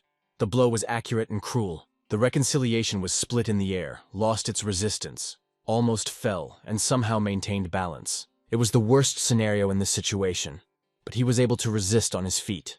On his chest, a deep cut, he clenched his palm, trying to stop the blood. But he did not have time to recover as Tan was already near. A new attack, this time his knee. One, watching from the side, immediately realized he was struck by poison from the very beginning of the battle, and the longer the duel lasts, the worse it will be for him. The poison gradually absorbed strength. When they discussed it, the ear suddenly returned to them.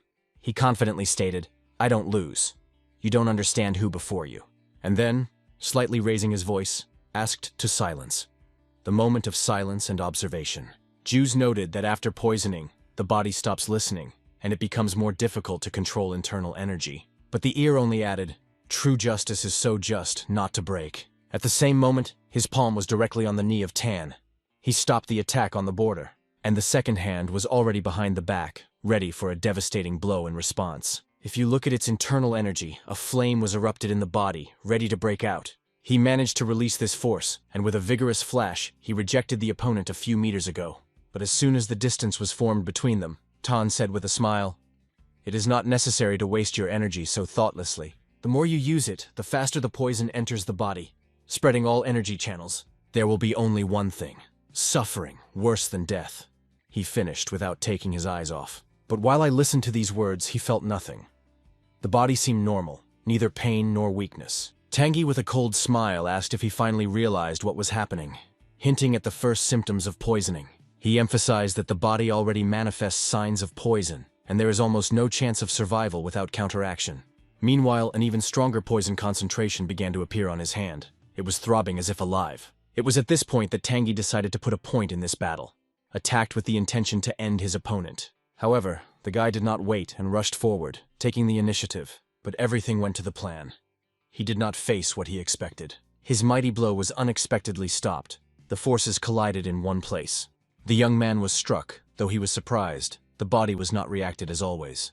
Surprisingly, the internal energy circulated freely, as if the poison did not operate. He realized that the enemy wanted to finish the fight before the poison spreads throughout the body. Therefore, he broke up sharply. He jumped high, getting ready for counterattack. In the air, his hand reached for a cold weapon.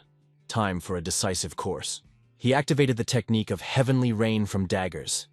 The sky was torn by the glitter of steel. Mugen began to move as if he were in the stage with the Matrix.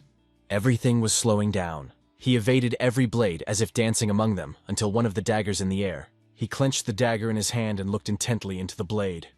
It flashed, and at the edges, the poisonous energy was slightly thrown. At that moment, it became obvious.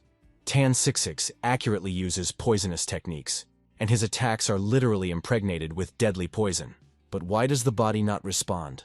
This question did not give him rest, and he involuntarily delved into reflections. Then a strange but logical opinion has a strange but logical thought.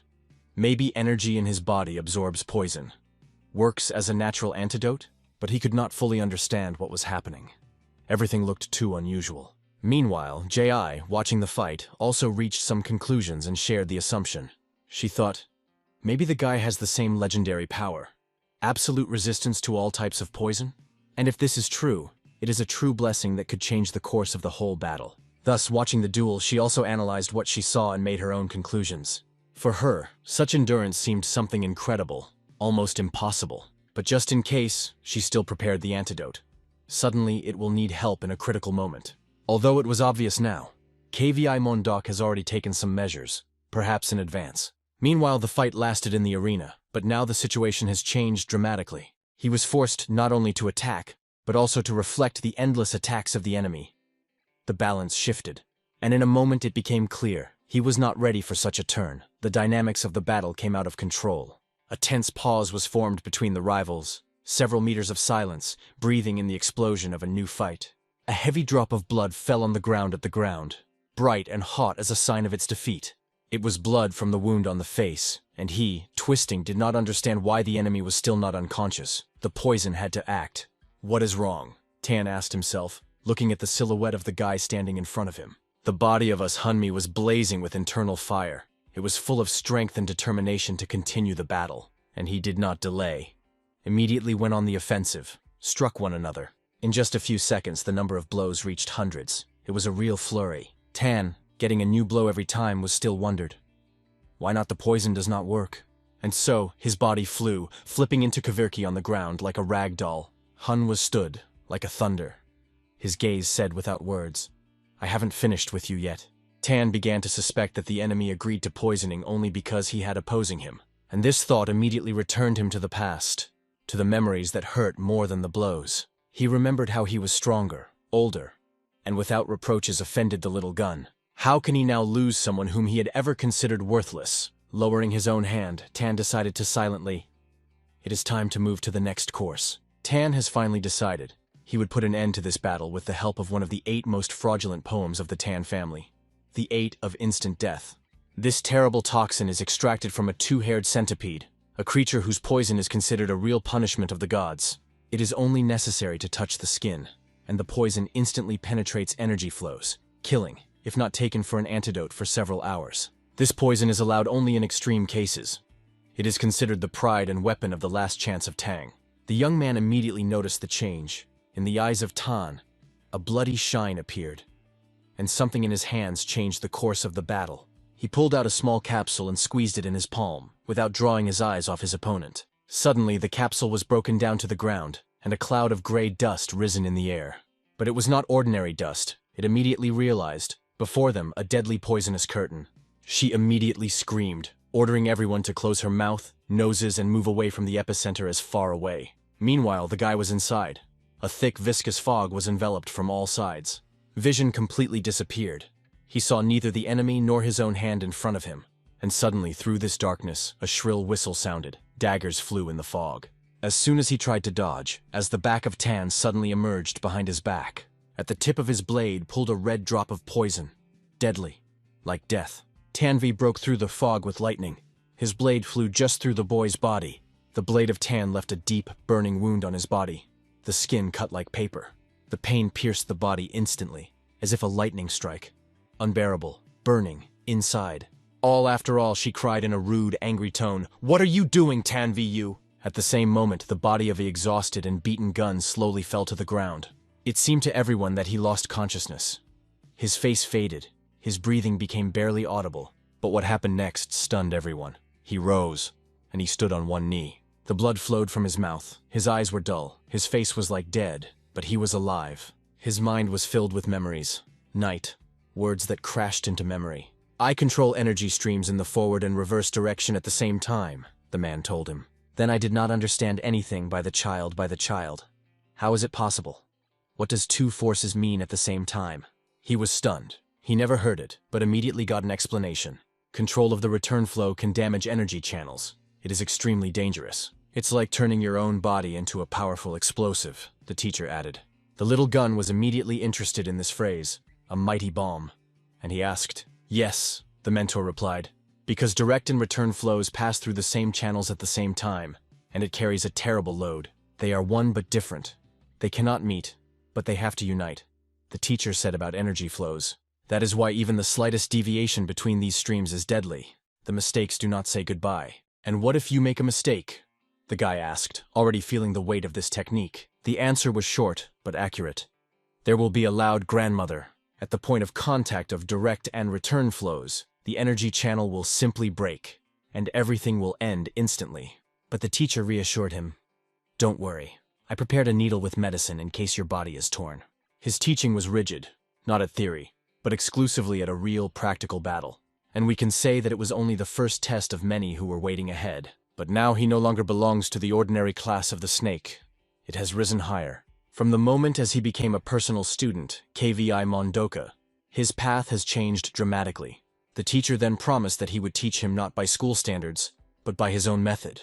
The method that he created is the principles of the dock that breaks all the usual boundaries. The phrase came again in the head: come in, break, and go up again. Gathering with the spirit, the guy decided he would face, as the teacher taught, even if it costs everything. And this is how he destroyed the poison of Tan V, not an escape, but a direct clash. Even this superfluous poison he decided to destroy the same way, meeting his forehead. He clearly felt two powerful forces that raged inside. The first is burning, unrestrained energy of fire. The second is the icy, piercing force of ice. Both were crazy, erasing its energy flows to the limit of destruction. In order to curb this chaos a little, he formed the energy sphere in front of him. He used his own technique to absorb flames against the fire, and against ice, a technique that breaks the icy energy from the inside. I will cope, Gunmi, squeezing our fists. He will succeed. He will break it all and will come out of the winner even from this hell. At the same moment, the angry was angry, like a thunder in the clear sky. She grabbed him by the collar and pulled him. Her voice was tough. How did you don one of the 8 strongest pores? Did you, rotten beetle, decided to finish a friend for the sake of victory? Her anger was unrestrained. Tan was justified. They say everything under control, and if they have time, there will be no consequences. But in his thoughts, he smiled trickly, because he understood perfectly. The consequences could be horrible, up to injury. She strictly ordered the antidote immediately. It could not be delayed, because every second could be the last for the wounded. In addition, she immediately stopped the fight. But instead of answering, only the deaf silence, which seemed to emphasize the seriousness of the situation. Entreated from such silent indifference, she asked, "Are you really ready to take the risk of everyone and find yourself outside the military academy for the sake of this stupid game?" In response, there was a decisive challenge. "I want to continue the match." Logically, and at the same moment, 2 mysterious figures appeared before the crowd. It turned out to be an old man and a young man who recently descended from the mountain heights, as if they were called to watch the spirit of war. From their faces it was visible. No one expected to see these strangers here in the walls of the academy, where everyone knew each other. G. Pamity when her brother recognized her brother, Elijah, because she did not expect to see him among the audience on this duel. Elijah, in turn, was no less surprised. He did not plan to meet with G in the academic hall where the deadly trials were underway. The old man nodded and introduced the young man. "This is my student, and we came here to see with our own eyes whether he was really worth the rank of a sword." G heard about Elijah as a Hun's brother, but his unexpected appearance now caused it only surprise and anxiety. Then Ilya straightened his shoulders and strictly said, "Now it is not only an honorable title, but also your life, G." The Ji brushed her teeth, not able to remain silent. "What the hell? The continuation of the duel do you offer when everything could end tragically?" Representatives of the Gun clan were famous for the flawless swordsmen among the 5 powerful families who participated in the Great War of Chom. In that era, these swordsmen stood along with the boldest warriors on the forefront, protecting their people from a ruthless enemy. Now, returning to the academy, they could not allow this match to end in vain. The fate of many lives was decided here. It was in that war that the Gon clan proved our right to stand among the strongest. Not in words, but with blood and fire. Their leader, us, Gun Co, during the battle gained a real insight, which changed the course of all confrontation. Then he mastered the fire equipment, whose level was divided into 3 stages: Gi, Gol, and Gik. Each of them opened new limits of force. Having reached the 2nd level, Gol, he received recognition as the most powerful among all the heads of the clans. It was thanks to this power that the Gun clan was able to compare us with the influence of even a powerful union of 9 families. She was well aware of it. She faces not just a student, but the first heir to one of the greatest families. And whatever it is, his fighting power is not inferior to her own, and perhaps exceeds her. Others also remembered him. The winner of the past tournaments. A worthy rival even for the dog mentor. A young man whose power is similar to the all-consuming flame. Uncontrolled.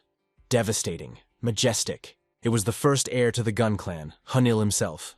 But all the views were now chained to his younger brother, the one who was exhausted after a deadly battle. She said strongly on him, emphasizing, "Now is not the time for pride or demonstration of strength.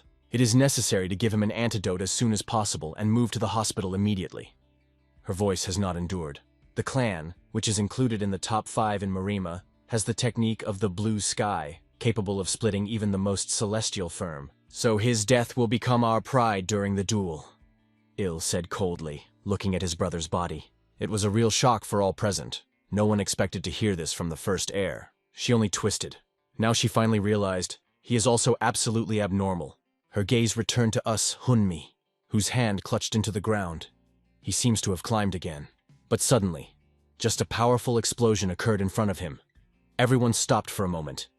What is it yet? It seemed that the guy could not survive under that wave of power. But the reality was completely different. A loud roar came from a cloud of dust, wild, decisive, living. It was a cry that did not need explanation. I haven't finished yet. I'm ready to fight. With his incredible energy, he was able to completely destroy the poison that circulated in his body. And now he said before everyone, the fight is still ongoing, and it is too early to put. He raised his hand and confidently pointed his finger on Tan, turning directly to him. In response, Tan saw a true crazy, a madman who knows no boundaries. Meanwhile, it was still trying to understand what he saw. His energy stabilized. Did he really overcome that terrible poison? Stunned but keeping calm, she only briefly said, "The match is continuing." And perhaps even if Il did not say anything, the battle would still go further. Everything is too acute. Tanvi just clenched his fists. Now he was not just surprised, but truly angry. But even now, Tang still hoped. If you pull the time, the poison of instant death would eventually spread the body and complete the case. At this point, he captured the opponent managing energy, simultaneously direct and return streams, which was a real challenge. But suddenly something knocked him out of concentration, and it was not because of the enemy. He just saw now. His older brother stands on the stands, watching everything. Seeing him, Tanvi remembered those harsh words from the past. The hell of your attempts and weak skills will be a shame for our family. And then he heard an ultimatum. Return in 3 months. Trained, strong, without help. Is it already 3 months old? The young man flashed in the head, and the thought of it made the heart beat faster. But this is a great opportunity. A chance to prove that he was not trained in vain. To show his brother. He really learned something, and is no longer a shadow of himself. To prove he is not the slut who was once thought. Tan understood that the enemy was not going to give up. Not now. Not after everything that has happened. The attacker flew to us in a direct trajectory. But as soon as it approached, the goal disappeared. Tank used the technique of poisonous void, which allows you to instantly leave the area of the lesion, leaving behind only poisoned air. But he did not expect what would happen next. His plan seemed to crack at the seams. He did not expect that right now, Hunmi intends to prove to everyone. He is no longer a weak place of his family, but a real warrior. It is this desire, to prove who he is, gave him the strength to catch up with this scum that he was so stubborn from defeat. His first blow came clearly, just into the chin, with a scope, which made everyone hold his breath. The enemy flew away, but he did not even have time to get out, as a silhouette of us Hunmi, like a ghost, appeared before him. All this is for the sake of one, to show his eldest brother who he really became, and to erase the brand of weakness. And not only the brother, but all present, witnessed how a new power is born. Il did not say a word. He just looked silently, full of thoughts that he did not voice anyone. He tried to recognize the energy he once felt in his brother, but now she was completely different, deeper, stronger. Mon, who watched nearby, also heard these blows and felt the guy really awakened his true strength. And now he was convinced that rumors inside the clan, a lie born to fear and envy. What could be called such a warrior filet, degrading his dignity? It was full of nonsense. It was not a weak, but a fighter who beats exactly and decisively. He is not a shadow, not a smile. He is the one who beats the target without stopping. Meanwhile, Tan, overestimated, self-confident, could not believe that he was beaten on his face once and once, especially given that he used the poison, one of the most powerful in his arsenal. At a moment it even seemed to him that it was no longer us Hun, and someone else, much stronger. "Who are you at all?" he broke out. "Who are you the hell you take?" the Tan whispered, barely holding on his feet. But the answer did not come, because after these thoughts he just fell to the ground, completely exhausted. He was lying in the dust, in front of the feet of the one who turned out to be stronger in this fierce battle. And it was at this moment that the young man answered himself, clear as a blade steel. "I'm a student of KVI Mondoka. I am a Hunmi." After the defeat of the arrogant Stretch, they were taken out of the arena on the stretchers.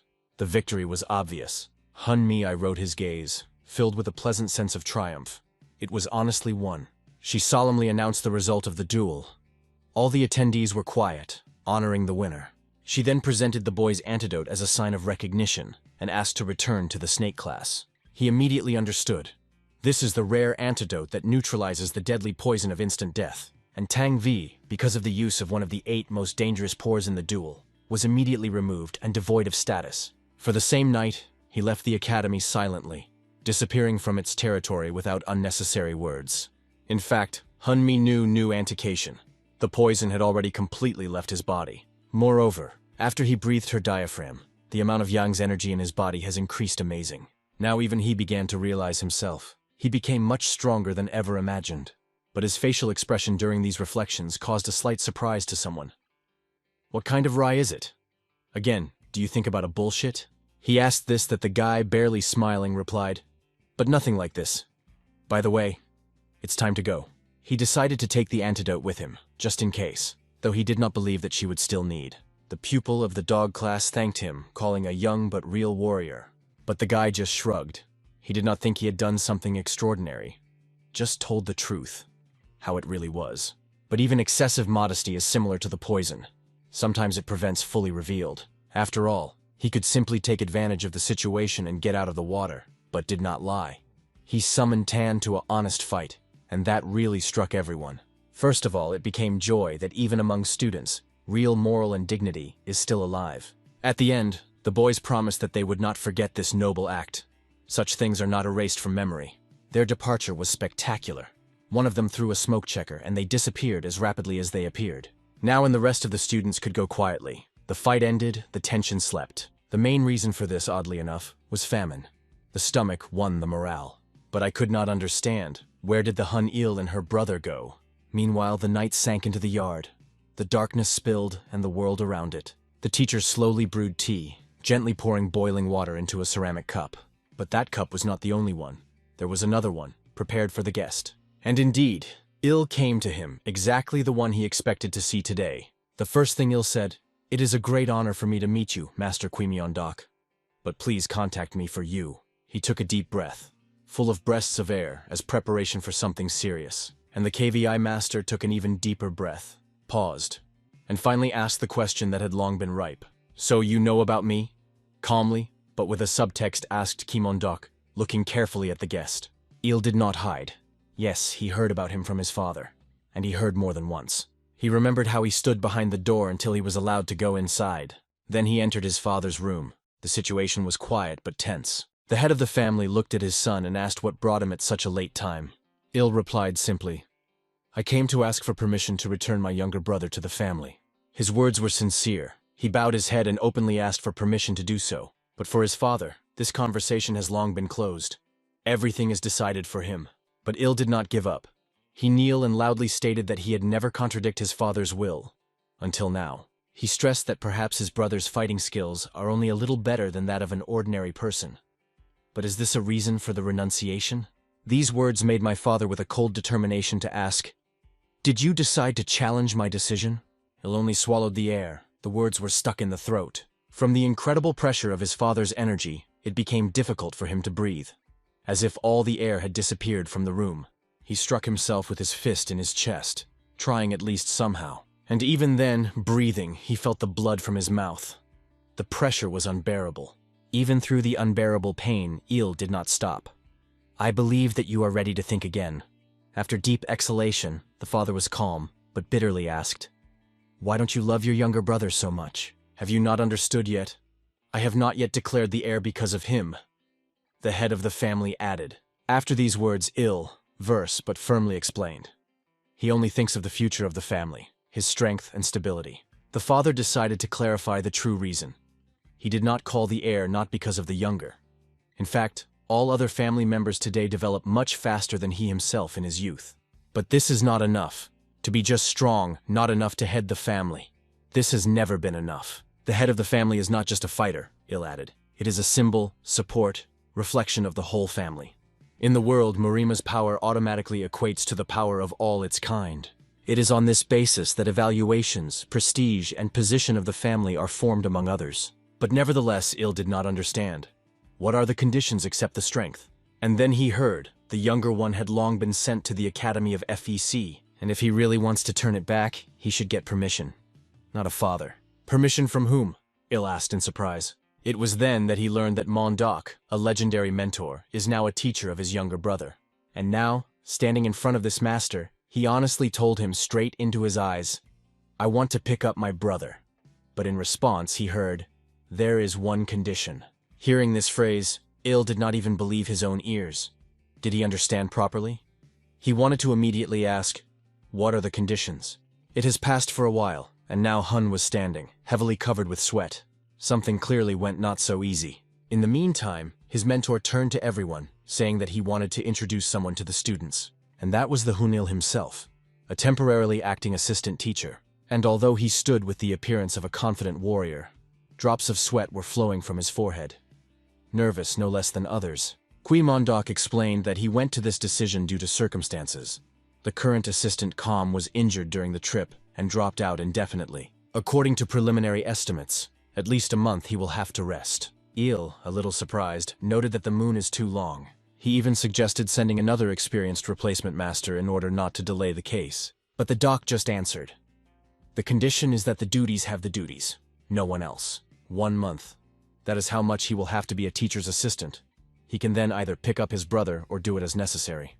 And now, after that conversation, Il stands in front of the students in a new status, not as a guest, but as part of the academy. And behind his back, Kvi Mondok smiles widely. They say, "Everything goes according to plan." But the younger brother holds his head, puzzled. Why should he now endure the older as a teacher's assistant? The teacher, meanwhile, says wisely, "Discard the idea to reach the old sword. It's time to awaken the true softness." It was this training that has now been held by a student named after. The movements were smooth, but everyone felt a hidden power. But suddenly his focus was interrupted. Il came to him, which forced him to stay in the half. As soon as he saw the boy, Il smiled and said, "Here he is, a tiger of the moon family." Interesting, because without losing vigilance, he wondered what led the older student to him. "I am instructed to instruct you," Il replied. "So I came to look at everyone personally," and immediately asked directly, "Why do you want to give up the idea of power?" But the answer was unexpected. She shocked even the experienced Ilya. "If you give up strength and focus only on softness," said, "you will not get strength or true softness." And then he himself, with seriousness in his eyes, asked, "So how better to do in such a situation?" In response, Il leaned, lifted a thin wooden wand off the ground and began to explain. "Strength and softness are not the opposite. They are one. It is necessary to create a movement that allows the sword to pass smoothly without resistance," he said, "but not losing strength. Even in softness, you cannot lose power. It is a real balance, the true art of the sword." With the same stick in his hand, he struck one accurate blow to the ground. A cloud of dust came from the blow. The technique was impressive, despite the simplicity of the tool. "True art is to put not only the movement but also the energy of force into the sword," Il said, "Step back. And the softness, to set the movement." These words Ilya sounded especially clearly, and they were heard by all the students standing nearby. But most of all, these words were struck because his face changed, his eyes lit up. He'll understand the expression of the face, it seems, because he finally realized the essence of what was said. But suddenly he heard a woman's voice and rapped his head. His voice was acquaintance.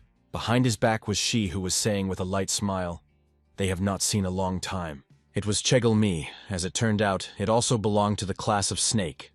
They immediately made a conversation, discussing something, laughing, and his younger brother stood nearby. Hun listened to us attentively, but he could not believe everything that was happening. As if the world had turned. The girl approached him and asked why he was standing away. "Because his brother is now near, just a few steps." "It's just a little inconvenient," he replied. "You need to understand yourself in all this." And indeed, thoughts were spinning. He remembered how he once thought that the older brother would only come to take him home.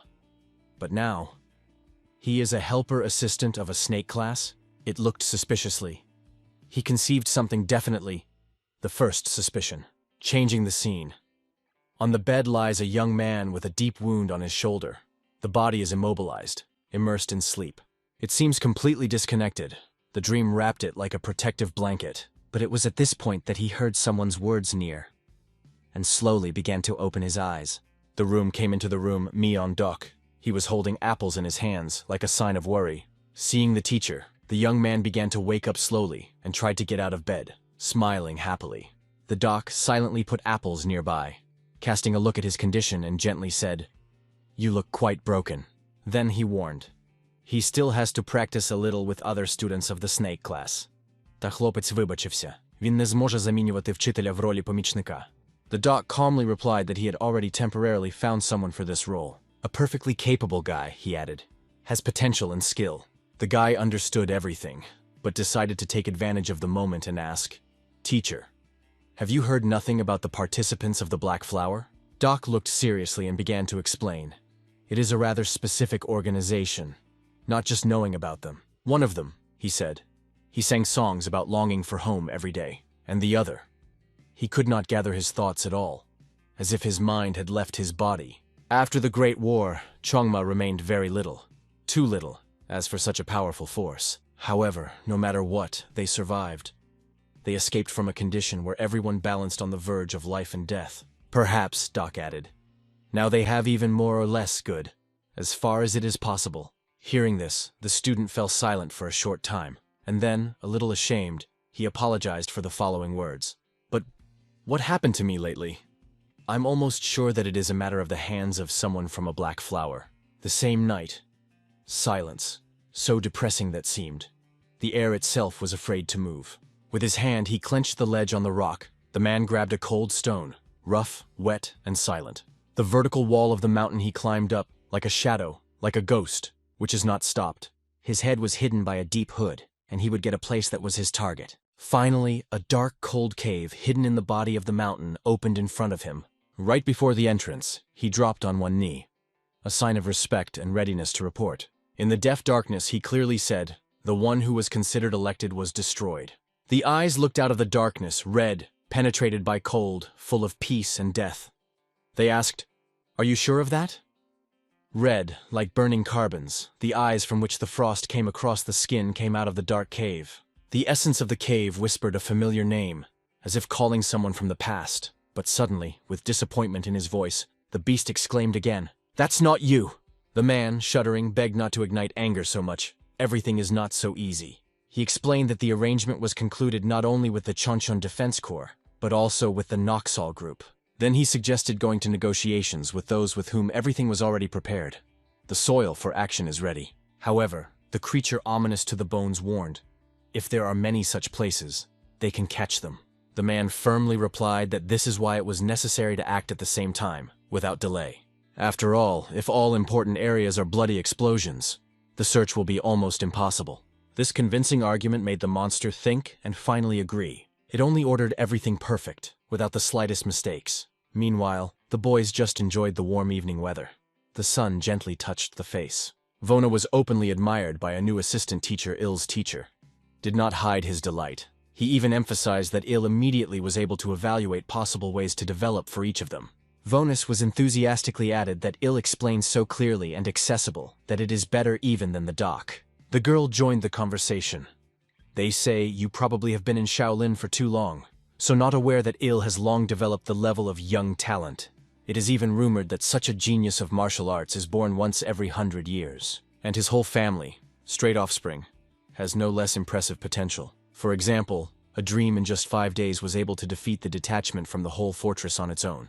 It was a serious exam, but she overcame him with a smile that it was something every day. And the puppies even summoned the hereditary master, who behaved in one of the taverns. Everyone knows that this battle ended in a draw, although it was expected much more. And it is not possible to speak about the cheerleader. He is a separate story that does not fit in the border." She also added that these legendary students are just a little older than them. And she had no doubt. The name of the reconciliation would become a symbol of the top that everyone at the Academy of FECs wants to conquer. But there is another pebble that can be slightly moved. Not so noticeable, but significant. In a figurative sense, it is a pebble, and in literally, the younger brother Ilya, a reconciliation. Looking at him, the girl assured that it is not necessary to be a genius. Everyone has its strengths. It was these words that he had to cheer him up, that he heard Il himself nearby. He silently watched his younger brother behaved in the company, carefully, without condemnation. It was unusual to see him smiling. This expression rarely appeared on his face. At home he almost never laughed, so it became obvious. Something has changed. He was different from his siblings from his childhood, as if he had been from another world. Other younger ones quickly grabbed on the fly, sometimes even ahead of expectations. But the youngest was difficult, even the simplest explanations. From the very beginning it was noticeable. It is not the same as everyone else in the family. The brothers passed by, silently leaving him on the sidelines of the family circle. But now the older began to notice. It seems that something in it has begun to change. However, the decision to bring him back into the family remained unchanged. The doc left the boy with others and went somewhere without explaining the reasons. At this time, he delved into thoughts, recalled the words spoken by one of the Blackflower. He really wanted to find out who was the mysterious voice. To find at least a hint of the trail, you have to find a black cinnamon flower. Meanwhile, the guy politely greeted the stranger on the fan. He felt respect, but in a moment he noticed something strange in his palms. Something he did not expect to see. In his hands was a rather valuable thing. So much that the guy was even lost. Then he heard the guests said they were rising to the second floor and asked to provide enough information. The little was happy, bowed and quickly replied that he would show everything he needed. He felt at that moment, this person was not ordinary. There was something special in it. Subsequently, inviting the guest up, the guy brought him dishes that were prepared in advance. Through the vow, the guest was barely audibly said that the food was appetizing. But immediately he noticed, everything is wonderful, but something is still missing. It was about a flower whose aroma is able to spread to hundreds of li. It adds to the dish of sophistication. The little one did not quite understand what it was about, but was in a hurry to explain that they did not sell flowers in their yard. He wished the guest delicious, but there was a suspicion in his thoughts. This person is clearly not accidental. After dinner, the stranger quietly moved the street, dissolving in the evening city. He had no idea that someone was following him. Silently, unnoticed. These were two men. Their appearance immediately caused anxiety and alertness. One of them cast his gaze and said as if by the way, "Do you seek Mr. Otstantis?" At this point, the stranger stopped. He seemed to find he was looking for, and immediately said it aloud. After such a direct appeal, the boys were lost for a moment. They did not expect it. They were already alert, squeezed the arms of the swords and did not know how to respond further. But as soon as the stranger turned, one of them recognized him, and the shock changed respect. He immediately commanded his people to retreat, without any disputes. The stranger did not even touch the sword. He just bowed low and sincerely apologized. He calmly added, "It looks like bad. I will apologize for the alarm. I will not worry anymore." Doc wanted to hear more. The situation was too strange to just let it go. He got an explanation. Apparently the guy gave not quite accurate information. By the way, the name of Quan Sa to Crazy Mesky, one of the hundreds of the strongest muddy masters. The vagrant by origin, but after drinking, familiar to everyone in Safa. But when sober is calm, quiet, and even prudent.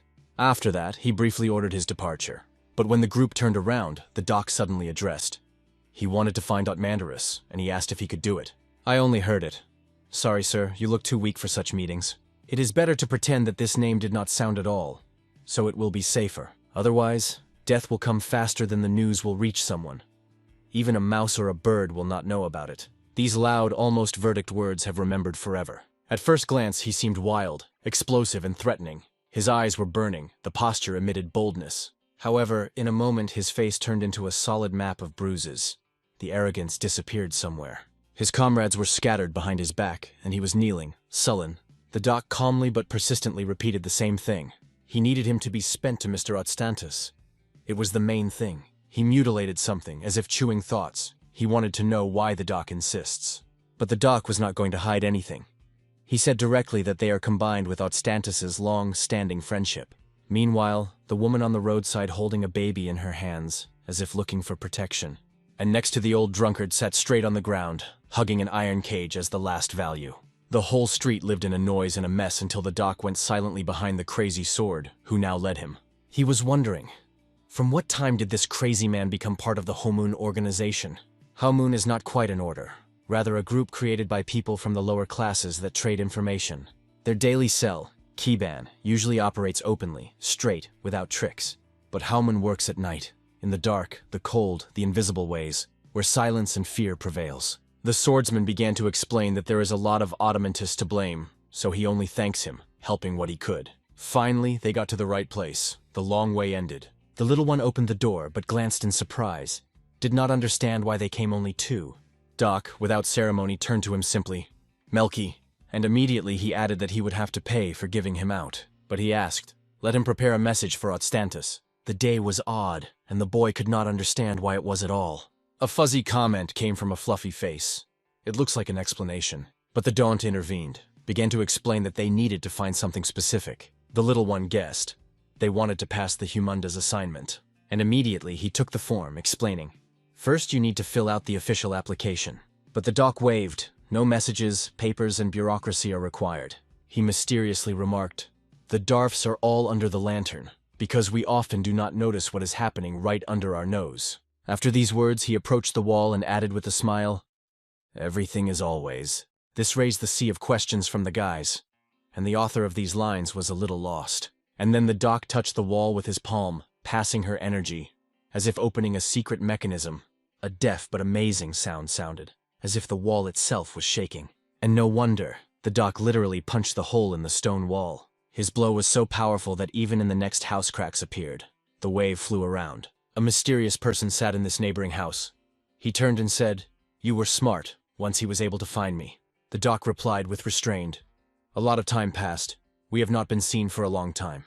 He called it a real name, a black cinnamon flower. Meanwhile, a reconciliation was reading a letter from a teacher, where it was said that he was briefly detached in business and asks not to train half a force. The letter also emphasized the first stage, mastering the return flow, and the next, simultaneous control of direct and reverse. Everything he has done so far was only preparation for the real technique of Run KVI Gone. It was he who reflected about it on a training ground in the forest.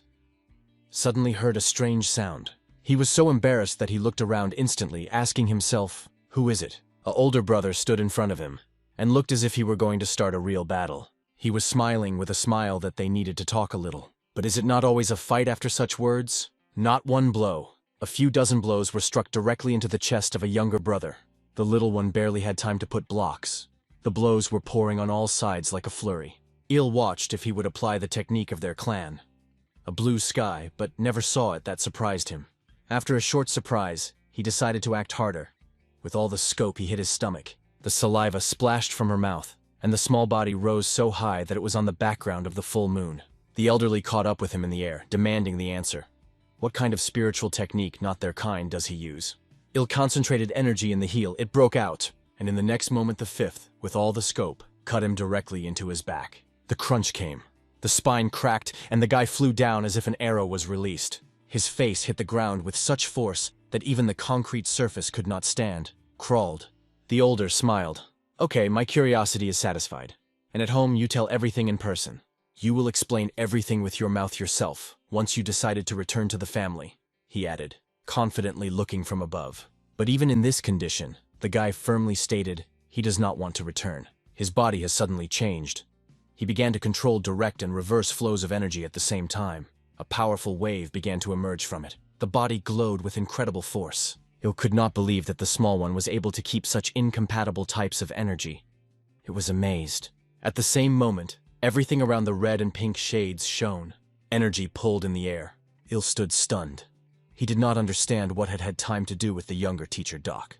One thing was clear. Before him, not the weak guy he was before. The energy that flowed from his hands was the indisputable proof of this rebirth. The technique of the sword, Blue Sky. The first position. It all started from here. The two-headed dragon is a fist that carries two forces at the same time. And here his fist was almost touched the body of his older brother. The attack was rapid. But Il easily took a blow down, noting that the younger has not mastered anything but this technique. And at the same moment he spent a thunderstorm. Lightning and accurate. This was enough to throw the younger face into the ground with the devastating force. He hit the nape of the head, very painful, but clasping his teeth, he was able to get up. Rising, the guy did not hesitate. Immediately tried to attack the elder from the rear. His eyes glowed in bright colors, as if the element had a flared inside. Again, game of two-headed dragon, this time with a modification, a new movement. But even it did not make any impression on Ilya. He remained absolutely calm. The senior decided to show why he was stronger. He used the fifth position of the sword, Blue Sky. It was this powerful attack that he finally wanted to put the younger in place. And here, a scent of Dragon Vortex. The small again felt the devastating power of the technique. He was lying on the ground, not even able to move, fully displayed. Il looked at him from above, as if evaluating his boundary, but he did not say a word because he saw him trying to rise again. He just asked if he really wanted to continue to fight. And at that moment in memory, the image of his small, the former, weak but stubborn. Now he knew and said quietly, "I do not know the word as to give up, brother."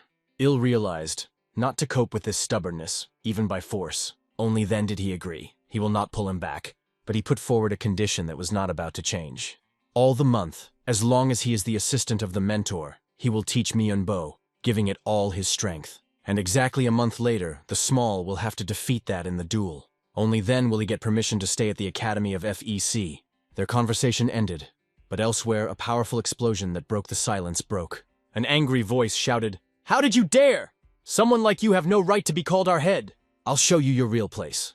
Dust and anger came through, but the doc, instead of the answer, just clapped. With a smile again called himself the head of the Blackflower. In response, the mysterious person in the mask insisted, he has clearly outdated information.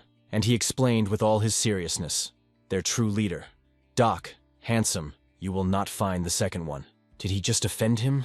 Praise? Doc thought, trying to understand whether it was a sarcasm. Of course, the doc did not understand anything. He was not shown anything before, so everything was like snow on his head. He asked without lies. Let him be honest, the real face of the quote he has never seen. But in response he heard that there were other ways to know the truth, and that the doc is just a pathetic fake. He warned, it is not necessary to underestimate his ability to collect information, even if otherwise. And immediately the attack began. The internal energy was released in the form of a powerful fall. The doc initially evaded, calculating the rhythm, and then began to look for a contract. The explosion was just a monster. A wave from it swept dust and echo far around. The doc realized that this opponent is not just strong, he is also extremely fast. Therefore, I decided to act more decisively. It is time to move to the next phase. He slowly got out of the inner pocket of a silver coin, and he activated spiritual technique, an explosive coin, accurate and dangerous. The coin broke from the fingers and flew exactly into the body of the enemy. A few seconds, everything shuddered from a powerful explosion. The force was striking. The doc looked around. Smoke, fragments and traces of fire were a clear confirmation of the consequences. But thanks to the lightning reaction, he was able to evade 3 more such attacks. "Let's see how much more you can dodge," he threw with a cheek. "I have more than enough money." Doc cut off. "Who are you leaving, the old skatal?" Although in his soul he accurately counted every coin, not so much a draft. Then he confessed. He did not even imagine that the doc knew so many details about him. And again he began to fall asleep. Who he was, where? But the doc was frankly bored. He decided not to answer words. It is time to show everything, in fact. Once the old man saw the flow of this energy. Something in it had fallen. He seemed to recognize something. Is this the same legendary ghostly commander? There was no inserted in the head. And what to do now? To run away, to look right in the eye? Doc advised. It is better not to think, but to feel it all on yourself. After that, he sent 2 fingers filled with spiritual energy directly in his direction. The earth shuddered. The air was shudder. Everything began to collapse. Expansing veins appeared in the eyes of the old. He felt something that he had not known for a long time. True horror. Lowering his gaze, he saw his body was cut in half, without a chance of salvation. With this blow, the doc unambiguously proved. He is not just someone, but the same one who calls himself. Is it difficult? Doc thought, looking from the top of the opponent. He even asked the old man to get up with his interest. He wanted to look at how he was still able to get up. The old man, having collected the last forces, tried to attack again, almost instinctively. But the doc made such ease that it even looked ridiculous. Rising, the old man whispered, "You learned about the hostage techniques, and even attacked the technique of the commander himself." His real legs were detached and lay nearby, and those that were now artificial knew. He removed the mask, opening his wounded face, and asked, "Are you really the commander?" Now he was sitting, exhausted, and asked quietly why he only returned now.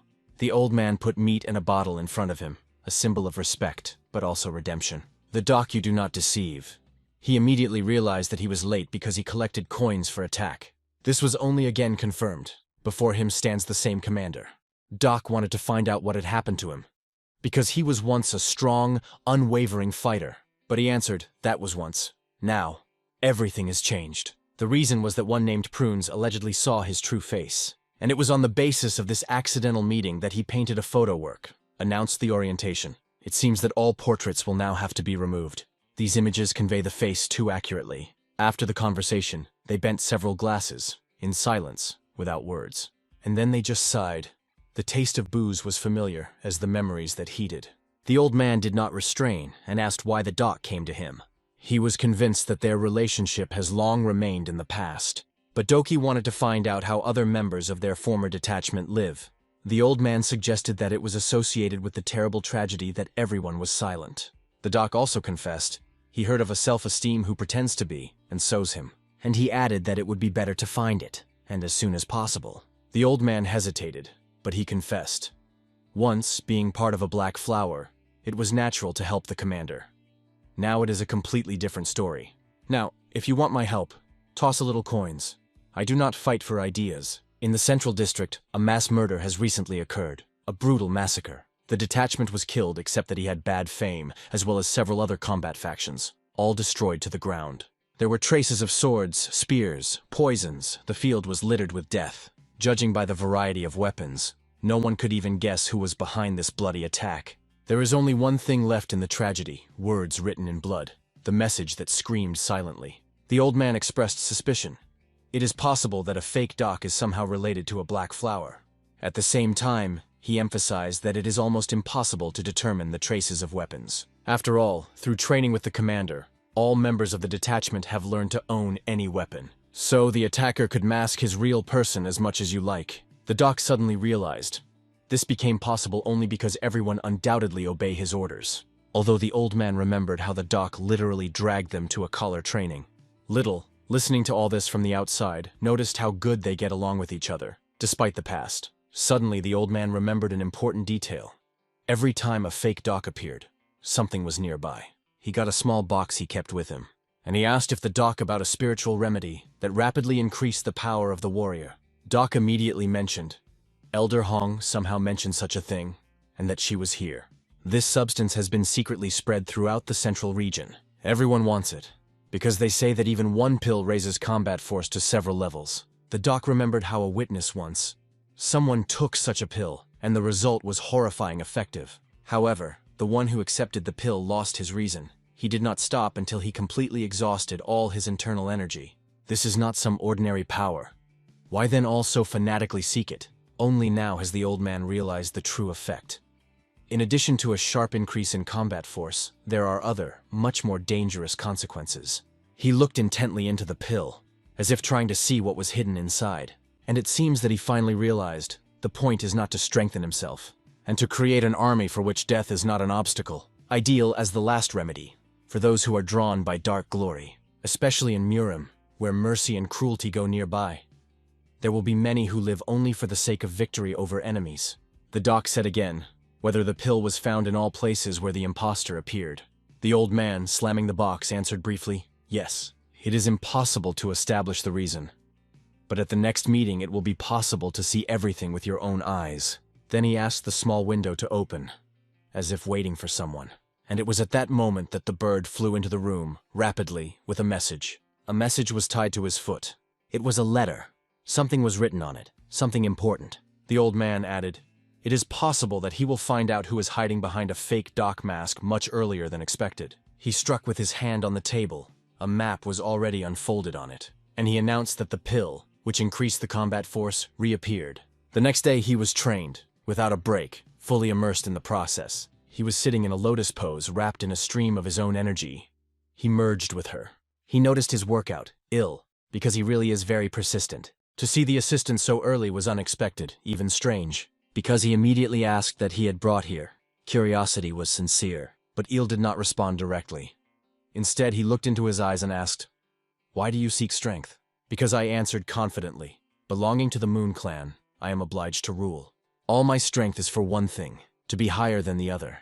Il immediately realized before him a guy who dreams of becoming a ruler. He also understood that his talent was really not inferior to the younger descendants of the genus Moon, and even thought, if he were their true younger brother, it would look logical. Il replied, to rule others, one must become stronger and more talented than them. Il asked calmly, at what level the forces are you now? And can you now, right at that moment, climb over everyone? Because he proudly replied that at least at the Academy of FECs he was already above all. Then Il specified, did he hear that he had recently fought with Tank? because he nodded. They say yes, he heard. The next question was sharply, will you be able to defeat the younger me? It was surprised to be surprised on his face. He clearly did not expect such a turn. Gathering, he replied that one victory over Tangui has not yet made a decent opponent. But Il went on. What about Tangi, which uses hidden techniques and forbidden poisons? Would you manage to handle it? From this question, because he finally lost, he did not expect such a call. Then he wondered deeper. About Tangi, which possesses deadly poisons. The true horror of the Sachikodan clan is not the power of their warriors, and in the poisons they use, fast, ruthless, almost incurable. That is why the Tan family is one of the most closed.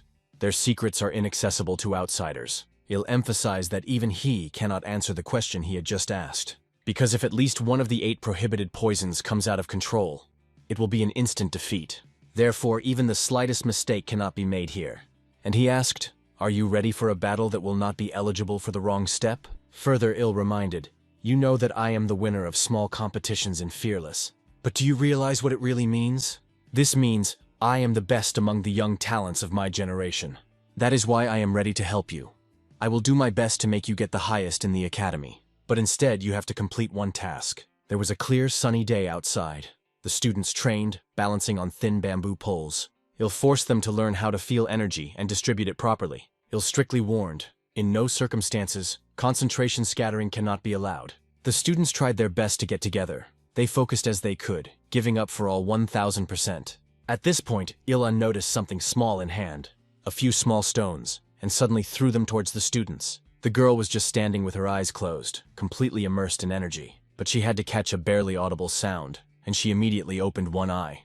At the same moment, she made a flip back. Proven, clear, almost reflex. And as accurately as it stood, she landed back on her stick. Il concluded that it has an extremely subtle sense of energy. The next were 2 guys. They were already preparing for the test. He looked as if someone had poured it with icy water before dawn, as much as possible. Because he was already a few centimeters from the stones. More precisely, the stones flew to him, but he calmly repulsed them with his bare hands. It looked surprisingly spectacular. Il noted that both have a good, thorough base. Training has not been in vain. But there was another one he has not checked. It is time to check the last, your younger brother. Several stones from the hand of Ilya break into the air again and fly to his direction. The brother instantly opens his eyes, immersed in a deep concentration. And without any oscillation, all stones reflect, without losing balance, no worse than, because, astonished, even opened his mouth. He did not expect such a result. He began to guess. Maybe this guy is using the same technique as he himself. Il felt. From that duel, the younger brother took a serious step forward. But at the same time, he understood that this progress is not enough. At this point, the girl lost his strength and fell from the stick just to the ground. The rest of the students were immediately excited. They were worried about her condition. But Il stopped them sharply. Everyone stay still and not move. His voice was firm, but he sounded unusual. It was something deeper. You do not even have a base. What kind are you from? He asked. I am from the family of healers. The girl answered barely audibly. I'll just drew. He didn't even know where this genus was located and what weight in the world of martial arts. The girl began to explain that she from a small kind of healers from the province of Gansa, so he probably didn't even hear about him. But she did not have time to finish, as Il broke her sharply. I am not interested in it. The only thing that was interested in it is why she completely lacks basic training. Lowering her head, the girl quietly confessed, she cannot feel energy streams. Her body is sometimes not listened to, as if there is no connection between mind and body. Yes, you have the most acute sense of energy among all those present, Il admitted. But if the body does not listen to you, it is offset by any talent. However, he considered her inner mood even more hopeless. It said directly. And he asked, what at all is keeping you at the Academy of FECs if you are so broken inside? In an instant, the girl felt a whole whirlwind of emotions. Fear, shame, anger, confusion. This pressure was so much noticeable that even other students were silent under its weight. The younger brother, Ilya, could not stand. He jumped out of the stick and stood in front of the girl, covering her in silence, but firmly. And he explained to his eldest brother that the academy is not a family home, and the rules are different here. It was said quite sharply, but sincerely. And strangely, Il did not argue. He just agreed in silence. And he stopped. Il also drew attention to the fact that of all present, only his younger brother stood up for the girl. After that, he announced coldly, today, the workout is completed. It's time to come back. His gaze slid toward Bo, A barely noticeable scaffold appeared on his face. Il seemed to ask without words, "Did you really intervene? Why didn't I react?" Because he did not know what to say, he just stood silently, slightly lowering his eyes. It is worth mentioning.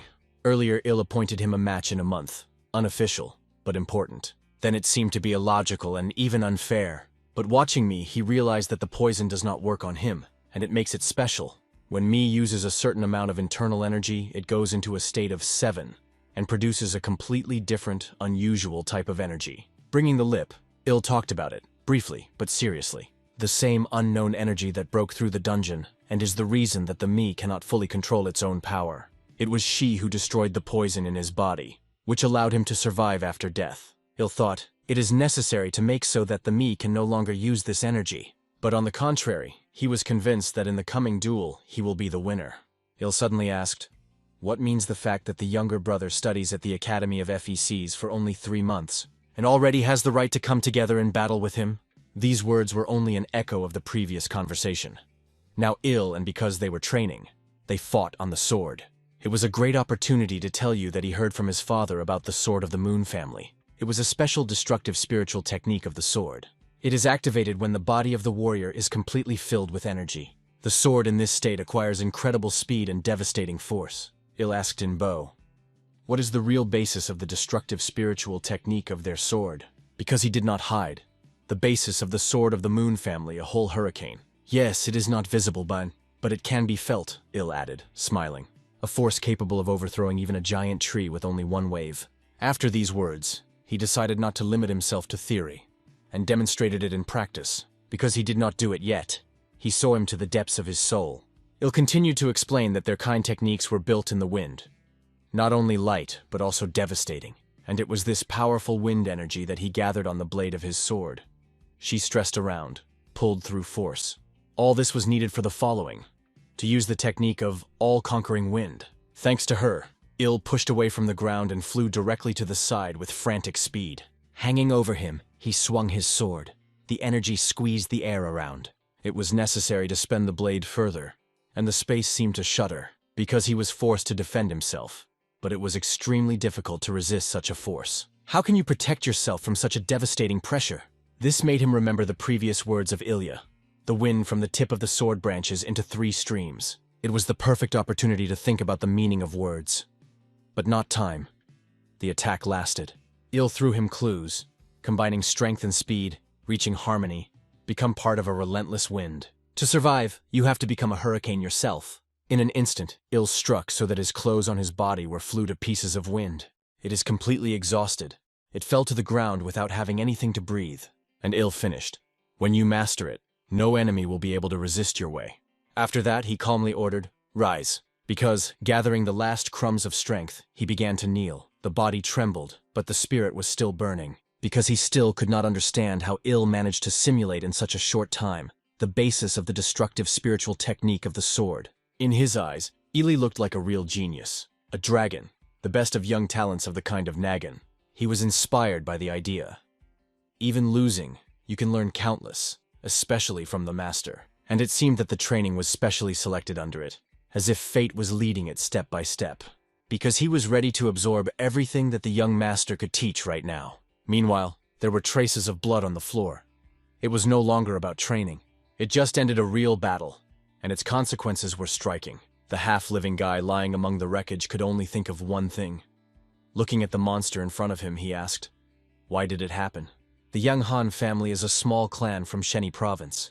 To increase their own authority, they needed a master capable of representing their genus. It was then that, thanks to some rumors, they received a special pill, famous for their unique properties. Its origin remained unknown, but as soon as the head of the family saw and sniffed it, immediately realized, it is not just a useful thing, it is a real treasure. The aroma alone confirmed. The pill can fill the diaphragm with vibrations. Its level is undoubtedly high. The guy brought her to the head, explaining that he received it from one of the merchants they accompanied. The meeting was random, but very successful. The owner immediately asked the boy to take a pill. He will provide him with protection during this process. But the guy refused, which surprised the owner. The guy briefly told his story. If it were not for the family of Yan, he would have remained an outdoor in the area, without a support, without a name. That is why he reached out to the owner's pill, as a gesture of gratitude and an attempt to be honored by the family again. The owner did not argue for a long time, only calmly thanked for his trust. After that, he instructed the boys to protect him while taking a pill. Everything looked habitual, but the faces of the chapter before and after, these were two completely different people. His altered facial expressions were threatened. The doc appeared behind and immediately realized that he was late. He advised the guy to sleep quietly and promised that he was worthy of burning the bodies of the dead. Closing his eyes, the guy for the last time saw the head of the kind, with madness in his gaze, was ready to kill. But at the last moment, someone stopped him. Blood splashed. The head fell. Subsequently, the doc silently fulfilled his promise, put the body on the ground, hiding everyone with dignity. Each small hill with stones was a grave, a symbol of silence, memory, respect.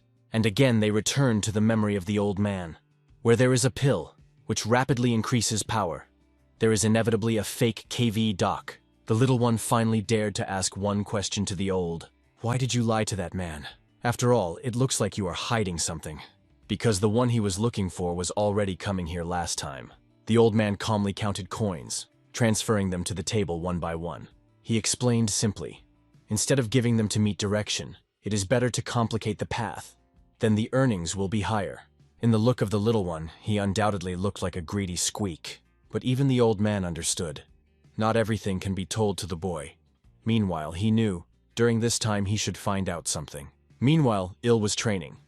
All the students sat in front of him on his knees, exhausted to the border. Il tried to convey the simple truth. If it was a real battle, they would have long been dead. The qualifying matches are in groups, but even so, they do not cooperate at all. At that moment, Mi turned to him. She reminded the words of the teacher Doka. In a group combat, it is better to pull out enemies one by one and destroy them separately. Doc may have believed that it is possible, provided that everyone has enough spiritual strength. And I do not believe it at all, Il said without a shadow. And he completed this training. He suggested that everyone think whether he is really useful for his team. After Il left, the students began to care for each other carefully, as they could. It was the perfect opportunity to talk informal, truly. The little one turned to Rin, advised not to perceive the words of his older brother too close to his heart.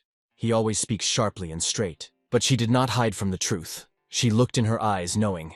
Yes, she really was weaker than others. After a short silence, Rin approached because she suggested cure his wounds. But he stood up and replied cold that he needed no help. His reaction surprised everyone. Everyone thought, what happened to him again? He is treated and he is leaving, he grunted, without holding back irritation. But I immediately screamed at him. She ordered not to swear and keep his tongue. The reconciliation of me, meanwhile, remembered his first meeting with because his appearance was then the same. Closed and sharp. It seemed that all in the group began to worry. Qualifying battles were constantly approaching. Rin promised others that she would try even more, with his best. Little asked her question. What kind of doctor's clan is she from? She began to explain. Their clan originates in a small village, where almost everyone was engaged in medicine or medicine. In fact, their race is much closer to healers than warriors. During the Chongma War, their clan doctors were always on the battlefield, rescuing the wounded. But the art of healing alone was not enough to survive in war and chaos. Therefore, rescuing warriors, they began to master the martial arts. And it was on this basis that a full battle clan was created over time. The story of Rin was surprisingly exciting. Everyone listened to her with interest. Little was especially strange and at the same time impressive that their clan developed in just 20 years. But Rin suddenly waved her hands, denying, in fact, everything is not true. She explained that even the reason for her stay here is that the battle branch of their clan is still very poorly developed. That is why she was sent to the Academy of FECs to strengthen the foundations and gain true strength. I supported her. She asked not to worry and promised that everyone would help. After all, everyone who came to the Academy of FECs has their own personal reason. It may be worth asking for everyone over time, Emmy thought. But at the same time he also mentioned the future match because that will happen in a month. As soon as this thought came to his head, he automatically cast his gaze forward, where he stood. The next morning, in the mountains, one man was looking for healing herbs, relying on luck. From dawn, he came across many useful plants. The day began very well. But suddenly the sky was darkened quickly, as if it were unexpectedly broken. At first, he did not understand what was happening. But looked around, he felt a real horror. The giant stone moved on its own. For a moment he stopped and thought, maybe it's a dream and he just sleeps? Yes, everything really looked like a dream. Too absurd to be a reality. But it was in reality. Under the giant boulder, the size of a small mountain, a rain was standing from the rabbit class. He was the first, and behind him, exhausted, followed by other participants, a support group. The stone was so heavy that everyone was barely on their feet. They moved slowly like a nightmare. Rin shouted that he could no longer stand, the body and the spirit on the verge. But from the following words, it became clear. It was not only about a stone. He exclaimed that he wanted to go right now and meet with the master of the reconciliation. In the same forest, not far, a man in a wide hat rested on a tree branch. The loud cry attracted his attention. He slowly pushed the straw shade that shaded his face and looked at the noise. The man sitting on the branch was unexpected for himself, saw a giant boulder below, and a group of guys who pulled him out. Meanwhile, one of the participants addressed her sister. She asked only one thing: keep her words secret from the teacher. For the sister, it seemed like a solid mystery, incomprehensible but anxious. She only had time to shout her after, "Lord Rin!" Other participants could not understand. Where did she suddenly run? And even a man on a tree became interesting. Something clearly was wrong. And frankly, he was already well bored. And under him he saw a sports machine. That is, a group that rushed with a stone, like a competition. He immediately jumped from the branch and left in the same direction, without holding back curiosity. Meanwhile, it was evening. The reconciliation was concentrated by the internal energy training. Its purpose is to combine two forces into one single, harmonious essence. The task was not easy at all. The attempt ended with failure. With every unsuccessful attempt, he became more clear. This is not what seems, and it is not as simple as you would like at first glance. Then the guy got a piece of paper, a well-known letter that kept new knowledge within. Opening him, he quietly asked himself, will he be able to cope with what he is waiting next? If you read the second message, it means that you have already mastered direct and return flows of energy, the teacher wrote. The next step after combining external energies was a stage known as a rose of change. After reading this, the guy got up immediately, ready to test and practice, bring the power of repulsion between two polar streams, and their energy, forming a protective shell. So you will be able to enter Yokchon, to go against the will of heaven, and Sunchon, to follow her. The flow of force that filled his body was unbearably powerful. The resistance between the energies became more rigid. The body was trembling. It was at this moment that Mr. Rin ran to the place of workout. She stopped, becoming an involuntary witness to this frantic concentration of force.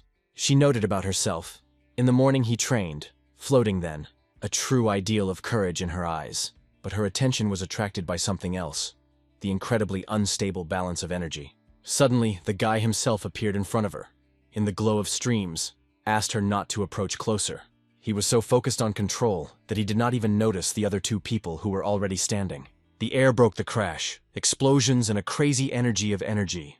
Everything indicated the loss of control. Seeing this, Rin rushed directly to him without thinking about the consequences. She hugged him firmly, catching her body in the fall, and put her back to protect him from a blow to a massive boulder. The little one did not even understand how she was here.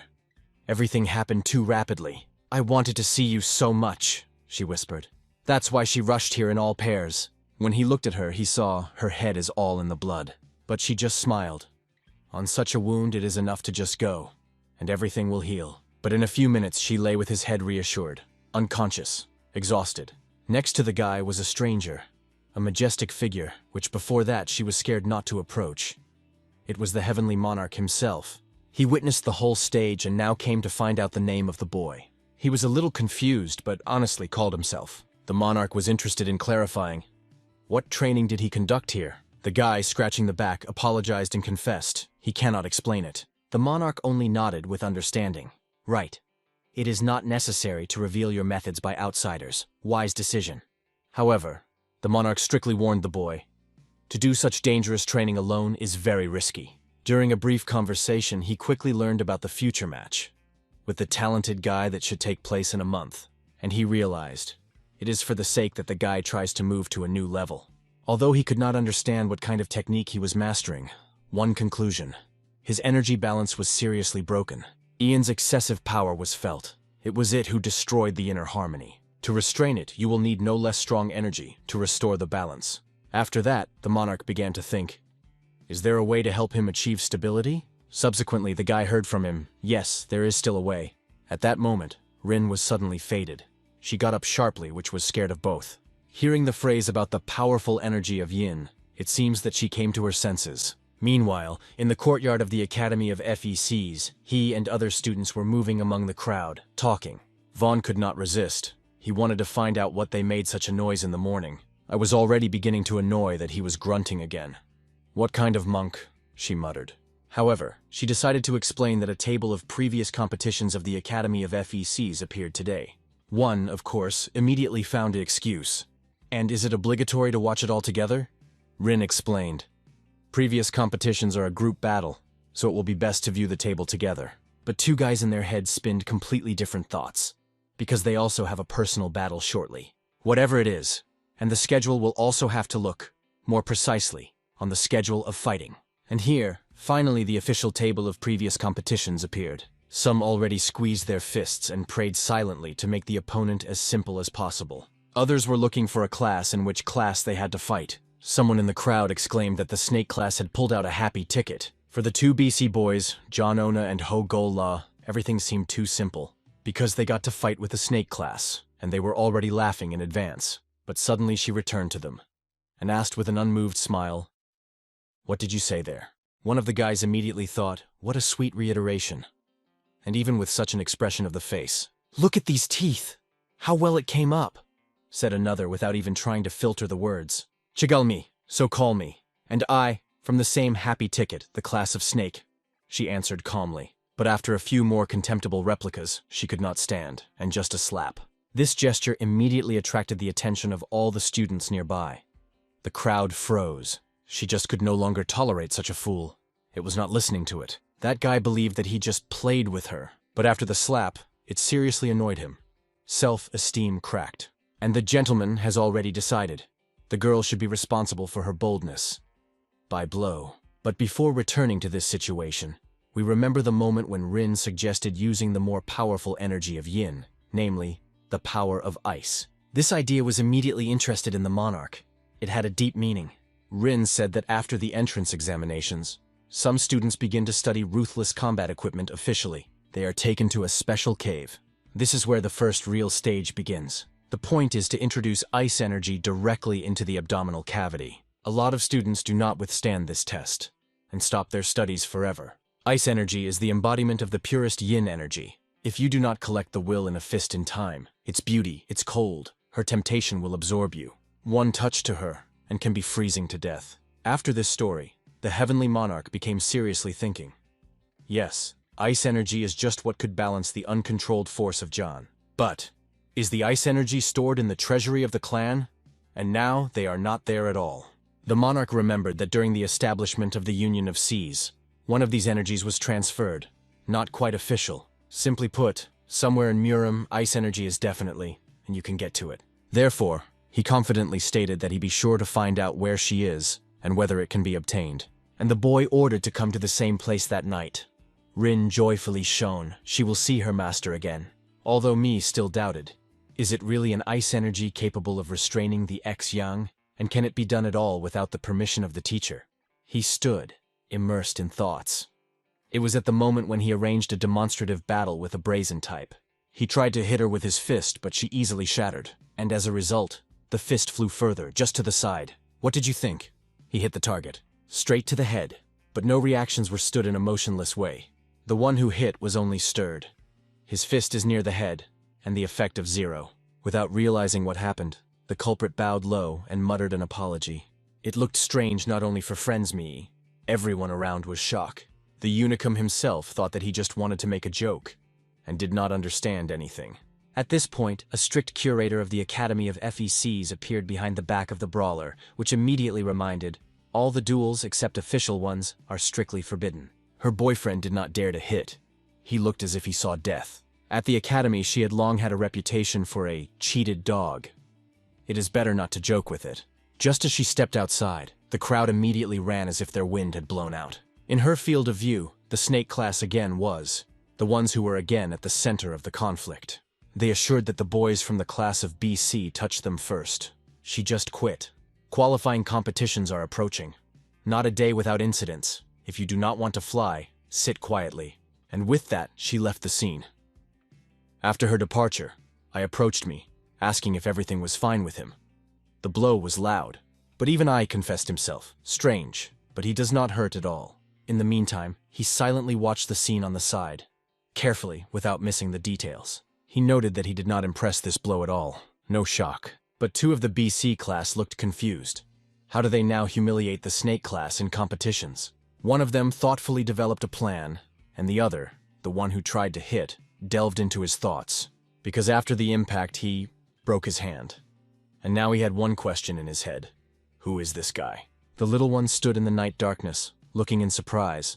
Why didn't the Stormblade still appear, though it should be here? Rin also did not understand the reasons for his delay, but the anxiety in her eyes grew every moment of waiting. Her only thought stubbornly fought in her head. He would not come at all. I came too early, though stuck in the toilet. Job appeared, as if nothing strange happened, with a smile on his face. The owner of the interference came too quickly. These obsessive words were spinning in Rin's head without rest. He learned everything he needed, no more or less. This is exactly what one should expect from one of the three heavenly masters. Accurate, confident, unmistakable. Now it was possible to move quietly to a new level of training. The door to the next stage opened. The three of them moved forward, although they still had no clear idea of how to properly manage ice energy. He explained that only the presence of this energy is able to freeze everything around. Even basic energy management skills made it a lot of impressive. Rin added that this energy is also called the North Sea, an element that is best not to merge. Its cruel military equipment, Ami, is to transform its energy into yin energy. The monarch could not understand this. He believed that the natural equilibrium of yin and yang was being disturbed. But combat techniques, Ami, have nothing to do with the harmony of yin-yang. The clan was based on Buddhism, so each of its members consciously adheres to the teachings of the Buddha, abandoning worldly attachments. Going beyond the usual world, they seek to restore the natural order, creating a new balance of energy. To master the ruthless technique in me, you should break the shackles of the perfect world. Only so it is possible to achieve true completeness. Now it became clear that the internal energy is powered by yin, and if not achieved with apogea, the excess yang breaks out, breaking the balance. That is why the appearance of young students is so strikingly different from adults.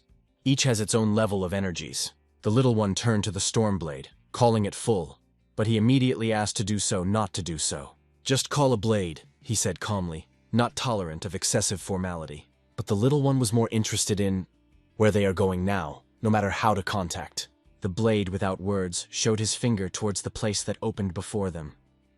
It was there that they lay their way. The little one opened his mouth wide without being surprised.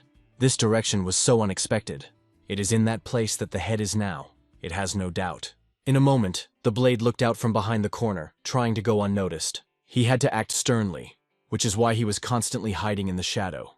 In order not to attract extra attention, the blade put the mask and gave out the same guise. In this strange atmosphere, the little one could not stand, and asked if the blade really received permission to use ice energy. Do you think they will allow the common people to touch such a treasure? The blade answered the question. We just take it secretly for a short time. The idea of the blade instantly became clear to both. Everything came into place. Follow me, he dropped briefly without turning. He moved forward as if the wind. They did not even have time, as they had already lagged behind. They stood in place, watching how quickly the blade disappeared by turn. Its movements were almost invisible. However, in a few minutes, all three were in the right place. It was here in the shadow of the rock that there was a hidden entrance that led underground. Going down deep down, they had to get to the place where the ice energy was stored. The little one did not even doubt. The Lord of the Blade, of course, knew about such secret things. But suddenly he was alert. He heard steps approaching from the outside. You go on, the blade ordered. I will embrace the neighborhood, check who there. The little one looked at him worriedly, but the blade slammed him on the nape of his neck and reminded who he was. One of the three heavenly masters is a Stormblade, he added proudly, disappearing in the dark. Meanwhile, Rin and the Small were already sitting at the beginning of the stairs, which led deeper underground. As soon as they came, the hatch was automatically closed. Now they were under the floor. Meanwhile, a man approached the room. It was visible to his silhouette that he was an older, and he was surprised one. The door was left open. The old man came so rapidly that even the blade did not have time to react. He was caught by surprise. Without any explanation, the blade decided to act cunningly. He suggested that the owner drink together. And I just wanted to miss a glass, the old man replied with a barely noticeable smile. But despite the friendly tone, his eyes slid carefully around the room, looking for something. Meanwhile, Rin carefully descended the stairs, trying not to lose balance. She walked the same path as Mugunmi a few minutes earlier. "Go slower," she whispered, almost leaving. Inside, such darkness prevailed that both did not even see their own hands. When the little one reached out to help, she almost fainted with surprise. Her imagination instantly twisted a romantic scenario. They say it is love. Her hand trembled like a schoolgirl, but still slowly stretched to him. Meanwhile, the Blade and the owner were already sitting on the street where they were going to drink. They sat down at the table. The atmosphere became more casual and even a little warmer. By the way, this old man is not the Obito, but the master of the sword of the original chaos. Kwon Yun is the head of the Union Muram. The head asked Clanka with interest if he had already found candidates for his students. "There are some interesting guys that I liked," the Blade replied. "And those you brought with you, also among them?" The head asked directly, not looking. "You do not hide anything from the owner." He immediately realized everything without unnecessary words. In addition, he advised a Blade to pull up acting.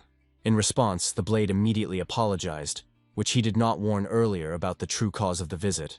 "Ha! Apologies from a Stormblade? This is so turn." The old man was surprised. After that, the Blade confessed that their real goal is to get an ice energy because she needs one boy. The head knew how dangerous this energy was, so he advised the Blade to stay with the guy. This was performed as a silent consent. The permission to use was obtained, but even so, he just couldn't borrow it. It is too important. Meanwhile, in Rin, the head was about to explode from excitement. When he apologized and asked timidly whether she was not embarrassed by her hand, she susted. So he politely asked, "Then just hold on to the edge of my clothes." Stepping on, Rin was embarrassed and quietly muttered to herself, "Here's an idiot." Rin still did not understand how in such a dark he could see everything around. Then a small smile shared a secret. From his childhood he had starry eyes, for which he praised the doc. This reminded the word of the mentor. In a real battle, the most important thing is not the power, but the eyes that see everything. And as always, she thought the latter. He is really incredible. They almost got to the place. The stairs were over, and something cold fan ahead. Ice energy was leaking through the gap in the door, as if trying to break out. The Rin guy stood just before them, holding their breath. As soon as they pushed the door, the icy whirlwind was thrown towards like a storm. This ice energy, it is not just strong, it is perfect in its cold cruelty. "Oh, how cold is here!" Rin whispered, clenching her shoulders. Now they have felt in their own experience, which fierce frost comes from this energy. Immediately he paid attention to how powerful the energy was, and Rin asked with anxious whether everything was fine with it. But her appearance was already quite stressful, and now he has switched to a new, tremendous level. Her gentle eyes were completely covered with blue, as if they were frozen from the inside. The little one noticed. Her look is too focused, even cold, and at the same moment I understood. You need to do something to bring it to consciousness. "Don't come close. Come to your senses." All he had time to repeat her, hoping to reach through the ice. But at the same moment he saw her sharply swinging his hand, right on him. He barely managed to set his hands forward to stop the blow, but the force was so powerful that his body simply rejected. He flew his back into a stone projection, and he immediately crumbled into an ice crumb. The stones were wrapped in ice for years, which is why it became even firmer and sharper. Although he tried to cover himself, the power of her blow was giant. There was no choice. It had to be stopped at any cost. Small decided to the extreme event. Activated the technique of controlling two energy flows. Her arm was almost touched the crystal, which emitted a cold shine. "I'm sorry," he whispered quietly before struck. But at the last moment, when she was about to hit, her smile and warm energy floated in memory. Pressing against her close, he thought he said to himself, "I can't hit her." But is she not able to do it? Because in the same second she grabbed his hand, and without restraining forces, she hit the ground with his back with all power. The guy begins to cough. His body does not withstand the pressure of ice, and she is no longer like herself, more on the monster that works instinctively. There is only one thing in her head. You need to touch this crystal. There is nothing more. "Ice energy," whispered Small, hugging it for the waist, trying to stop. "It cannot be touched," he added loudly, with fear in his voice. But Rin loses control. It covers frantic anger. The eyes shine in rage. Meanwhile, the Blade, while in the yard, suddenly feels a powerful flash of energy, and instantly understands. Only those guys who went with him could do it. What happens if she touches the crystal? She said herself, you touch him with his bare hands, and just freeze to death. It is impossible to allow her to be in danger. Not because of me. This thought was fighting in the boy's head. And in an instant, both shout at the same time, each of their despair. She, because of the thirst to touch, and he because of the desire to stop it at any cost. And they do not even have time to realize how their hands touch the crystals together. To protect it, a small decision makes an ice crystal in its palm. Perhaps this decision was not quite considered. But looking at it, he realized there was no way back. His mind escaped from the present and moved into memories from childhood. A small, lonely boy who cried quietly wrapped in a blanket. And only her voice sounded nearby, gentle, soothing. "Don't cry. Everything will be good." Before his eyes she appeared, with a face covered with veins, distorted pain. Her hand lay gently on his head, and the words sounded like a mantra. "It's not your fault." And now, from the point of view of a stranger, he could see all this completely differently. More precisely, no. He seemed to be in the same room again. Everything was repeated to the little things. He felt the humiliation again from his older brother who had previously seemed endless. He accused him of everything. They say, everything happened because of him. Mother's death became a burden that was ruthlessly put on his shoulders. "It's all because of you." Il repeated again and again like a wiped plate. And now the guy looked at it on the side, calm, without tears, without weakness. The red flames passed through his body, as if he wanted to rewrite it from the inside. However, there was no complete restoration of memories. Something still remained hidden. Now he asked himself again and again, what exactly I forgot? The answer seemed to be quite near. A little more, and he would remember. But suddenly, a giant ice cliff appears in front of him, which is shaking everything around. And in reality, he just stood, squeezing the crystal of ice energy in his hand. It was difficult as never before. It was even difficult to breathe. The pressure was so great that even a giant Rin flew back without holding on. At this point, the dungeon has already reached the blade. But when he went inside, he did not expect the guy to touch the crystal. The blade tried to do something. Stop, push away, though intervene. The power of ice energy was too large, almost unnatural. Even the slightest delay could cost the boy's life. And that is why the blade makes a decision. It is necessary to destroy the crystal, until it is not too late. "A dragon that breaks into pieces," he exclaims, activating the technique. The claws of the energy dragon with a roar are cutting the space, rushed with its blade. In the dungeon, a sharp, piercing crack is heard. Crystal cracks, magic erupts outwards. In this battle, the blade completely demonstrated who he really is. One of the three heavenly masters. He looked at the wreckage of the crystal in his hands and thought, a few of them. Or he just seemed so. But as soon as he turned back, I realized that it was just an illusion. It was only necessary to look at the boy's chest. The answer became obvious. It was there that most of the ice energy focused, directly in his body. Crystal particles still penetrated, and this energy is too strong for it. The situation turned out to be a real mess. Everything was on the verge of life and death. The blade tried to intervene using his own energy to help.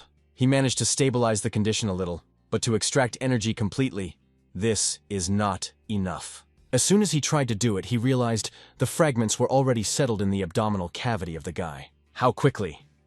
The blade was surprised because the energy got absorbed instantly, as if a living organism. To extract force forcibly means to kill a guy, but leaving everything as is dangerous. Having realized this, the blade makes the decision. You need to fight, but to help him withstand this force. Inside the young man, his energy surrounded the fragments of the crystal, preventing them to break the body from the inside. Thanks to control and skills, the blade was able to combine these fragments into one.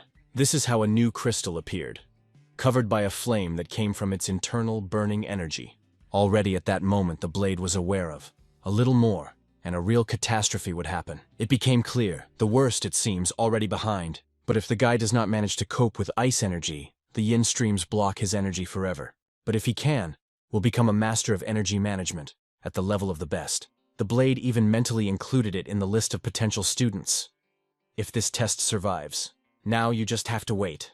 But first, you need to remove the traces and disappear from here as soon as possible. Meanwhile, another guest was approaching the dungeon. The Lord himself. His gaze stopped on the crystal, attentive, cold, almost removed. He could not understand whether the crystal really became smaller, whether it was only optical illusion. There was a deep night on the street. The full moon hung above the world. Kuker managed the horse skillfully, conducting a visa confidently, though slowly. And in the iron cage attached to the cart, the children sat, silent, tense. The guard has been waiting for a long time, impatient and angry, grinding, why he was moving so slowly. When he pulled into the gate, Kucher was politely apologized to the guard. He explained that he was delayed because the wheel flew during the road, so he had to repair it right. A voice came behind him. In what condition are they in this time? The answer was short and cold. These puppies would not last for several days. Then the old man was ordered to take the children and get them inside. He silently executed the order. He sat back into the cart and moved forward. The children were released from the cage, but heavy shackles were rattled on their feet. Despite this, they were also forced to move faster, pushing and threatening.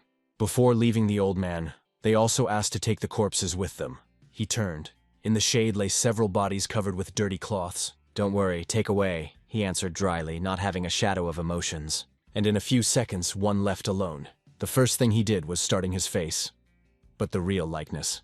The body suddenly crumbled. Someone was a completely different, true personality that hid under the mask.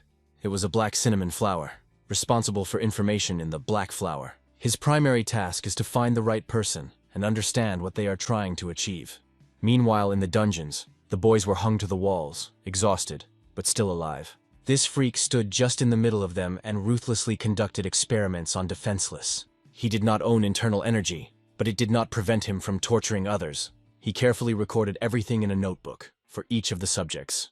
Suddenly, one of them began to scream frantically, getting out of the shackles. But will he have the strength to escape from these steel papers? Then the executioner just smiled and explained, "These chains forged from the strongest iron." He then ordered, "Give him another pill." There were 6 such dark, dangerous, like poison. At this point, the black cinnamon flower observed silently from the shadow, analyzing every detail. Now it became clear. They in the basement carry out tests for spiritual potions, and stocks in them are huge. We need to find out how the effect spreads. At this time, a subordinate with a new cargo approached the commander. He brought his children to him, calling them a product, which he recently ordered. It was this commander that wanted to find out what will happen to the children if you give them a potion. He was not going to delay. He approached one of the kids and ordered, "Open the mouth." And the boy, everything he could, tremble with fear, cannot escape or answer. The commander has not yet managed to bring the pill to the boy's mouth, as the servant appeared behind his back and reported. He came to the potion that rapidly enhances strength. Hearing that this person appeared personally, the commander decided he would go to him. It was surprising because he rarely went somewhere. And he ordered the children to be fed immediately. The black cinnamon flower immediately followed him, without bringing his eyes. And only children's cries remained behind, piercing, desperate. Walking forward, the flower heard a voice behind his back. "So much noise. Blame your parents who sold you." "Open your mouth!" These words forced him to froze right in place. He was given a choice. What is more important, these children or information? But right now, the information was too valuable. It could change everything. So he made a promise. He saves them later. In the meantime, he moved forward. Meanwhile, the cat stood over the child, threatening, "If you resist again, you will get in full." And his hand flew to an innocent baby face. Slap us behind a slap, a blow to a blow. A child was defenselessly accepted, each of them. Finally, the black flower could not stand. He rushed back, unable to stand aside. At this point, the duty stopped shaking it. He dropped the mask and showed a real face. Now he was no longer a representative of the black blossom. Now he acted only as a man. The executioner had no idea who stood in front of him, no one, or where he came from. All he felt is a ruthless blow just in the face. But even if he was explained now, this abomination would still understand anything. At the same time, the commander, the main among all bastards, stood by the cart. The cart was completely filled with a commodity, like a silent victim of trade. The mere fact that is enough for several hundred people has caused him painful pleasure. If he knew what would happen in a moment, a broken door and a loud roar could prevent him from preventing him. But now all that he had left to look around and see where the door was flying. Directly in the visa, pill fly through the air, everything immediately turns into chaos. It was the nightmare that he was most afraid of. The deal was thwarted. The agreement was completed. So the broken agreement is lost money and valuable information. "And how many have you lost?" A voice came when the cinnamon flower went outside with 2 abomination in his hands. He is only frightened by whims. "And you? Are you who is? Judging by how you sharpen without even recognizing my mask, I am the one you don't want to see. If you do not know, then you will not know. Because you will die," said the cinnamon flower cold, already holding money. Having activated the spiritual technique of explosive coins, he prepared for the attack. The commander shouted immediately, "Stop it immediately!" From the air, like a shadow, several fighters emerged, quickly, without warning. They rushed forward with swords in their hands, and Cinnamon Flower had a little more fun. His money was more than enough to destroy everyone at once, and with a gambling he did it. without a drop of regret. The commander could only see how his people fall to the ground one by one, no longer be able to defend himself. Then the flower approached calmly, and looking into his eyes began to speak. I do not care what you did here, but to lift your hand for children, that's what you did in vain. He stretched his palm straight to the commander's face, approaching close. A bright blue light shone from his hands. Energy was no longer restrained. The explosion was the next moment, a powerful squeezing without a chance to escape. At this point, the doc came, wanted to report that the previous information was false. But when he saw this explosion, I realized he will have to wait a little visit. After a while, the cinnamon flower was already in the middle of the debris. He left a real chaos. When everything subsided, the doc came closer to talk. It was from these words that began. Seeing how he collects coins, the doc with irony suggested that the next time throw something else, so that it was not necessary every time to pick up. The technique is called an explosive coin, Kitka explained. So I have to answer the name. While he was talking, the doc looked around involuntarily, looking for something. To the left, he saw 6 children who were huddled in the shade, frightened and lonely. That is why the cinnamon flower decided he would take them with him because they have nowhere to go. Hearing this, the doc noted for himself how much cinnamon has changed during this time, and they themselves, members of Black Blossom, are not so different from these children, because they are all orphans. But you need to understand the main thing. Where the potion appears, which rapidly increases power, there is also a fake doc, and the real doc began to guess. Maybe the whole journey was a reason for courage, but he found an excuse again. They say, the circumstances have changed, and now everything is different. Previously, this potion was distributed with caution. Now it is massively flooding the central regions. The murder committed by a false doc attracted the attention of Red Blossom. There is confident. The imposter is guilty. But Cinnamon was suspected that the main thing in all these events was not a fake doc, but a potion that rapidly enhances power. He seems to have seen something invisible. A huge, powerful, moving in the distance, but outside of view. Cinnamon promised. As soon as you collect all the necessary information, immediately contact him. And the Doka asked, how about finally returning to the Union? The doc thought. In fact, he was not at the Academy of Hell for over a crescent. It's time to return. But, already turning, he stopped. He remembered something else he wanted to remind Cinnamon. If you get over, you will die, he said coldly, and left. When the Cinnamon remained alone, he confessed. Yes, he is guilty of the commander. But now they cannot allow them to meet because he still has one important assignment. And here are the same guys who seem to be engaged in the removal of pills. They stood high, looking at the place where the agreement just took place. One of them said, I ignore. Our work is only to transfer the product. What happens next?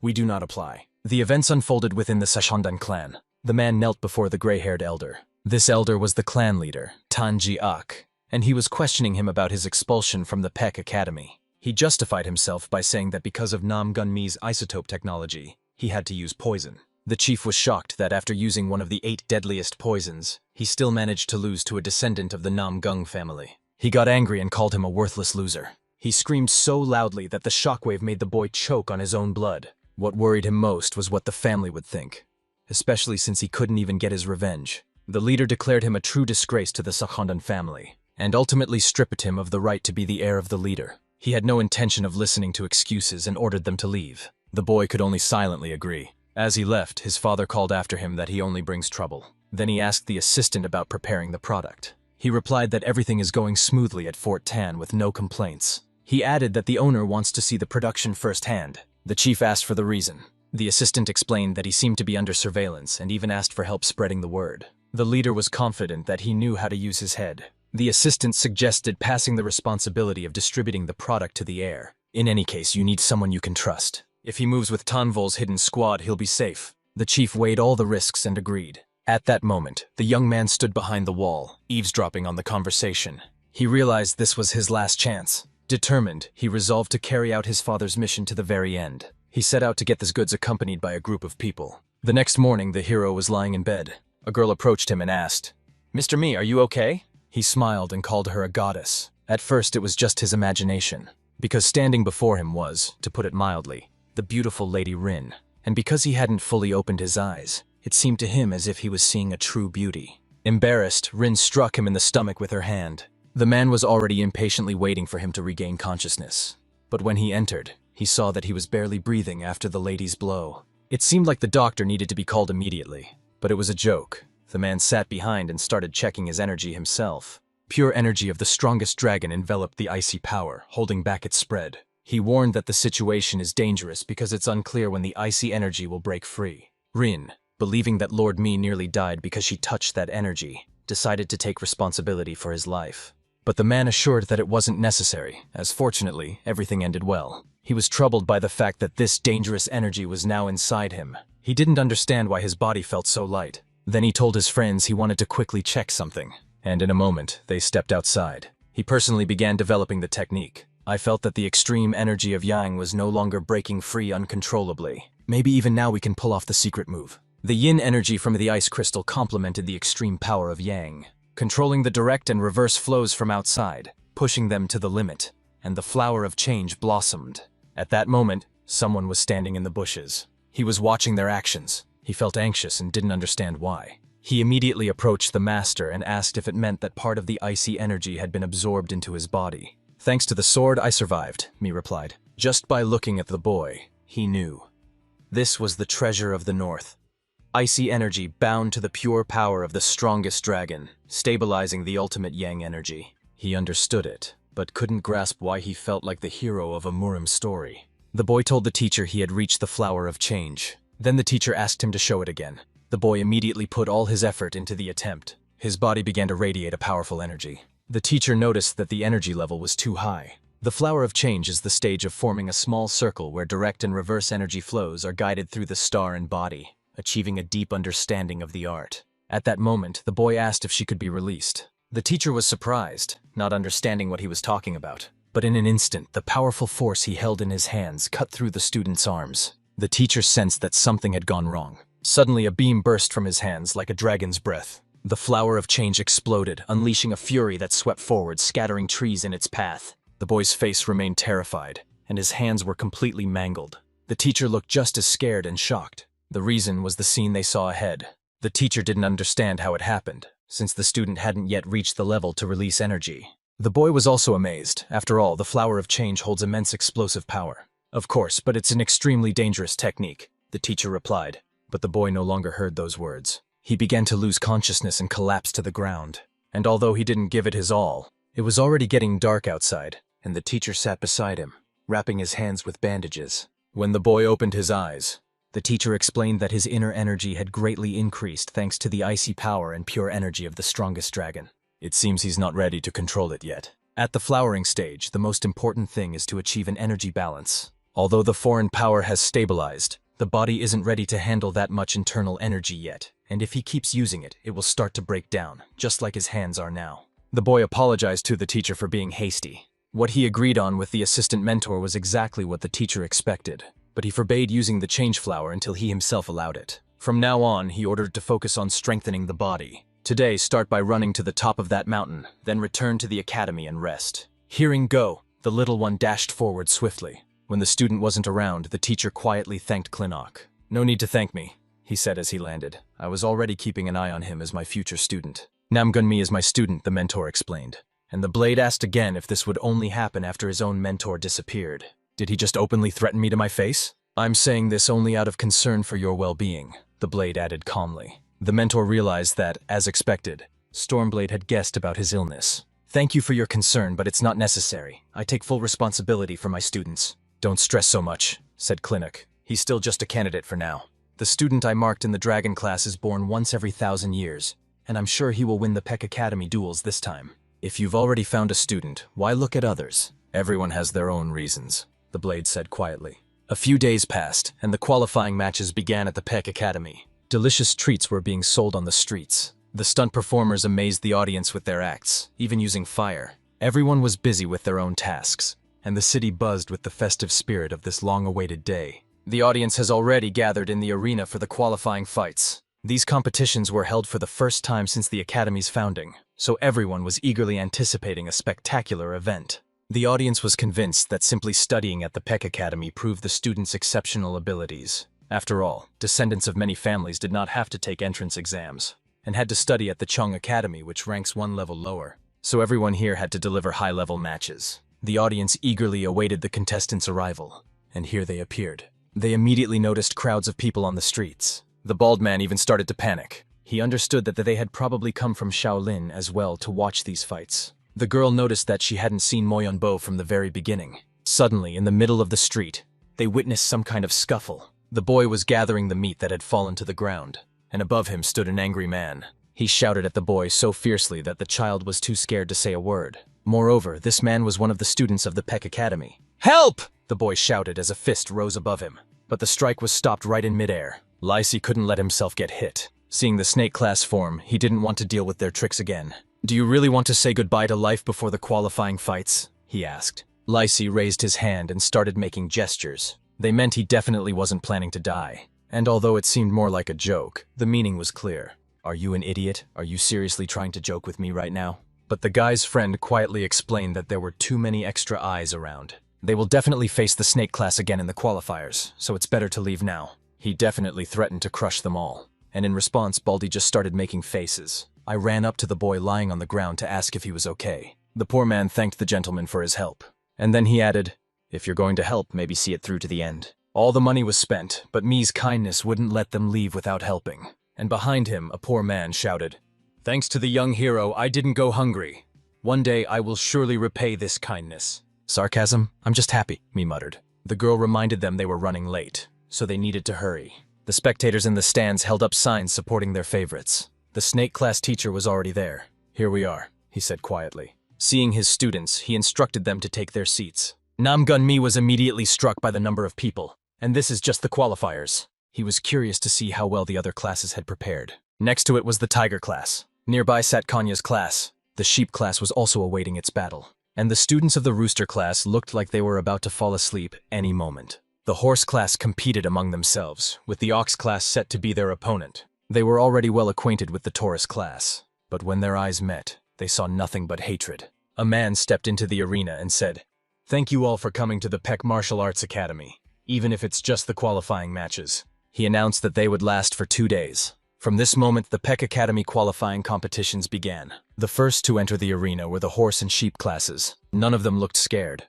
although you wouldn't guess it from their faces. Meanwhile, the teacher didn't see Moyonbo and asked the students if anyone knew where he was. The girl said that lately he has often been disappearing with the mentor's assistant. The teacher guessed that they were probably up to something. He stood before the students, with 2 classes fighting behind him, and asked if they remembered what he had taught them. Everyone answered together, yes. No matter the situation, make changes to it. And what comes next? Break the enemy's united circle. Meanwhile, the horse class claimed victory in the arena. The next fight is between the ox and the snake classes. Mr. Mi focused on the qualifying matches happening right now, but the girl behind him reminded him that Bo hadn't arrived yet. And just then, someone appeared, apologizing for being late. He looked like he was ready to fight 1,000 enemies on his own.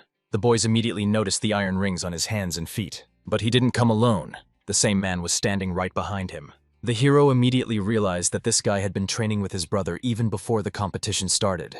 And now the teacher gathered everyone around to announce the plan. "So, class leader in Ryongji Nam, what's the detailed battle plan?" he asked. The girl was almost overwhelmed with nervousness. Let's take a moment to remember when the teacher announced the results of the class president election. She took first place on this list. Even when she was told, she couldn't believe what she heard, because now she was becoming the head of the snake class. The hero greeted her immediately, but she couldn't find the words to respond. Lisi admitted that he also gave her his voice. When she asked how she could be the leader, the hero replied that he could handle it, because he always has their backs. And Lisi added that they are taught that helping all living things is the most important role. Another classmate also greeted her. With cheeks flushed from excitement, she thanked them. But Moyonbo noted that if the class leader is uncertain, others won't be able to unite. The girl apologized and promised to pull herself together. She realized that Moyonbo was right. She needed to change. Now, she confidently announced her plan to everyone. The first goal is to break the united circle of Class Bika and move on to individual fights. Then she noticed that the Ox class in their martial arts likely relies on the power of the earth. So, if you destroy the ground beneath them, you can prevent them from coming together. The teacher silently agreed. It was the right decision, and it would be unwise not to take advantage, just as Shagal Mi had expected. The fox whispered a suggestion to try to prevent the rivals from taking a spot on the ground. And now the teams lined up opposite each other. The second qualifying match, the Ox class versus the Snake class. One of the guys believed that aside from Moyonbo, all their opponents were weak. Class President Yansan Bika declared he would personally deal with this guy. Everyone was ready to begin. but he still thought about Namong May, as he too caused some concern. Then Yan-san turned to his comrades. He ordered his men to hold the battle circle, and the gorilla man loudly announced the start of the competition. The participants instantly surged forward, jumping up, while only the bald one stayed on the ground. He unleashed a wave of destruction, channeling all his power straight into the ground. The hero smiled and thought, "Wonderful." But in an instant, the smile vanished from his face. Before him stood the circle of the heavy, like a rock, a chain. The opponents withstood the blow. They even shouted that you can't beat the bull class with such pathetic methods. Then they formed a battle circle around the snake class. A shout rang out. "First position!" The hero saw clenched fists before him, and in an instant, the whole class felt their power. The girl tried to break through the defense. She warned everyone and then rushed forward.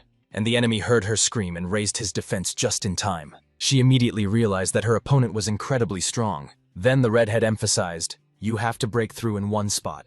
That's how you'll get through." She ordered the monk to attack, and he drew his weapon. Then he charged at the enemy without taking a single step back. She added that everyone should follow him and push through together. And everyone followed Baldy, who had already broken through. Great, managed to slip away from the united circle. Only 3 managed to escape, while the hero and Bo stayed inside. The Taurus class has moved up to second place. Moyon Bo stood with his eyes closed. When he opened them, a blue fire ignited in his pupils. Even the allies held their breath in anticipation. In an instant, his opponents lay around him, pressed into the concrete, their bodies breaking through the hard floor. What force could have thrown them like that? A second before, Bo quietly told the hero it was better not to fight. Then he dropped the bracelets from his hands right at his feet. The weight of those iron rings was incredible. "Although I sold most, I still have a few left." He took the second position, and then he flashed between them like lightning. His strike was both insanely powerful and incredibly fast. Turning around, he said their united circle was now broken. Meanwhile, his mentor was smiling. He heard from Suki, "You taught them well." As expected, the Moyon family is different, and this boy has great talent. But Suki disagreed. "No, all these guys have talent. You just can't see him. A narrow perspective limits your world. Look at the situation more broadly," the mentor said. "If you lock only one world in your eyes, that's the only one you'll see." Namgun, also known as the Sword of the Invincible Dragon. He reached the peak faster than anyone else, but stopped at the start of the next level. Now, listening to this teacher, he thought, "Is he really saying this knowing what I'm going through?" As befits someone recognized by their own father. Meanwhile, the furious Taurus mentor shouted, "Are you unable to get up?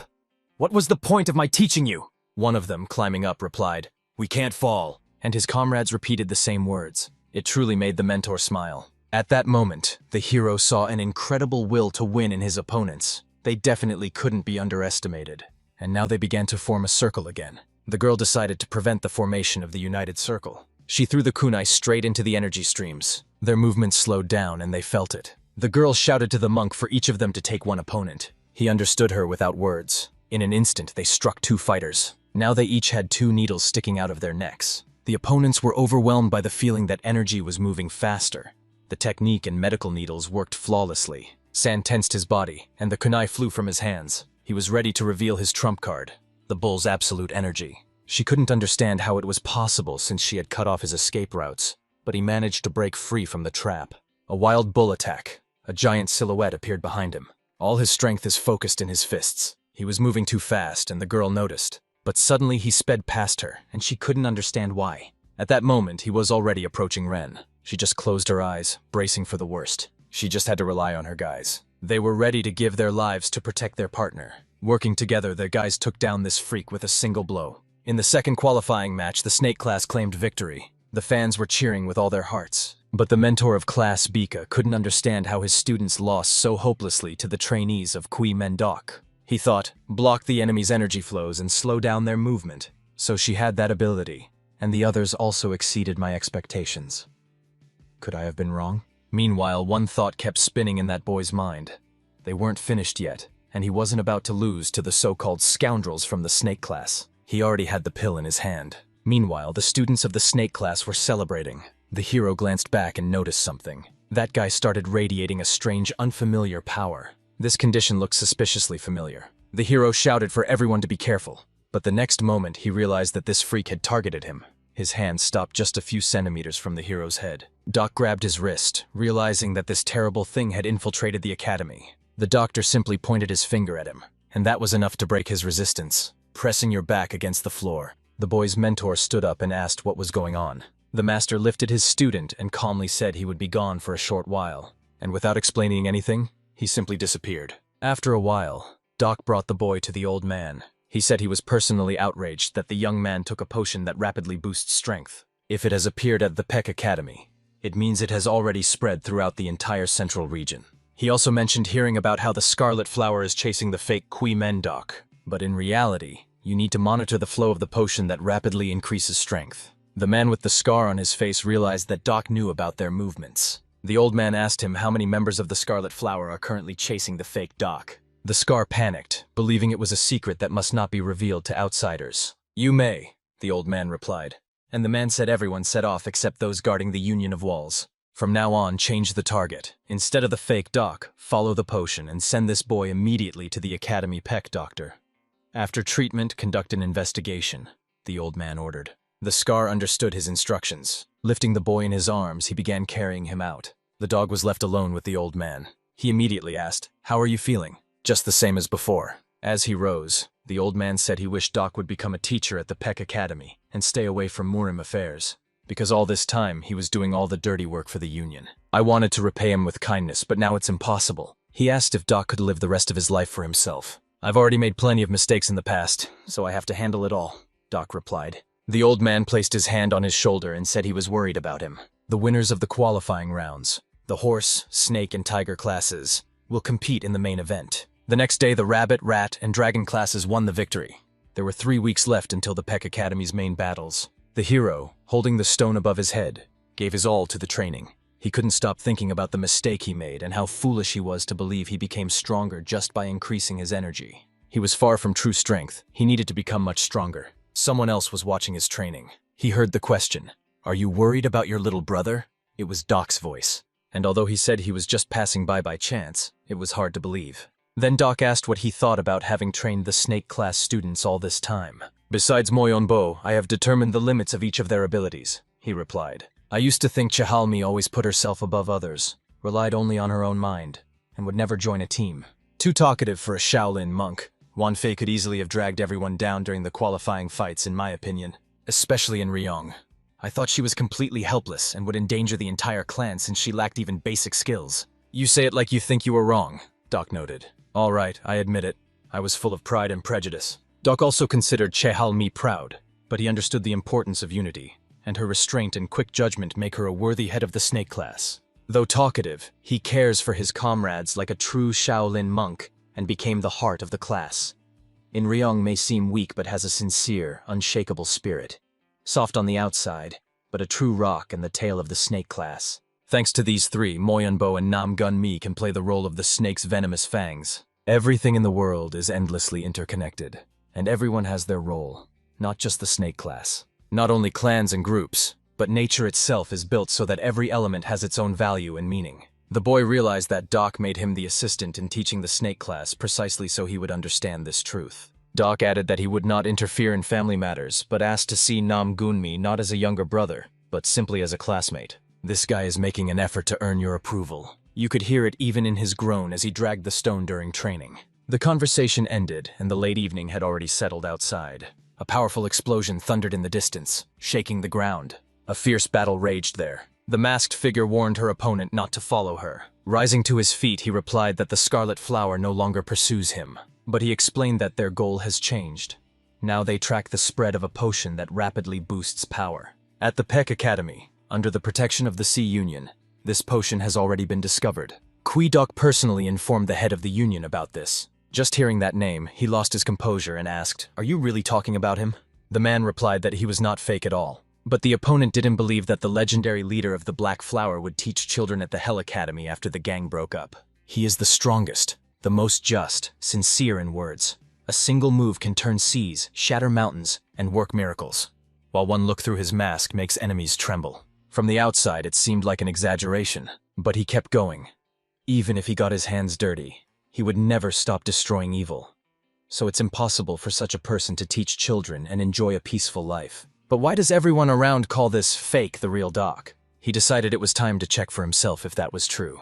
At that time, Doc was with his apprentice. The day of the duel between Nam Gun Mi and Moyonbo has arrived. The guys have arrived at the battle site. Along with them came the deputy and the teacher. Once the Doc settled in comfortably, he lay down on the stone and asked not to be noticed. He just came to watch. A fight broke out between the two of them. The rules were simple. The match ends when one participant is defeated and weapons are forbidden.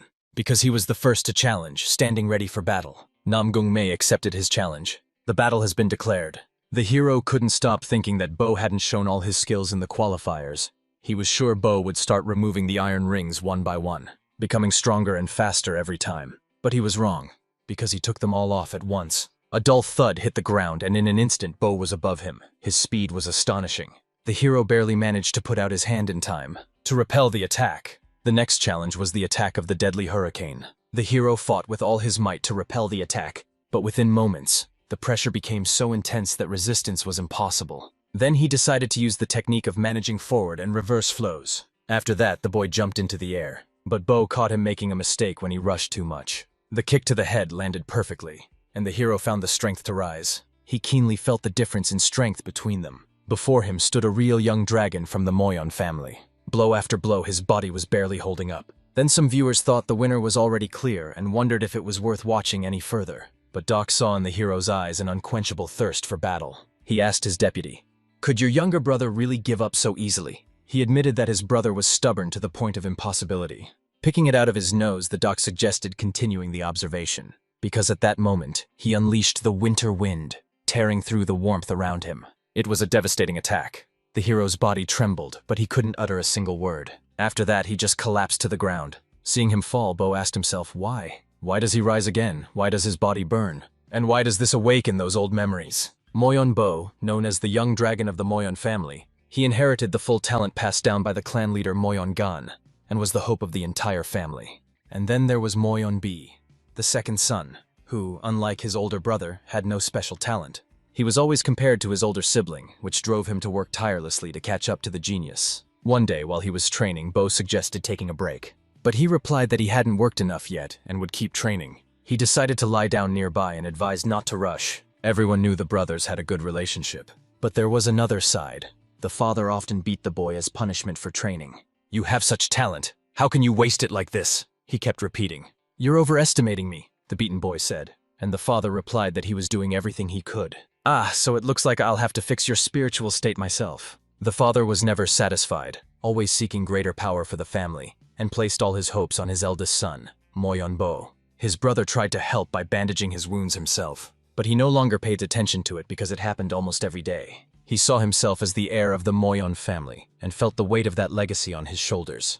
And he was even glad that at least the younger one wasn't being beaten. And then Moyon B decided. The tragedy began when he tried to split his father's expectations in half to ease his brother's burden. My brother mastered the art of image cloning, a technique that creates a copy of oneself through instant teleportation. That's exactly how he defeated his brother, with a smile on his face because he said he won again. And Bai admitted his defeat. It was, you could say, their joint training session. After a tiring exercise, Bai asked Bo if he had a dream. Looking up at the starry sky, he said, "I wish I could roam the world freely." He admitted that he even envies him because he would want the same for himself. "What nonsense are you talking about? Why are you jealous?" "Because I will definitely take you with me. After all, we're twins," Bo said. But Bai replied, "Unlike you, I'm not that talented. Even my father knows this, so he doesn't have high expectations of me." For Boj, his father's approval was incredibly important. So he came up with a different plan. And soon, both stood before their father in fighting stances, facing each other. A real no-joke sparring match has begun. One attacked while the other managed to dodge. "You've become much stronger, little brother," Bo said during the fight. The father was watching closely at that moment, because he used the spiritual technique of the fresh wind, and began striking B, who was defending himself. He seemed barely able to hold back the pressure, but it was just an illusion.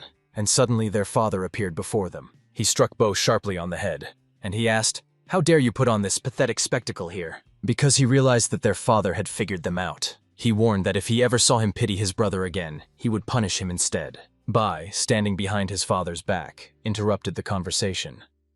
"You misunderstood. I was the one who asked my brother, but father just told him not to get involved. I just wanted your approval. My brother decided to take care of me. If you want to hit me, go ahead." The father grew even angrier and now blamed B for Bo's weakness. In that moment, the father was holding a heavy stick. He started beating the guy with it again. Clenching his teeth, he begged for it to stop. But this time he lost control and, consumed by rage, lunged at his father with fists flying. But to think he could defeat such a powerful man would be ridiculous. "That's exactly what I wanted from you, more anger," the father said. You must never allow yourself to hesitate, not even for a moment. The enemy before your eyes must be destroyed without hesitation. And that's exactly what Bo wanted to do now, seeing his own father as the enemy. Though filled with a burning desire for total destruction, the father stopped him. Because this journey is the journey of the Moyon family. He begged his father to stop. On that day, Moyon B, I saw the dark, cruel nature of these two. Lost in his own thoughts, Moyon B was slowly walking down the corridor when his brother Moyon Bo appeared ahead. Stopping, Moyon B wanted to ask if his brother was feeling better, but without even glancing back, he walked past coldly. Moyon Bai froze in place, as if turned to stone, recalling the day a deep chasm formed between them. He unleashed a furious barrage of blows on Namgoon Mi. But despite the relentless attacks, his opponent held firm. But losing focus for a moment, Namgoon Mi took a powerful blow to the jaw that made him stagger. The blow pushed his body aside, but gathering his will, Namgoon Mi stood firm. The fight was not over yet. Clenching his teeth, he used direct and reverse flow techniques, unleashing all his determination. But Moyon Bo wasn't about to stand idle. Using cloning technique, he dodged the strike, channeling the full force of the attack into his clone. Namgoon Il, watching from the side, was amazed by Moyon Bo's skill. He expected the spiritual techniques of the Moyon clan to be impressive, but Bo's focus and vision exceeded all expectations. Suddenly, Moyon Bo surged forward so swiftly that Namgoon Mi could barely keep him in sight. But his body betrayed him. A mist block left a deep wound on his arm. He decided to wait for the right moment to strike when his opponent's feet touched the ground. Seizing the moment, Namgoon Mi slammed his palms into the ground with all his might, activating Earth Grip. The ground beneath Moyon Bo trembled as if a giant had awakened beneath him. Losing his balance, he began to fall, unable to believe that Namgoon Mi had mastered the Onfi technique. But his opponent grabbed his wrist, preventing him from falling. Namgoon Mi successfully created a perfect flow of energy both ways. Gathering all his fury, he unleashed both streams directly onto Moyon Bo. The doctor watching from the side was struck by the perfect balance of yin and yang forces. He mentally noted that Namgoon Mi could now harness the crystal's icy power. A satisfied smile appeared on Doc's face. Namgoon Mi's body had finally reached its completed state. Feeling an unusual energy within himself, Moyon Bo realized he had to break free. Suddenly, an icy block forcefully threw him backward. Covering his face with his hands, he waited tensely for the next attack. Moyon Bo was amazed by the incredible power Namgoon Mi had gained. He smiled joyfully. It worked. Just as the teacher said, he trained his body and mastered the icy energy. Suddenly, the boulder cracked and shattered into pieces, and Moyon Bo instantly took a fighting stance, ready to attack. But instead of Namgoon Mi, he suddenly saw himself. The shock made Moyon Bo clutch his head. He was tired of his opponent constantly stirring up painful memories. A sinister spark lit up in Moyon Bo's eyes. He resolved to give his all to finally defeat Namgoon Mi. With a sudden leap, he soared upward and launched an attack from above on his opponent. But Namgoon Mi managed to raise his palm, absorbing the blow and stopping the attack. Then Moyon Bo tried to break through the defense with a punch, but his opponent skillfully dodged again. They stepped apart, and as Namgoon Mi caught his breath, he felt icy energy spread through his body, establishing perfect balance. His gaze filled with unwavering determination. He still had the strength to fight. The rivals lunged at each other, exchanging powerful blows without a second thought for defense. Both strikes hit their targets, sending Namgoon Mi and Moyon Bo flying backward. Despite their injuries, they refused to retreat and launched a fresh barrage of attacks at each other. Determined to end the fight, Moyon Bo unleashed the Spirit Walk of the Thunderstorm technique. Namgoon Mi opened his eyes in surprise. Now 3 opponents stood before him. But after all 3 strikes hit their target, Moyon Bo suddenly noticed his hand was frozen solid. Doc well knew that the foundation of the Namgoon family's spiritual techniques was yang energy, but he couldn't understand how Namgoon Mi had mastered such powerful yin energy. He also suspected that the icy energy enhances the owner's defensive abilities. Looking at his body, Namgoon Mi concluded that the icy energy served as his protection. Then an idea flashed through his mind.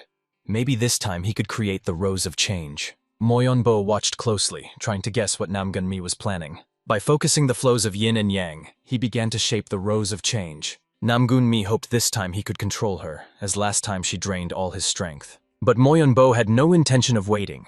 Once again using the Spirit Walk of the Storm Wind, he launched his attack. He knew that the technique Namgoon Mi used had many flaws, so he planned to strike before it ended and chose the attack Endless Rain. Namgoon Il was so amazed by what he saw that his mouth dropped open in astonishment. When the dust settled, Moyon Bo saw Namgoon Mi still shaping the Rose of Change. After finishing her training, Namgoon Mi stretched out her hands and unleashed the Rose of Change. Moyon Bo decided to take the hit himself. He unleashed the Whirlwind of the East Wind. A massive wave of energy and light erupted when the two machines collided. When the light faded, Namong May lay unconscious on the ground, and on the other side of the crater formed by the explosion, Moyeonbo lay motionless. Unlike his opponent, he remained conscious but could no longer move. Coughing up blood, he barely whispered, "Older brother." Kneeling before Moyeonbo's coffin, B mourned deeply, unable to understand why his brother couldn't control his power, tears streaming down his face. Suddenly, to his surprise, Moyeonbo noticed a diary that belonged to his older brother. Unfolding it, he began to read eagerly. In the notes, Bo admitted he avoided getting close to his younger brother to keep him safe. As the eldest son of the Moyeon family, he had to obey his father's will without question, dedicating himself entirely to training. At first, everything went smoothly, but over time his progress hit a dead end. If he stopped, his younger brother could be at risk. To break this barrier, he dared a dangerous experiment, leaving home every night in search of a worthy opponent. The harder he fought, the sharper his senses became. He believed that if he kept going, he could live up to his father's hopes and protect B. Next in the diary, he wrote about the first time he had to kill a person. And though it was necessary, the trembling in his hands lingered for a long time. After that fight, where life was on the line, he managed to break through his own barrier. The father was thrilled with the result, but Bo himself wasn't sure if he had done the right thing. From that day on, he was constantly haunted by the enemy he had killed. A strange expression froze on his face, while the dead man watched without looking away. Because he knew that he was being blamed for everything. Because he only wanted to break his own limits. Because of this, his thoughts kept getting tangled, and he couldn't focus. The more power he gathered, the clearer he saw the figure of the dead man. He knew well that an insurmountable obstacle had taken root in his heart. He begged for forgiveness, explaining that he never intended it. He felt all the energy flows in his body shift and flip. He prayed for the dead to leave him alone. His only wish was to see his brother B one more time. Bai slammed the diary shut, realizing the unbearable burden his older brother carried. Only now did he realize how bold it was to think of sharing this burden with his brother. He was consumed by anger at his own weakness. This was why Bo ended up alone and reached such an end. The thoughts of the head of the Moyeon clan were suddenly interrupted. Looking up, he hoped to see Bai, but Bo appeared before him. The chief nearly jumped out of his chair when B said his older brother Bo was still alive, not understanding what it meant. Then B explained, "The one who's dead here is himself, not Moyeonbo," and he asked his father to spread the rumor of his own death, ready to give up his name. Looking at his father with unwavering determination, he declared that from now on he would live under the name Moyeonbo, taking on the fate of his older brother. Since then, B trained to exhaustion, enduring pain as if his bones were breaking again and again. He told himself countless times that he and his brother were twins, and if Bo could do it, then someday he could too. The father no longer raised a stick against him, guiding him only with words. He believed it was because his father saw the image of the older son in him. After grueling training, he managed to overcome the wall, just like Bo once did. So B became the eldest son of the Moyeon clan, earning the nickname Young Dragon, and was now called Moyeonbo. Lying on the ground, Moyeonbo imagined how a true brother would act in his place. Summoning his last bit of strength, he managed to stand up. His gaze burned with determination. After all, his brother would never allow himself to lose. Clenching his teeth, Namong May managed to stand up, steadying himself on his feet. He knew that if he lost this match, he wouldn't be able to stay at the Peck Academy, and he wanted to be here too much to give up. Moyeonbo couldn't afford to fall. Defeat would stain his name. But Namong May also wanted to stay and grow stronger.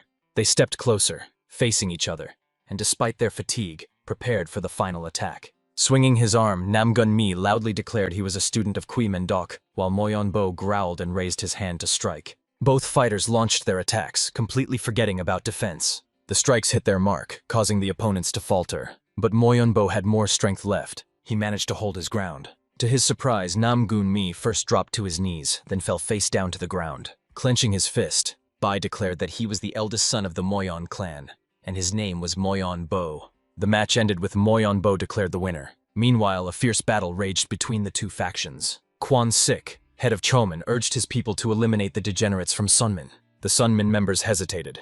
If the fight continued, they would face total defeat. Understanding the hopelessness, their leader Yundal ordered to use it. Rows of Sunmin buzzed with excited chatter.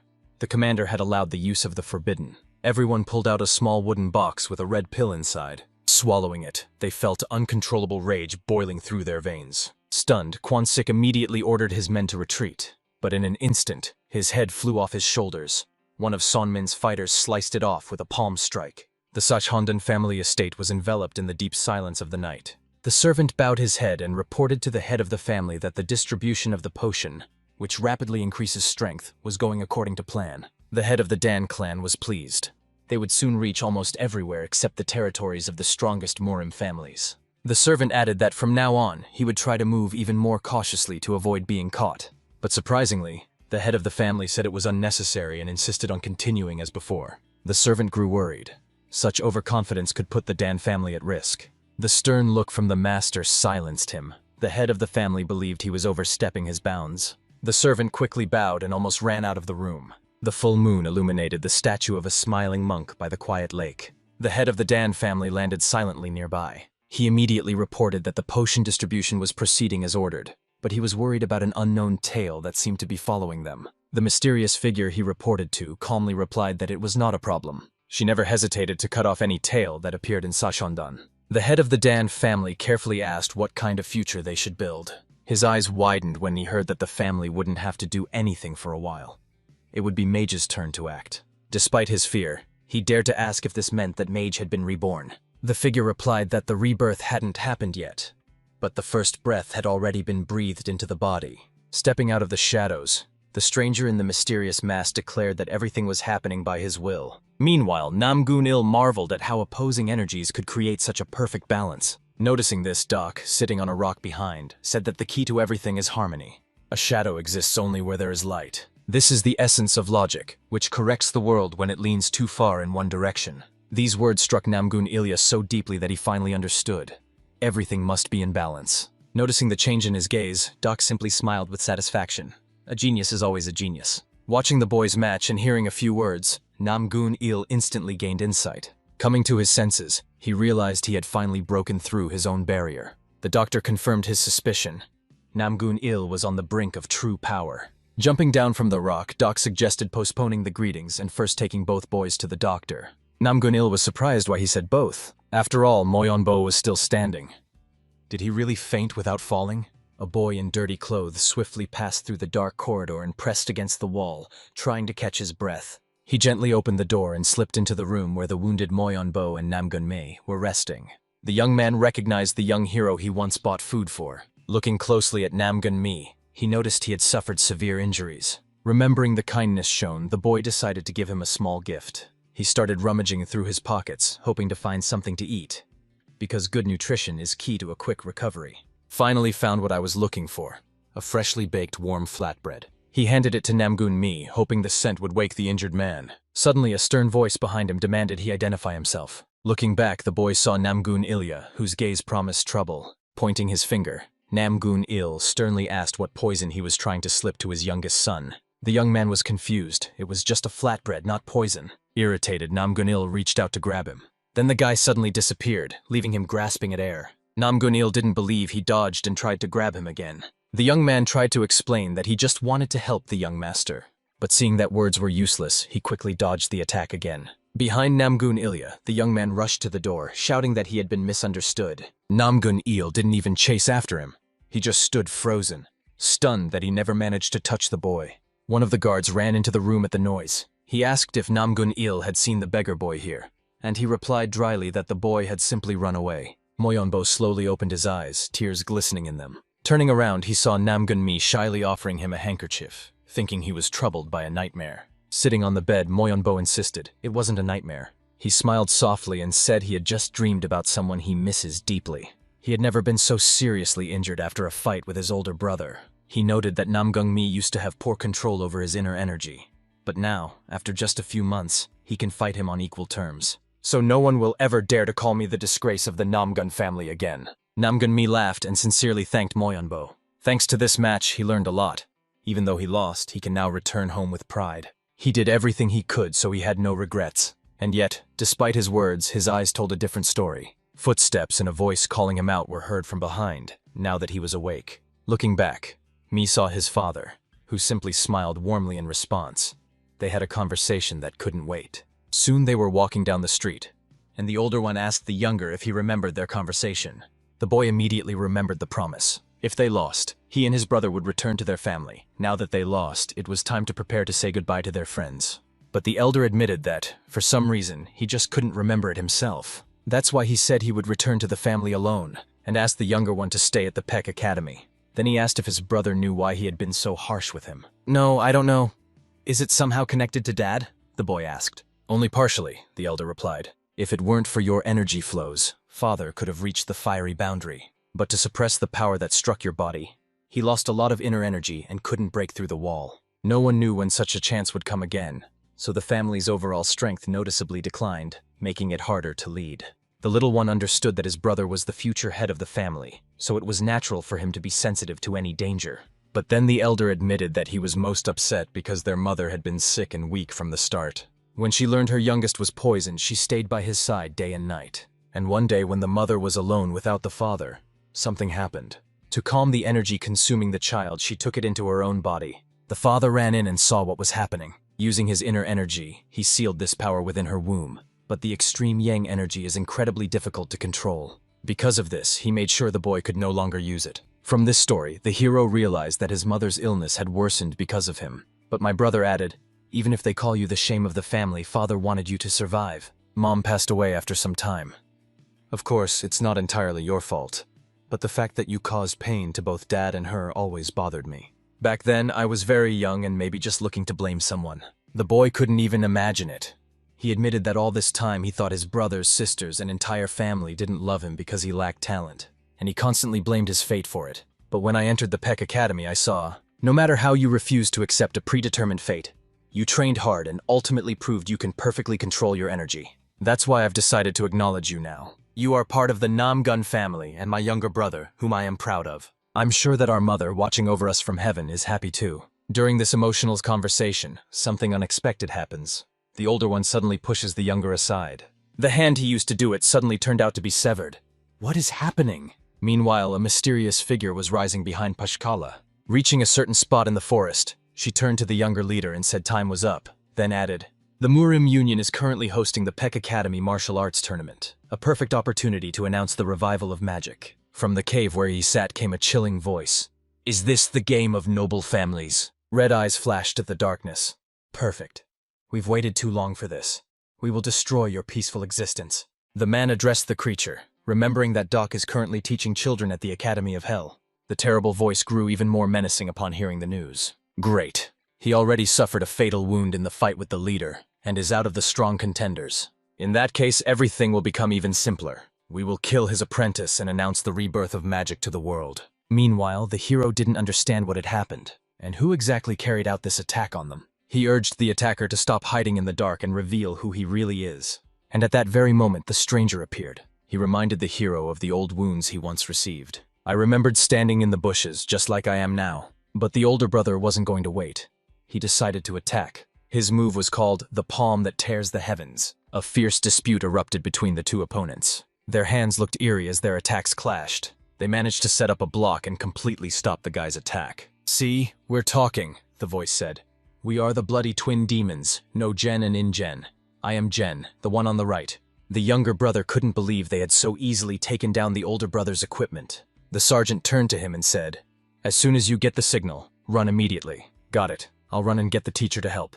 He asked the elder to hold on as long as he could. Meanwhile, the demon bastards started closing in. As soon as the younger one ran off, one of them caught up to him. And once again, the older brother steps in to protect. Sensing their ominous energy, he realizes they could be mage demons. One of them, hearing the guess, denies it and calls himself a warrior of the spiritual cult of Singe. But whoever they were, their power went beyond understanding. A lightning-fast white flash, the heavenly dragon. The attack was so devastating it felt like an atomic bomb had exploded. Even being nearby at the moment of impact was unbearably difficult. The younger one fell, covering his head, but one of the scoundrels approached, grumbling, "Don't run away like cowards." The older brother couldn't let his sibling become a victim, so he launched an attack. But his hand, full of incredible strength, was stopped effortlessly. And the next moment he was slammed into the ground. Damn, they're incredibly strong. The younger brother, worried about his sibling, ran up to him. The twins started arguing again. One blamed the other for failing to finish off the little one, who replied that playing with the prey can make you miss the moment. While they were arguing, the brothers managed to get up. The elder realized they couldn't handle it together, as these two were no weaker than their father. They were masters of the highest level, so there was no other way. He led the younger one to the edge of the cliff and pushed him off. The elder hoped there would be water below and wished for only one thing, that he would survive. The younger one, after flying a considerable distance, crashed noisily into the water, and the elder was left alone against two incredible enemies. He warned them, to go any further they would have to kill him. They heard his words and began thinking about how to make it happen. Meanwhile, an attack began in the Muram Union. The enemies turned out to be incredibly strong. We had to call for backup just to put up any kind of fight. The eyes of every attacker glowed with a cold blue light. The pig class teacher, Kumak Ho, couldn't understand who they were, but he fought with all his might. Tiger's homeroom teacher declared that it doesn't matter who stands before them. Any enemy must be torn to pieces. And then the fierce tiger's wild dance began. The rat class teacher fought with all his might. The same was done by Kanya's class teacher. The dog's class teacher also stood their ground. The monkey class teacher fought just as fiercely. The rabbit's homeroom teacher noticed the dirty tactics they were using.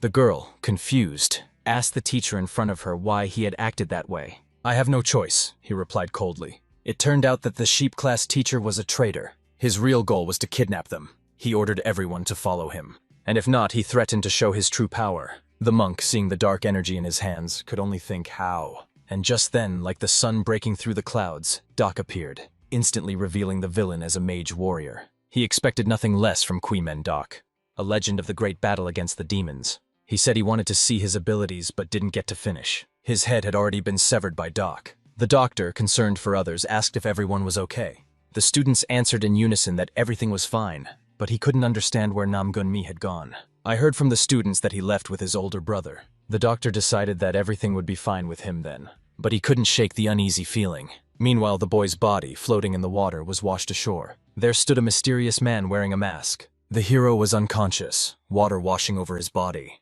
Meanwhile, the woman was simply stunned. Like everyone at this meeting, I bring news of the cult's revival. The atmosphere was tense, as it was clear that anyone could be a traitor. Then he ordered everyone to be silent, and added a few drops of his own energy to it. "Right now, you shouldn't be throwing accusations, but should check if the news about the cult's revival is true," he said.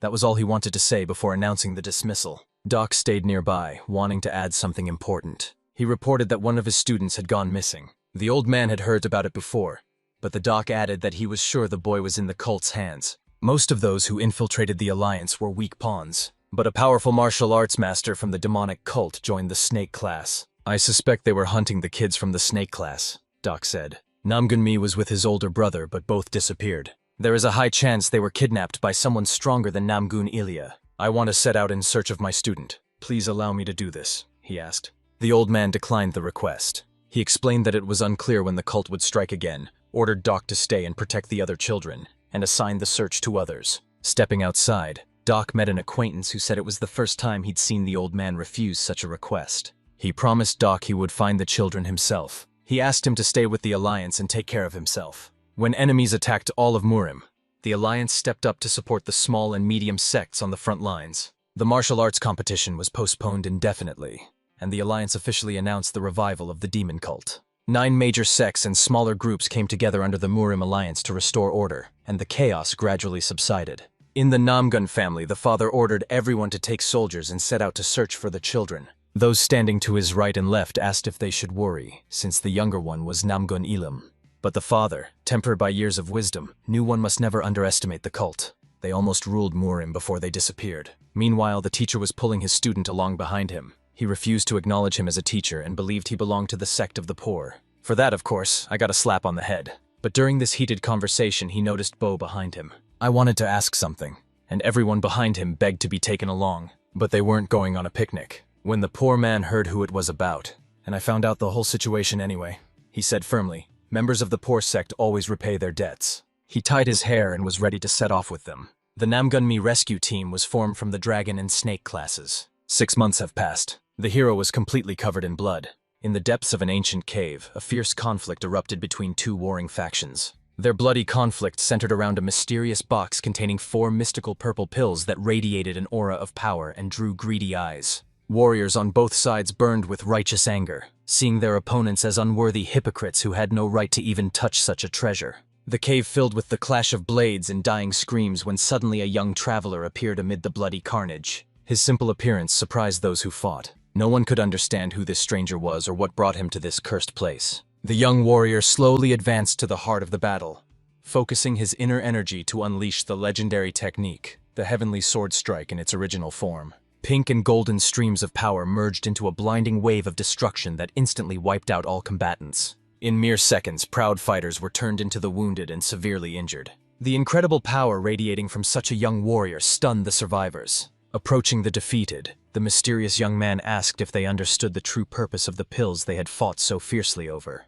One of the survivors, barely breathing, admitted their ignorance. They were simply ordered to complete the task without any explanation. The young blade master pierced the poor man's hand without a trace of regret, forcing out a chilling scream of pain. He refused to believe that these people could blindly hunt for unknown artifacts. Under torture, the truth finally emerged. The warriors had heard vague rumors of a magical potion that could grant incredible power. The mysterious young man insisted on knowing the source of the rumors, but the prisoner could only shrug. He was just a link in the chain of gossip.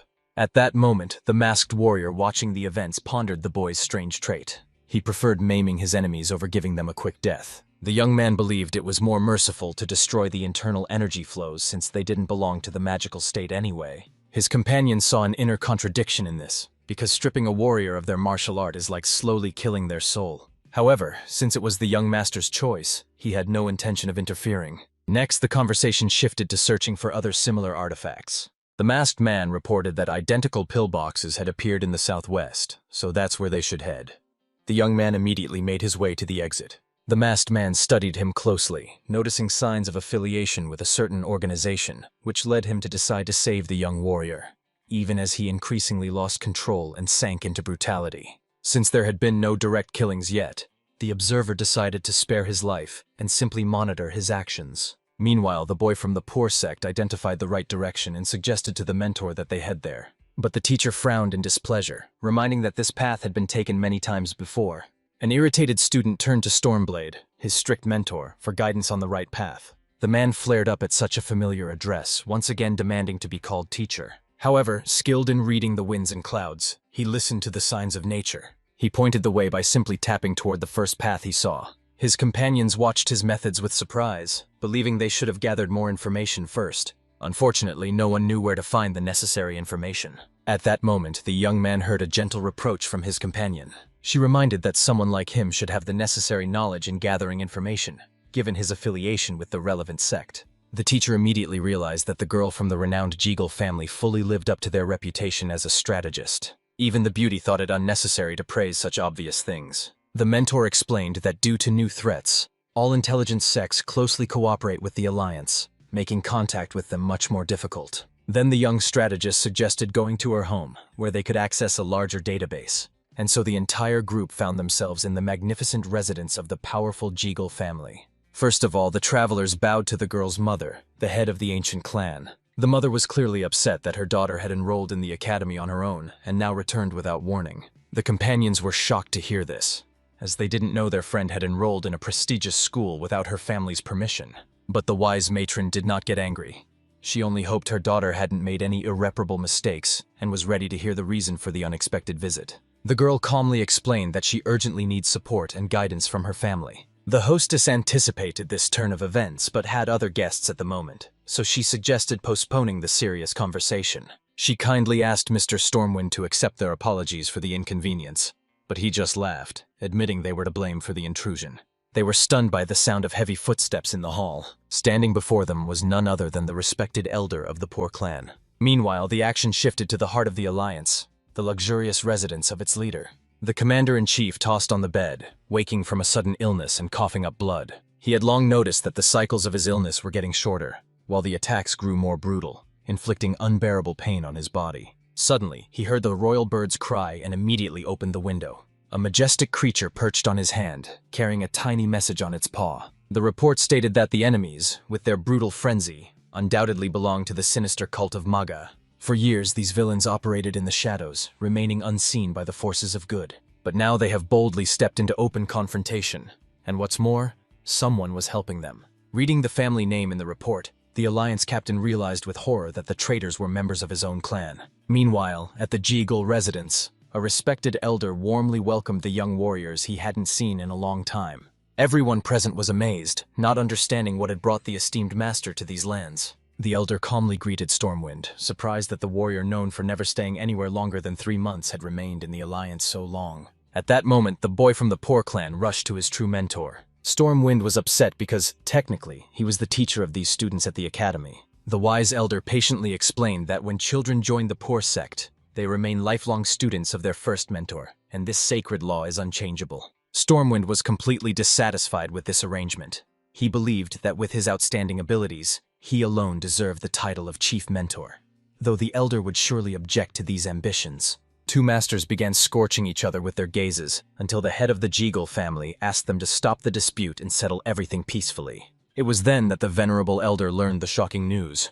The Magyo cult dared to launch a direct attack on the alliance. The family head believed the enemies had openly declared their return, and the very existence of this sinister organization, along with the child's disappearance without a trace, pointed to violent captivity. Moreover, Namjoon's family has already taken action, and the main goal of all righteous forces is to save the innocent child. Stormy Wind suggested first tracking down the cultists and even finding the poison they're spreading as a starting point for the investigation.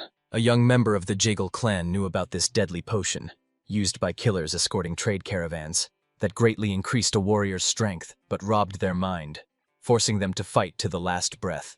The boy also recalled seeing something similar at a previous competition with a student from Boka's class. The mentor was still amazed, hearing about such a drug for the first time. The wise lady of the family patiently explained that this potion is fundamentally different from ordinary elixirs, as it contains a malicious intent. During their own investigation, they discovered it had already been used in wars between small and medium factions, and is now secretly spreading throughout the Muram world. The elder was surprised that one of the legendary trio of Skymasters was so unaware of the events and decided to enlighten his colleague. 10 years ago, this potion, capable of unlocking hidden energy reserves, became known through the Chagan incident. Famous for his swordsmanship, he sought a way to overcome stagnation in his growth and discovered an unknown substance, seeing it as a great fortune. But after taking the pills, a bloody massacre began, which the Alliance stopped by sending their best warriors to capture the madman. That's when the potion got its current name, and recently it has been widely distributed by traders. At first, the elder doubted that the mercenaries were using that cursed potion, but after seeing them post-dose, he felt a strong sense of déjà vu. He realized this was it, and it wasn't just one person spreading it, but an entire organization, an effort fitting the revival of the Magyo cult. So, the clan leader decided that both the elder and the entire poor clan have strong reasons to suspect Magyo of spreading the poison. At that moment, Stormwind telepathically suggested taking the children out of the hall. He understood that the adults would have to conduct many more investigations, as after the announcement of Magyo's revival, they had nothing left to hide from each other. But the children nearby were only trying to find their missing friend, and it was amazing. Above all, they remained warriors. Such challenges became invaluable experiences for them. He decided to protect the young fighters from deadly danger and asked the elder and matriarch not to worry about anything. At that moment, the young man from the sect of the poor spoke telepathically. He reminded them that their goal was not to fight the Magyot cultists, but to find Namjoon's brother.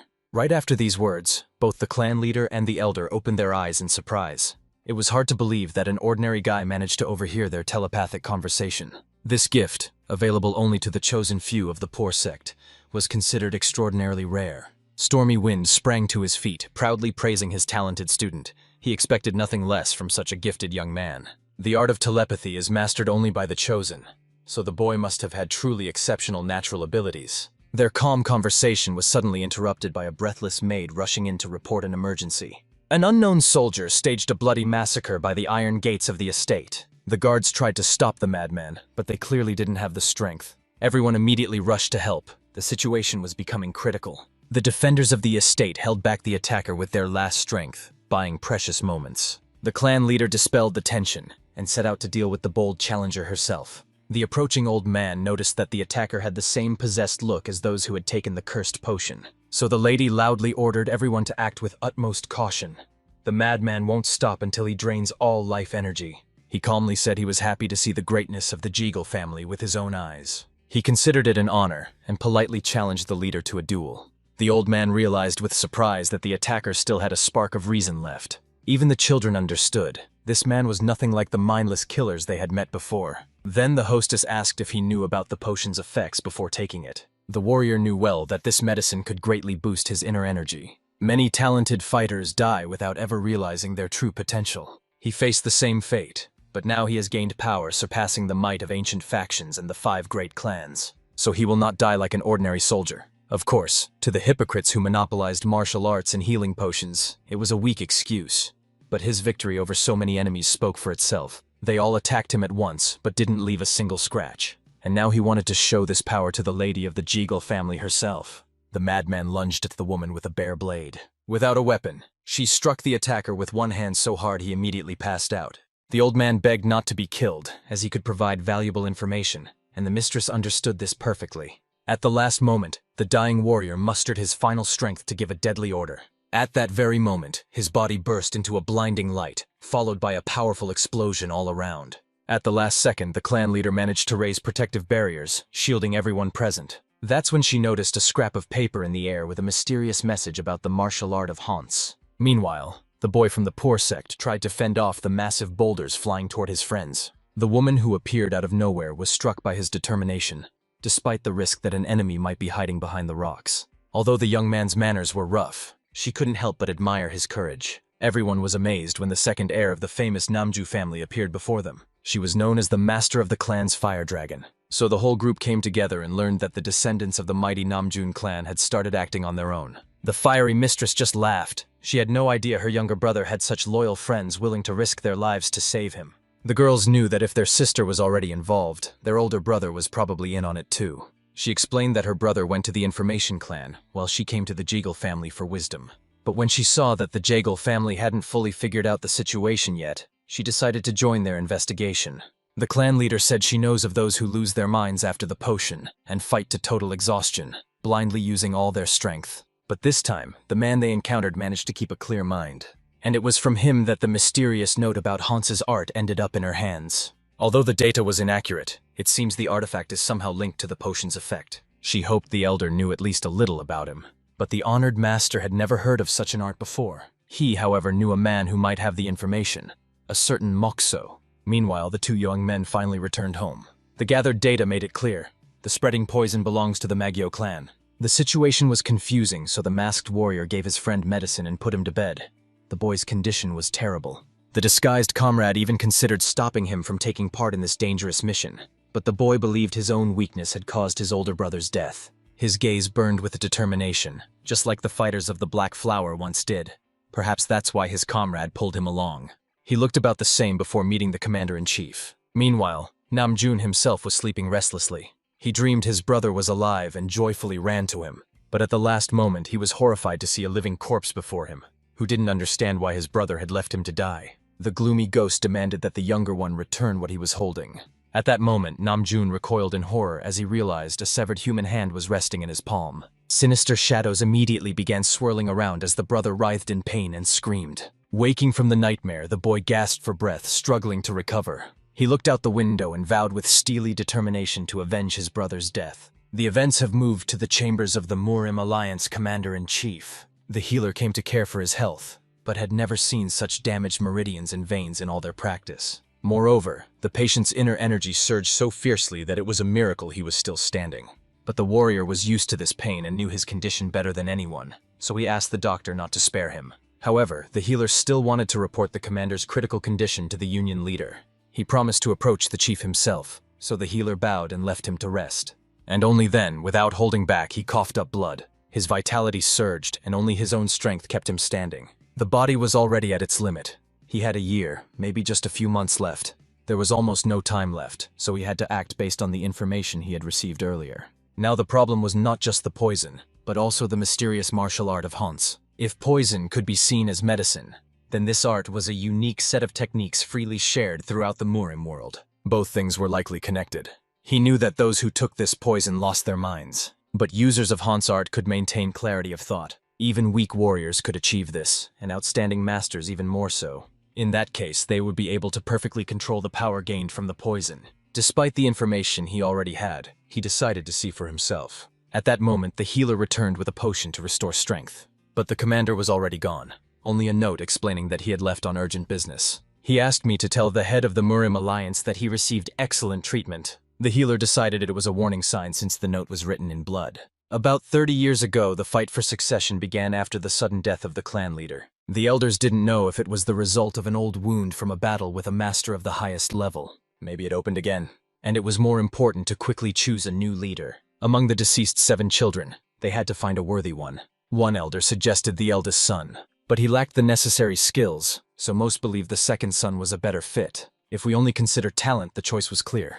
The younger son was perfectly suited for this position. At 14, he was already a genius who had mastered all the family techniques. Still, doubts remained. Was he truly the son of the late leader? His mother brought him in from the street, claiming he was the leader's child, so his origins were in doubt. Besides, he was very young, only 14. Although the former leader took charge of the clan at 20, he possessed exceptional abilities. In the end, each elder stubbornly stood their ground, and they never reached an agreement. So they decided to fight for the inheritance, a long-standing family tradition dating back over a century. Children killed each other, and the one who survived became the leader. It seemed this method was perfect for their ruthless family. Meanwhile, the little hero came home and found a cat visiting him. He tried to explain to her that sneaking into the residence was dangerous because she could be used for cruel experiments. But he still enjoyed her company, as no one except this cat came to visit him in this gloomy place. Suddenly, footsteps echoed, and the frightened animal darted away instantly. He was the second son of the family who decided to visit his brother, who spent his days alone. He calmly said he came without any special reason, just wanted to see me. But in fact, he intended to warn about the start of the fight for the inheritance, in which the younger son was also to take part. The naive boy didn't understand the true meaning of these words, and thought the brothers would simply face off in an honest duel, disarming each other. So the elder patiently explained the terrible truth. They would have to kill each other until only one heir remained alive. The young man couldn't believe they were really talking about murders between brothers and sisters. And that's exactly how the head of this ruthless clan was chosen 100 years ago. Then the boy understood why his brother always walked with a large security detail. But now it turns out the elder came to him completely alone. Only at that moment did he realize they had fallen into a carefully prepared trap. They were watched from all sides by countless enemy eyes. And in an instant, a powerful explosion rocked the spot where they stood, and both brothers came out of it unharmed. They quickly realized they were attacked by experienced killers, masters of their deadly craft. Deflecting the blows, the brothers noticed that the mercenaries didn't hesitate to use poison against the second son of the Tan clan. This showed that the enemies clearly underestimated their abilities. So the elder decided to reveal the true poison of the Tan clan, one with no antidote. This deadly substance instantly infected the wound, dooming the victim to agony. At that moment, an assassin sneaked up on him and nearly struck.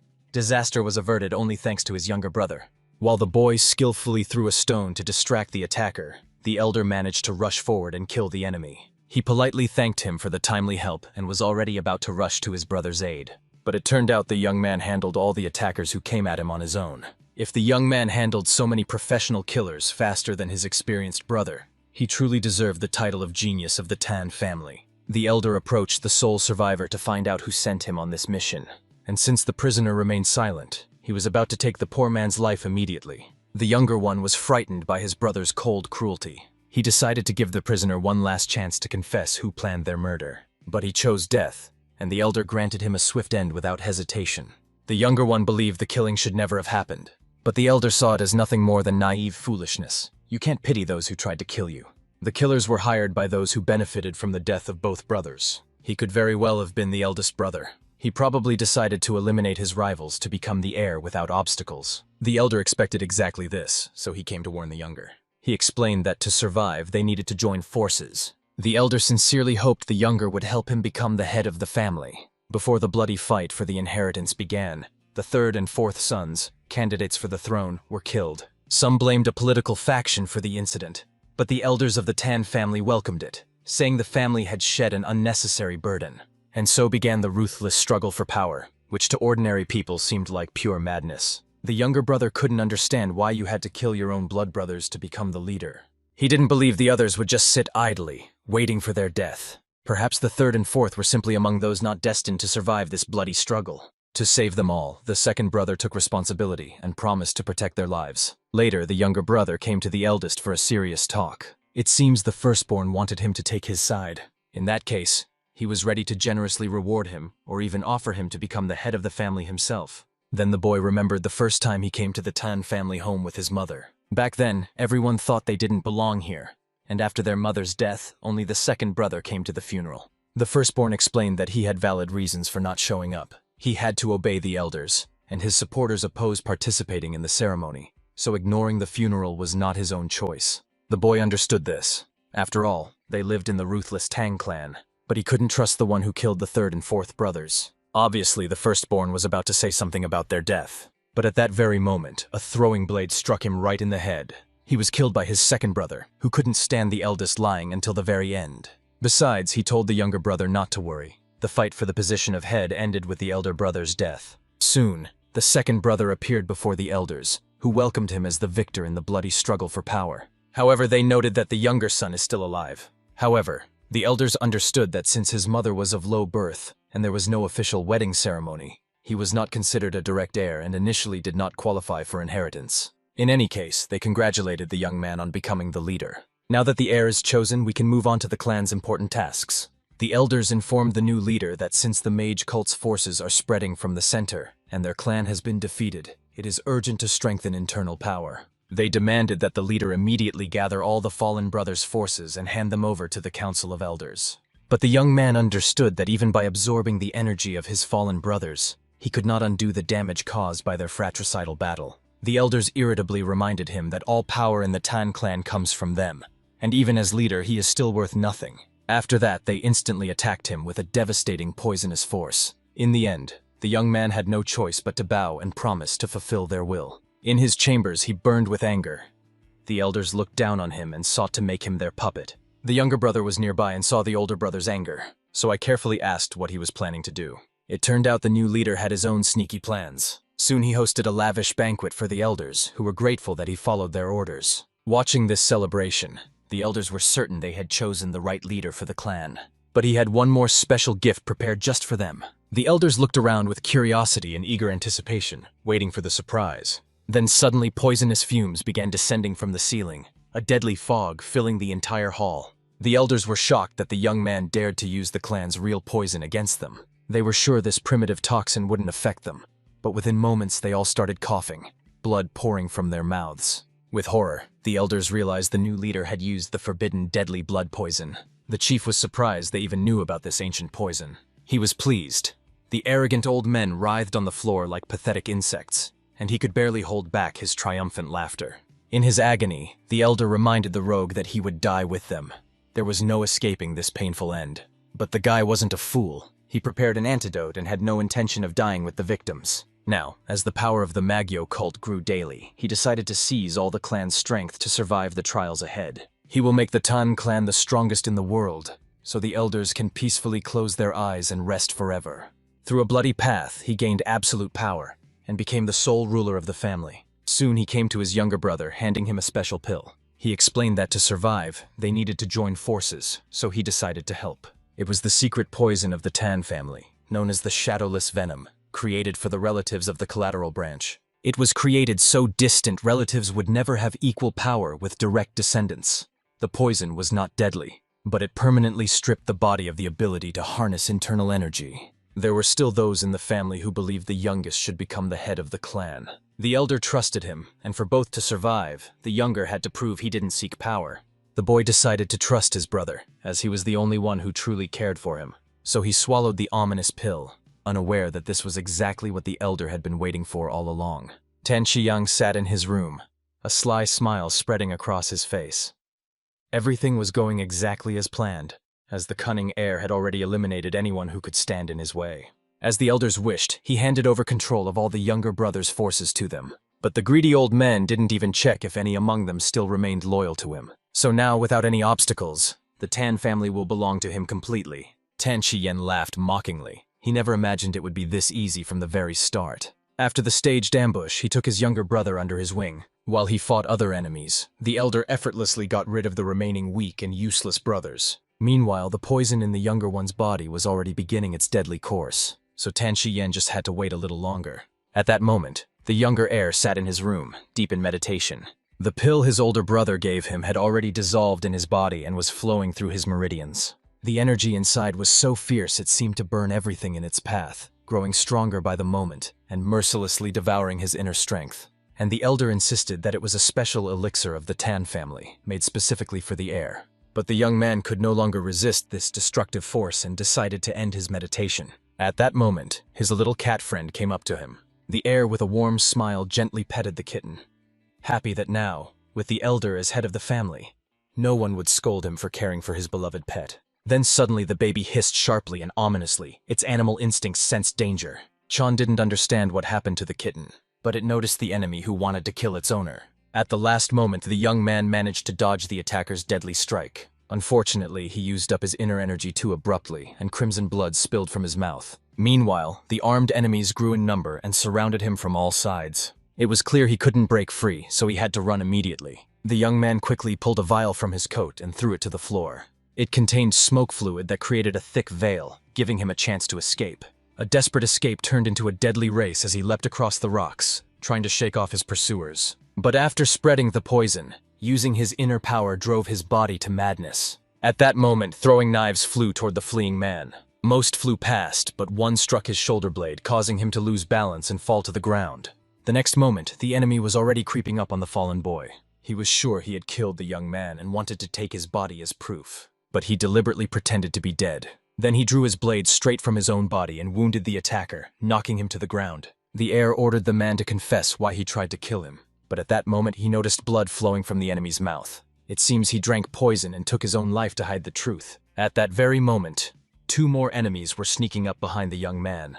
They tried to stab him with their swords, but the hero easily dodged the strike. After that, he dashed off again, trying to disappear from the battlefield. Tan Qiyang watched the unfortunate boy whose body was once faster than lightning, but now lay powerless. Let him run as much as he wants, he's not meant to survive anyway. In the end, the exhausted boy realized he had completely drained his strength. His inner core was cracking under unbearable pressure, and suddenly he heard a familiar voice mocking his helplessness. Tan Qiyang, seeing his brother, wasted no time and immediately used the heaven-embracing rain technique. Suddenly, a hail of poisoned shells surged toward the defenseless boy. Soon, a powerful explosion erupted where he had been sitting. Almost nothing was left after the explosion. The surviving mercenaries suggested to Tan Qiyang to find the body to be absolutely sure of the younger heir's death. But Tan Qiyang saw no point in it.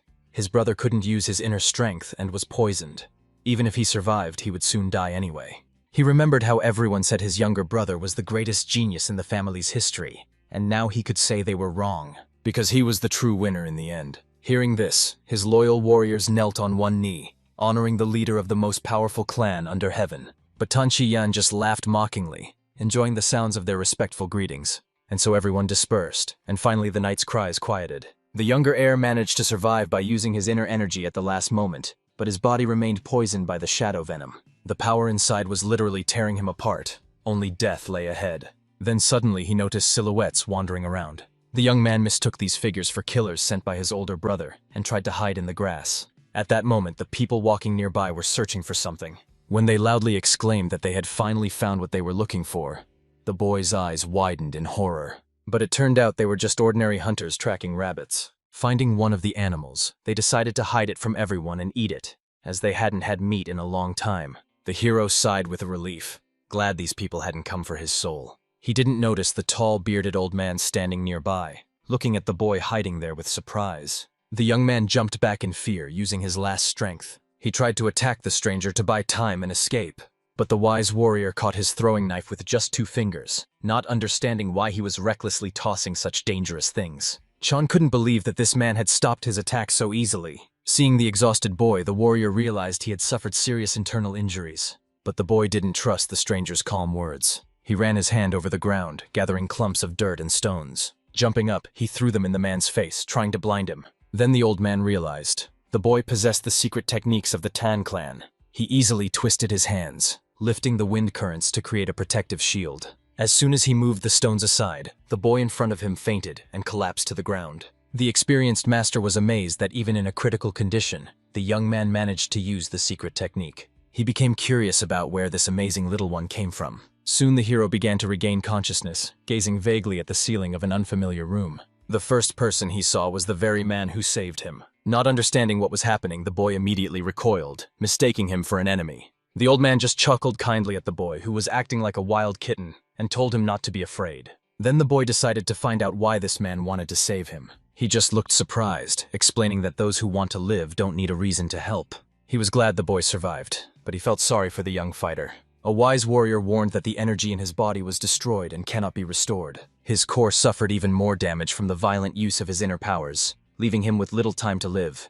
Death could come soon. Moreover, the old man saw that the young man was from the Tan family, and offered to take him to his relatives so he could spend his final days with them. Upon hearing the name of his clan, the boy horrifiedly insisted he had nothing to do with Tan. The old man sensed the lie but understood the boy had good reasons to hide the truth. He calmly explained that he and his team would stay in the area for about a month. The master decided it would be much better for the boy to stay with them for now. Then the young man wanted to at least know the name of his rescuer. The man calmly introduced himself as a shaman and swordmaster named Kwon Yoon. The boy introduced himself as Chkon. Soon he arrived at the training ground, where they initially doubted whether they could show a stranger the training. However, the manager had already given permission, and Kwon Yoon believed the boy didn't have much time left to live. And just like that, a whole month passed by. One night, while walking through the training ground, Kwon Yoon noticed Chong had started practicing.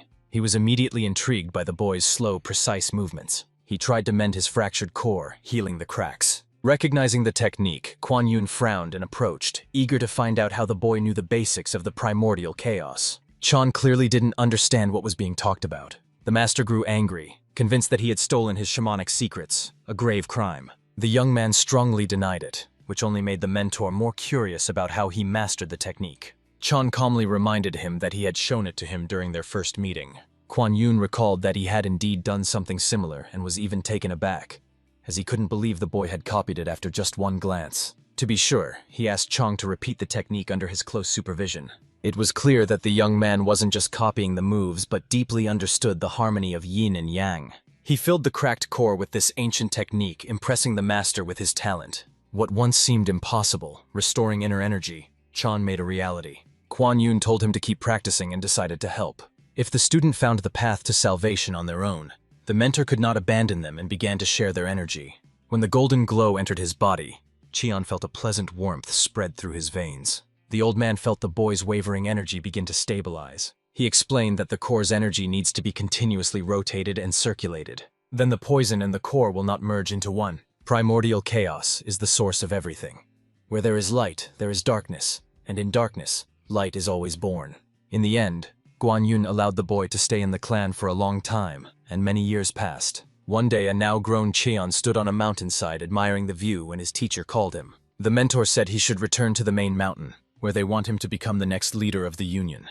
Chan was worried because the demons started acting suspiciously. Reports of local attacks came from various corners, while central areas lacked reliable defense. The teacher knew all this, which is why he wanted to resign as head but still had to go there. In the world, there are laws and etiquette, and breaking them leads to the loss of important principles. Chan remained silent, not fully understanding his mentor's words. Moreover, even the man himself didn't understand why everything was happening this way. The world of martial arts was a strange place. He hid his weakness by praising strength, while behind the scenes his own desires raged. Human greed often drives people to shamelessly vile acts. The master suspected that Chan had already experienced this firsthand. Perhaps even the easy life they had until now gave rise to a deeper darkness known as demons. Hearing these truths, Chong fell silent and bit his tongue. But soon I realized that the light should actually become even brighter in that case. That's why the old man planned to unite everyone and create an alliance strong enough to fight evil. He had to become the light that strives to destroy this darkness. Chan decided to follow his mentor.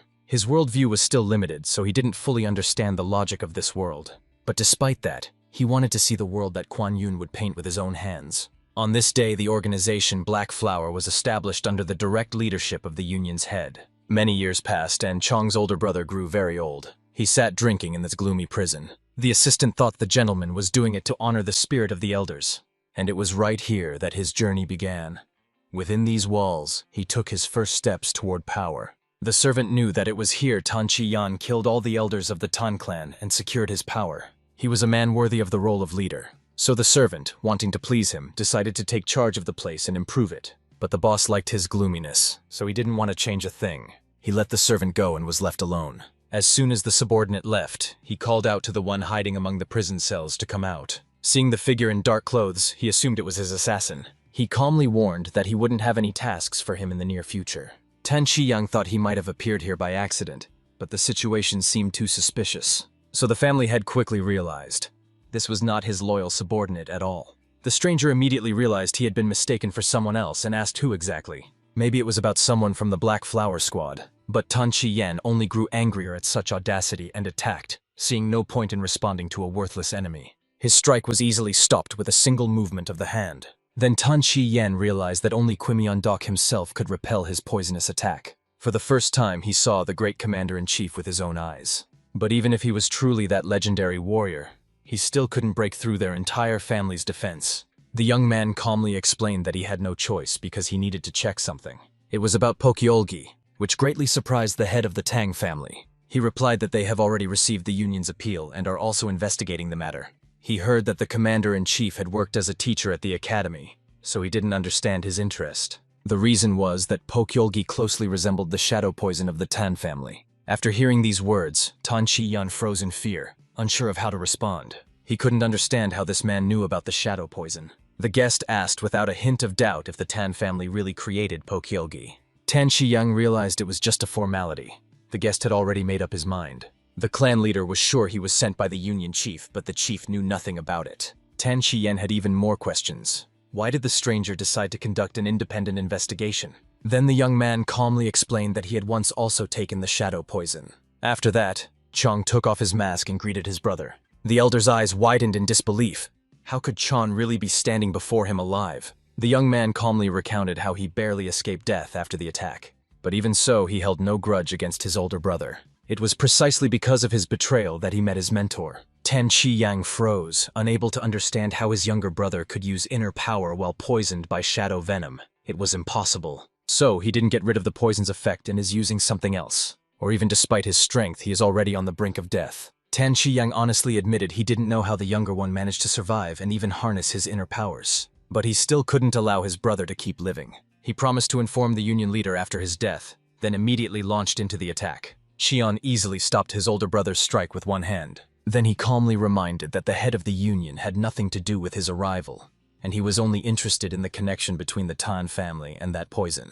Tan Chi-yan began to breathe heavily and flush with anger. Chan squeezed his hand tighter and demanded an answer with anger on his face. In the end, trembling with fear, the elder brother revealed that when he took control of the Tang clan, its power greatly diminished. They found themselves losing not only to powerful clans but also to weaker ones. At that time, the Great War broke out. All Muram forces launched a full-scale assault against the demons. He gave it his all. But this war became a great opportunity for their clan, as their medicine spread across all defensive lines, allowing them to rise again. Then they accidentally came across the Blood Demon's potion and began studying it. Chan knew well that the Bloody Demon was a remarkable potion that forcefully penetrates the soul and draws out innate power. It allowed for even fiercer battles, so this potion was the prototype for Pokyolgi poison.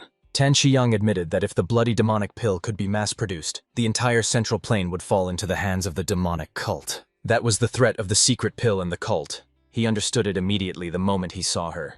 If the bloody demonic pill and shadow poison could be combined, it could completely change the balance of power in the world of martial arts. When their plan succeeded, they created prototypes and distributed them across the central plane, giving them to everyone from craftsmen to children. Here, Cheon realized the reason for Namjoon's condition and got angry. He felt his brother didn't even realize the chaos his greed had brought into the world. Only then, after those words, did he notice the poison slowly filling the entire room.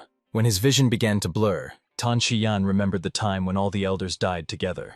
He explained that his secret poison is spreading in the room now, a fog that captures the soul. Without an antidote, even a true commander-in-chief couldn't stand against him. He thought his brother was too foolish, as he could have kept living like a dead man. He wondered why he came here and made Tan Chi-yan kill him twice. Chan, looking at his brother with confusion, remembered how their sick mother died after their father passed away. The only one who accepted him as family back then was his older brother, so he couldn't understand why the man not only decided to banish him, but also to kill him. After saying this, Tan Chi-yan laughed ominously. He really took Chong's words as a joke, but the villain decided to explain that he hated his younger brother the very moment he first saw him. After all, he and his worthless mother were brought here by their father's own choice.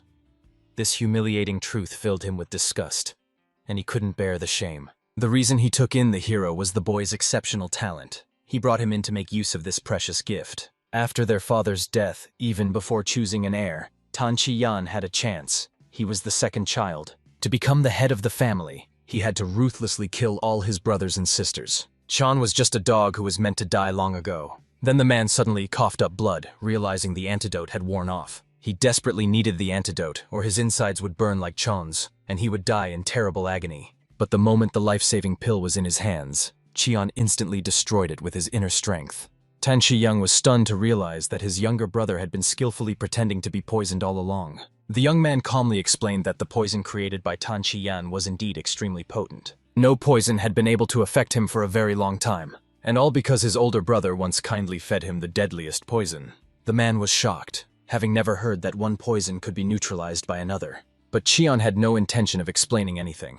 He simply coldly admitted that he knew Tan Chi-yan had wished him dead since childhood, though he never realized the hatred ran so deep. From now on, he will treat him not as a brother, but as a subordinate commander, yet still give him one last chance to survive. He knew that Tan Chi-yan was unlikely to have spread the explosive pill throughout the entire Muram on his own. Someone had to be behind this, controlling the Tan family. So he politely asked Tan Chi-yan to reveal who had helped him. Now, using his inner strength, he could speed up the circulation of the poison in his body. In the end, the man, terrified to death, confessed that the one who helped was someone determined to change the world fundamentally. But he didn't finish speaking. Something suddenly pierced right through his head. Chan immediately realized that someone had used divine projection magic. The warrior immediately used a reverse reconstruction technique, destroying the prison roof above him. Once outside, he tried to pinpoint where the blow had come from. The distance exceeded 8 kilometers, but the equipment precisely struck Tan Chi-yan's head. It meant only one thing. The person who helped his late brother was far more powerful than he had imagined.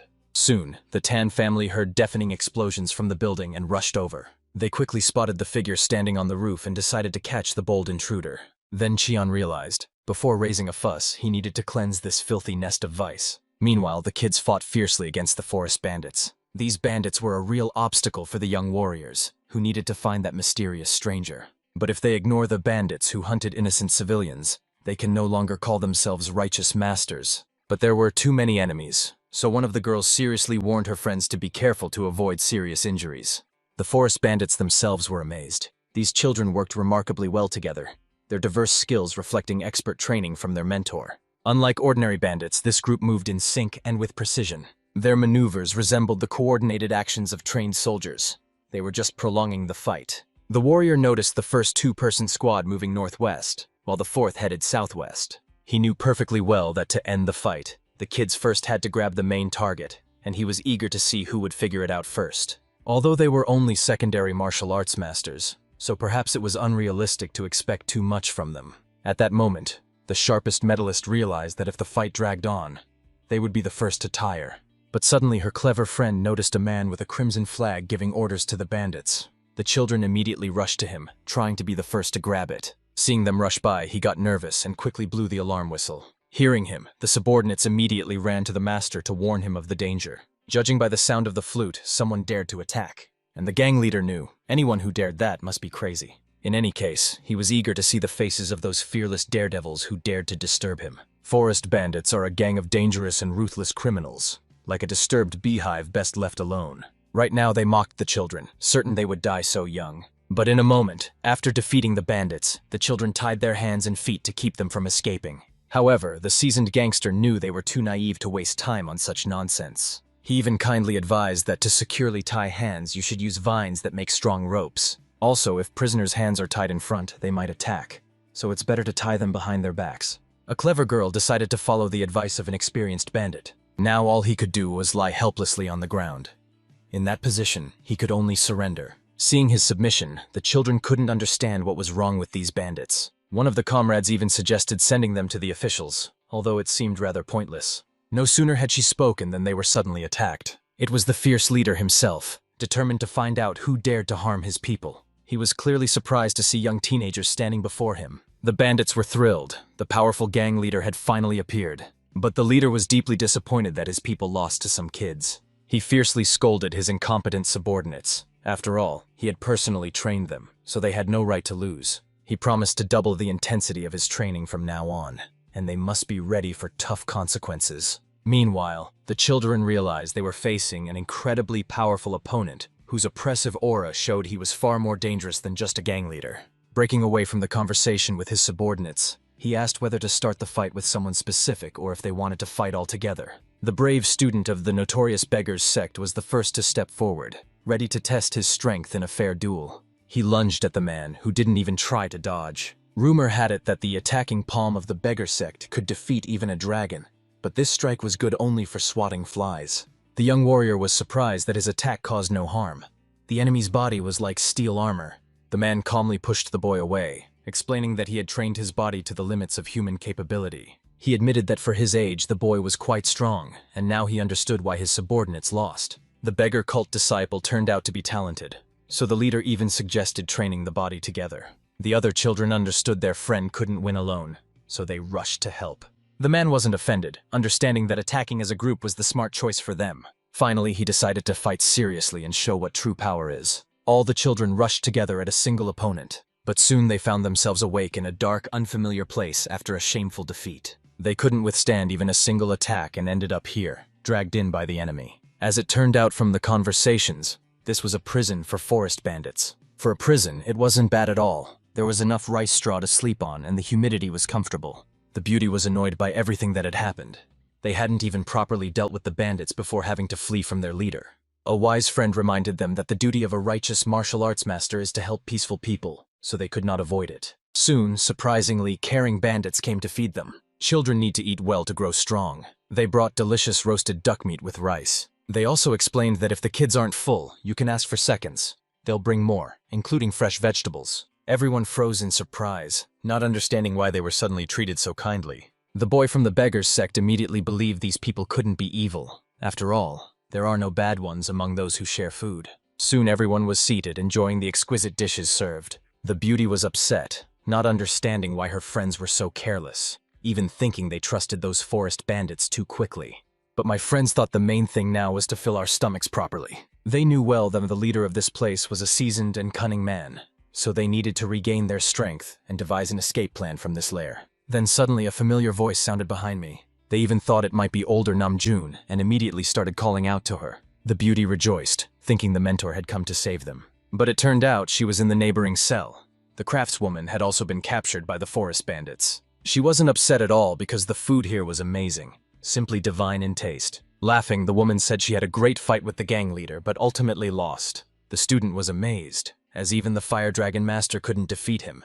He had far exceeded all expectations. The woman called it a great stroke of luck to have met her bride here. The embarrassed lady quickly pointed out that she and Namjoon Mi were just old childhood friends and nothing more. Suddenly, a familiar man appeared behind the lady and greeted the group members. Everyone shouted in unison, not understanding how he ended up in this dungeon. It turned out that upon learning about the young master's disappearance, he secretly fled the military academy. Meanwhile, he heard that forest bandits were causing chaos in these parts, so he came here to carry out a daring attack but ended up captured. He knew well that there was no time to waste. They had to get out of here quickly and find the young master, and with so many allies, their chances of escape were much higher. There were only 2 guards in the dungeon who checked on the prisoners every 2 hours, and since they had just arrived, there was plenty of time. Looking at the iron bars, the girl realized they were made of strong steel, and breaking them would cause a loud crash. Then suddenly they heard footsteps approaching.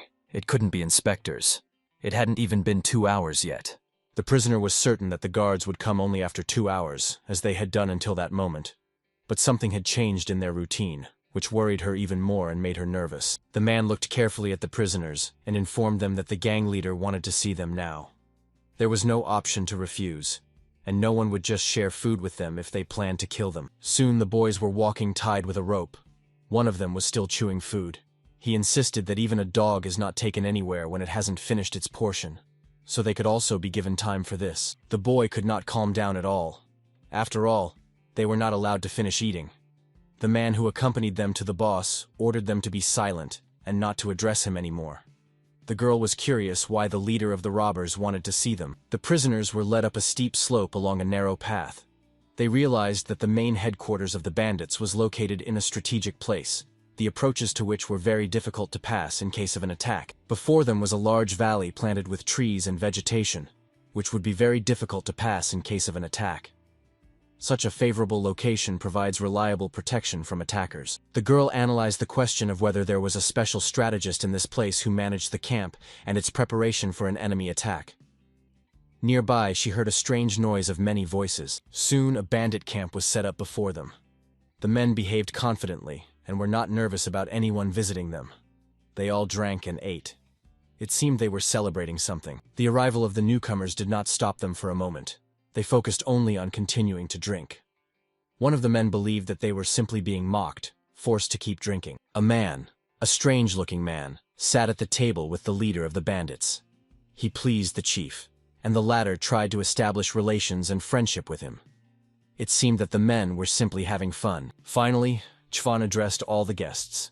He announced that he had decided to release the children just like that. They would be free today. although they were the first to attack. So now it is worth resting and eating before the journey. The guest laughed loudly. He said that the leader actually had a sincere good heart. After all, these kids should not have been harshly punished.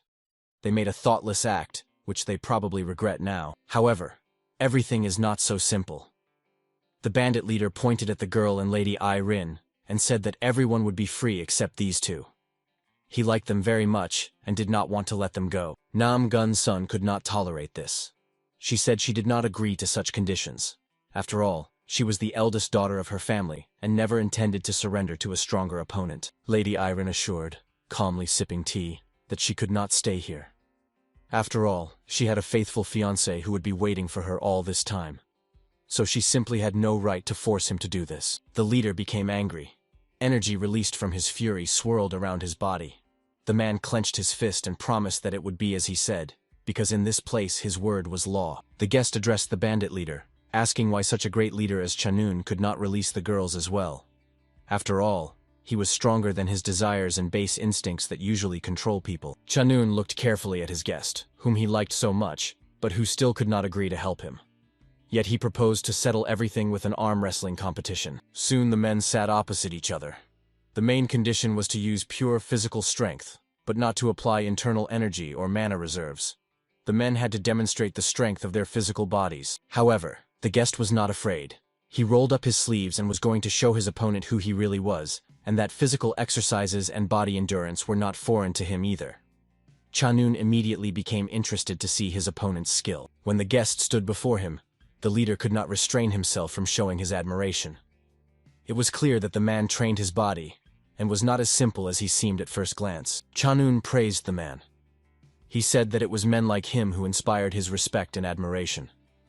It was immediately clear that the guest had unwavering strength of spirit and physical power that was supposed to help him. The man asked his opponent why the bandit leader needed these two women. After all, they were not exactly beauties to fall in love with at first sight. The leader assured that his interest was of a different nature. These two actually have very good physical bodies, and they can become his faithful and capable students if they agree that Chanun personally trains and prepares them. That was the reason. Above all, he was truly attracted by the potential of the eldest of the ladies. She was tall and had considerable physical strength. It was exactly such a student that Chanun had long dreamed of. And now such an opportunity had come for him. The hand of the bandit and the blade master grabbed each other and began to fight. The man simply had no right to lose and missed the chance to free the girls. And the blade master held on with his last strength against the opponent. The children witnessed a confrontation on which their future depended. Even the boy monk, who had behaved so modestly all the time and was not allowed to openly show emotions, tried to cheer on the blade master with a loud shout. Chanun was surprised when he heard about the blade master. He asked why the children were shouting such words, to which he was assured that they simply confused the man with someone else. But the leader asked if he was not the legendary Stormblade, but this simply could not be. All legendary blade masters at the moment were supposed to be about 100 years old, so the man was clearly trying to deceive his new companion, which upset him a little. The guest assured that most likely it is actually about his former teacher and mentor, and the man himself was a student of the great master, and now he himself is the master of the gates of Kanramun. It was impossible to calm Chanun down. He had quite an explosive character, and now what was to be expected happened. The leader emphasized that he does not like being deceived. Mana burst out of him. He was still holding the opponent's hand and not letting go. In such moments a man simply lost control of himself. Now he was shouting loudly, insisting that he simply could not do otherwise when he was being deceived. The robbers began to flee. They realized that their leader was having another fit of rage, so it was worth getting away before he calmed down on his own. At such a moment, anything could happen. At the spot where only two fighters had been sitting, a real explosion occurred. The place was illuminated by a bright light, which was the result of the release of a colossal amount of energy. The two opponents disappeared from the observer's sight. The children carefully tried to see what had happened to the leader and his opponent who dared to stand up for the prisoners, but it was quite difficult to make out anything through the dust and smoke. A cry rang out from above. The masters found themselves on the mountain. Their duel was turning into a real fight. One could see how mana swirled around the opponents. The men themselves stood motionless high above the ground. The blade master did not expect that the leader of the bandit gang would turn out to be such a powerful opponent. Activating the golden tiger hunting technique, Chanun threw the opponent straight into the ground. The man thought that this time he would definitely have to approach the resolution of this matter quite seriously. Not only his own life depended on it, but also the lives of the captive children. He skillfully dodged the energy directed at him. It seemed as if he was moving on the crest of a wave. But in reality, the Blade Master was mastering a new technique and studying the opponent's fight. The man's eyes suddenly lit up with a golden glow. He finally decided what he should do with the opponent who had truly fallen into a battle frenzy, and to whom rational arguments would definitely not reach. The Blade Master found himself above his opponent, who was blinded by his own rage.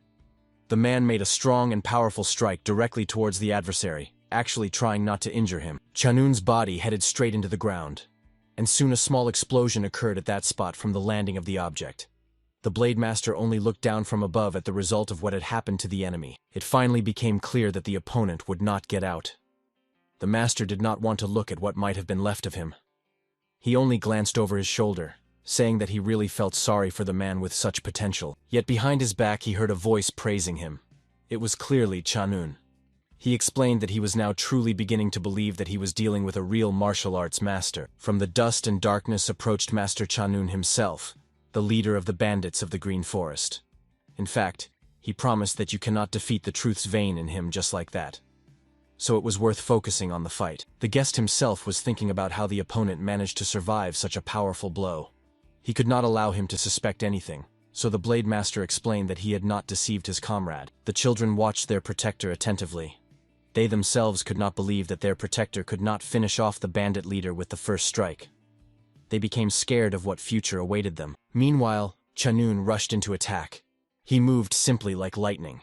The man explained that he would not give up and would not forgive the enemy until every vein and muscle in his body recognized the truth of his words. The Blade Master stood still. He understood that he simply could not leave such an opponent behind. First, it was necessary to put an end to his attempts to attack and resolve the matter from a position of strength. At first, he kicked the ground, and a real wave of earth and stones rolled toward the enemy. He did not expect such a turn of events, and therefore failed to dodge the enemy's equipment in time, and the next moment he broke through the thicket of stones and earth. His body actually turned out to be very strong and little vulnerable to environmental factors. This surprised his opponent. The Blade Master switched to passive defense. He still wanted to discuss the situation that had arisen and find a way out of it. The man dodged quick and lightning-fast attacks. He wondered how to make Chanun believe him. The leader was close to him, and the latter's fist was approaching the enemy's face. He emphasized that it was worth proving one's point with a blade that a true master should wield. The master no longer waited. He swiftly drew the blade from behind his back and struck the opponent with it. The force of the blow was so powerful that Chanun simply sprawled on the ground, unable to withstand the hit. He watched the opponent carefully, who turned out to be so easy to defeat. The Blade Master asked his comrade why he had not said right away that he was aiming for exactly this. After all, then much could have been avoided. The master still stood over the body of the defeated opponent. He did not think that the leader of the legendary Green Forest could be defeated so easily without using powerful combat techniques. Former prisoners watched the master with admiration. They were amazed at how easily he managed to finish off the opponent, whom they could not even touch just like that. And they could be free. But it turned out to be too early to rejoice. The chief bandit began to move. He was not going to lose to anyone just like that. Otherwise, he definitely would not have become who he was at that moment. The man slowly rose. He explained that from the very beginning he had not taken this duel seriously enough. But the master's skills still could not be the same as the skills of the leader of the squad of warriors. After the previous clash, when the first master won seemingly with ease, his opponent only smiles and shows no signs of fatigue or pain. The children could not believe their own eyes. They saw how powerful their defender's attack was. But it only temporarily delayed the man. Now their fate was once again hanging by a thread. And the enemy was gaining momentum. Mana was swirling around Chanun.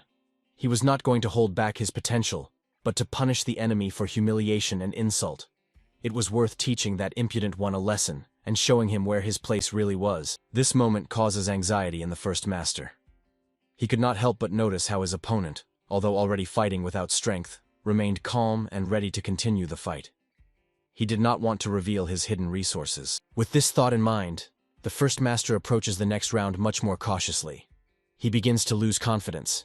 Every move of the opponent seems more dangerous to him. The girls notice strange features in the forest leader. They look at him carefully and begin to compare him with Master Kui Mendok. Both think that the leader of the forest bandits could have been from the Blackflower organization. The young monk tries to support their conversation so as not to remain on the sidelines. But at the moment he was trying to understand what the Blackflower organization was and why it was being mentioned now, at such a dangerous moment. Namgun could not stand it. She struck the boy on the head with force and emphasized that Master Kui Mendok was actually the head of the Blackflower organization and had led it for a long time. The master of the battle blade decided to talk to the opponent before the fight, so as not to make mistakes beforehand. He asked the opponent if he knew Master Kui. The opponent inquired if they meant the squad commander. Chanun guessed that they were talking about the great Master Kui Mendok, who at the moment was teaching the basics of martial arts at the military academy. Many usually simply called him the mentor, but at the same time, he emphasized that many actually called the man a fake, because he had been hiding somewhere for a long time. His whereabouts were hard to even imagine. His close associates also knew nothing. However, the Blade Master surprised the opponent. He said he knew the truth about him, and that he had actually been quite close all this time to control everything and possess operational information. Chanun asked not to talk with him anymore. He was not going to discuss questions regarding the teacher and mentor of the Blackflower, since he could not even verify if the Blade Master was really in front of him. The girl suddenly intervened in the situation. She told that Master Kui Mendok actually does not like beans, and only those who knew him closely could know this. This made the commander think. He threw off his combat shawl for a moment and asked how the situation with cucumbers was in that case. The girl assured that the master really likes cucumbers and always tries to find them to add to the diet. This short conversation made the bandit leader think and postpone the fight. He asked to be given the opportunity to ask one more question. He was interested in whether the master still goes crazy over stewed mala meat. The boy came to help his friend. With a serious face, he said that the great mentor still loves mala. These words put an end to the long dispute. After all, it meant that the children really knew the teacher. Chanun sat down on the ground. He believed the guests and former prisoners. After all, the teacher simply fit everything they told about, and this meant that he was still at the military academy. Soon, they were all sitting at a sturdy covered table. A cozy atmosphere prevailed around. The leader asked to be given the opportunity to introduce himself again. He turned out to be the commander of the 3rd detachment of the Blackflower. He also asked to forgive him for such a reception. It turned out that when they were the commander's students, they were also his students. That is, they were his younger brothers and sisters in the School of Martial Arts. Now he asked them not to worry about anything, but just to call him older brother. He was pleased that the teacher's cause was still alive, and that these young people managed to defeat the band of robbers in battle. The Blade Master praised the leader for preparing his people. The man immediately found it strange that the forest bandit gang turned out to be so well prepared that from the outside it seemed like an army detachment. The man explained that when he first met the bandits, they told him their story. A local rich man drove them out of their homes, and they were forced to band together and become bandits in the forest expanses. He became their leader by accident. He was hired to get rid of them for a reward. Merchants and people who suffered from rare but brutal raids of the gang hired him. He felt sorry for them when he saw the gang. Under his command, they were to become experienced and skilled fighters. Much time and effort was put into this by him. After all his attempts and efforts, the bandits recognized him as their leader. Chanun explained that all his combat techniques were actually focused on utilizing external factors. That is why he always emphasizes physical training and the body's capabilities. This was supposed to be an ideal lesson for many people who could have gone down the wrong path. It is also worth mentioning this in the context of the Ami sect and the Namgun family, who could have switched to the enemy's side. Lady Airy handed the duck dish to the little boy and offered it to him, as she did not want to eat, and the boy was quite hungry. He looked at her in surprise, not daring to take the dish. The boy was surprised. He did not expect that they would share this precious food with him. After all, up to this moment, the woman had never shown him any kindness. His heart began to beat faster. Until this moment, he had never felt anything like it. It seemed that this could be the strange feeling he had often been told about. It was called love and passion, and it awakened suddenly. The leader suddenly jumped up on the spot. He leaned his hands on the table and assured that he was ready to do anything for his juniors to help them. So he only needs to say or express a request, and Chanun will do everything. The girl volunteered first. She guessed that the man could help them in their search. She asked if he knew the man named Osmond. Chanun asked if they meant the black cinnamon flower. The girl was surprised by the other name of this stranger. After all, it turned out that he was also considered a member of the Blackflower squad. This could change a lot in their future plans. Chanun Dogvo remained silent. Finally, he began the story. According to him, the old man, who was called that, was once a member of the organization. However, because of his love for money and silver, he was expelled. After that, he became the leader of a sect. As was known, he was now the leader of one of the branches of the sect of the lower district. But the leader was more interested in why they currently needed the man they were searching for, and the girl wanted to clarify the details. The leader paused for a moment. He thought about the fact that recently a guest had visited him, and he brought with him a strange boy. This boy was named Namong May, and they had come quite recently. Former comrade Chanun arrives accompanied by this boy. This surprised all the guests present at the table. They could not believe that their comrade had recently just been in this place. The leader asked them to calm down. According to him, the boy was in a very strange mood. He himself did not think he was happy about this visit, and the leader was also interested in whether he was really their comrade, a student of their common mentor. The children rejoiced that their comrade did not fall into the hands of the followers of the demonic cult, but at the same time questions arose as to why the boy did not return. The girl was the first to guess what might have happened. She loudly asked if the man with the boy was older than him, to which the leader replied that only his old comrade was with Namong May. Together they were heading to some ceremony. Chanun tried to recall exactly where these two were going to head, and then he remembered that it was supposed to be a ceremony of washing the blue noble in golden dust. This only raised even more questions. The leader of the bandits also said that they wanted to obtain the golden pill of explosive chi energy there. In his opinion, this could not mean anything good for all the followers and comrades of the little one. The blue noble, who was also called Shimbek, was an elder of the Orthodox sect.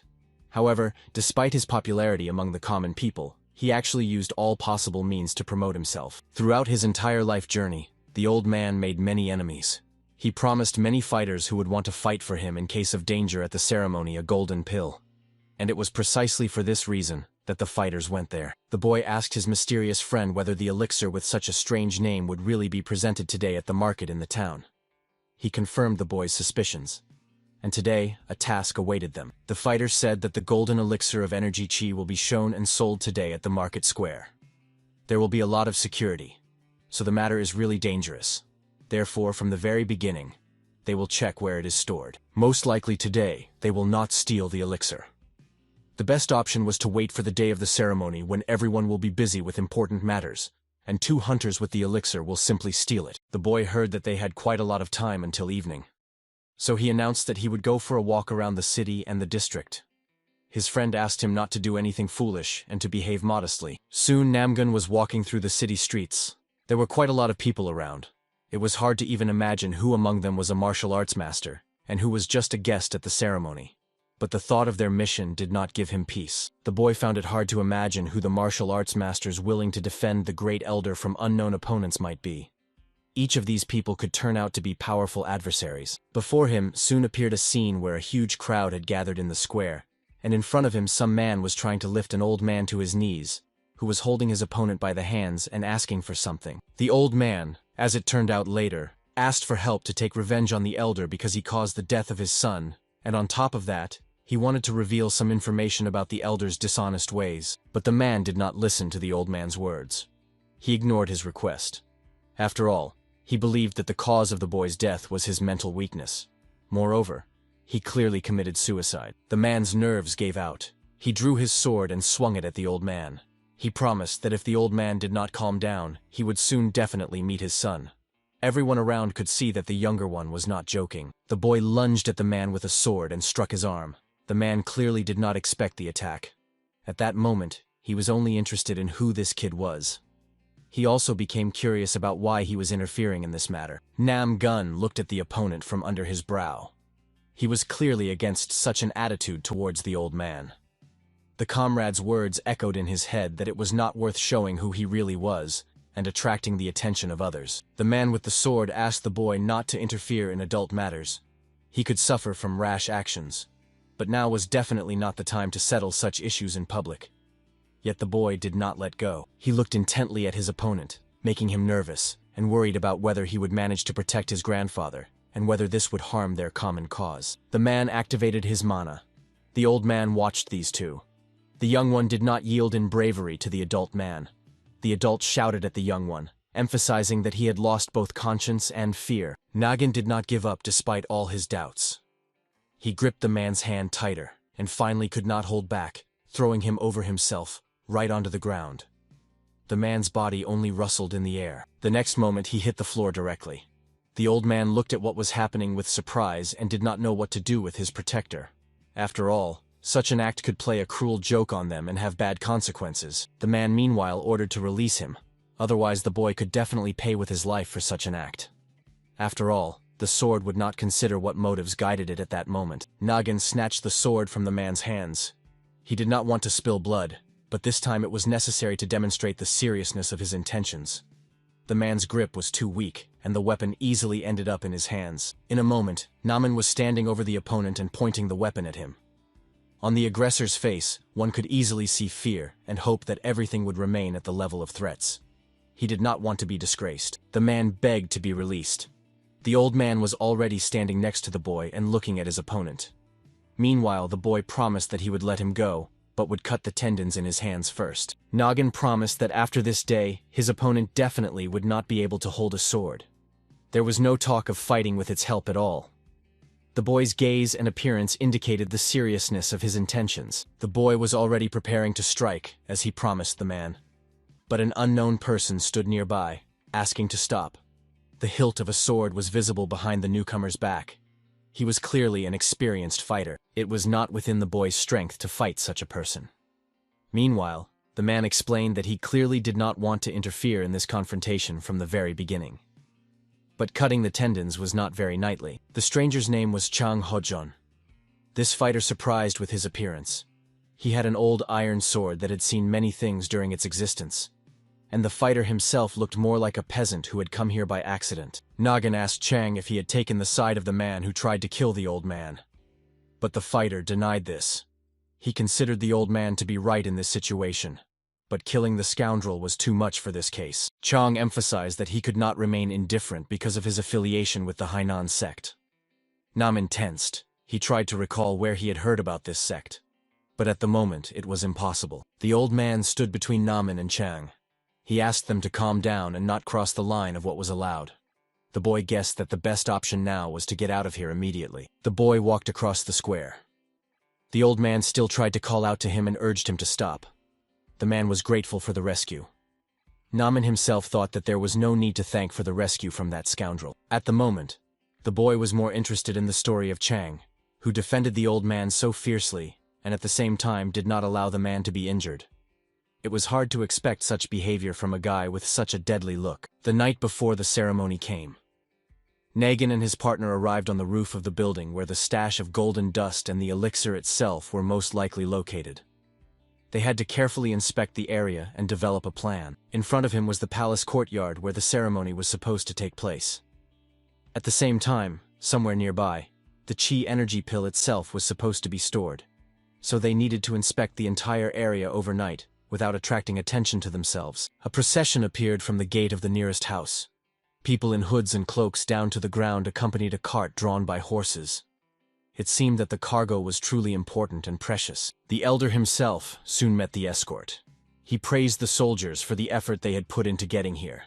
Their diligence would be generously rewarded, and the praise would spread throughout the city. The commander of the newcomers thanked for the warm welcome, and inquired whether he could profit now from the precious item that had brought them here. The leader of the guests turned out to be quite young, and was almost the same age as Namgin. The boy found the faces of the guests strangely familiar. He tried to explain this to himself, but he could not. His partner advised him to wait and see what would happen next, and who the guests would turn out to be. When Namgun looked more closely at the group of newcomers, he noticed a boy who had thrown off his hood. That boy turned out to be Tang Wei Zhong. The boy tried not to show his surprise to his partner, yet the partner carefully watched the reactions of his new friend. Namgun thought about how his acquaintance managed to bring the pill with him, the one he and his mysterious partner were hunting for. There was no point in hiding his knowledge about the identity of the guests, as it could greatly affect their mutual trust. So Namgun revealed that the boy was a descendant of the Tang family, who had been expelled from the military academy. The boy's partner wondered whether the Tang family could be involved here in this way. It was worth paying attention to what would happen next. But now, there was no opportunity to stay here. The courtyard could be guarded. Soon, the descendant of the Tang family was at a reception in the office of the Blue Noble. The boy was accompanied by 2 guards. He congratulated the elder on the ceremony, but the elder was not so pleased about it. The man assured that he had no need to congratulate the old person on retirement. But now he was still interested in the details of the preparation for the ceremony. And first of all, the question of the safety of all the invited and present, but he was definitely not worried about that. After all, with the help of the magic pill Tsi, he would receive support and protection from many fighters who agreed to fight for him. The volunteers were becoming more persistent every day, yet the credit of the Tan clan in this was very significant. The young man modestly noted that it was just a humble help from the clan. But the main thing was respect for the elder and his glory and good deeds. The elder sat upright, just as he had decades ago when he accepted his first students. His hair had turned silver, but his posture remained unbreakable. In his gaze was the calm of a person who had lived a life of discipline and honor. The elder looked attentively at the guest. It was this clan that many years ago took his side in difficult times when the school almost fell apart due to internal strife. Their support then saved the tradition, but suddenly the old man squinted cunningly. He ordered his guests to prepare for what they least expected. The boy and his escort tensed. He ordered the servants to open the doors and let them in. By them were meant a group of girls and young women, nicely dressed. They displayed all their forms openly, letting it be known that they were not against having fun. The elder jumped to his feet and suggested that everyone have fun today and enjoy the gifts of earthly life. In fact, he wanted to show the guests and the women that he was still capable of something. Meanwhile, the servants of the newly arrived guest and the servants of the estate owner were unloading the cart they had brought with them. It was clear that this was the location of the much-desired artifact. But there was one question. Namguna was troubled by the fact that the artifact was delivered by Tan Vijun. He did not want to believe in the existence of a secret connection between the Tan family and the demonic cult and its followers. But everything pointed to the contrary. The partner realized that there was a connection between his ward and this newly arrived boy. And now he asked whether they knew each other and what kind of relationship existed between them. These questions did not please Naguna. Namgun replied that those were old relations, which were hard to call friendship. But now he was more worried that the Tan clan from Sichuan could easily establish contact with the followers of the demonic cult. Partner Tamgun Mi said that they can get answers to all questions from the black cinnamon flower, with which they will talk later. Their priority at the moment is the Chi energy pill artifact. Namgun perfectly understood that he was their primary target. But there was one problem. The heir of the Tan clan kept standing in his way. Last time, he also obstructed Namgun's plans. The day of the ceremony arrived. Everyone was captivated by what was happening on the city streets. People enjoyed the beautiful fireworks. The pyrotechnicians truly did an excellent job, but still, the group of men felt perfectly fine outside any kind of celebration that was taking place on the street. They were all talking loudly. One of those present asked his interlocutor if he was really from the Windstorm Hotel. Another guest reported that all the main heroes of their region had gathered in this place. He did not pay attention to the fact that they all came here only for the reward. Many of them did not respect the elder that much, but the invited guest himself perfectly understood what had brought this whole crowd here. All these heroes shared one trait, namely, they were very greedy. They all had many chances to get rich, but all of them were actually risky and unsuitable for ordinary people. One of the so-called heroes reported that he saw no threat to the ceremony, and as a result, he will receive the coveted artifact. Namgun Mi carefully listened to what the guests of the ceremony were talking about. He imagined that all these people could become his potential opponents. It is hard to imagine that they all defend a corrupt official. The moment came for the elder's speech, whom everyone around was seeing off to a well-deserved retirement. He spoke about his feeling that he had not lived his life in vain. The respect of the guests was above all for him. The excited crowd rejoiced at the praise directed at them. Men and women simply could not believe it, that such an outstanding man remembered them and even mentioned them at such a moment. And the old man was glad that the latest manipulation had succeeded, and Blaharadni told about his first time when he visited the Zhanghe Valley. Then he did not even hope that he would become one of the most respected representatives of the Orthodox sect of this region. He earned the title of Blue Noble by traveling for years and showing his heroism, trying to help and protect everyone who was near him. He was also grateful for the respect shown. The crowd chanted the nickname and rank of the old man. He enjoyed it, for such a moment was the goal of his entire life. People and their troubles usually became just a tool for the old man to achieve his goals. Soon, he asked to be silent and calm down. The old man emphasized that no matter how righteous his path was, he still intended to wash away the sin and all the negativity that had accumulated in him over the years of life. The nobleman pointed to a golden cup next to him. He asked all those present who had negativity or malice towards him to say it now directly to his face. This would help him come to terms with his negative traits, and in order to retire and not leave behind an unpleasant impression and negativity, he bowed to those present and asked forgiveness for all his sins and bad behavior. After that, he was going to finally retire. The crowd was silent. It seemed that the old man had lived a charitable life, and no one had any claims against him. Everyone was silent and waiting for the man to finally start the ceremony for which they had gathered. Suddenly the silence was broken by a man. It was Chang Hojun, from the Hainan sect. He asked forgiveness for his speech, but he had something to say, after which he would definitely calm down. More precisely, Hojun wanted to ask the nobleman a question. Everyone around looked at the man in surprise, who was still standing in the middle of the crowd. They considered Hojo's presence at this ceremony somewhat unnecessary, since his sect was located in the southern part of the region. Everyone carefully examined this brave man or impudent one. His clothing could indicate his affiliation rather with representatives of the poor sect. Yet the elder showed his attention to everyone willing and calmed the guests. The nobleman asked those present to calm down. He thanked the representative of the Hainan sect for overcoming such a long journey to attend the ceremony, so he was free to speak about what he was sent for. Hojo extended his hand towards the old man who stood humbly before the crowd. Chang reported that this man claimed that his son died because of the noble blue, so it was worth listening to the old man. The nobleman tried to make it all a joke. He pointed out that this man could have invented it all just to become famous, and he clearly had no motives to kill the old man's son, since he simply did not know him. But the man was not going to remain silent just like that. He told that his daughter-in-law was kidnapped by the people of the Noble Blue. When the men tried to rescue the girl, they were beaten. The son could not bear the shame and hanged himself. One of the girls standing on the balcony tried to hide her embarrassment. She did not want anyone to notice the reaction to the words of this crazy old man on her face. And the man was calling his daughter-in-law. He emphasized that he came here only to save her. For this, he had to overcome a long journey and face danger. But the girl pretended not to know this old man. The man was confused. Many of the guests assured that the old man came specifically to spoil the ceremony. He had the audacity to cause a scandal in such a holy place. Some believed he was simply insane. The nobleman simply remained silent. He showed no emotions. Everyone around began whispering about the old man's magnanimity, his endurance. After all, he even allowed the madman to express his opinion. One of the men standing very close to the nobleman thought that he should take the opportunity to impress the old master and gain his attention and patronage. He told Chang that Elder Shimbek was actually the head of one of the most orthodox sects in the region, so he should not be treated so disrespectfully or accused of anything like that. Accusing the old man of that was a disrespect to all the guests present. So it is not worth throwing around such loud words just like that in front of such a respectable audience.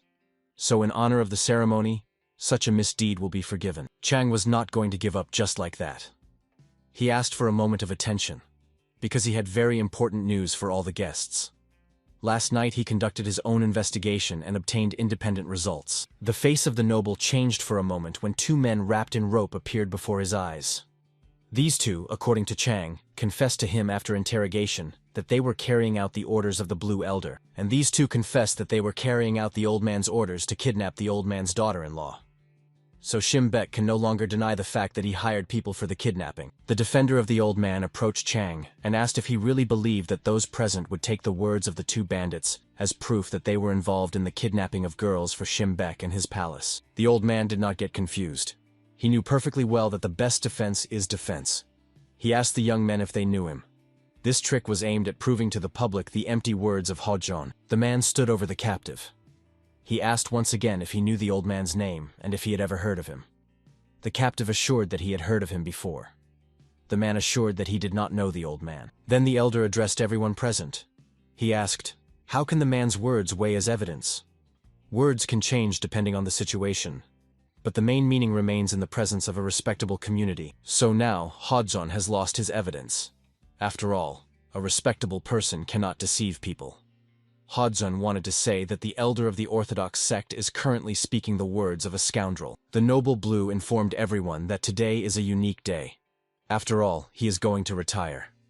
So all questions of this nature must be finally resolved today, because he wanted a peaceful old age. The elder also told everyone present that he perfectly understood the mood of the old man who came with accusations. Yet he wanted to talk with him alone after the solemn ceremony so that no one would interfere. Hodjon suspected that such kind words must hide something, but he did not believe the old man.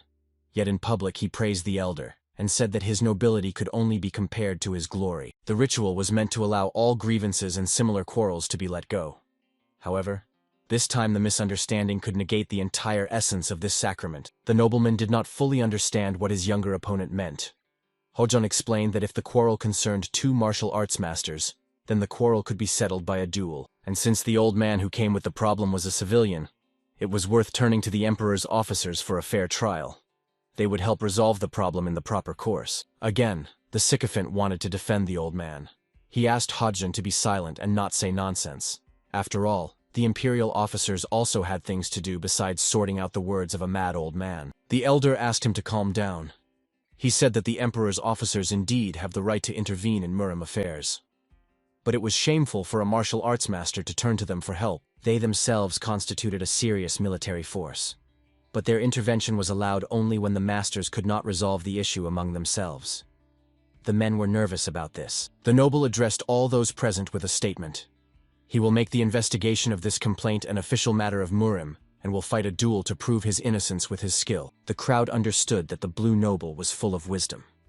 He was to help his people cope with the troubles that had befallen them. He would not allow anyone present to fight with the officers. The old man, whom Hodjon defended, asked if he was not afraid of the consequences. Chong himself asked the old man not to worry about such matters. He was doing this consciously, and with the intention to restore order. The man decisively opposed the old noble, who only pretended to be one. He promised that he would accept the challenge, not fearing who would side with the elder, or even if he himself decided to fight. Meanwhile, Namgun and his accomplice, who was disguised as an old respectable lady, analyzed the situation. They were devising a plan on how to steal the artifact they needed from the enemy. The elder addressed those present again. He asked if there was anyone else who wanted to say something to him or accuse him of anything. After all, he was about to finally start the ceremony and do what he had long desired. The noble emphasized that if anyone approached him with accusations after this ceremony, they would be treated as enemies of all Muram, so it was worth considering. Chang understood that this was a retirement ceremony for the old respectable man. But rarely do such events happen just like that, without unnecessary noise and misunderstandings between parties. The man named Gok Hukwan was considered the Iron Fist. He was a master of combat and said that he owed a great debt to the elder Shino Shimbek, and he was ready to fight for him for the sake of justice. Everyone around was delighted that the young master decided to side with the elder. Such an act was fitting for a noble warrior, ready to repay a favor and kindness shown to him. The young master Gok Hukwan asked the elder to allow him to defend the honor and dignity of the benefactor. The elder assured him that it would be an honor for him when a fighter of such a level fought for him in a duel. This martial arts master was noted for possessing a unique technique. He could cut stone as if it were just soft tofu. Yet this did not stop the one who wanted to fight against the one who had been offended. One of the men spoke up to be given the chance to participate in the duel himself and defend the elder who had done so much for him.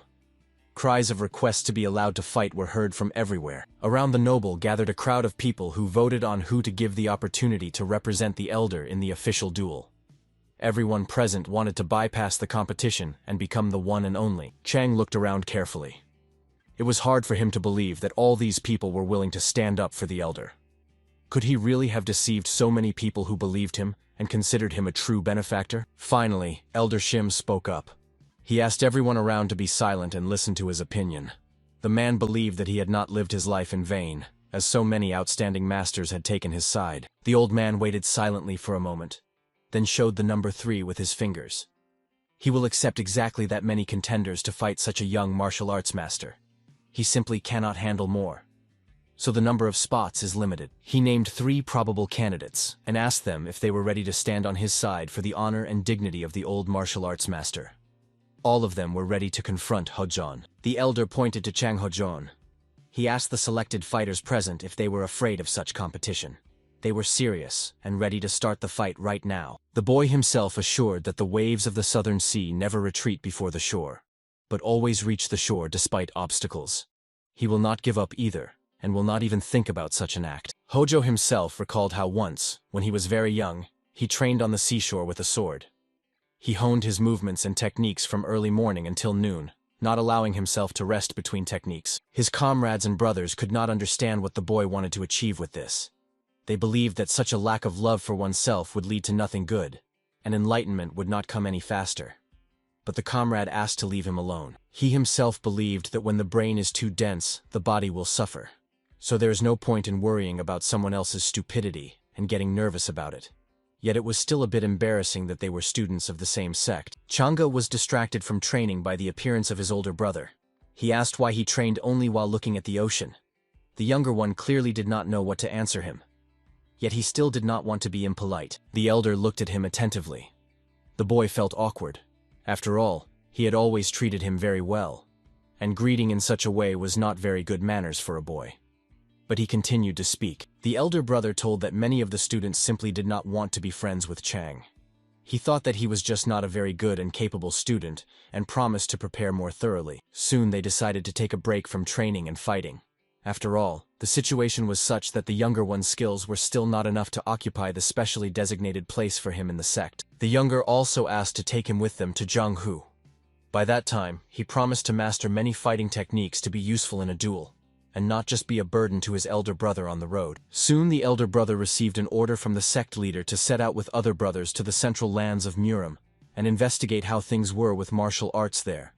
At the same time, they were to spread the teachings of their sect. They all sailed across the sea on their own on a ship. A difficult path awaited them, which they had to go through. But the younger brother did not get the chance to accompany the elder on his difficult journey. In the end, he only wished him a smooth journey. The sect leader on Hainan Island understood Chang's feelings. He asked the boy to calm down and not worry so much about not going to Muram. His journey awaited him in the future. Chang promised that he would train much more and more often. The leader advised showing even more resilience and perseverance in order to achieve the desired result. The boy listened. It was from the mentor that he heard the phrase about the sea and the fighters of the Hainan sect. For this advice, he would be grateful to the mentor all his life, who understood when the right moment came to show his best qualities. Only later did Chang manage to understand the depth of his master's words. It was then that he himself got the chance to travel the middle path. The chi energy mastered by him gave wide opportunities for fighting and duels. He tried for a long time to learn the fighting techniques of the Shaolin temples. However, later he realized that a complete enumeration of these techniques could make a whole mountain of books and manuscripts. The monk's teachings changed people. It was then, still on the island, that the idea crept into Chang to meet the greatest martial arts master on the continent. He was undoubtedly the Blue Noble. So the meeting with him became a guiding light for the boy. For a long time the boy practiced on the shore of the very same ocean. In fact, he was mastering a secret technique shown to him by his brother. Finally, the exercises with the sword that could create a wave ended. Chang was satisfied. 3 months have passed since the elder brother set off for the continent. The younger waited for his return and met every ship on the shore. He wanted to show his achievements, but great sorrow awaited him. The next ship that arrived at the island brought the bodies of people. The workers tried to handle them very carefully so as not to disturb the peace of the dead and not to trouble them. The ship's captain ordered his subordinate to prepare for the journey and deliver the news to the sect leader Hainan. He was to report that the bodies of their brotherhood members had been delivered. Chang hurried to the commander. He asked what had happened and what needed to be reported to the chief, as he himself was a faithful servant of the mentor. The captain told that all followers of the Hainan sect who went to the continent were brutally killed. The mentor suffered when the bodies in coffins were brought to him. He tried in every way to calm down, but grief took his mind away. He received 5 corpses from the great land, but none was the elder brother. The old man could not tell Chang anything clearly. He only knew that the corpses of his students were collected and handed over here by the followers of the Orthodox sect, whose martial arts masters tried to convey something this way. Chong promised that he would make every effort to find the body of the older brother. Perhaps in this way they will gain the opportunity to learn the details of this incident and identify the culprit. The younger brother asked for permission to go to the Middle Lands. He intended to find out who shed the blood of his brothers and was responsible for this atrocity. At the same time, he would search for the older brother, alive or dead. The Iron Fist Master collapsed powerless onto the floor. He tried until the last moment to understand how he lost so easily to the boy. But Chong's victory was indisputable in this case. The enemy's body loudly fell to the floor, raising dust. Everyone around silently watched what was happening. No one could believe that this invader so easily dealt with the young martial arts master. Kong respectfully bowed to the opponent lying right in front of him. He always respected his opponent and did not take his abilities lightly. The boy thanked for the duel and the match. The men around wondered how the rustic managed to so easily defeat the young master. And although the Hainan sect was actually an ordinary sect, it could produce such a skilled and masterful fighter. Chong meanwhile paid no attention to what was being said around. He asked those present who would be his next opponent. He simply had no more time to delay. It was necessary to finish as soon as possible. The young man carefully looked around at the noble elder and asked whether his defenders would continue to participate in the duel, or now disgrace the old man with their spinelessness and cowardice. The next defender of the blue noble was called Tak Yugom. He was a skilled swordsman. He used the technique of thunder and lightning. Therefore, he hoped that the opponent would voluntarily admit defeat. Chong heard about this fighter. The rumors said that this guy tried to get into the top 100 fighters of the Muram region at any cost.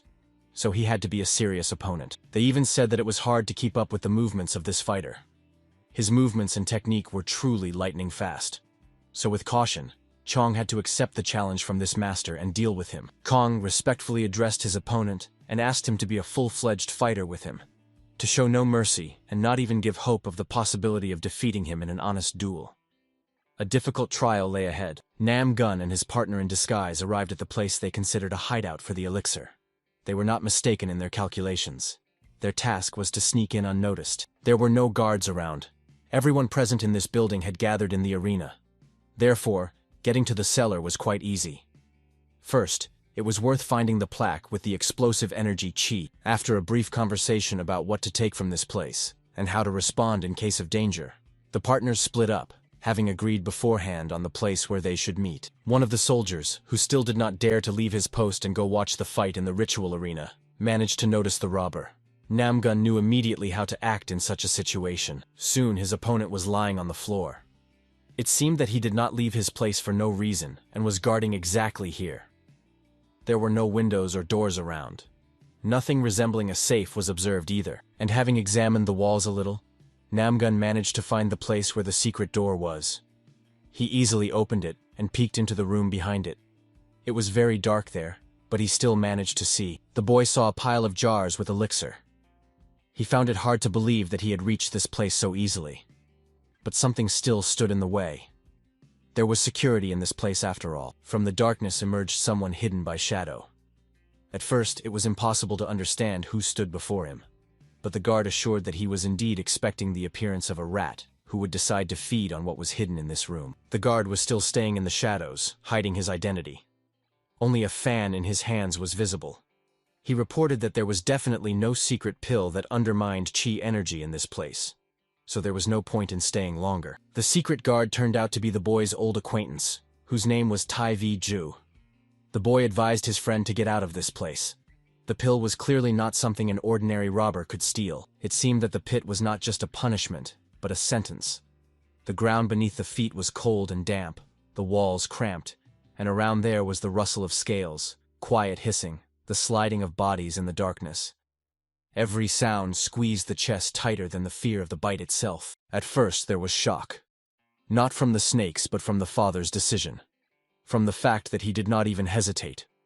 No shadow of doubt. No regret.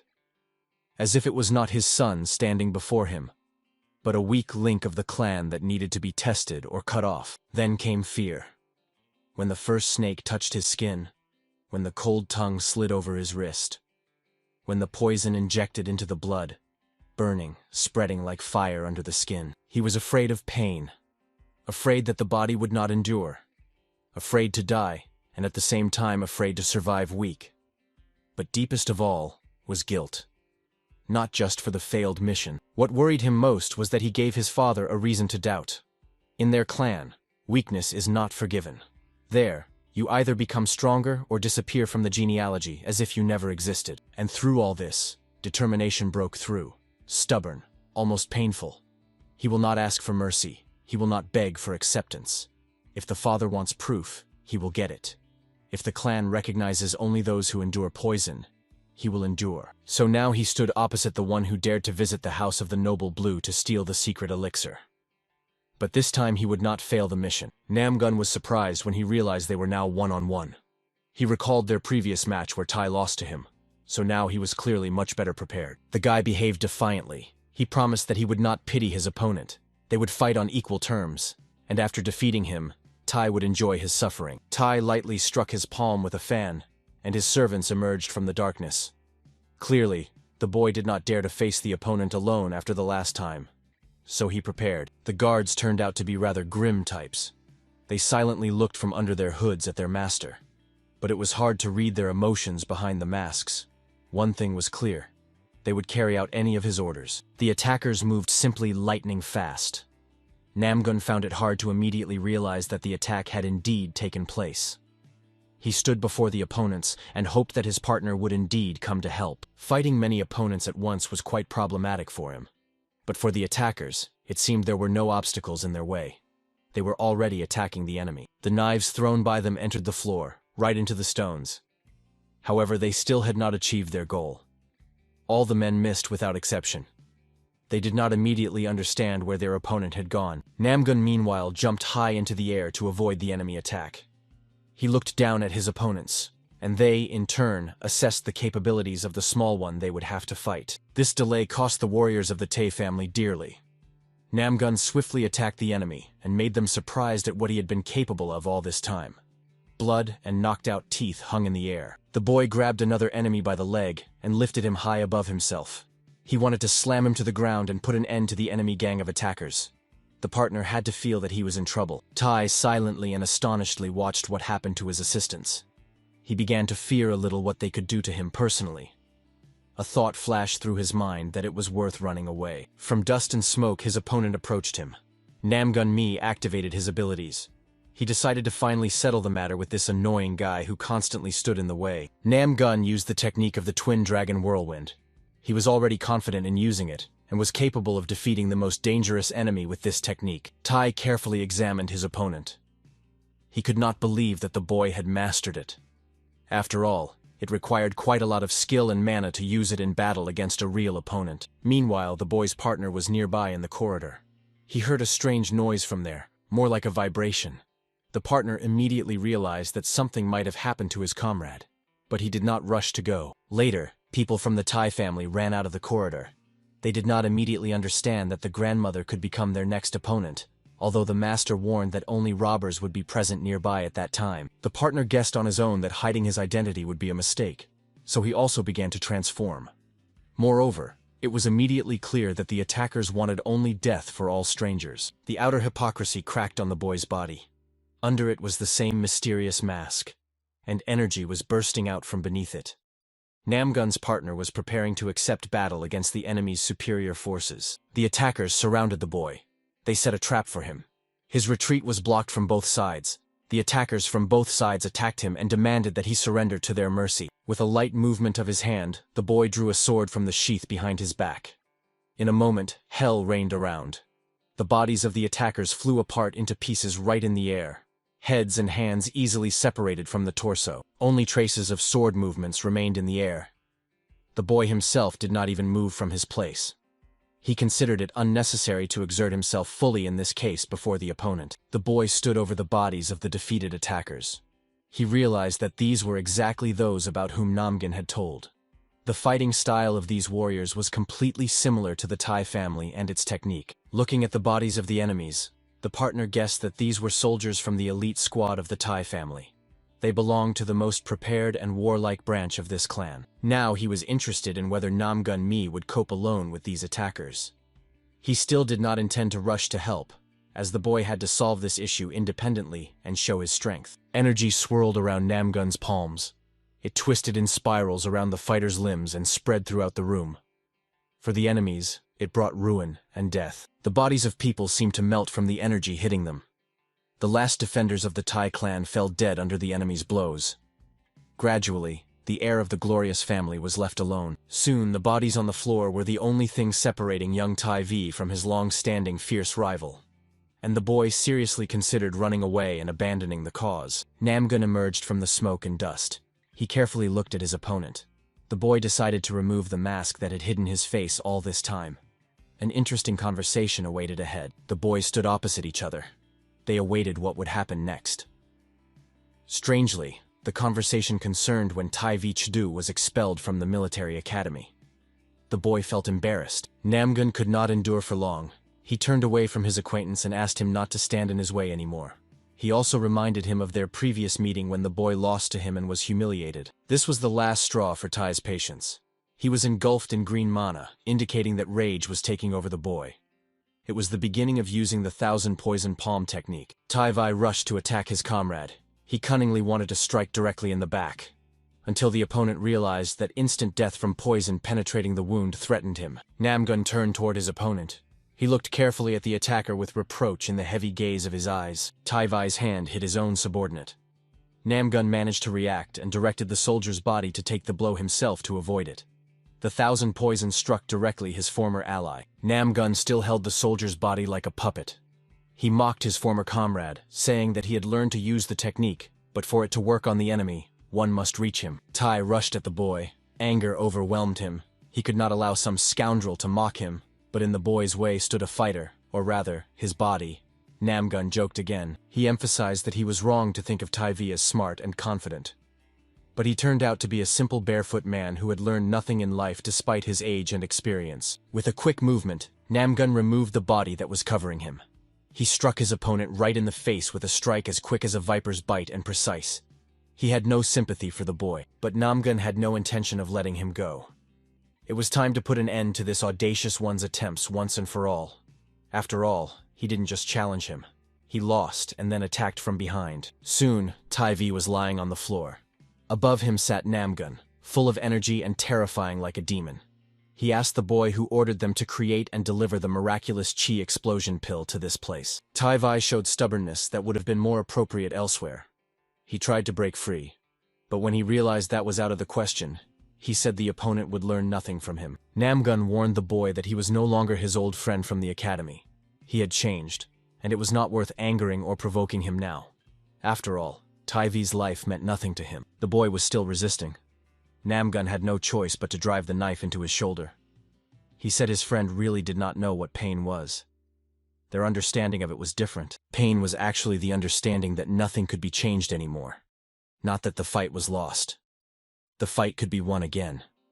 But regaining faith in oneself was not so easy after breaking down. Namgun's partner Mi arrived just in time. He saw his comrade sitting over the defeated opponent, preparing to deliver the final painful blow. The fighter asked Namgun Mi to recover and loosen the control over himself of the mental demon. Although in reality, it was very difficult and beyond even a true warrior's power. The partner asked him not to do anything foolish now. He had once sworn to kill only those elders who caused him a lot of trouble. So he had to spare and let this young one go. The warrior stood over Namgun Mi and provoked him to stop the mental demon. The partner hinted that Namgun was so weak that he allowed the demon to control his mind and essence. The boy grabbed his head. His eyes opened wide from the realization of what he might do in such a state. Deep inside him, a serious struggle of two human principles was taking place. The boy's partner turned out to be a girl. She carefully watched Namgun Mi and promised that if something like this happened even once more, she would be forced to kill him herself. The boy came to his senses. He was pale all over. Tears and sweat were rolling down his face. He promised that he would never again allow such a thing to happen. Nagin regretted what he had done. Tai did not consider it necessary to restrain himself in such a difficult situation. Through his helplessness, he asked who his academy comrade thought he was, deciding on his own who should live and who should be destroyed. He hinted that as a descendant of the glorious Tai family, no one had the right to treat him like that. Namgun's partner wondered which member of the Tai family, which was not large, was a relative. She decided not to give much importance to the boy's words. After all, One leader of the Blackflower could destroy the entire Tai clan and not even pay attention to what happened during the fight. The partner addressed Tai. She ordered him to calm down and be grateful that he was not destroyed. After all, he was still very young and had seen little in this life. The moment came to shift attention to what interested more than the life path and family of Tai. In the corner, in the very darkness, rows of elixirs stood. It was worth thinking about how to take all this with them. The partner leaned over the jars. Namgen asked what she was doing. Meanwhile, the girl said she was thinking over a plan to take all these precious treasures with her. Nothing could be left for the enemy. One of the options for dealing with the elixir that could not be taken with them was a grenade. Such a substance should not exist in this world, especially in the hands of scoundrels. In the sacred arena, which today was to be the place of a grand ceremony, a sacred duel was now taking place, defending the honor of the elder benefactor and the noble. Another contender for the role of the old man's protector surrendered before the opponent. The master of the lightning sword sat on the floor, covering a wound in his shoulder. Chong stood silently over him. The boy clenched a sword in his hands. He thanked his opponent for being a good rival and for showing himself with dignity, without resorting to any tricks or scams in the fight. Chong was noted for this. More and more people supported him and expressed their defense. They had already realized that their sympathies for the old man might have been a mistake. It was pleasant that people were beginning to awaken from the sleep of reason. The elder addressed the next fighter who was to defend his position in this duel. The man had to give his all, because besides himself, no one could protect the elder from shame. The fighter warned that he was beginning to truly fear his opponent. He was a powerful fighter. The elder thought to manipulate. He asked if the fighter really considered Chong his equal. The warrior, praise and honor to him, answered honestly. He considered Chong a slightly stronger fighter than himself, but he was surely tired after 2 matches without rest. So he was supposed to defeat him. The elder's face did not change. However, something sinister flashed behind his smile. He ordered not to try to win, but to definitely defeat the opponent. After all, he was the last chance of the noble. The old man asked the fighter if he had mastered the secret technique that the elder had tried to teach him so long ago. The warrior assured that he would use exactly that to win over Chong. The noble extended his hand to his fighter. On his palm lay a small pink ball.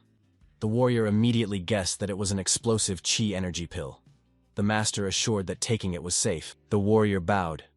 He promised to justify the trust placed in him, and the noble emphasized that it would become invincible after combining his technique of demonic chaos and the explosive chi pill. An old man approached Chong.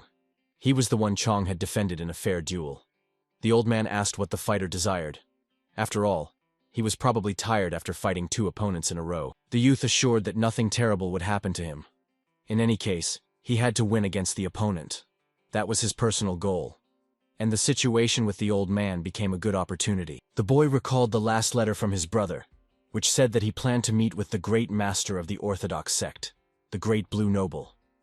After that, Chang disappeared. Chong tried to win, not to take revenge on the great master.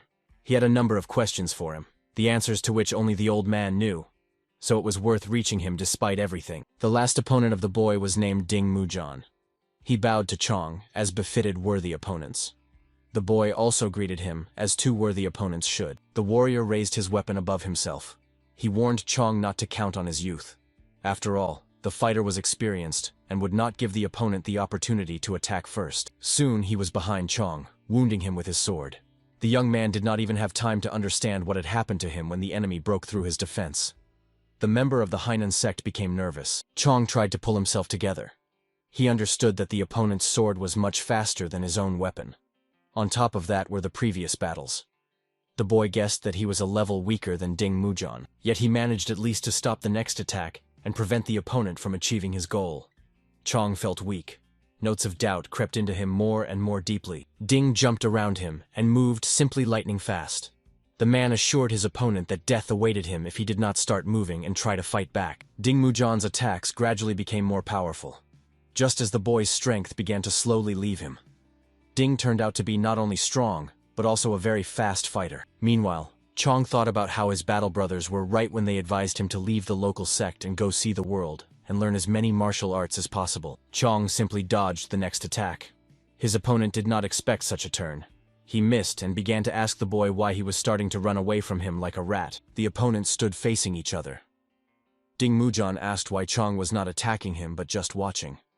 If he expected the enemy to become weak and tired, he was very mistaken about that. Chong avoided the opponent's strikes. However, he began to understand that something was definitely wrong with him. After all, over time he was only getting stronger and faster. The young fighter began to suspect something. The opponent's center of mass also shifted. And this despite the fact that he continued to launch crazy fierce attacks that had no adequate real basis. Kong recalled the basics of martial arts, which he actually squeezed out during the journey. They were all based on studying the mastery of the center of gravity of one's body. But his opponent was now making colossal mistakes. Despite this, his attack and attack tempo did not decrease even a little. There was a gap in strength and skills between them, but Chong did not think it was too big, and at the same time, he believed it could be mastered. Meanwhile, the opponent decided that it was time to end the fight. He swung his sword and attacked in an open lunge, the goal of which was a risky but deliberate infliction of maximum damage. Chong ducked under the strong blow. From the opponent's swing, the wind just passed through the hair on his head. Yet he still saved his head from the sword's strike and instant death from it. With a lightning-fast movement, Chong struck the opponent with his sword, throwing him off balance. The strike was so fast that few immediately guessed what had happened. Blood splattered from a deep wound on the side. Rage took hold of Mujin. He could not believe that this cheeky young man attacked him and dared to strike first. It seemed that the man would explode from anger right before everyone's eyes. Chong prepared for an incredible and senseless attack from the opponent. He took a fighting stance. Yet hope was born. Victory was possible. And despite this, he was a little nervous. Meanwhile, the man was simply burning with fury.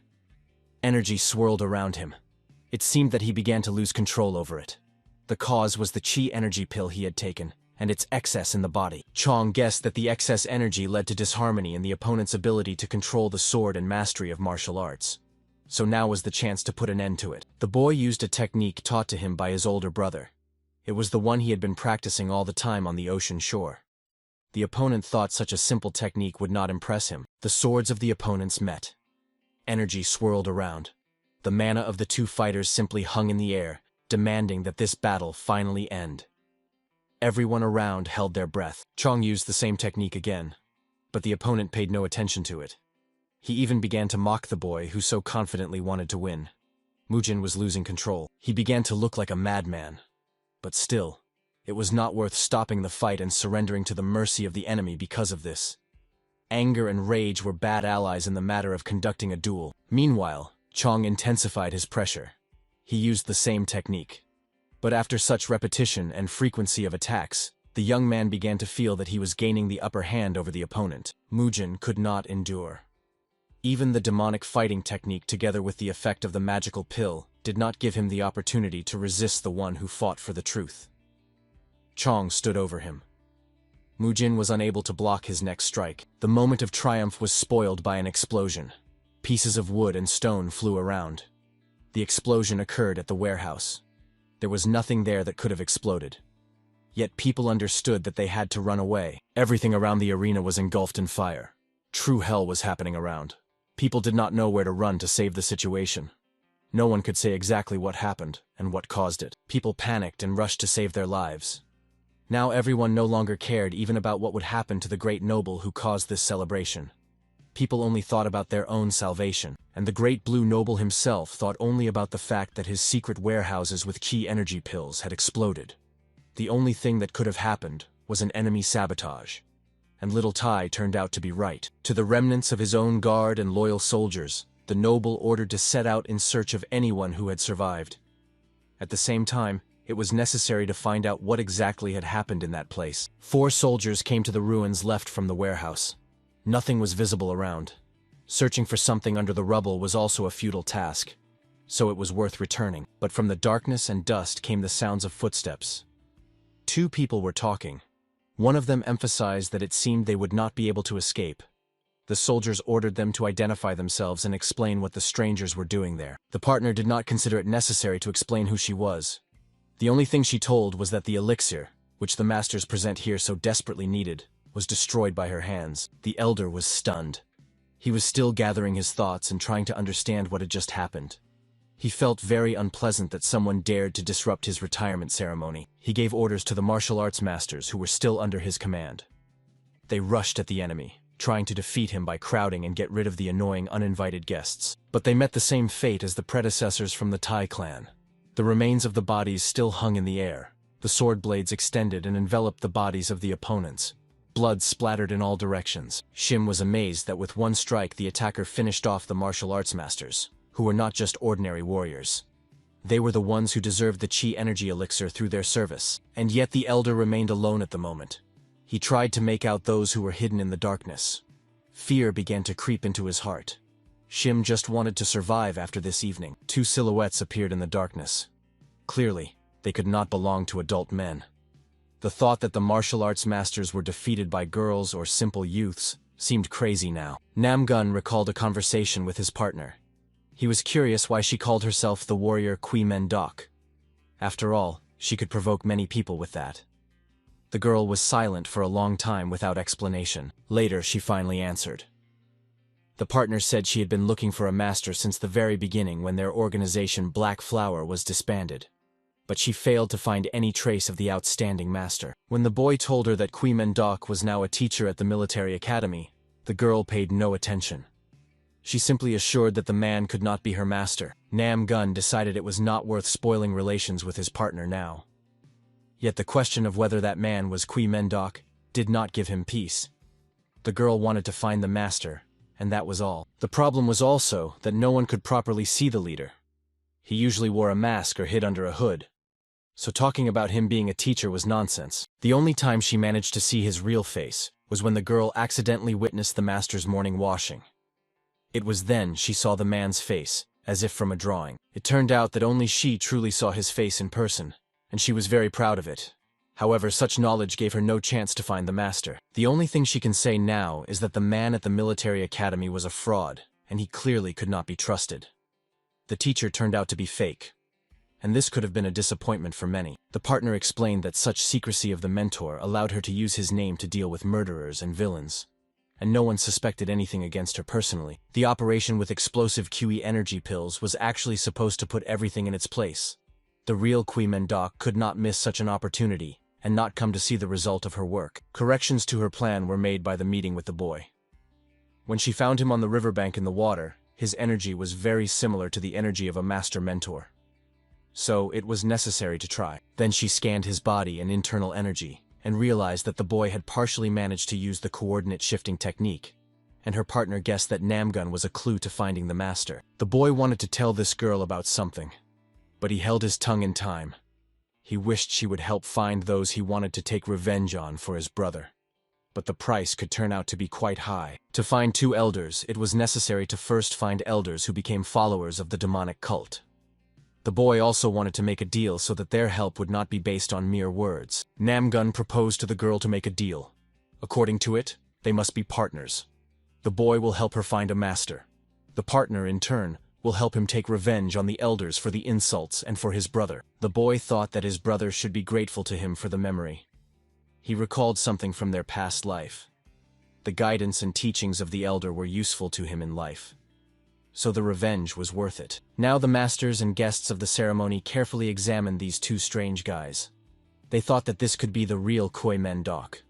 The master was considered to be this strange stranger in a mask and black clothes. The elder asked not to believe everything that appears before the eyes of the masters and guests, as rumors have long been circulating that the Alliance is looking for a fake Mendok who can organize a sect around himself. Some of those present doubted. After all, the master was supposed to be older, as he was considered a veteran of the war with the demonic cult. But in reality, the struggle for people's minds was beginning in this arena. But more than anything, it was surprising that this stranger, who tries to present himself as an outstanding warrior of the past, dared to attack during the retirement ceremony and disregard the presence of a large number of warriors. Finally, one from the crowd could not stand it. The man called to unite efforts and attack the enemy. Together they would definitely be able to handle him. Yet not everyone agreed with him. It was known what these strangers were capable of. The initiative was taken by Mujan, still charged with victory. He clenched the sword in his hands and burned with the desire to avenge his defeat by the sect member from Hainan Island and to regain his authority. Everyone around agreed to this. In fact, some hoped that a personal meeting with these two would not happen. So they loudly ordered the fighter to definitely confront these intruders and insolent ones. Chong stood before the opponent. He assured that the latter could not face the new challenger. After all, their duel was still not over. So his opponent did not understand the complexity of the situation in this sacred arena. Namgun recognized Chong. The boy was surprised how he managed to hold out so long, and why he did it. After all, he was not a fighter of the strongest level, yet risked his life for the old man. And enduring 3 fighters was a miracle. Mujan became angry. He forgot that he was fighting for the honor of the elder, so he ordered the young one not to be an obstacle to him. So now they had to settle everything between themselves first, and finish the fight. The swordsman again used the technique of demonic chaos. Dark energy swirled around. The chi pill was still working. But during this time, the energy had calmed down and finally returned to normal, and did not interfere. Their swords met again. Each movement was impressively precise, almost imperceptible to the untrained eye. The ringing of metal spread in the air as the 2 swords crossed in a lightning-fast contact. The masters, like predatory shadows, mercilessly tested every turn, every chance for attack. Their movements were perfect, each strike the result of decades of training and honed reflexes. And Mujan was stronger. His eyes burned with cold fire. There were no doubts in them, only the desire to win at any cost. The muscles of his body seemed to work twice as fast, and from each of his movements unnatural power was unleashed. The second master, the one who preserved his honesty, seemed, by contrast, slowed down. His strikes looked less precise, his retreats not so fast. He felt his body growing tired, his strength leaving him. It seemed that the battle was soon to end in Chong's defeat. He was losing strength after being wounded. But suddenly, the hand of an unknown fighter stopped the blade of the sword. It seemed to have simply broken it. Namgun intervened in the fight. He broke the sword blade that was meant to kill Chong with a strike of his hand. The boy himself did not even guess what made him intervene in this duel. But this time he saved the fighter's life. Mujon got angry. He did not understand how it could happen that someone interfered in the fight. The man considered the duel already over. But a scoundrel who had the imprudence to interfere in the fight stood in the way. Opposite the fighter now stood Namgun himself. He was not going to yield his position to the enemy. And the man warned that he would not look at the fact that a child was before him in years. A group of men was walking through the night park. A group of fugitives jumped out of the darkness towards them. At first, it seemed that an earthquake was happening nearby. But it turned out to be the stomping of the fugitives' feet. One of the travelers dared to stop the fugitive, and asked what was happening, and what caused such a panic flight of so many martial arts masters. He caught his breath, and told about the events of that day. From his words, it turned out that the ceremony of the Blue Noble was disrupted. Someone dared to challenge him. A series of duels took place in the sacred arena. And at the same time, an elixir warehouse exploded. The Blade Master, accompanied by his young friends, decided to visit that place and see with their own eyes what had happened. They felt they might finally come across a trace of the master they were seeking. The old man tried to understand what had happened. He found it hard to believe that someone had dared to disrupt his ceremony, and on top of that, destroy the secret warehouse where the elixir supplies were kept. And he was even more frightened by the prospect that none of the masters who had sworn to protect him in exchange for the elixir could handle the opponent. The mysterious man in the mask was simply tearing the opponents apart. Finally, the stranger in the mask addressed the Blue Nobleman. He ordered the man to repent his sins before the people, for he had been exploiting the spread of the energy pill psi for his own interests. The old man became worried, but the stranger continued. He assured the elder that if he voluntarily repents and asks for forgiveness and accepts punishment, then he will allow him to stay alive now. Shimbek became angry. In his life, he never allowed anyone to speak to him in such a tone. And here this weirdo stands against him publicly among dozens of present masters and accuses him of this. The old man attacked his opponent. The mana that had been swirling around the elder's hands just now was breaking free. The man activated the ability of the magical palm of purification and wanted to punish the culprit. Scenes from the past appeared before his eyes. Then he was still very young, but had achieved great heights in the art of dueling. His mentor and uncle praised the youth, saying that he would become the pride of the Shim family. The boy guessed that if he behaved properly and secured the support of the Shim clan, he could achieve great heights in his life. So later it would be very difficult to stop him from ascending the mountain. Even then, Shimbek was noted for using his position. He demanded things he liked from his peers. And even when one time the boy said he would not give up the item because it was a memory of his parents, he did not stop. Shimbek hit the boy and took the item. Before that, he mocked him. and assured him that in that case the item would become much more necessary to him. From such moments began the life of the future elder. When his interests remained unsatisfied or someone tried to oppose him in open confrontation, the boy always hid behind the power of his clan and resolved everything by force. Often the elders who disapproved of such behavior tried to punish him for this. Yet the boy only pretended to be obedient and loyal to his clan. In reality, he was waiting for the right moment. The clan elder once promised to hide the boy's deeds from the public. But at the same time, the boy himself would need to take all this more lightly and not do foolish things. After this conversation, Shimbek made conclusions. But they did not quite coincide with what his mentor and clan leader had in mind. The boy decided that he could continue further, but he must not get caught. A turning point was one situation when Shimbek remembered the elder's order and did not take the item from his peer. On the contrary, he handed the pipe to the boy and assured him that he would not take it away. The boy tightly gripped the thing that was returned to him. He was glad that everything turned out that way. But he could not understand what exactly had happened, because Shimbek had never behaved like that before. Something suggested that he needed to get out of here as soon as possible. So the boy did just that. He thanked for the kindness and ran home, leaving Shimbek alone with his thoughts. Bek's friends approached him immediately after the conversation. They were guys who had a bad reputation in the village and were ready to do a lot to earn money. They asked Shimbek what to do with the boy. Shim ordered to catch up with the boy and break not only his favorite thing, but also several limbs of that boy. Shim decided that he would never touch anyone with his own hands. He would only hire others and rake in the heat with other people's hands. The offended boy's brother entered the canteen where the guys whose services Shimbek used were resting. The man was outraged. He asked what was the reason for the attack on his younger brother. The boy guessed that no matter how much he paid for the work, his accomplices could break under pressure. So he asked the elder to calm down, as a mistake could have happened, and innocent people suffered. But the man was not going to calm down. He ordered to show him the one who dared to offend his brother. Apologies meant nothing to him, but seeing dead the one who mocked the younger was worth it. The boy from the Shim family understood the seriousness of the situation. He looked straight into the angry man's eyes and asked if he wanted help, because for him, it could be a very risky venture. Soon the elder brother's body was found by people on the street. Shimbek and his gang failed to get rid of the body. They wanted to cut it into pieces themselves and hide it somewhere. And the sister was unhappily caught and sold to a brothel. Since then, Shimbek increasingly began to kill and deal with competitors. At first, he tried to make it look like ordinary accidents with fatal results. But the further it went, the worse it became. He cared less and less about the murders. In the houses of his victims, he took the most precious things. Often these were elixirs and various natural stimulants.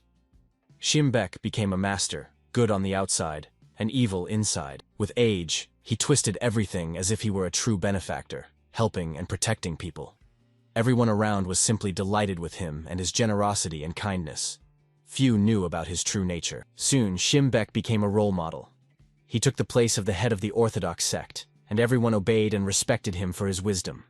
His influence grew stronger over time, and penetrated deeper into people's hearts, and now he did not know how to act with the opponent. Until this moment, he had always either chosen a weaker rival, or used elixirs. But the chi energy of the stranger was stronger than his even with pills. The old man thought for a moment that before him could really be Qui Mendok. It could not be that there was another man in the world equal to the great master in strength. Doubts made Shimbek weaker and vulnerable. Eventually, the elder realized that if he held on a little longer, he would lose, so he decided to talk. He was interested in whether the opponent really belonged to the Blackflower organization, which gathered the strongest masters. Everyone around was whispering. Believing in the existence of this organization at the moment turned out to be quite difficult. After all, it was rumored that all its members were completely destroyed during the war with the Orthodox demon worshippers. The old man guessed that now many would begin to doubt, and the stranger himself could tell a lot. Shimbek emphasized that this fighter's style was more like a follower of the demonic path. The elder threw away the pill balls and ordered the fighters not to let the demon in human form attack him. That would be a shame for all of them and deprive them of the opportunity to advance further in their lives as fighters and masters. The man ordered to immediately take these pills and put an end to the demonic followers. The issue needed to be resolved once and for all. Before the fighters was clearly an evil man, and there was no reason to delay. Fortunately, there were still fighters and warriors who doubted whether it was worth taking the drug to fight. They could not believe that the elder was capable of continuing the fight by dishonest means. Meanwhile, the swordsman continued to fight the opponents. He did not pay attention to the fact that they could still be very young. The battle frenzy took hold of him, and the fighter could not calm down or behave adequately. The boys barely managed to get out of the way. Namgun tried to ask his comrade to explain to the opponent that now only the elder's honor was at stake, not their lives. But the swordsman did not even want to listen. Chong meanwhile asked the boy not to interfere. After all, this was the last in a series of duels, which was supposed to show that Elder Shimbek was actually not as just and wonderful as people thought around him. Namgun could not understand the man's words. After all, honesty could not even be discussed here, since Chong's opponent had taken a magical pill of chi energy explosion. The fighter from Hainan immediately did not believe the boy's words, but Namgun decided that they would talk later. He suddenly rushed from his place to prevent the opponent from attacking them again. At the spot where the boy had just been, a small crater formed. Namgun knocked the swordsman away with a punch. The latter clearly did not expect such a powerful opponent, or the strength given by the drug began to leave him gradually. Yet he lost his advantage. Mujin's body flew across the entire square, bouncing on the stones. Namgun himself carefully watched the opponent to see if he would attack again. At that moment, Namgun himself began to be overtaken again by uncontrollable forces. He asked Chong why he had so thoughtlessly gotten involved in this fight. After all, it was worth finding out about the existence of the magical drug. Chang simply looked at the stranger. He noted that the man had very high martial arts indicators. The energy the boy emitted was truly impressive in its power and quality. The swordsman was not going to calm down. He was getting up on his hands and promised that he would definitely defeat his opponent and finish him right here in this arena. He did not want to lose and bring the elder's wrath. Gathering his strength, Mujan attacked Namgun. He wanted to bring down a kick from the mountain on the boy. With this, he could break his bones and immobilize the opponent, but he failed. Namgun reacted in time. The boy held the opponent's leg and looked at him attentively. A thought flashed through his mind about breaking the limb. That is exactly what he did the next moment, so as not to continue the duel any longer. Namgun struck directly at the knee of the leg he was holding. The opponent screamed loudly. The pill no longer worked on him. The man lost control of the situation and guessed what would happen next. The next moment, Namgun simply forcefully laid the man on the floor.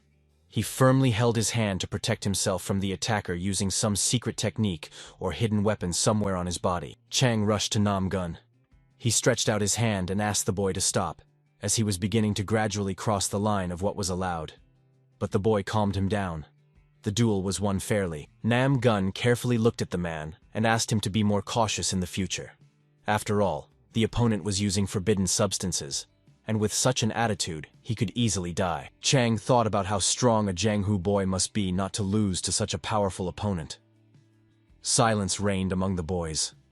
Suddenly, a girl's voice sounded from the side, distracting them. Namgun's friends arrived, who immediately recognized him. Everyone present was surprised by what they saw. Their comrade's body bore marks from the battle. Namgun himself seemed to have no visible injuries. The next moment, the boy jumped at the opponent and grabbed his hand. The boys and girls watched their comrade's movements attentively. He had clearly changed during the time they had not seen him, and he behaved quite strangely. The Blade Master was especially impressed by the changes. He looked closely at the boy. It was hard to hide anything from the man's eyes. He carefully scanned everything happening around. Namgun himself felt ashamed that he had once again almost fallen under the influence of mental phantoms that sometimes tried to take control of his consciousness. At such moments, Namgun felt ashamed of himself. The girl wanted to run to her friend but did not manage to do so. Behind her, something flashed with a bright purple glow. Loud cries of people trying to shout to the surroundings were heard. Something very strange was happening behind their backs. The crowd of fighters was simply obsessed with having taken the elixirs of power.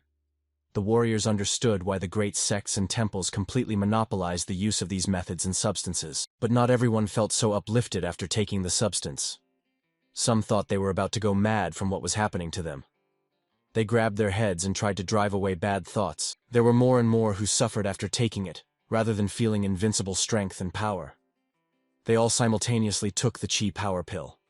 They wished to turn back time to avoid doing so. A boy resembling a monk informed his friend that they were surrounded by fighters who had taken a magical pill that controlled the power and energy inside the body of a warrior trained to control it. The soldiers stood to defend their blue noble.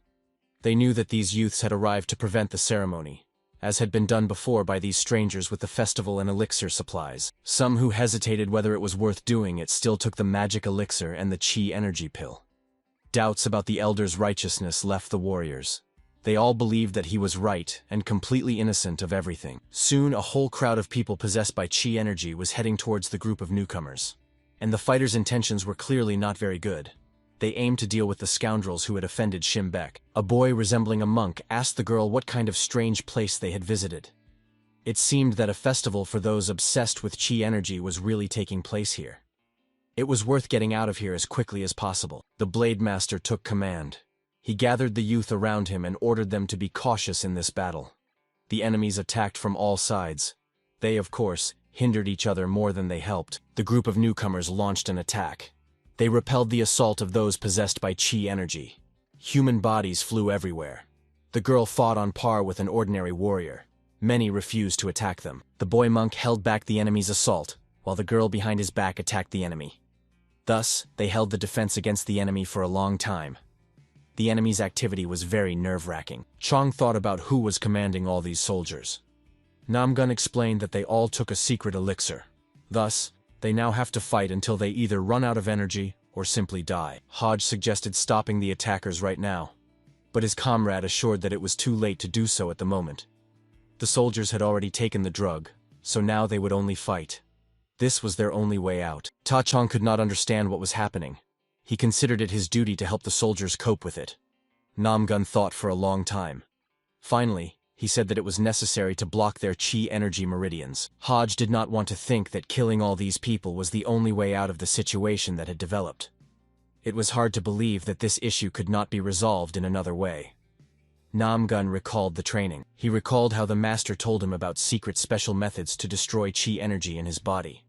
The teacher was supposed to help with this and explain the unique abilities of fighters in this field. The girl from the group recalled training with her master. He always tried to be close to her. This was the secret of his technique of reverse return to the beginnings. He often said that it is worth loving your students. The mentor engaged in regulating the flows of internal energy through endless circular motion. He used this to develop his own abilities and to teach this to his students in the future. But still, until he fully mastered this technique, he did not want the students to practice it. He felt sorry if any of the children suffered from a thoughtless act and would suffer for life. We thought that he would be able to use the power that was locked inside him. So he wanted to use it now to defeat the crowd of fighters enhanced with capsules and drugs. The apprentice believed he would succeed. The partner of ours was meanwhile cutting down opponents as if they were not living people but training dummies. She turns to her young pupil and asks him to join the fight, not to hide and sit it out. The masked master meanwhile addressed the old man. He promised that once he dealt with those cursed fools who used the drug, he would take care of the leader of this evil army himself. The partner emphasized that if Shimbek belonged to some normal sect or group, he could have been left to the mercy of fate for his vile and insidious deeds. The elder was angry. The old man found it hard to believe that this one fighter could so easily handle the fighters. They were, of course, much less trained than he was. However, they were enhanced by the effects of pills and drugs. Meanwhile, the mentor continued to anger the elder, trying to provoke him. He emphasized that Shimbek was actually very cowardly and did not deserve to be called a great elder and noble. The last straw was the appeal stating that the blue noble no longer had the blue clothing that alone supported his status. Moreover, the elder was powerless even with the use of a pill. Nam Gun Min told the interlocutors that this time his younger heir would participate in the competition. Everyone around wondered how such a small child would take part in the contest. Nam Gun Cho was indeed small. However, he had long been called a genius. So now he had to prove to everyone around that they were not mistaken and that he met high standards. And he was eager to give his opponent a life lesson. The men who were watching these two attentively from the window thought that the boy was indeed very arrogant. Although he belonged to one of the 5 great families, he still needed to learn how to talk to people and interact with them appropriately. Many believed that his body would break immediately upon contact with the technique of the deadly palm. Even the fame of this boy would not help him defeat skilled, strong warriors in the arena. The young man looked at the Namgun family and thought that it was worth teaching the boy a lesson before the competition began. Although he belonged to an ancient famous clan, he could not be allowed into the arena. Shim Bek, who was the young man in blue clothes, believed that it was worth involving his subordinates for this. It was time to start making his own name in the Jianghu language. So soon, there would be work for the guys. The boy hinted that he did not wish harm to this boy. However, he considered him unworthy to fight. After all, then he would become even more proud, and begin to mock and treat everyone around quite arrogantly. His subordinates still did not understand what their master really wanted. Meanwhile, they were already sitting at the table discussing that their master should finally become a man. And no one but him would win the contest. Everyone around met this proposal with approval. They all wanted the young master to show himself and make it so that their sect also had a true dragon. The men raised mugs and glasses in his honor. Shim Bek himself took this not very seriously.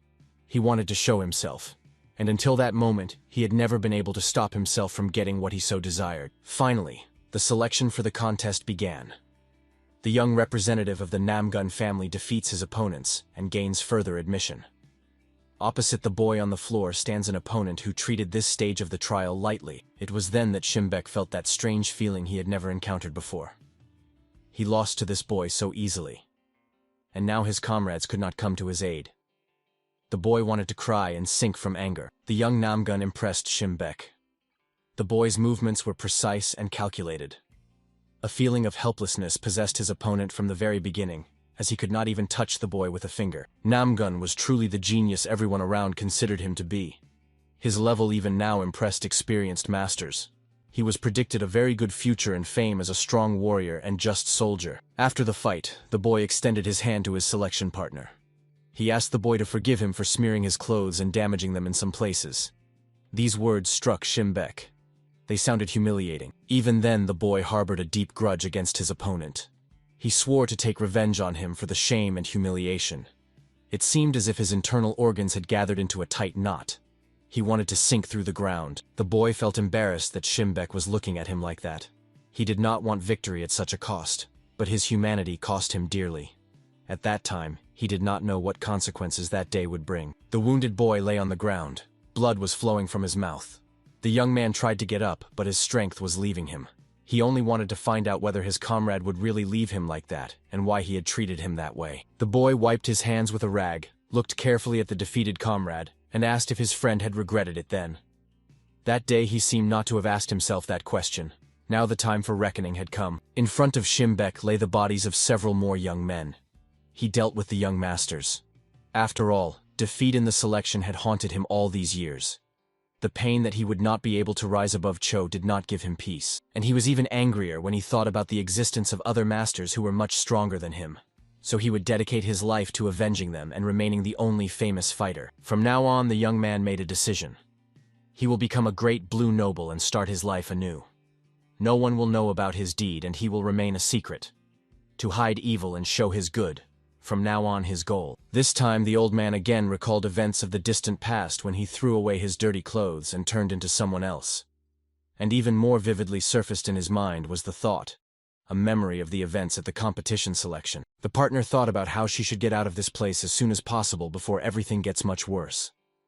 Now she had unsettled the old man, but he would soon gather his thoughts and attack, and the blue noble was currently examining his hands. Anger and rage began to overwhelm him. He considered himself a personality admired and feared by everyone around. He was the leader of an orthodox sect. The partner thinks that the old man is losing his mind. She did not even suspect how deep layers of consciousness were touched. And Shim Bek recalled his childhood years and burned with rage and helplessness.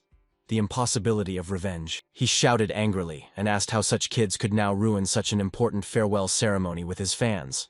He believed they were trying to destroy and take away everything he owned. The old man made the only decision he thought was right. He would use the magic pill. At this moment, it was the adequate solution in his view. Today, he must win at any cost. Energy spread from the old man like a whirlwind that could scare a lower-level fighter. But it made no impression on Namgun's partner. She rather felt sorry that the elder had stooped to such a thing. But this also meant that there were no more pills left. And one could kill the old man with a calm heart and get rid of the evil he could continue to spread. The girl also activated her energy. The old man attacked. He heard thoughts about the girl's intention to kill him. The old man was not going to die today. He belonged to the 13 strongest fighters in the region and could not lose to some nobody. Taking the pill made him not just a warrior of the Transcendental Kingdom. It brought him into the unrestrained kingdom. Blows rained down on the mysterious stranger at a speed hard for a fighter to imagine. Yet over time, the situation evened out. The girl pointed out that she was personally at the initial stage of this kingdom. So soon their powers would finally be equal. This angered the old man even more. He did not even want to think that he had equal chances with the unknown fighter. Shimbek was losing control of himself from anger. This was exactly what was to be feared. Thus, he could not concentrate on the fight. The partner took advantage of this. She reached out to the man's chest and activated a skill that was supposed to end this duel. Shim did not immediately realize.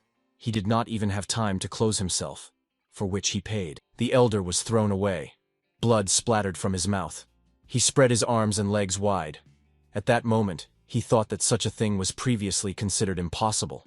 He could not stop the opponent even after taking the pill. The opponent believed that although the energy level was the same, its quality was completely different. And nothing would ever change because of this. The elder would never reach the level of higher mastery. It was hidden from him forever. The elder tried to get up from the floor. He was overwhelmed with emotions. He was afraid, ashamed, and very angry. Shim was hitting the ground with his fists and demanding a rematch for himself personally. The old man grabbed his head. He wailed. It became hard even to imagine what had happened to the old man. He was gradually losing his mind. It was unknown to whom he was addressing, asking to turn back time and give him another chance. The elder stood up and began pacing in circles, still holding his head. The partner tried to shout to Shimbek, but he heard nothing. He only asked who was addressing him. And the old man began talking to himself, wondering who was ordering him to get out of here, though he himself had just ordered to flee and save his life. The master found it hard to watch this. Eventually it became clear that the old man had gone mad. He was completely immersed in madness, and nothing could bring him back to the life of a properly respectable gentleman, which he had considered himself all his life by people who knew him poorly. Near the back entrance of the Shim clan's family estate, another duel was taking place. The girl collapsed to the floor from exhaustion. She was stunned by the skill level of their new opponent. He was too strong for her and her comrades. Bodies of people lay around. An unknown master in a mask carefully watched what was happening around. He saw no threat from anyone. Everyone lay motionless before him. Someone lost consciousness. Someone was just pretending. Finally, the stranger stopped over the girl's body. He felt a unique energy from the girl. He had seen something similar once, but he simply could not believe that he had met it again now. Yet curiosity prevailed. An image arises in his head that he had not encountered for a long time. The situation was gaining momentum that he had never even been able to predict before. It was becoming more difficult to control the situation. Namgun's partner stood over the elder, who still had not come to his senses. And it was hard to believe that this would happen. The cause could have been the chi energy that had gotten out of control and destroyed the old man's spirit. A blue-colored bullet tore him away from his thoughts, flying past him at tremendous speed, nearly injuring him. Still, blood splattered from the wounded shoulder. Only one master could use this technique. The girl tried to press the wound with her hand. She was waiting for the one who tried to finish her off in this way to appear. But the enemy stayed somewhere in the shadows and did not show up yet. Finally, he came out. The master's river blazed blue. The girl wondered why this idiot was here now, and the opponent was getting closer and closer. This meeting could be a turning point. The stranger was about to generate a new lightning bullet. His figure was clearly visible against the night sky. It was hard to imagine what would happen when the power overwhelmed the old man, and he lost control of himself. The Blade Master even distracted himself from the fight to look at the mysterious stranger who so skillfully formed energy bullets and threw them. This opponent became the #1 priority for everyone. Suddenly the stranger dashed off with a lightning move. It was hard to track where he would direct his attack this time, but soon, everything became clear. He decided to take out the most likely dangerous opponent from the fight. The stranger attacked Namong May's partner, who barely avoided being hit by the enemy's energy sword. The girl was confused and somewhat tired from the fight with the fighters, and the elder himself. The girl managed to fend off the enemy's attacks. Their movements merged into a single field of energy and mana. The enemy's strikes were very fast and rained down on the girl like hail. The opponent's power also exceeded the ordinary. The opponents finally recognized each other. The partner named Blackflower asked the opponent named Black Orchid what exactly brought him to this place today. The girl asked, could it be that the Black Orchid managed to find a new master? After all, he rarely acted independently. Coming here was hardly an act of his own thought and will. Their hands met halfway to the goal. Both used the same technique. It was clear that they had known each other for a long time and were very well versed in the techniques used by their opponents. It was precisely thanks to this that the girl managed to jump away in time from the beam of energy that burst from the index finger of the Black Orchid. It was a devastating technique that was forbidden to be used in many cases. The partner was not going to go headlong this time. She wanted to resolve the issue voluntarily, and so she attacked the enemy herself. He clearly did not expect anyone to manage to avoid his signature technique. The opponents clashed again in battle. The Black Plum Blossom decided to attack from the air. It moved around the opponent, trying to unbalance him. Moreover, it made it harder for him to use destruction techniques, but he already guessed how to immobilize the girl and end the duel. He activated the bullet on his pinky. This was supposed to be the decisive blow for today. The Blade Master immediately guessed what his opponent had planned. He rushed at him with a speed that was pleasantly surprising. Every second was important to the man, and his partner Namgun's life depended on it. In a moment he stood between two opponents, holding the girl's sword blade and her opponent's fist with his hands. Thus he stopped their fight and ordered them to wait, as some details needed to be discussed. Both opponents looked at each other carefully and silently. They were thinking about what to do at the moment. Neither of them wanted to continue fighting now, so they decided to listen to the Blade Master. He looked slyly at both and asked if he would be mistaken to ask if they had ever been friends, since it was clear they knew each other quite well, and whether he was right to intervene in time. The stranger looked at the man. He called him a Stormblade, which meant their once-forgotten acquaintance.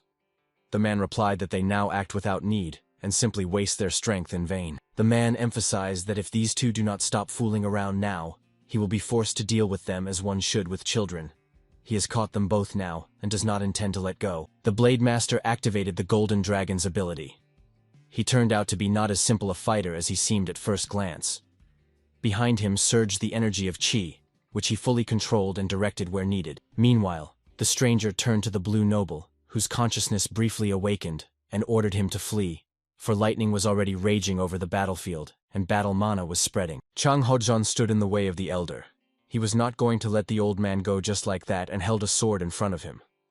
The boy believed that it was too early for the old man to leave since their matter was not yet resolved for today. Warriors who took the pill of Chi energy explosion and managed to cope with it in their bodies have now become the only ones capable of fighting in the arena, although few still understood why they were doing it, and for what purpose. Hodge rushed into the attack. He should not have delayed, as the masters possessed by energy were increasing, although no one would vouch for their mental state. So the young warrior decided to neutralize them. He attacked the nearest master from behind and firmly grabbed him by the waist. The latter tried to break free and resisted, but Hodjan's strength now outweighed his own, even though it was enhanced by doping. While Chang held the opponent, Namgun ran to him with the aim of finishing the master, killing him while Hodjan held him. Such teamwork was meant to help deal with the enemies as quickly as possible. In fact, Namgun did not want to kill any of the opponents. His intention was to use the technique that his mentor once showed him. He wanted to remove the Chi energy from the fighters' bodies. The boy fully concentrated on this, and was drawing strength from the martial arts master. Namgun felt strong pressure on himself, as he was passing excess energy through himself, through his own body. Hojan tightly held the man so that he could not break free and disrupt the process. After all, Chang understood the effort it cost his new friend, and that they might not repeat this again. Finally, the Chi energy in the warrior's body calmed down. Namgun slowly released the man and removed his palm from his forehead. He did not want to harm anyone. It was his own wise choice. Chang released the man he was holding. It seemed that he sank to the ground like a doll. The Chi of the Berber disappeared from his body. It became clear that the method devised by Namgun works 100% and helps to master it. Hojan slowly lowered the warrior's body to the ground. Although he recently wanted to kill Chang, the boy guessed that there was nothing personal in it. They were all under the influence of the elder's lies. Namgun sat down on the ground.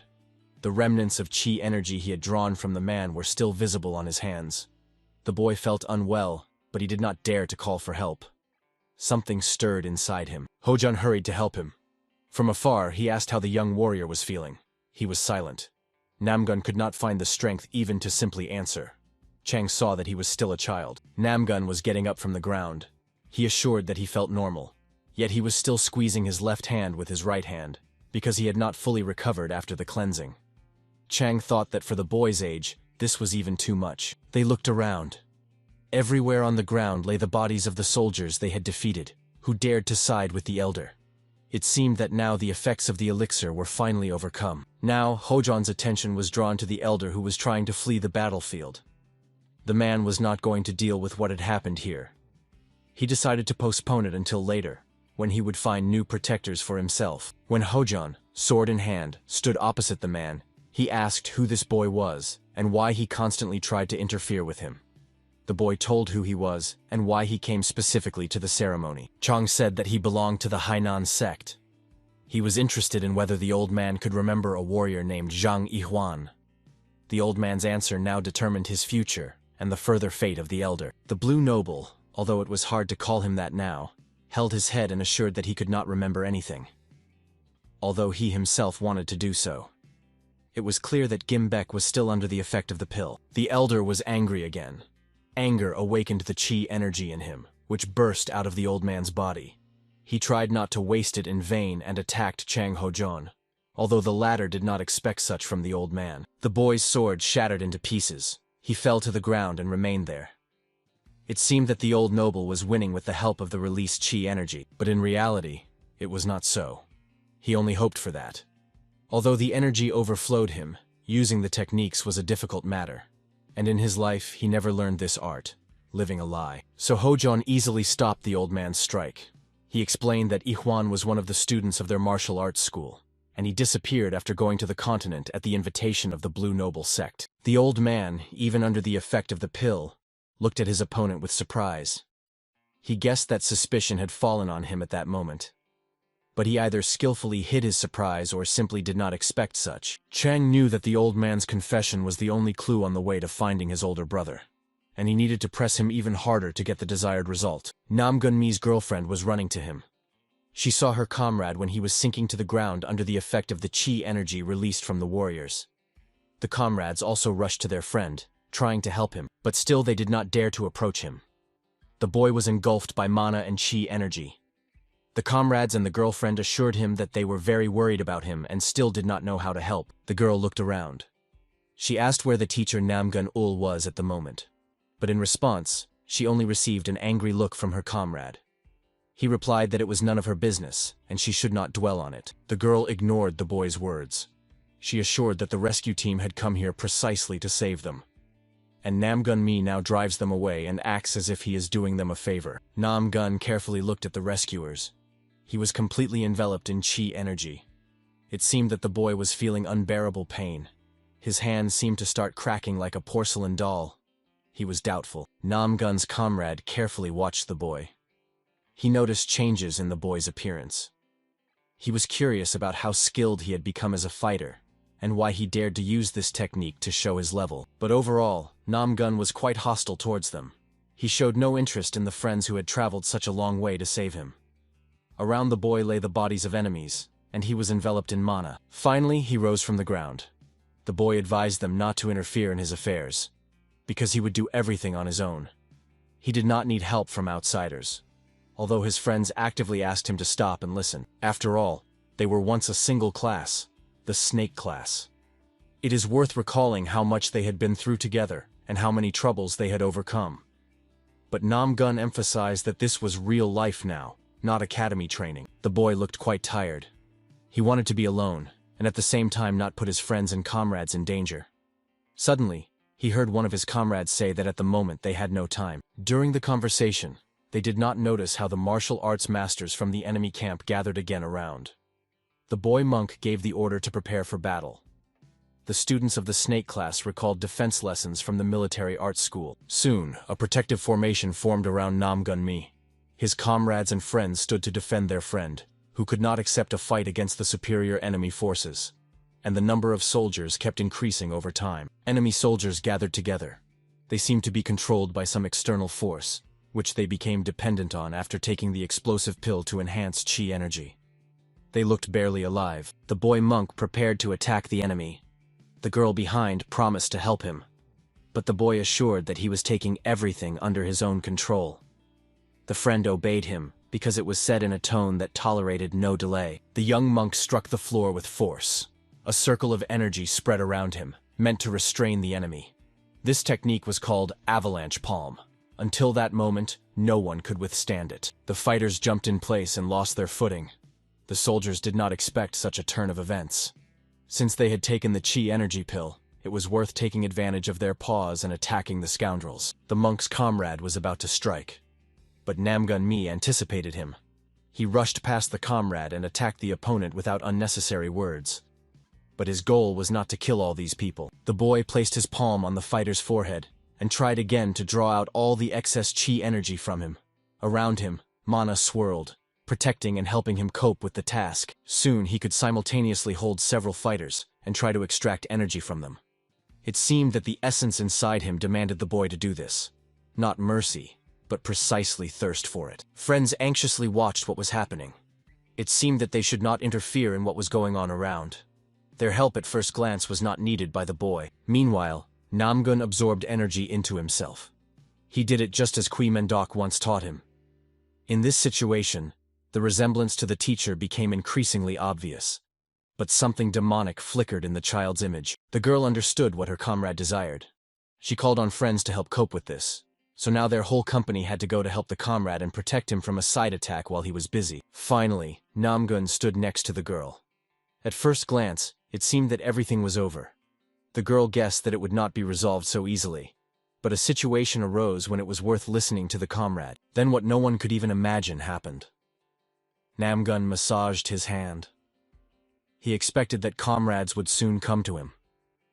The boy understood that he had a very important and urgent matter left. The girl could only catch a quick movement from the corner of her eye, which stirred the air. The next moment Namong May's hand struck the back of the monk boy's head. He only threw his head back. He could not react in time. The next victims of the boy's treacherous blow were his two friends, who did not even understand what had happened when the boy's hands hit them on the back of the head, taking away their will to resist. The girl was the last to understand what had happened. She asked the boy, already losing consciousness, why he did it. But in response, there was silence.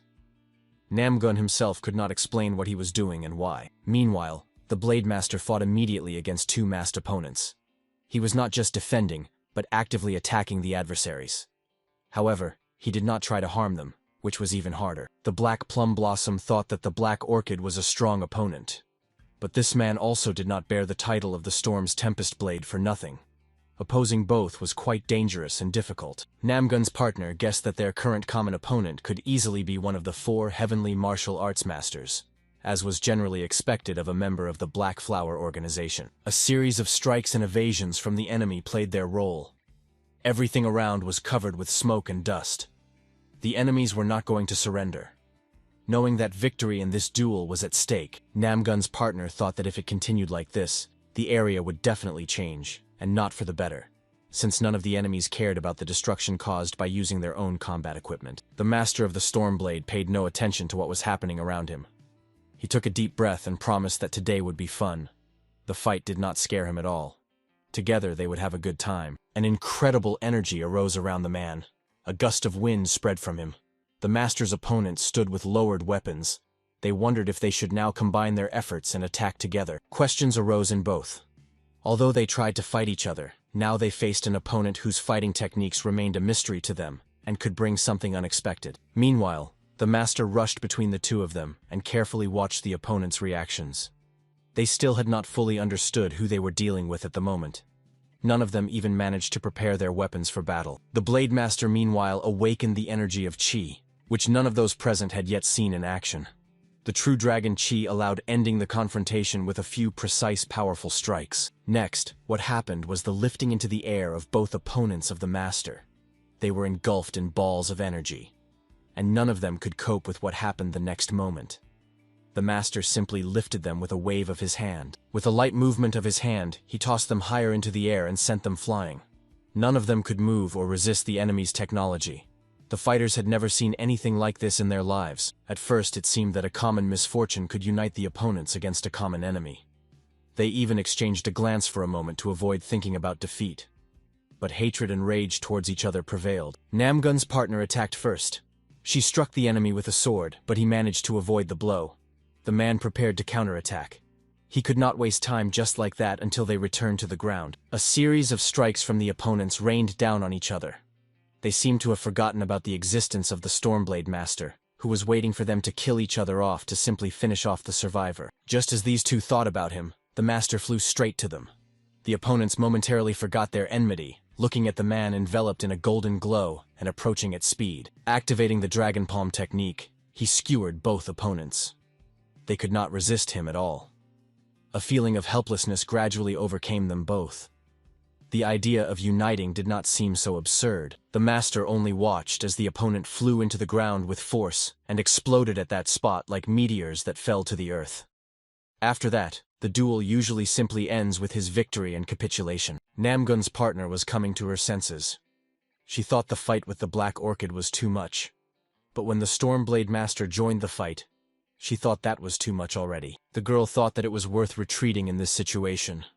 She looked at the sky with fear, from where the enemy was supposed to appear, who would definitely try to finish off her and the Black Orchid. Black Orchid also tried to regain consciousness after this powerful attack. He was waiting for the main opponent to appear before him. The young girl clearly interested the Stormblade Master very little. Finally he arrived.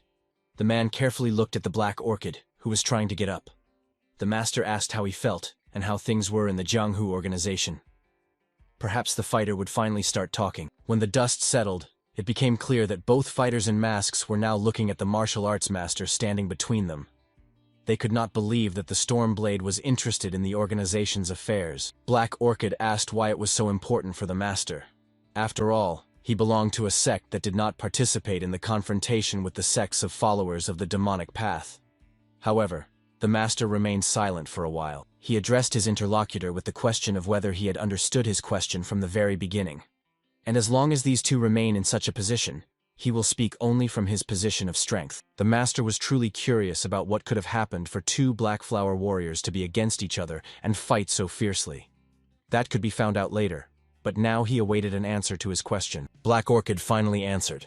He wanted to activate his equipment and attack. After all, such an opportunity had now arisen. He replied that he was not going to respond to some stranger. A beam of energy burst from the fingers of the Black Orchid. He gathered all his strength to punish that ignoramus and insolent person. Remnants of earth and dust hung in the air. The Blade Master became completely invisible. The Master managed to dodge the enemy's attack. He jumped aside, amazed at how quickly the fighter recovered. This could mean that he possessed information that was not supposed to reach outsiders. The man stopped just in time. Before his face hovered the blade of his partner, Namong May's sword. The master realized that his opponents had indeed decided to combine their efforts and deal with them. The black plum flower hung in the air above the Stormblade Master. The girl ordered to get out of her way because she would be the first to question the orchid for the necessary information. The man closed in time. The sword blade flew past. He prepared to catch the enemy's weapon to close the distance and move to close combat, where his technique became much stronger. The Blade Master grabbed the enemy's swords and spun the girl around. She could not stop the opponent's counterattack. The wild dragon whirlwind never failed the Stormblade Master. The Black Orchid heard the defeated enemy addressing her. The man was curious why she was still trying to find the squad commander.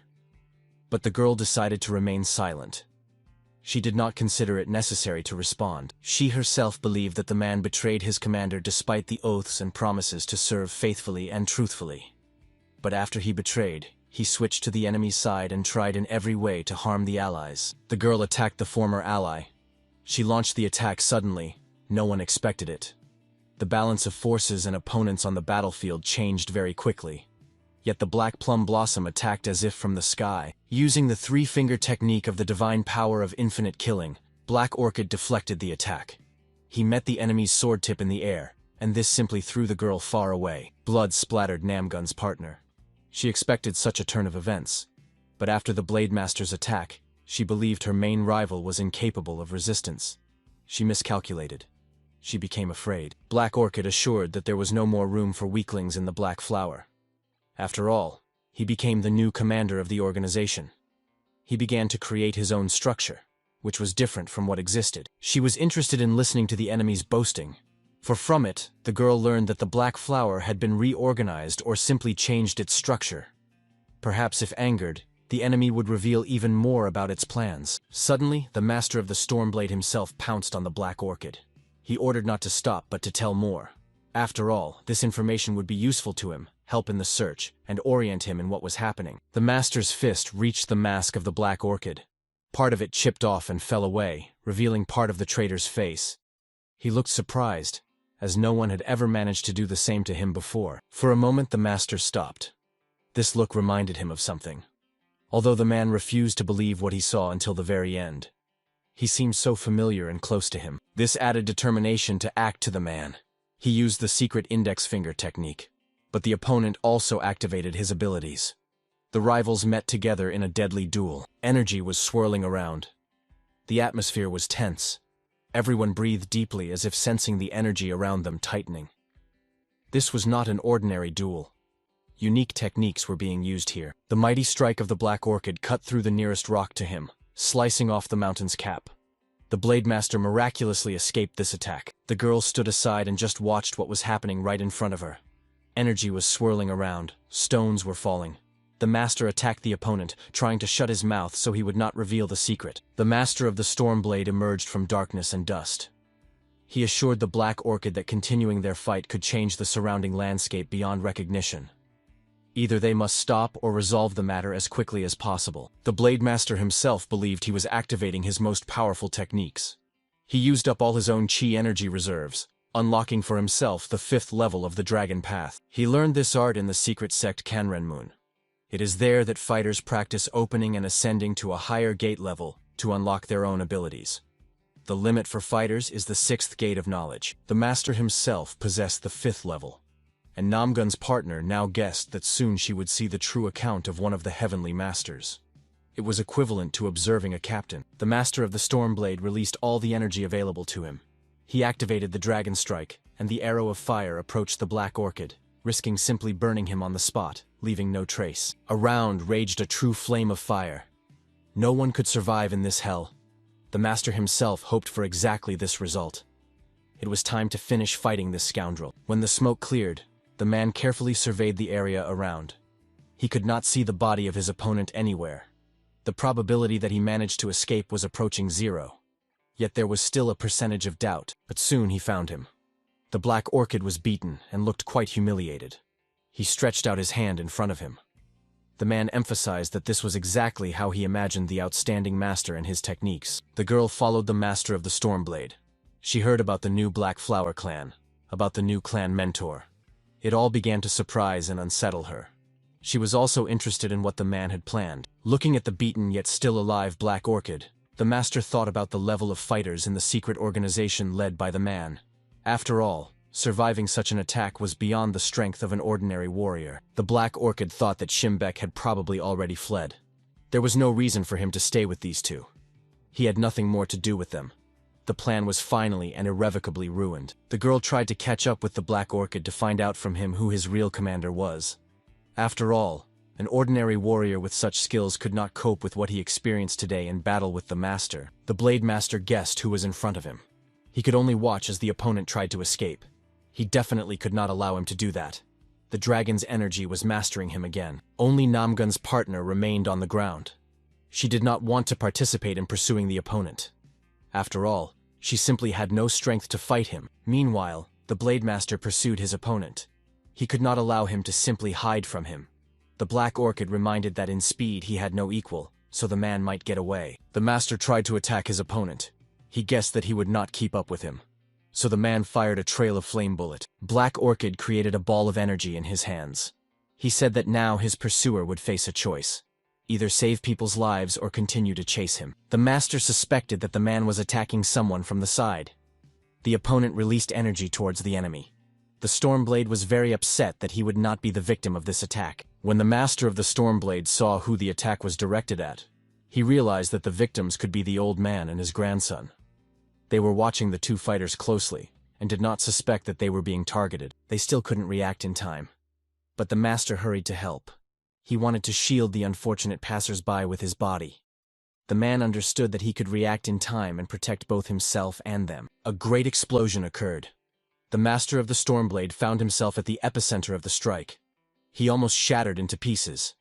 but he managed to gather himself in time and only failed to react to the lightning. The man and his grandson watched closely the soldier who saved them from death at the cost of his own life.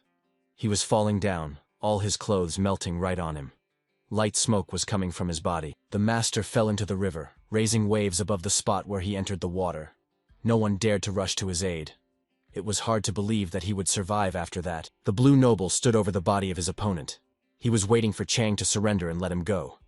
But the boy wanted more than anything to find out what happened to his older brother and who was responsible for his death. Shimbeku was tired of listening to all this. He raised his foot over the poor man, trying to crush him. He was no longer going to listen to all this from Hojo, who had already ruined his ceremony. Chang endured blows and beatings. The old man laughed. He emphasized that the Hainan sect reminded him of something funny from his youth, and now he will tell about it to intensify the suffering of the poor fellow. The man said that not long ago he met a guy very similar to Chang. He was just as stubborn, and when it came to the test, he turned out to be quite strong morally. He was handed over to the followers of the demonic cult, for it required sacrifices. In return, the head of the demon worshippers sect rewarded the blue noble with tablets containing explosive key energy. Chang guessed that his brother had fallen into the hands of demon worshippers, and the old man emphasized that the current opponent could also be a good candidate for experiments. But he will die right now in this place. The old man wanted to burn his opponent. In the place where the boy had just been, a whole ball of flame and fire appeared. The elder was surprised. He wanted nothing more than to destroy this scoundrel. Namgun stood up to defend the boy. He was still holding two spheres that blazed in his hands. The boy asked if he had heard correctly that cult worshippers were involved here. He felt fierce hatred and malice towards them. He immediately recalled two old demon elders who killed his brother. They were called the Bloody Demon Twins, exactly as Namgun imagined them, and he felt they were the sources of the explosive CI pills. The boy attacked the old man. He demanded that he tell him the whole truth about the demonic cult. Shimbek did not know how to properly deal with this. His strength was leaving him, and he was weak and uncertain in his technical skills. The old man was not going to endure beatings from this scoundrel. He attacked him in response. After all, he wanted to teach him good manners and show that it is not worth immediately throwing insults and disrespecting elders. The old man's strikes were quite powerful. Namgun realized that no matter how skilled his current opponent was, after taking the CI pill, he had overcome the limitations imposed on him by his physical shell. Chang wanted to come to help. He said he had an important matter for the old man. After all, he still told little information about his older brother. But Namgun asked him not to interfere. After all, he only got in the way. Meanwhile, Gun was thinking about how to act next. After all, with his current skills, he was no match for the old man enhanced with doping. Events from his past life came to mind. He did not want a repeat of a similar scenario. Once he stood the same way before his current partner. Then he also came to her out of the understanding that he did not have enough strength for revenge. He asked her to teach him and prepare him for the next confrontation. The girl then told about belonging to a secret organization called Blackflower. It was a covert military organization of the Alliance. However, it specialized more in covert assassinations. After that, long training sessions began. The fights were quite serious, as it was worth doing them under real combat conditions. The girl emphasized that they must also react to rapidly changing conditions. When the boy found himself in a difficult situation with the sword near the Adam's apple, the girl emphasized that avoidance was not a good way out of the situation. Every attack has several steps, and it is worth knowing them to counteract. To be a normal fighter, it is worth learning to anticipate the enemy's moves in advance. And for this, you need to have flexible thinking and be ready to react to rapid changes in the situation. Already after this, it is necessary to learn to combine various types of movements and techniques. The main task will be to create variables when they will affect the fight and its course in real conditions. And the more battles he manages to survive, the greater the set of possible techniques to use will become. It is only necessary to learn to combine experience and skills inherent to different situations and opponents. The girl thought that it would be difficult to retrain her new student to use new techniques, because when he initially trained to master the fist, learning to master the sword was very hard. After she taught him from the very beginning to use techniques of change and imitation of the opponent's techniques, he learned a lot even from his opponents. So this experience definitely came in handy for him. And now the boy was taking advantage of what he saw when the boy monk fought with the old man and his possessed army. So now he was imitating and quite successfully the technique of the avalanche palm. The man was waiting for the result, but Shimbek understood that at the moment it was just boasting, and he had nothing to do with a real fight. So now he would use the palm cleansing technique. He had nothing to lose. Demonic techniques never failed him. And the teachers did quite a lot so that the elder had the opportunity to defeat opponents and make new material for research out of them. The current opponent turned out to be quite fast for him. Namgun used speed techniques that he had seen before in his other opponents. This greatly surprised the old man and made him nervous. Namgun used reverse gear technique. He released a whole bundle of energy at the enemy. The fire struck the elder directly from his hands. It seemed that he definitely would not withstand such an attack and would surrender. The boy carefully watched the consequences of his attack. At the spot of the fire beam in the ground was a whole track left by the energy. He wanted to believe that the end of this confrontation had finally come. The old man was nowhere to be seen. Namgun looked carefully around. His opponent was nowhere to be seen. But the words of his mentor echoed in his mind.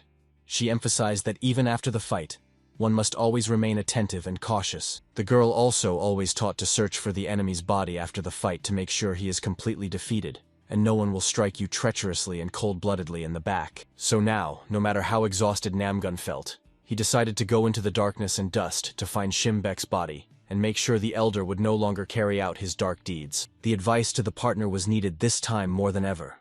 A purple bullet flew out of the darkness. It was concentrated chi energy, which someone had launched at the boy. He barely managed to dodge it. The bullet did hit the boy in the shoulder.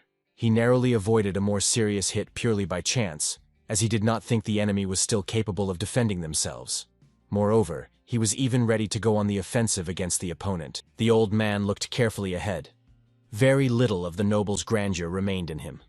However, now he was gradually beginning to show his true nature. He emphasized that he was mistaken in taking the young one for a beginner. But the biggest problem for the old man was the voices in his head. He did not want to obey them, and they all ordered him to run away. But Shimbek was not used to doing that. He had never in his life simply left the battlefield. Eventually they fell silent. Namgun felt a little sorry for the old man. But knowing what he was capable of and how much misery he had brought to people during his life, the boy decided not to pity him or think of any mercy. A moment of hesitation cost Namgun dearly. The elder launched a lightning-fast attack. He pressed his hand against the boy's face. The man shouted loudly.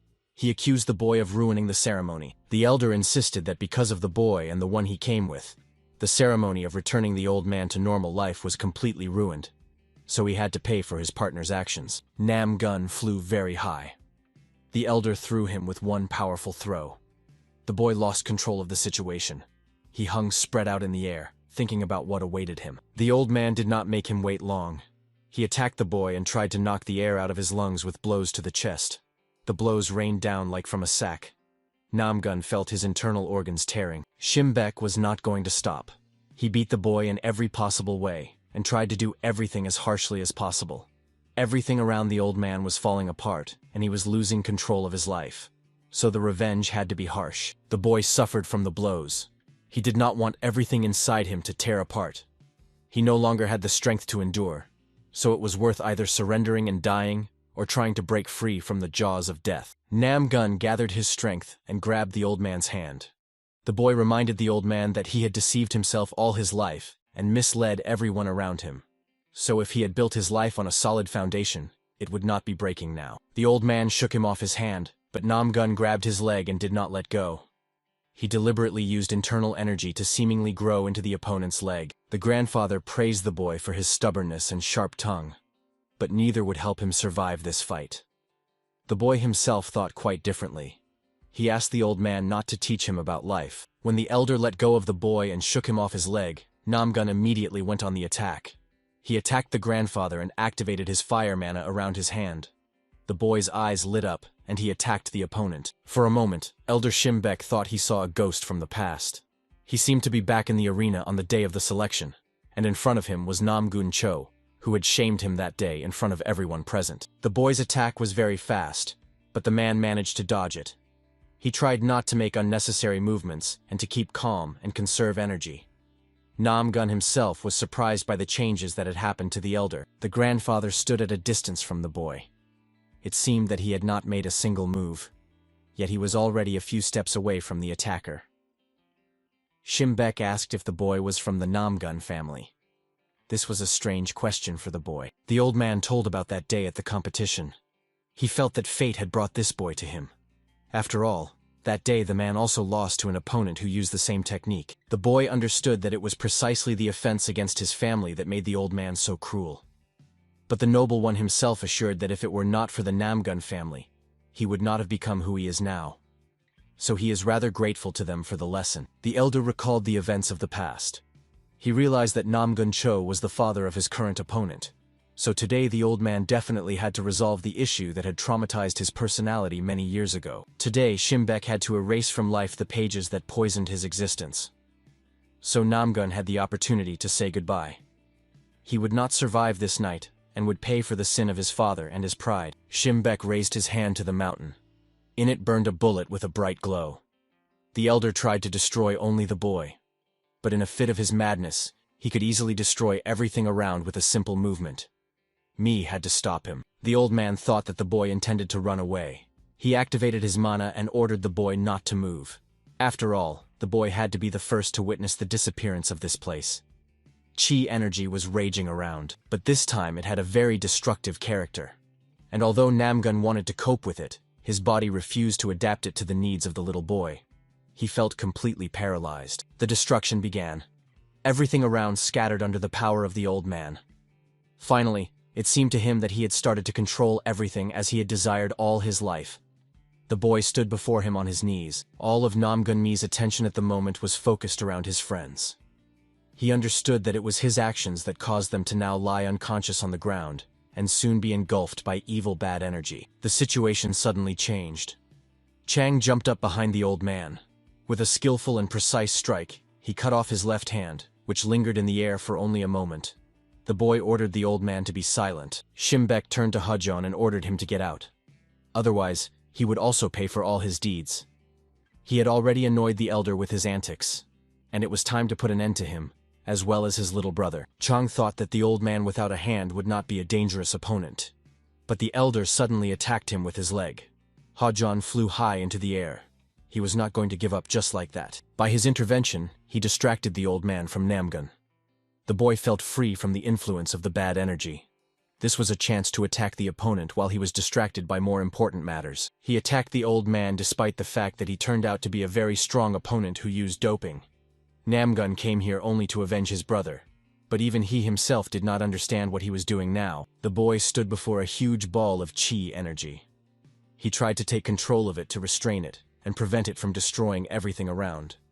But he realized that his own strength might not be enough for this. One look at his friends lying on the ground and not reacting to what was happening around was enough to awaken a second wind inside him.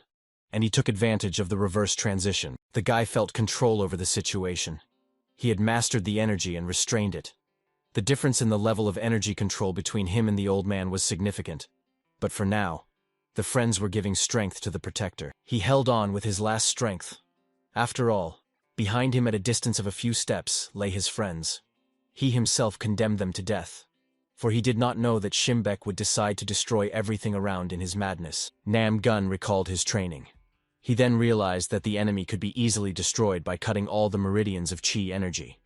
Then the person definitely would not be able to use martial arts. However, after this, a person will be able to live a completely normal life of an ordinary person. So it is not worth thinking so unambiguously. Namgun felt that his physical training had almost reached its maximum, and he could defeat anyone in a duel. To the teacher's question, he answered that he considers it worthy of a true master. Now pride in his achievements and the fact that he is different from ordinary people who simply exist spoke within him. The mentor hurried to disappoint him. He told about the training rules in Jianghu, and with such a level of physical fitness and spiritual development, the boy would be killed there after a few training sessions, and this will be quite natural for such a braggart. He emphasized that strength is not in the muscles. Strength is not in blows that destroy, nor in techniques that break. True strength is the strength of control.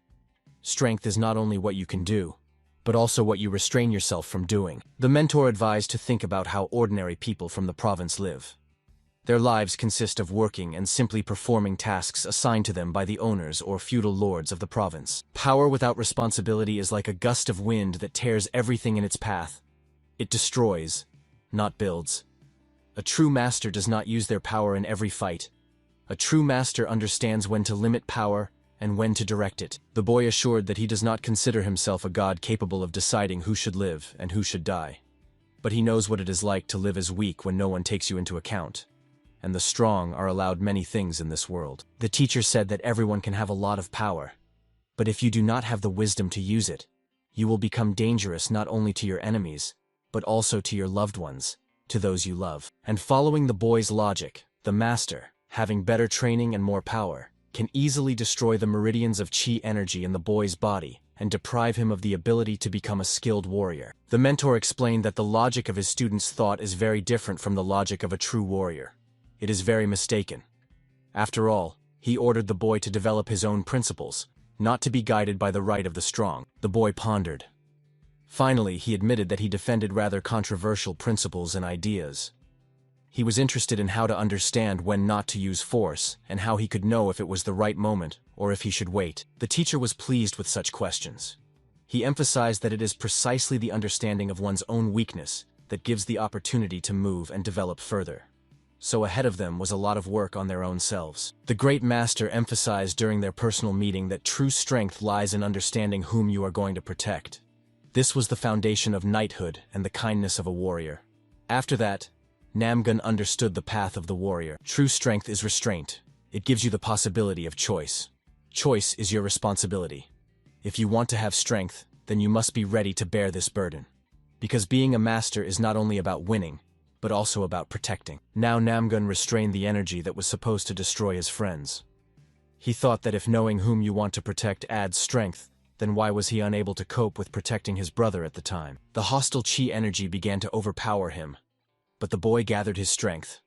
He no longer wanted to give up and lose anyone else from his loved ones or friends. Because of his weakness, he did not want to lose anyone. His friends were still lying before him. He could not allow their death. And the old madman could not calm down and come to his senses. The elder himself could not understand how this boy managed to resist the pressure of his liberating energy. He could not allow some parasite to harm him and ruin today's day for the second time. He remembered again that day on the training ground. Then he thought about the fact that he could not allow himself to be humiliated, and the opponent extended his hand and told him that everyone must know their place in this world. Shimbek just said that he cannot allow himself to escape now. After all, truth without power was just bravado and empty words. The stronger always has the right to do what he considers right. The gong was already sounding for us. He simply could not physically withstand the opponent's energy pressure. But suddenly, Chong stood beside him. He assured that together they would succeed, and there was no need to be confused or fall into despair. The boys stood side by side, shoulder to shoulder. Namgun recalled the words of friends about how together they could do anything. After all, they were once one class, and he considered himself a product of that class. The boy was not going to lose his loved ones. He demanded of himself to calm down and find an inner reserve to continue his fight. He no longer intends to lose loved ones and friends. He felt that after leaving the academy, the purification by ice energy had not lost its power. It had just remained motionless all this time. So now the time had come to act. The time had come to use it. Namgun was about to absorb the energy of Chishimbek using infinite ice energy. Although he went beyond his kingdom and began to act actively, the boy had little chance of success. He is ready to take risks for his loved ones. The confrontation was still ongoing. The old man felt the energy of his prison of purification weakening. Two boys decided to stand in his way. This had never happened to him before. The motives of these two became unclear to him. All three tried to maximize their potential. They all understood that the life of many people depended on the willpower of each of them, on the moment of their weakness. The elder lost concentration for a moment. He stood before his opponents. In his opinion, it was ridiculous to continue resisting him. The kids had to surrender, and then their suffering would not last long. Shimbek promised them a quick death and forgiveness. From darkness and dust flew Namgun. He attacked the elder while he was boasting about his strength and power. His eyes burned with determination to finish off the old rapist. The boy's strike threw the elder to the ground. Namgun said that everyone has their limit, and a true master must know the moment when to stop. But for Shimbeku, understanding this was simply impossible. The noble blue was falling to the ground. He thought about how he had never experienced anything like this in his life. He always came out victorious. so he was tormented by the question of why this little one did not retreat and flee this time. Namgun paid no attention to the old man and his words. He continued to attack him fiercely. The man now simply resembled a puppet. He moved as if it were possible only for a soulless object. Finally, the blows reached their target. The energy began to leave the old man. His heart barely withstood the beating. Finally, as he was falling to the ground, taking his last breath, Shim thought that he himself might have been mistaken. A gun stood over the body of the elder of the Blue Noble. The boy was glad that he managed to deal with this dangerous opponent. He did not achieve what he sought, but in his opinion, he came closer to revenge. When the boy wanted to deliver the final deadly blow to the old man, he could not stand on his feet. His head spun, and Namgun himself fell powerless onto the body of his recent enemy. When the young warrior found himself on the body of the old man, he opened his eyes and thought that life is truly fair after all. After all, everything is not as simple as it seems, and he has a chance again to win this fight, to come out of it victorious. He threw the boy's body off himself and crawled away from that place. In his mind, the thought still lingered that he could start everything from scratch. No one will tell the reasons for the fight in this place. Gimbek raised his head and saw a figure above him. It was Chang, who was just waiting for the moment. He looked with pleasure at the old man, who instantly lost all his hopes and expectations. Hodge looked carefully at the old man and asked if he really intended to run away. When the man remained silent, he wished him to rest in peace and do nothing more to avoid unnecessary trouble. The elder grabbed him by the pants. He begged to be forgiven and given a chance to make amends and fix the situation. The elder wanted to live. He pleaded for mercy. But Chang himself considered it too late a request. He raised his hand and struck the old man. The latter no longer tried to beg for mercy. His final hour had come. Chang missed the punch. His fist hit the ground a few centimeters from his opponent's head. The old man looked at Hajan with fear. He couldn't believe he was still alive. The boy stood over the man. He emphasized that giving in to a moment of weakness and killing the old man would mean becoming just like him. So the better option was simply to restrain himself. Chang said he would not kill the old man. He will be judged by the Union with its fair judges and masters. The master's strength lies in his cold mind and impeccable technique. Matters of life and death are not always decided by him. Hodge turned around and walked away from the old man. He did not want to become like Shimbek. He did not want to be the one who goes through the world breaking everything in his path.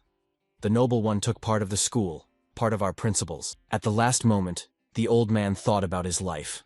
He felt terrible now. He wanted to become as great as the masters of martial arts. But he remained as if naked before them and their court of nobles. Life gave him a chance to meet his true self back then, in youth. When through Namgun Cho he was made to understand the true essence of martial arts and to reflect on his behavior, principles, and purpose. And now, at his 80 years, he received a second and last chance.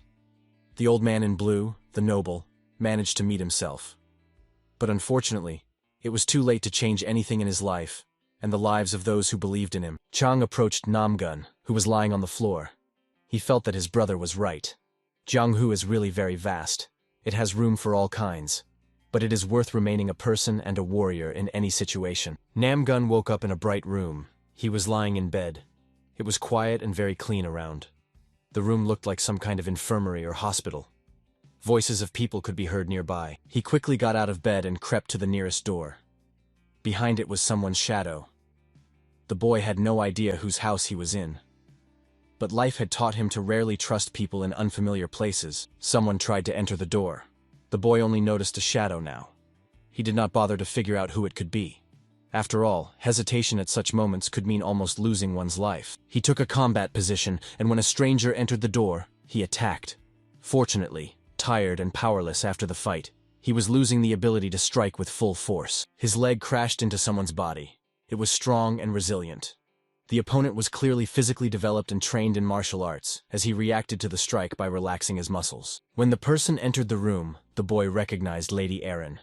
She looked at him with a sparkle in her eyes. In her gaze, one could read many feelings and overall attitude towards what had happened. Lady Erin was glad that the young master had awakened, and the boy was more interested in how this respectable lady ended up next to him. Both were happy to see each other. Such a meeting was a true miracle. The woman was holding the little one in her arms. However, considering her strength, the boy even got a nosebleed. He asked her to be a little gentler because it even became painful for him to breathe. but she paid no attention to his words. The woman stopped. She asked to forgive her foolishness. The boy in her hands was like a doll. The woman called everyone around, announcing that the young master had awakened, and soon everyone could talk to him. The children at the table were just having breakfast. The news about Master Namong May awakened them all from their activities, and made them ask for a meeting with the boy. After all, everyone had to thank him for the rescue and congratulate the hero. They all rushed together into the boy's room. The girls and comrades eagerly offered their services to him and thanked him for the rescue. Namong May himself was still trying to come to his senses amid this noise and commotion. Chang entered the room. He asked everyone present to calm down and leave the boy alone for now. After all, he needed more time to rest and recover after the tough battle. He shared the joy that the young hero had regained consciousness and was with them again. But his body was very weak at the moment. He could not yet fully receive guests, especially such a crowd. When they finally remained alone, Chang was glad for the company of the young hero. He had a serious conversation for the boy, but considering his condition, it was worth postponing it. The first time he saw him, he seemed like a recluse. Namong asked what made his new comrade bring him here after the fight with the elder, and he was also interested in the fate of the old man. Hojo promised to tell everything in order when the young master gained strength. Shimbek was currently in the Cave of Repentance in the Union. He came himself and confessed everything. He was locked there as punishment for a long time. After all, they did not know how to punish such a once famous and renowned person. The young master himself woke up exactly a week after the fight with the old man. This made the boy very surprised. The first thing that came to mind was the question of where his masked partner had gone. Chang said that he disappeared somewhere together with the swordmaster, and after that no one saw him, and there was no time to follow him. Namong May himself recalled that he had been watching his partner for a long time, but she completely disappeared from sight when a man with a mask arrived on the battlefield, very similar to a member of the Blackflower group. It was even harder to believe. Chang did not intend to leave the young warrior alone. He asked him what he planned to do after recovery. After all, Hojon wanted to become his student for a short time to learn martial arts. The boy emphasized that if it were not for Namong May's help, he would have simply died on that battlefield. The old man almost finished him off and dealt with him. Namong looked at Chang and realized that he reminded him of the boy himself. The boy humbly bowed his head before Namong May and said that from this day he was indebted to him. So when he has some assignment, he can let him know about it. Namong assured that he would have a question only personally for Shimbek himself, and the old man must answer it. This clearly concerned the old man's involvement with the demon worship cult. Meanwhile, the Stormblade Master was trying to get out of the forest he ended up in after falling into the water. He had been wandering here for almost a week and could not get out. The man was overwhelmed with despair. It seemed to him as if he had fallen into a trap. The man could not stand it and struck a huge tree growing right in his path. This might not save the situation, but at the moment it helped not to get nervous. Only a stump remained in place of the tree. But the master was surprised when he saw what was hidden behind that tree and why he simply could not see it. He was even confused for a moment, not knowing how to react. Behind the tree sat a pale man in black martial arts clothing. He was calmly eating something and reacted just as calmly to the appearance of the Stormblade before him. For him, the meeting did not seem sudden. The man sat high above the forest on a branch of a large tree. He was reading a letter. It was about the distribution of key energy pills and their destruction. Mr. Gui Mendok's list described the man's complicated situation. The stranger also suddenly started from his place. He was going to get away from this place. But still, the obstacle was that he did not intend to stay aside. The issue also began to concern the old man. 3 days and 3 nights passed since he received the letter. The man decided to simply rest and have a snack. He had just sat down to eat a cucumber when the nearest tree exploded in front of him, enveloping him in dust and smoke. The Stormblade Master rejoiced. When he saw this man, he realized that before him was finally his teacher and mentor, Master Gui Mendok. Finally, the long search gave him peace and results. Soon they were sitting opposite each other drinking tea. The Stormblade was telling about the clash with Shimbek and how he then got lost in this forest. The master asked if he really was so bad at orientation. The mentor told that from this place to Shim's estate it was only 2 hours on foot, or 15 minutes if using a gypsy. For the Stormblade, that was bad news. He began to punish himself. He had wandered in this place for a week, and the exit seemed so close. He now just wanted to tear apart those bastards from the Blackflower. He also told about them, calling them strong fighters. The master was more interested in the story that the opponent used a sword that could be disassembled into small fragments on a chain. He pondered this. It seemed he knew something about it. The man recalled his student. Then he was small and intervened in a fight with a bear. During the fight, his sword broke.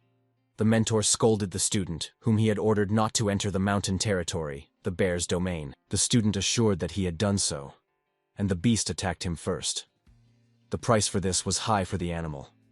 The bear lay dead on the ground with a fragment of a small sword sticking out of its head. The student, who turned out to be a girl, engaged in a fight with a dangerous opponent only to save two small puppies.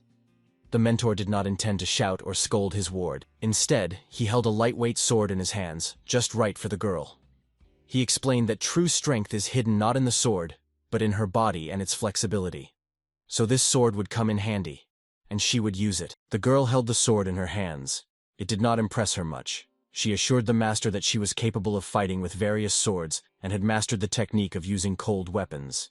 He agreed, but asked her not to rush. He told that it was not an ordinary sword. It should be used quite differently than others.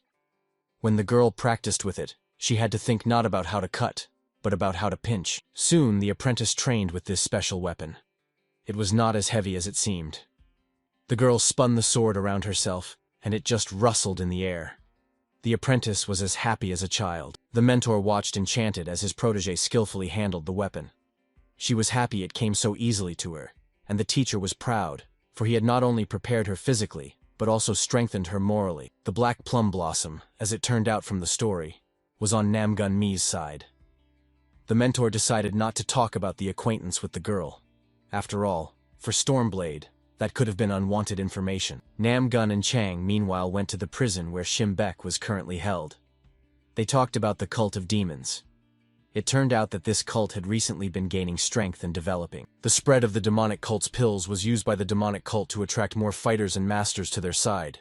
Thus, it aimed to gain strength and become larger. For some of the masters, the explosive energy pill became a chance to enhance their abilities through simple doping, a magical elixir. It was an easy path to the top, without effort, but no one thought that these pills could become a bad means that could ruin the master's life. After all, in pursuit of easy gains, they could literally lose their heads. So even now the guys were discussing that after taking the pill, the noble himself began to hear strange voices in his head that gave him orders and eventually provoked him to completely destroy everything around. It seemed that the voices completely took over the old man for a certain time. However, he still managed to free himself from their influence. But for this, he had to use great willpower and all his inner energy. Chang was convincing his companion that the old man knew almost nothing about the demonic cult. After all, even the pills were delivered to him by a courier guarded by the warriors of the Tai family, who also all perished. General Mi remembered his comrade from the military academy. He thought that he might know something about the demonic cult, as his family had assigned soldiers to guard the magical elixir. The boy asked Chang if he had found a boy about Namong May's age after the warehouse explosion. Hojon said that the Alliance soldiers searched everything but found no one else in the estate. Namong May told about everything he knew. It turned out that after his victory over Ta Vi, someone secretly moved his body and hid it. The Alliance warriors could not miss such a thing during the searches of the warehouse remains. The healer was working on the body of a boy who lay unconscious. He told his interlocutor that the boy would remain in this state for some time, and after that he could be worked with. The interlocutor was Namong M's partner. Her hand was broken and in a bandage. The Black Plum Blossom asked not to rush, although this boy was the heir of the Tai family, so it was worth just holding him here. The old man carefully looked at the boy's body, all covered in needles. He asked why try to bring him to consciousness. The Black Plum Blossom said that he was a courier who brought the secret Shimbeku drug. The life of this boy was important, because he might know something about the location of the demonic cult. And it was clearly hidden somewhere in the mountains, the search for which would take years. So Little Tan was a source of information. The healer agreed. He promised to do everything in his power. At the same time, he emphasized that he had not seen such a wounded fighter for a long time. Especially he did not remember the Black Plum Blossom in such a state for a long time. The old man asked what had happened. The Black Blossom told that she had met in a duel with the Black Orchid. The result of the fight could have been worse if a third fighter, the Stormblade Master, had not intervened. The doctor knew about the Black Orchid. He only said that he had long been considered a dangerous killer. and now there were rumors about his involvement in the new format of the Black Blossom organization. The Black Plum Blossom was interested in the healer, whom she called Yasin, about what he knew about this secret organization and its new formation. He said that for a long time nothing was known about it since the dissolution of the Black Blossom League, but most likely it continued to exist in a new format. However, it was carefully hidden all the time until it gained strength that allowed it to openly oppose the enemies. The girl told the healer that the Black Orchid called himself the leader and captain of the new formation of the Black Blossom Hidden Sword. It remained a mystery who became the creator of the new organization. Yasin suggested that the demonic cult might have been involved in the formation of new organizations instead of those that existed before. The Black Orchid could have allied with killers and psychopathic occultists, but no matter how scoundrel Black Orchid was, he also had to have a respectable reason to join the demon cult. Nothing was done for him just like that. So it is necessary to analyze the situation. The girl told about what Black Orchid said about the new master. He was supposed to help him reach heights never seen before. A good idea arose to interrogate the boy Tai Viju and learn from him. The Black Plum Flower advised to start as soon as the boy could come to his senses. She was going to leave him under the care of the old healer anyway, so he was free to choose ways to break the little scoundrel. Lady Erin joined Namong May. She asked if the young master was not tired. After all, he was not supposed to walk so far, and the wind was getting cooler, so it was worth returning to the house. The little boy ran to Namong May. He asked for a moment of attention because he wanted to tell something. He came from the sect of the poor, and they never forget kindness shown to them. Soon, all friends and comrades stood before him, accompanied by Lady Erin. They were also interested in what happened to the older brother. Namong felt pain talking about it. He did not want to say that he died protecting him. The girl got angry. She refused to believe it. She wanted to hear that young Master Namong saw everything with his own eyes. The older brother was a genius who managed to reach the highest level of mastery. He could not just give up or be defeated by the opponent. One of the comrades asked the girl to calm down. He said that Namong himself was feeling bad at the moment, and it was not worth pressuring him. Moreover, he was also badly affected by the news of the older brother's death. They all respected and loved him. Namong May could do nothing in that situation because even the master's assistant could not help the elder. The girl began to get angry. She started accusing the young master of running away. But Lady Erin defended the boy. She said that the boy showed true wonders of strength and spirit. Lady was angry. She ordered that in her presence no one should accuse the young lord of anything. And although some of those present were related to him, the lady herself would punish anyone who dared to attack Namong May. The girl wanted to quarrel with Lady Erin as had happened before, but she stopped. In fact, she also did not want to offend the young lord. So it was worth calming down and looking at the situation from his position. Suddenly Namong May began to speak. He emphasized that he could only remember two elders. They were called the Twin Demons, and they were followers of the demonic cult, from which they drew their powers. The girl guessed that they were two veterans from the demonic cult. They distinguished themselves during the war with rivals. They were noted for being of high rank and having the ability to further cultivate their abilities. The girl fell silent. She understood the level of danger that threatened her brothers. So at the moment, she was more interested in what happened to her older brother, whose body was not found. Namong told that the body of the older brother was not found. He told that he did not find the brother's body. The girl got angry. For her, it was equivalent to the boy simply betraying the elder and the whole family. The only thing that was found from the older brother was his right hand.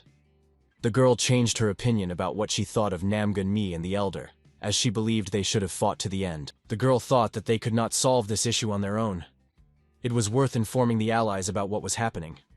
Also, Namong's family had to know about the attack on their descendants. The sister turned around and ordered the boy to get ready. They had to leave for their clan right now and tell everything, because danger could await them anywhere. It was necessary to hurry. Black Orchid stood on the mountain peak together with his interlocutor. They were discussing the issue of Shimbek. The agent managed to awaken sadness and longing in him, making the inner voices control him. The interlocutor, a man in a hood, believed that the nobleman actually turned out to be a rather dangerous opponent. All these years, pride and the desire to rule burned inside him. In any case, the fate of the old man did not interest them now. In the valley in front of the mountain stood soldiers in rows. Black Orchid was convinced that such a number of warriors would satisfy their plan and gave the opportunity to start the attack. All fighters were infected with a pill of explosive energy chi. Their eyes burned with a bright purple glow. The revival of the cult of demonic captors was a near phenomenon, and it was time to start interfering in the affairs of the kingdom. At the end, Black Orchid asked the interlocutor about how the experimental units were feeling, because it was time to report to the chief about the situation with them. The interlocutor assured that everything was fine. When the Black Orchid left on business, the man carefully looked at the nearby cave and thought that they needed to be awakened. It was hard to imagine who those test subjects were, but the desire to approach the cave was completely absent. Deep inside the mountain, where this cave led, lay on tables resembling surgical ones the bodies of the boys. They were bare-chested from above. They were the experimental units and were waiting for activation. Lady A. Rin and the boy watched attentively from behind a tree the young master, Namong May. He was completely consumed by grief and was in deep apathy. In this state, he could also be a good person. The boy found it hard to watch how the lady was delighted with Namong May. After all, the boy himself next to her was simply delighted with her. He thought about how cruel fate sometimes is to its subordinates. Meanwhile, the sister met the young lord and asked him how he dared to make an important decision on his own. After all, he risked everything. He did not think about what would happen to the other clan members, and his interference at the ceremony also fell under the category of an attack on another clan. After all, the Shim family was not ordinary. Its members could seek revenge and retribution on anyone who acted similarly towards Shimbek. But what angered even more was that Namgun had turned them all off without warning. And then he had to defend their lives before a mad old man who tried to destroy everything around. Sister Chegel assured that after that incident with the older brother, Mi should have turned to the adults, or at least to his friends. That was the way to conduct searches on fresh tracks and solve the problem. Namgun Mi was tired of listening to how they scolded him. He called to face reality. After all, even together they could not do anything, because there was a problem with their capabilities. The girl next to him was simply a medic who understood treatment, but in battle, she provided little support. It was only necessary to make sure she did not get hurt. The boy monk, in his opinion, was just a rascal from the temple who ran away from his mentors under the pretext of wanting to help. The company was worthy enough to go and ruin the plans of the demonic cult. His sister was actually just an outstanding intriguer who mastered the art of pitting sides against each other and creating alliances that many found hard to believe. But this was of little use on the battlefield. Against Namgun, Mi spoke a boy from the group.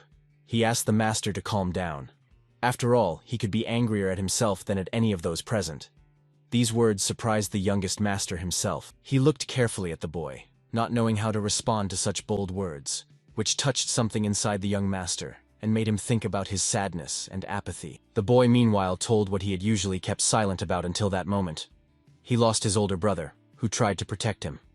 Because of his own weakness, the older brother died and perished. The young man recounted that he was in approximately such a state, but help came to him in time, and in this case, Namong May himself helped him. When the two met in battle, the young man saw himself in his youth. The older brother could also look at him and evaluate his qualities. That is why he turned to Assistant Namgun Il. He simply accepted everyone as they were. He was ready to support at any moment. The boy came to Master Namong May. He placed his hand on his shoulder and asked him to trust them. After all, they are not his burden and weight. They are his friends who are ready to help at any moment. The Blade Master and Master Mi Doc set off on a long journey. Stormblade asked if his mentor knew the right way. He assured him that he had been here many times and knew the way better than his partner. Before them was a long journey, but the mentor assured that it was worth crossing the mountain and they would arrive at the place. It was a short path to the set goal, and the Stormblade had to trust him and relinquish command. Eventually, they really found themselves at the place. Before them in the valley lay a small town. It was nestled between the mountain slopes and was quiet, as if awaiting guests who had arrived so strangely. Soon, both men entered the room. They were already awaited there, and the joy of their arrival knew no bounds among the students, who could not even imagine that they would soon meet their mentor. The kids were just eating when Queemy Doc and the Stormblade arrived. They were distracted and could not believe their glorious eyes. Their search finally came to an end. They found the teacher. The children rushed to Queemy Doc. He barely stayed on his feet as they just flew into him and hugged him. The man was very pleased, and he barely held back from showing his true emotions. The Stormblade also entered the room. He expected that they would now rush to support him and rejoice about their return. But his only student silently looked at him and asked where he had been for so long. The man could not endure this. He shouted loudly. He scolded the student, who did not even suspect what trials the man had to go through before he returned. Doc was glad of his devoted students. But he suddenly wondered who among them decided to leave the academy and stay in this place. After all, they were exposing themselves to danger. The matter with the demon cult is very serious. He endured a minute-long pause and asked why they should not return back to the academy, since they had no matters here they could handle on their own. But the children did not agree with him. The healer girl spoke first.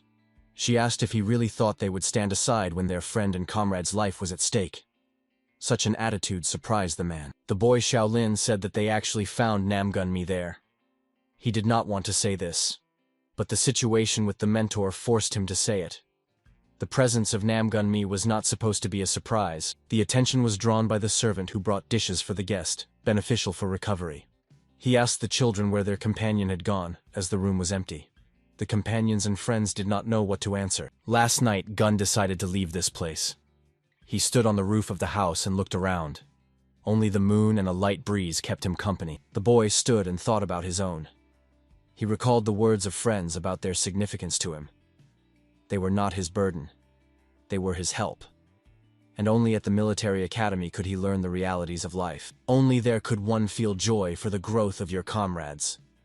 And the mentor could become a guide to the future, showing the true essence of a martial arts master and the spirit of a fighter and warrior. Namong felt responsible that his comrades had no right to suffer after him. He recalled how he tried to break through the crowd of demon captors. The appearance of Chang Hojo distracted him from his thoughts. After all, he guessed that the young master was going to run away. He asked him to stop and talk to him.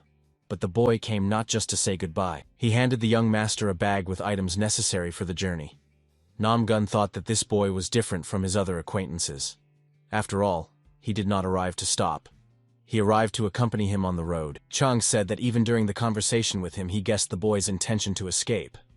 But at the moment he cannot accompany him because his physical condition is very poor, and he will not endure a long journey. Namong assured that he respects the fighter for his efforts and motivation. But now, despite all his desire, he will not be able to take revenge. Hojo's injury was very severe and required treatment. Chang assured that he would not take offense at the young master. From the very beginning, he seemed to him a good and pleasant person. From that moment, they would be friends, and Hojo would come to help at the right time. The boy turned around and walked away from his new companion.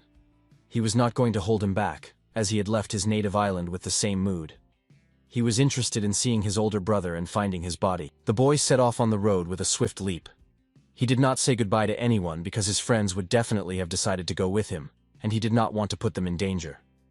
Chang considered him a true hero. So now Chang was telling the children about how he spent the young master last night. Some tried to ask why he did not inform any of them. But still, it was a personal matter of the boy himself. Comrade Namong May did not waste words. He was interested in why the young master acted that way and where he was going.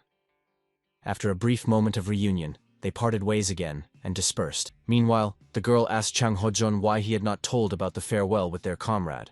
In the worst case, he could have tried to stop the boy and make him wait. Chang pointed at himself and asked how he could try to stop a great warrior in such a state.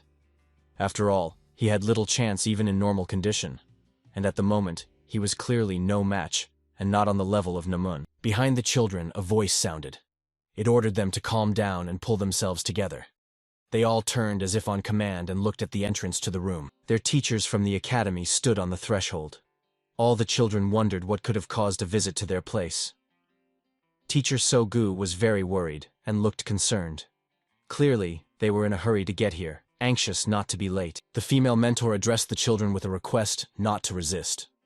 Suddenly, a ring of soldiers appeared around them, who were now to guard them and not let them go anywhere. The mentors reminded them that it was dangerous around. The woman emphasized that she has a firm intention to capture all of them and deliver them to the academy, where she will conduct an educational talk. At the same time, this also concerned Master Doc, who will also go with them since it is an order from the Union. The girl assured that they did not run away from the academy for no reason. They were trying to find Master Namong May. The mentor listened to them carefully and asked where he was then. The children were confused. The mentor assured that there is no longer a need to continue playing the comedy. She is taking all of them to the academy. This also applies to the mentor Doc himself, although he replied that he currently has a more important matter. The master of the Stormblade asked the mentor not to do anything foolish. After all, If the head of the Udan Union himself wants to talk to him, he will be punished for disobedience. Old Udan can cause him trouble. Panso Gun asked the Blade Master if he could help them return Queemy Doc to the academy, so that he would have no foolish thoughts about disobeying and doing as he pleased. The Stormblade replied that he does not intend to take anyone's side in this confrontation. He might end up on the bad side of the great mentor. So this matter concerns only the mentor and the academy leadership. The teacher's companion assured that most likely at the moment they would have to do everything on their own. The woman remained silent. She did not expect the matter to take such a turn. The man turned to Master Gvi. He asked him not to do foolish things, but to go with them amicably. Besides, everyone around was saying that he was in poor health, so it was not worth making it worse. Queemy Doc was drawing something with a twig on the floor. A comrade asked what he was doing. The mentor said that his opponent seemed to work as a mentor at a military academy. Therefore, Gui did not want to cripple him or hurt him. Mentor Givi asked to comply with his request, and under no circumstances to cross the boundary. Otherwise, he would be forced to use force. The man was outraged. He asked not to abuse the good attitude of the union leader. The woman took Guimendoc's warning very seriously. She asked her companion to calm down and not do anything foolish. But he was determined. He was tired of humiliation. He attacked. After all, he did not consider that the great mentor was once the head of an organization specializing in high-level assassinations, and therefore, it would be wise to be cautious with him in a no-rules fight. Medoc easily dodged the opponent's strike, who hoped to end the man's attempts with one lunge. The mentor assured that he was not the one who started this fight first. And now, the opponent will pay. Comrade Namong May woke up. He could not understand why his friend also did not wake him this time. But suddenly he heard voices from downstairs. It was very noisy there, and curiosity quickly got him out of bed. He saw friends surrounded by soldiers from the academy. Mentors and teachers from the academy were also present there. He immediately guessed that if they were surrounded, they would return to the academy and their mission would fail. Meanwhile, a group of teenagers were thinking about what the Red Flower League planned to do in this place. The girl explained that the entire Muram was now on high combat alert due to the threat of invasion by the demonic cult. The boy was going down the stairs. He asked his sister Mi who all these people were. The girl assured him that it was not worth making hasty conclusions. She told him that these were people from the Muram Union. She told that they were surrounded by fighters of the Red Flower League. The boy asked her what they were doing here and why they decided to take their group with them. He was also curious where Namong May was. A soldier stopped the boy who wanted to join the group. He asked the boy not to cross the line of what was allowed. The boy assured that he had the right to do so, as he also came from the Namong family. And his name was Namong's son. The soldier explained that they had arrived to return the children to the military academy, and the best option at the moment would be not to interfere in their affairs, but simply agree with the mentor and leave. The boy tried to buy time. He agreed with the man. Considering the situation in the region, it would be much better to agree and leave under escort. For him, the main thing was that his brother was okay. The children could not understand what their comrade was pursuing with these words. They all looked at each other and seemed to mentally discuss a plan of further actions. As if on command, they rushed in all directions. The soldiers were confused. They could not immediately figure out what was happening. In the end, it was necessary to catch them all and return them to the mentors. Soldiers ran after the fugitives with all their might. Soon the room, crowded with people, was completely emptied. Only the dust from many pursuers' feet remained. Meanwhile, the master instructors of the military academy were fighting in the street. Medoc emphasized that he had tried to avoid this fight. He wanted to prevent the opponent's rash action, but now he had crossed the line. The man grabbed his opponent's leg. He did not expect that. He understood that he had started a fight with the former head of a powerful martial arts organization. But his strength and techniques made him think twice. Medoc meanwhile activated a strange technique unknown to the mentor before. She recalled that in the Blackflower organization, there were special fighters assassini who dealt with such matters. Even Master Gvi's opponents had heard a lot about what a powerful fighter the mentor was. But now he was demonstrating wonders of hand-to-hand combat. It was simply difficult for a fighter of his level to even reach him. Soon the mentor fell beside the female mentor. She looked at him attentively and asked if she had not warned that Master Gui was a true specialist and a top-level fighter. He fought against demons themselves. Finally, they did come to a common understanding that they must combine their efforts to confront such a powerful fighter. Although none of them liked it, They made the decision themselves. The man attacked the Great Master from above. He wanted to deliver a devastating strike called the Hidden Horse Strike. But the master did not even move from his place. He was not going to engage in a duel with a weakling. With a light movement of his hand, he flipped his opponent right in the air. The latter did not immediately realize what had happened.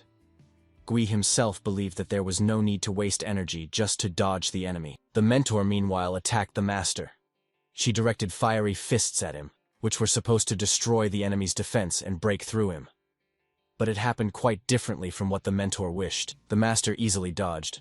He asked the woman to inform the great chief of the Union that he would explain everything to him later. But now he had a matter much more important. The enemy Givi ordered him not to move even from the spot. After all, the orders of the great commander of the Union were sacred. No one had the right to discuss them or doubt their expediency. Midoku got tired of listening to empty chatter. With a powerful knee strike directly to the head, he sent his opponent to the ground. GVI begged him to stop, as he did not want to continue the beating. The woman attacked Master Gui again.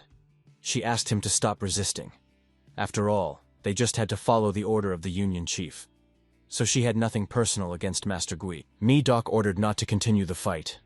Otherwise, he would be forced to make sure no one would stand in his way anymore. With a wave of his hand, he activated a special mana, and his opponents hung in the air. He looked carefully at the opponents. He explained that his subordinate had serious problems, and they arose because of his fault, so he must help solve them. GVI hoped that this would be understood. He directed his hand toward the woman, and her consciousness gradually began to empty. Darkness enveloped her more and more, and she hoped it would end soon. Gui had no time for this. People on the street watched attentively at what was happening around. Children ran down the street trying to escape from someone. Surprised passers-by watched them. The girl ran among the people, looking back fearfully so as not to miss any of the pursuers. She tried to act in a way that would keep her out of the soldiers' hands and eventually find Namong May. The boy almost flew over the heads of passers-by. He tried not to lose sight of his comrades, who were sticking together. They thought that the pursuit might not give up and they would have to fight. The soldiers did not lag behind. They understood that the authorities would punish them very harshly regarding the fact that the members of the Red Flower might not manage the group of children. Above all, it was necessary to act quite cautiously among the civilian population. The boy monk asked his friends where they were running to at all. The girl assured that soon they should be in a safe place, and she pointed to the slopes of the mountains nearby. It is in the forests on those hills that they will hide. Finally, they broke away from the chase. Everyone was tired and certain that they had not broken away from the chase for very long, so they could not linger in this place. Behind the little Shaolin monk appeared a boy who belonged to the Namong family. He asked if they really hoped to hide from him. Behind the boy, soldiers with a red flower stood in rows. He brought them here and aimed to stop the fugitives.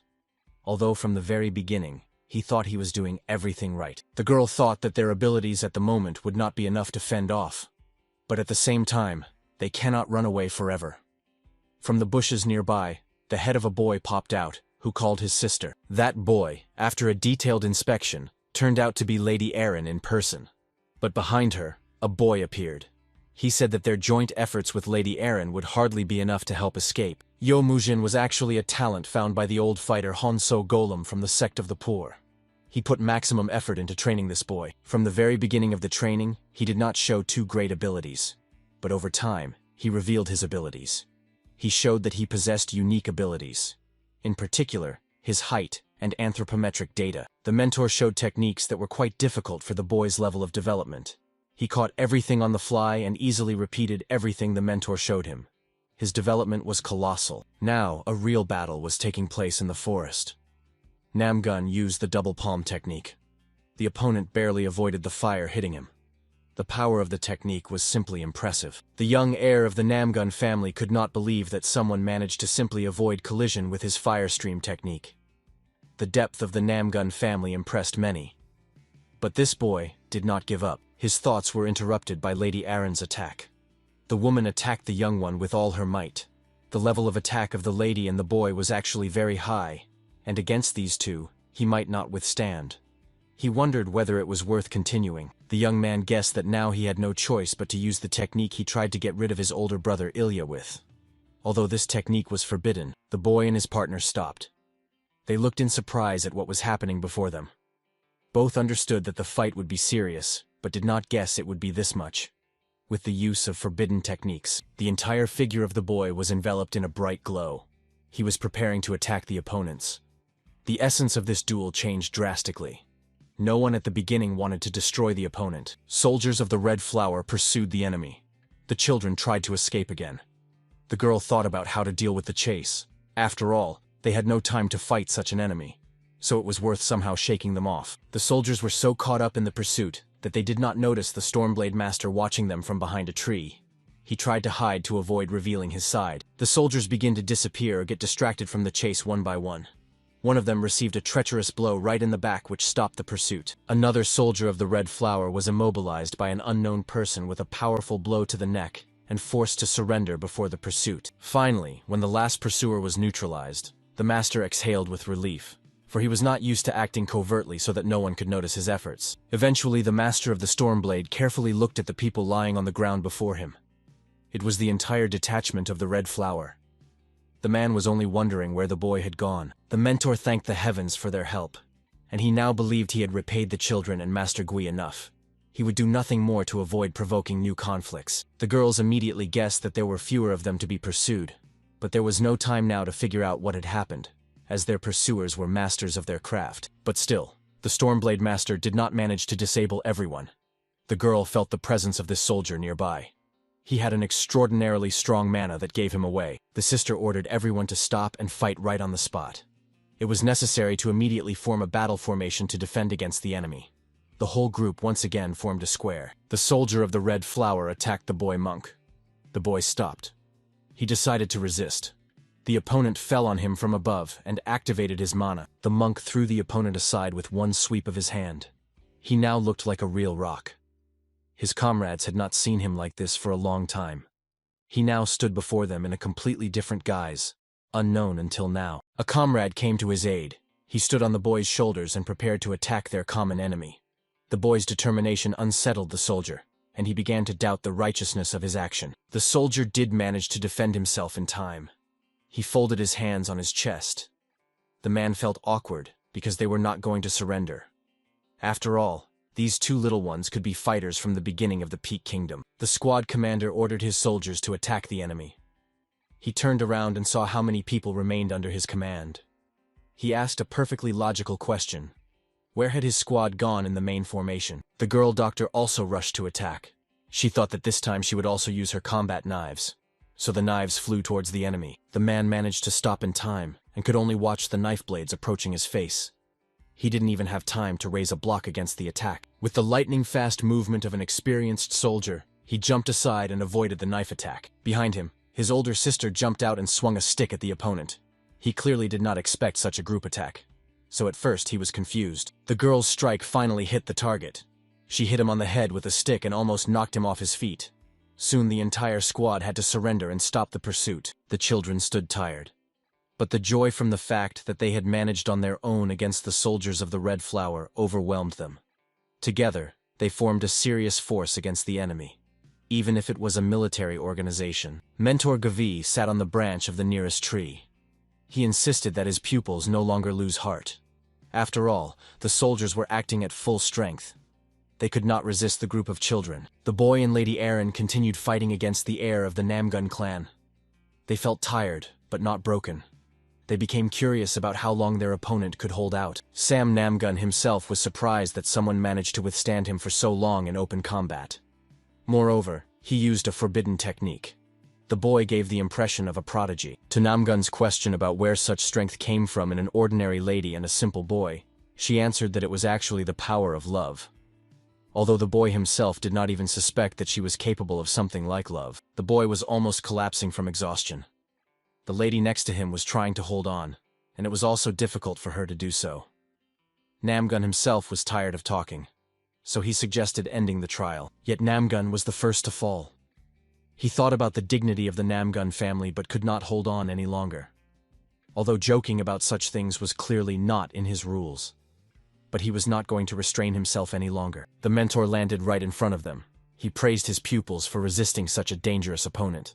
Yet he advised them to always be on guard, as at this time no one could be trusted. The girl immediately noticed that both teachers were gone, although the last time they were seen was when they entered into battle with the great mentor. It was clear that they had indeed been defeated by him. She recalled their farewell. Even then, inside the house, he emphasized that they had to get to the academy. It was then that he also tried to transfer them to the Peck Academy. But something had changed in his behavior at this moment. Suddenly, the children also gathered into battle formation. The girl, the older sister, ordered not to lose vigilance. After all, she could not believe that the teachers were tied up and simply surrendered to the opponents. Gui immediately guessed that his plan had been uncovered. He looked at them carefully and thought that they had already figured everything out for themselves personally. So there was no reason to hide his true motives any longer. He put on a mask and immediately transformed. Before them now stood not an ordinary martial arts master, but a creature trained to fight and struggle. Doubt about whether they could cope made it frightening. The children prepared for the attack. They were ready to fight for each other, and only team spirit kept their desire to fight alive. And they thought about how they would deal with the opponent. The power spreading from the mentor was barely held back by the children. They tried to hold on as much as possible and not give up, because the enemy was testing their strength and power in this way. The monk boy supported everyone. The girl, who was considered the strongest of the whole group and the most prepared, had never felt such pressure of energy in her short life. Even her teachers, who trained with her, had never done anything like this. The healer girl seemed tired, but her partner ordered her not to even think about giving up. The mentor would not be able to fight them all at once for long and would change tactics. Then they would attack him from all sides. The group of teenagers held hands. They stood before the mentor and resisted his influence. He looked at them attentively. Under different circumstances, he would have enjoyed watching his students try to fight him. One of the boys emphasized that they should gather and resonate their energy. They held hands and tried not to get distracted. An unusual aura formed around them, preventing the enemy's energy from passing through. The mentor carefully watched the trainees. He was pleasantly impressed by what they were doing now. It seemed that these were not ordinary fighters, but true masters of a high level. GV decided to stop pressing them with energy. The boys and girls captivated by the confrontation found themselves right on the ground. They tried to catch their breath from the dust and earth flying at them. The mentor looked at them carefully. He thought that he had rushed his conclusions. So he asked them if they would continue trying to sit on the ground and gather their strength. In battle, they would not have such an opportunity. The teacher took off the mask. He reminded that they now have an important goal, namely to save Namong May. And first, he needs to be found. If he left at night, he could already be very far from here. The partner stood on the roof of the building. She carefully watched Namong May, who with a bag on his back, was walking along the night street. She asked him what caused him to return. Yasin conducted experiments on the body of a descendant of the Tai family. He spoke simultaneously with the Black Plum Blossom. The man said that his mind control technique allowed him to establish the foundations of the demonic cult. As he learned, the basis of this cult is a great deck of myriads of hills. Of course, it was hard to believe, and his partner also doubted it. So she asked again if she had heard it correctly. Yasin then explained to Chornaya Kvitka and Namong May that finding the cult is very difficult. It is hidden by several formations at once. Not every fighter can sense the formation and destroy it with their own strength. Namong May told us that he knew only one family engaged in this, and it was the famous Chagul family. They could sense the pressure of formations and destroy it at the same time. And all the others just deceive the people. It is also possible that someone tried to hide the whereabouts of the cult servants from prying eyes. In that case, among the Muram masters, there are still some traitors who work for the enemy. Yet Yasin was a supporter of the idea that Tai could lead them to that place and show where all the cult followers were currently based. So it is not worth neglecting him, but rather continuing the experiments. Namong asked his partner not to think about the consequences of the visit right now. After all, he will help her in any case. After Tai leads them to the formation, Namong will use a special technique and open the passage to it. The boy also emphasized that after taking the explosive chi pill, Elder Shimbek heard voices that ordered him to go somewhere or run away. So there must be a place where they all gather. Yasin did not want to believe what the boy wanted to propose, and he suggested taking the explosive chi energy pill and heading to the location of the demonic cult fighters. The man and the girl were against it. Meanwhile, Mentor Gui was talking with the children. He listened to their story about the confrontation with Elder Shimbek. He was the one trying to spread the explosive chi energy pills, and by doing so, he acted in the interests of the demon cult. Gui carefully listened to the pupils. He continued to listen silently. Then he ordered them not to trust anyone outside this group who would start persuading them to join another sect or begin learning new techniques. According to the mentor, Namgun himself was somewhere among the cult followers, so it was worth hurrying. After all, it was unknown what goal they pursued and what they wanted to do to Namgun. The boy monk asked if he understood correctly that their ultimate goal, as well as the ultimate goal of Namong May himself, was the demonic cult. And if so, then they just needed to find it. The next question was where the cult was based. The girls said that after the Great War, demons and their sects went deep underground, so they began to hide their location in the physical world using formations. The mentor emphasized that the girls were right. The problem was that they had no means to find the location of the demonic cult. But there was a boy who could help. Yasin asked Namong May if he was really ready to use the elixir. After all, it was dangerous. The pill was more poison than help to the body.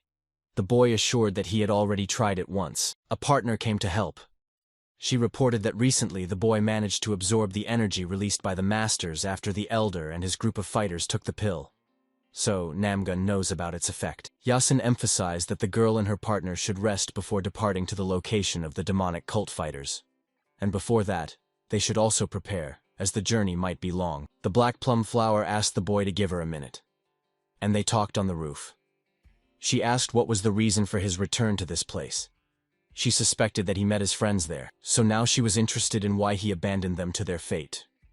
The boy replied that he was driven by revenge and the desire to destroy those who defiled his brother after that fight. So his desire is stronger than anything. That time when he fought the elder, dark desires almost took over him, and the essence possessed him. Without the timely intervention of the partner herself, he could have become a demon of revenge and harmed everyone around. The boy bowed to her. Only now did he realize that he had behaved very rudely and she saved his life. So he asked for forgiveness and promised not to return to that. The partner assured that after that incident she does not trust him. So Namgun will have to make a lot of effort to rehabilitate himself in her eyes, and the words that she could have personally killed him. Not a joke. Namong May said that he desires revenge, but at the same time not to change, to remain as he is. The reason he was on the verge of change was that he himself was angry at his weakness and unreadiness. Then it seemed to him that he failed to save his brother. He thought that he was alone. He changed his point of view after meeting with friends. It was they who instilled faith in himself. And he understood something. The older brother was not his only person. It was the comrades who awakened faith in himself and his surroundings in his heart, which was supposed to change the fate of the person and his attitude to everything around. The heart became more sensitive to suffering. The boy now said that he does not want to harm his loved ones, so he listens to the words of his partner. He is grateful to her for telling the truth about what was happening to him at such moments. Finally, he said that she can kill him right now. But then she would hardly find the demonic cult, and whether she could break through to it. The girl praised him for the gift of speech. Morning came. Namong May stood before his comrades. He held a box with a chi pill in his hands. Master Yasin emphasized that if the boy began to lose control, he should immediately signal him. He and his partner would be able to remotely drive out the chi energy using their own energy. So it was not worth being heroic and acting in a way that would cause harm due to his stubbornness and boastfulness. The boy began to change very strongly, both physically and mentally. He felt that he could do a lot right now. However, at the moment he controlled himself and did not intend to give up. The mentor knelt before a large waterfall. He was speaking with someone, using the water as cover.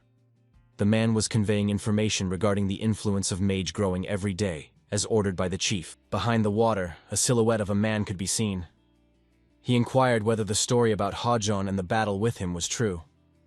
The chief wanted to see results from his efforts. The mentor recounted his fight with Hajon.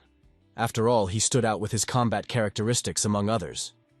But for the Black Orchid himself, he showed nothing extraordinary. The master of the Stormblade was only at the initial stage of mastering the knowledge of the Ganran teachers. So in the future, he would become a powerful warrior and skilled fighter, posing a serious threat. The mentor assured that next time he could destroy the opponent. After all, he still had the gift of the Lord in reserve, to which the silhouette asked not to delay. There were no limits in his gift for Gui. The man asked his interlocutor when the great event was supposed to begin. He silently began to move beyond the waterfall. He slowly approached, and his contours became clearer. Especially visible were two burning eyes. Soon a dark figure stood over the man, on which only two burning eyes could be distinguished. He gave the order to the head of the organization to attack Muram with all forces along with all his subordinates and subjects. The mentor and his subordinates bowed to the chief. He promised to carry out all his orders precisely, as the entire future of their joint cause depended on it, so no one would delay. Namong May suffered greatly. He tried to control the energy that began to rage inside him. Images of men started to swirl before his thoughts. They were trying to attack someone. They attacked in even rows. Their number was unlimited. They were all fighters and strong warriors. It was clear that they were controlled by the evil will of someone else. Someone stood behind all these fighters. Suddenly, an image of a man in a hood appeared before him. He stretched out his hand and controlled all these fighters. Somewhere beyond the vision, the voices of Master Yasin and his partner were heard. The boy held on. He was clutching his head with his hands. Friends stood over him. The boy said that he heard voices from an unknown leader, and he ordered him to go.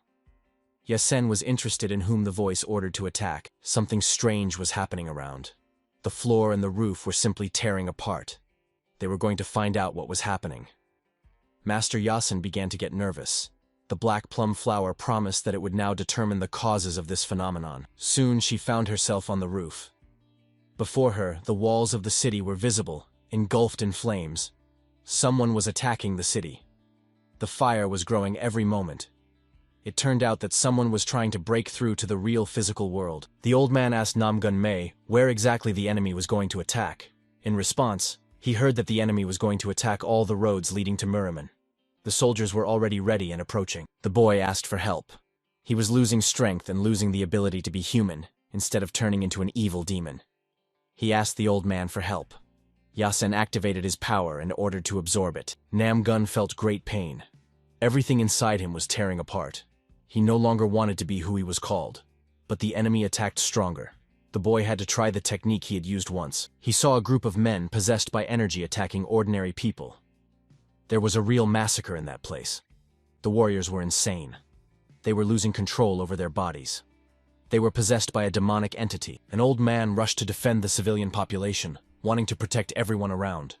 He was a master of the Yanfei sword, and once his art was of quite a high level, but those times had long passed. He barely held back from a blow by a possessed mid-level fighter. The old man was surprised. After all, he was sure that he would succeed and handle everything. Despite his madness, the enemy recognized the technique used by the old master. He named it correctly, and that meant he had skills with which he would counterattack the old man. The warrior began to fence very fiercely. He did not allow anyone to get close to him, and it was quite difficult to repel the attack of such a master. The old man was defeated by a fighter who took advantage of the fact that the man simply did not possess fist-fighting techniques. The wolf-wind fist rendered the old man helpless before a storm of lunges toward the opponent. The old master watched what was happening around him. He wondered why ordinary people suffered from attacks by trained soldiers. Lost in thought, he did not see the enemy attacking him from the air. At the last moment, a wall seemed to rise before him, stopping the enemy's attack. The old man could not understand what was happening, but he heard someone's voice from the side calming him down. That was Namong May's partner. She ordered the old man to go help people escape, and she had to deal with the attackers. Old age could not resist obsession, and the black plum flower was preparing for battle. Soon the sword was singing right in the air. Enemies simply scattered before him. Limbs and body parts hung in the air. The girl's attack was very active and assertive. Suddenly, a figure appeared on the bridge, surrounded by a bright glow. The girl turned there and asked who was the main leader of all this chaos. But nothing was heard in response. The enemy looked intently straight into the girl's heart. He was silent, and the only word that sounded was the word attack. The partner was preparing for a difficult long confrontation. The population fled to shelters. Men, women, and children were seeking refuge. The men tried to hold back the attackers' onslaught. They were possessed and paid little attention to the resistance they faced. The men gathered in a horde and set out to meet the attackers. The opponents clashed in a sword fight. The determination of ordinary people now fought against the obsession and bloodlust of demonic warriors. The leader of the demonic army gathered a group of soldiers around him and pointed with his sword at the main target of their attack. He had to give them a clear command on when to seize the important object. The soldiers rushed into a swift attack. They charged like real demons, thirsty for human blood and cruelty they wished to satisfy. The partner stood before the rows of attackers. She understood that all these people were altered by the effect of the energy explosion pill of Qi. They had all become victims of desire and mad ambition. The girl spun the sword around herself. She understood that the beast could only truly be stopped by becoming a beast oneself. Therefore, the fight had to end with the complete destruction of the enemy on the battlefield. The black plum flower took the opportunity to unleash all its anger and vent it on the enemy. People and their parts flew high in the air. The girl cut and tore people's bodies with a sword without mercy or forgiveness. The leader of the demonic army saw how his soldiers could now burn or be defeated right on the spot. He struck treacherously and cruelly from the side. The girl was distracted from the possessed and repelled the attack. The black plum flower was tired. She could not fight the opponent now, who used techniques indicating he belonged to the higher class fighters. It seemed he was a twin dragon. The girl began to guess who was in front of her. She asked if it was really Namgun Il before her, and the man was silent. But it seemed that she had correctly guessed her opponent. Master Yason tried to preserve the boy's life and mind. Finally, his measures to extract the pill's energy succeeded, and Namong May felt much better. He could already stand independently and kept his balance, and he did not hear voices. The old man asked the boy if he had studied the art of Vonrin Kukun. Namgun said he only knew the basics, and he had practiced it only a few times in his life. But there was a result. The master was surprised. He asked how the boy managed to do all this. After all, many in their Lotus organization tried to master it, but the sect's principles prevented them from doing so. For complete mastery of the technique, special skills in controlling internal energy are required. The main goal of the technique became the ability to replenish and reconstruct damage in specific parts of the body. Many people learned to control energy after deliberately undergoing poisoning with chi energy pills. All this was done in order to stand firm against the opponent and win at the decisive moment. The technique's features consisted in combining control over internal energy and external energy, and all this was done inside the master's body. Thus, many did not just endure training. The man explained that Namgun can now rest and recover. But at the moment, the threat is becoming closer and greater, and the man himself promised to help the black plum flower. Namgun assured that he is also setting out. Yasin tried to contact her, but the girl was silent. She was now heavily engaged in a fight with the leader of the possessed squad. The battle was fierce. The girl was barely coping with the opponent, yet the girl managed to go on the attack. She realized that she was dealing with Namong May's brother or relative. He used similar sword-fighting techniques, but the man was silent. The only word was, attack. The man's record indicated that he himself was possessed. The man held on, but it became obvious that he was controlled by a force from somewhere on the side. Thus, they were not alone now. A third force was present. The opponent's swords clashed. They both looked into each other's eyes, and the girl realized that the matter was much more serious than she had imagined. But there was nowhere to retreat. She understood this perfectly. She was attacked from the side by 3 soldiers. The girl realized that she could not give up now. It was necessary to resolve this issue as quickly as possible, otherwise she would simply die. No help was to be expected. Namgun was busy. Namong May, meanwhile, was hurrying to help his partner. He looked around and was surprised by what had happened to the city. After all, many people had died, as if they were not martial arts masters. The boy saw a warrior before him, who looked like his brother, like 2 drops of water. He realized that it was indeed him, but it was difficult to approach him. The girl activated a unique technique called hyperflowers. Around the girl's figure, her sword was spinning. It twisted as if alive, and she considered herself safe. But suddenly, she was struck in the back. Even her opponent was surprised that someone had hit his rival hard. He did not intend to resort to such methods. The boy recalled how his older brother once initiated him into the Namgun family. For this, much had to be done, and they could not have done it without extra effort. The brother said that their mother in heaven also rejoices for both of them. The younger one begged the elder not to leave him. He wanted to go with him, so the elder hesitated only for a moment. He was not against taking the younger with him and trying to build the clan's future with him. When they arrived together at the military academy, their friends were immensely happy about their arrival. But despite this, there was one person who could spoil the joy of the reception that surrounded the newcomers. At first glance, the elder member of the Namgun family was not very happy that both his descendants had returned. He entered the building with a quick step, but this seemed so only at first glance. The man embraced both young sons. He was glad that even his youngest son had reached heights impossible for most young martial arts masters. Then a true ceremony of initiation into the head of the Namgun family took place. The man showed the sword from the Changhan temple. The holder of this sword becomes the next head of the clan. And from now on, it is Namgun Il. The boy was surprised. He did not think everything would happen so quickly. However, the surprise changed to an understanding of the seriousness of the situation and his further responsibility. Il knelt on the floor. His comrades and those close to the house gathered around. A solemn ceremony prevailed. After this, the clan began to be led by the eldest son.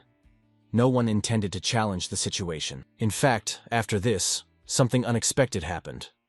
The head of the Namgun clan went mad. He began to behave very strangely. The main sign of his illness was that he was slipping through time frames. The man said that he was not the head, that he had no idea what had happened to his brother and father. And he was surprised that the younger brother, whose image sometimes surfaced in his mind, called him the head. But there were moments when the man's clear mind returned. At such times he asked the younger one how old he was. The understanding of real life made him upset. The little one often insisted that maybe it was worth using the help of pills. These words made the elder even more suspicious of everything the younger said to him. The pills put him into a special state. There he saw hallucinations and strange images that frightened him and made him think about fears. Over time, they became more and more terrible and frightening. In these visions, the younger brother suffered from attacks by terrible monsters, ghosts. He begged his brother to help and protect him from the attack. The brother immediately rushed to help and tried to protect him, and many years later, he fought with phantoms and tried not to fight with ghosts. But everything only got worse.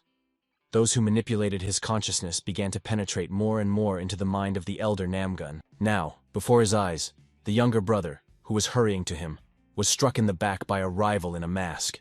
The boy threw his head back over his shoulders and was almost falling, hit treacherously and hard. The elder brother seemed to have broken through a mental barrier, but realized what had just happened before his eyes. He shouted loudly. His scream was full of pain and a curse directed at those responsible. Meanwhile, the black plum flower grabbed the little one and carried him on her back. She called the little Namgun an idiot because he thought she wanted to kill his brother and took the blame instead of him. The boy opened his eyes and assured that he was actually worried not about his brother, but about her. After all, she definitely had no chance of winning against him, so she partly owes her life to him, because Il was ready to finish her off. Namong May knelt down. He assured that he felt very reckless and had to deal with it. But that would be much later. Now his goal was to finish off, or somehow otherwise resolve the issue with his brother. The girl warned that the elder Namgun was now in a very bad state, and approaching him was dangerous. However, the younger one assured that he would save Il just as he once saved him. The boy asked not to worry about him. And besides, he had a plan of action. His main condition was that no one should worry or distract him from the duel. The girl understood this. May stood against his brother and addressed him. He perfectly understood that obsession could only be broken by direct appeal. He extended his hand and said he was glad to see his elder brother. The little one asked his brother to forgive his action. After all, he would never have done such a thing in his life. But not everyone is so loyal to their own family and defends its rights like that. Il rushed to his brother. Now a dual nature was fighting inside him. He could not cope with it on his own. So the younger Namgun decided to help resolve the issue with it. He was preparing to use a technique. When the brother approached him, he twisted 2 coils of energy in his hands, preparing to tear apart the nets inside his brother. He flew quite far, thrown back by the power hidden in Namong May's technique. Now the elder stood on the ground. He was gathering his strength, trying to understand what had happened, and who dared to stand against him in battle. It seemed so. His gaze became more thoughtful. Events from several years ago came to mind. Back then, he was a sparring partner for his younger brother. They were preparing to enter the fight. The confrontation from that time was continuing right now. The younger one was trying to use energy to push the elder away and force him to surrender. The matter turned to hand-to-hand combat. Blows rained down on the opponents from all sides. Namong May was forced to admit that his brother remained a great warrior even when under hypnosis. Every move of the elder was precise and deadly. Presumably, he had trained his techniques many times. And this happened under the influence of a special drug that granted extraordinary abilities. Il's hand reached the opponent, passing through all his blocks. He struck his brother with force, and the latter was so surprised that he couldn't even curl up. He barely managed to stay on his feet. May stood opposite his possessed brother and spoke to him.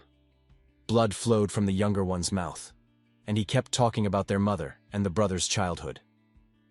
It was then that the elder always protected him and took his side in quarrels. Unfortunately, the conversation did not have the effect the younger one hoped for. He thought his brother would come to his senses. Instead, the elder kicked him in the face. The force of the blow was insane and impossible for an ordinary mortal. Il continued to trample his younger brother. His mind was confused again. The man was trying to destroy the enemy. The hypnotist ordered him to do so. Il lost touch with reality once more. The younger one gathered his strength and grabbed his brother's leg. He promised that this time he would save his brother's life and repay him for the many times he had been saved, as had happened in childhood. Namgun Il was transported again to his ephemeral chimeric world. He counted how many opponents he had managed to defeat. Counting made no sense, as it seemed to him that he had been in this dimension for many years. He fell to his knees because his body barely obeyed him. The boy thought about when all this would end, for he was tired, and the chimeras had tormented him throughout this entire period.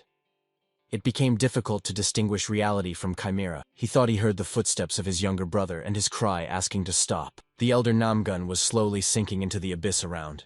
He seemed to. It no longer made sense for him to continue fighting the phantoms, but just in time, the younger one ran up to him. He held his brother tightly and pulled him out. It became clear that he had been under hypnosis the whole time, but to be completely freed, it was necessary to find the main hypnotist. Just thinking about this, the younger saw a strange man climbing the rope towards the elder brother. He did not know how to make him let go. With an effort of will, he drove the hypnotist away. Namong May held the elder on his knees and promised that this horror would soon end. He tried to understand if everything happening to him now was true. The younger assured him that it was all really so, but the hypnotist was not going to release his victim. He created an image of the younger brother, beaten and exhausted, who was walking towards the two. He begged to help and protect the family. The elder got up, ready to go to help. He was already moving towards May when that version of May, who had pulled him out of the abyss, asked him to stop. Because the one who really needed protection was him. And everything else was an illusion. May in his current form approached his brother and asked him to stop. He offered to help him and free him from the influence of the demonic cult and its servants. The younger May was covered with something like cracks. He said that he was going to help his brother, but he simply betrayed him. He definitely could not forgive that and would take revenge. The current May said that his elder brother did not need to be told what to do. He could do everything himself, and he could cope with troubles on his own. The elder stretched out his hand towards the phantom child and ordered him to disappear, because he knew where his real brother was and no longer intended to listen to him or serve the masters who had always considered him a fool.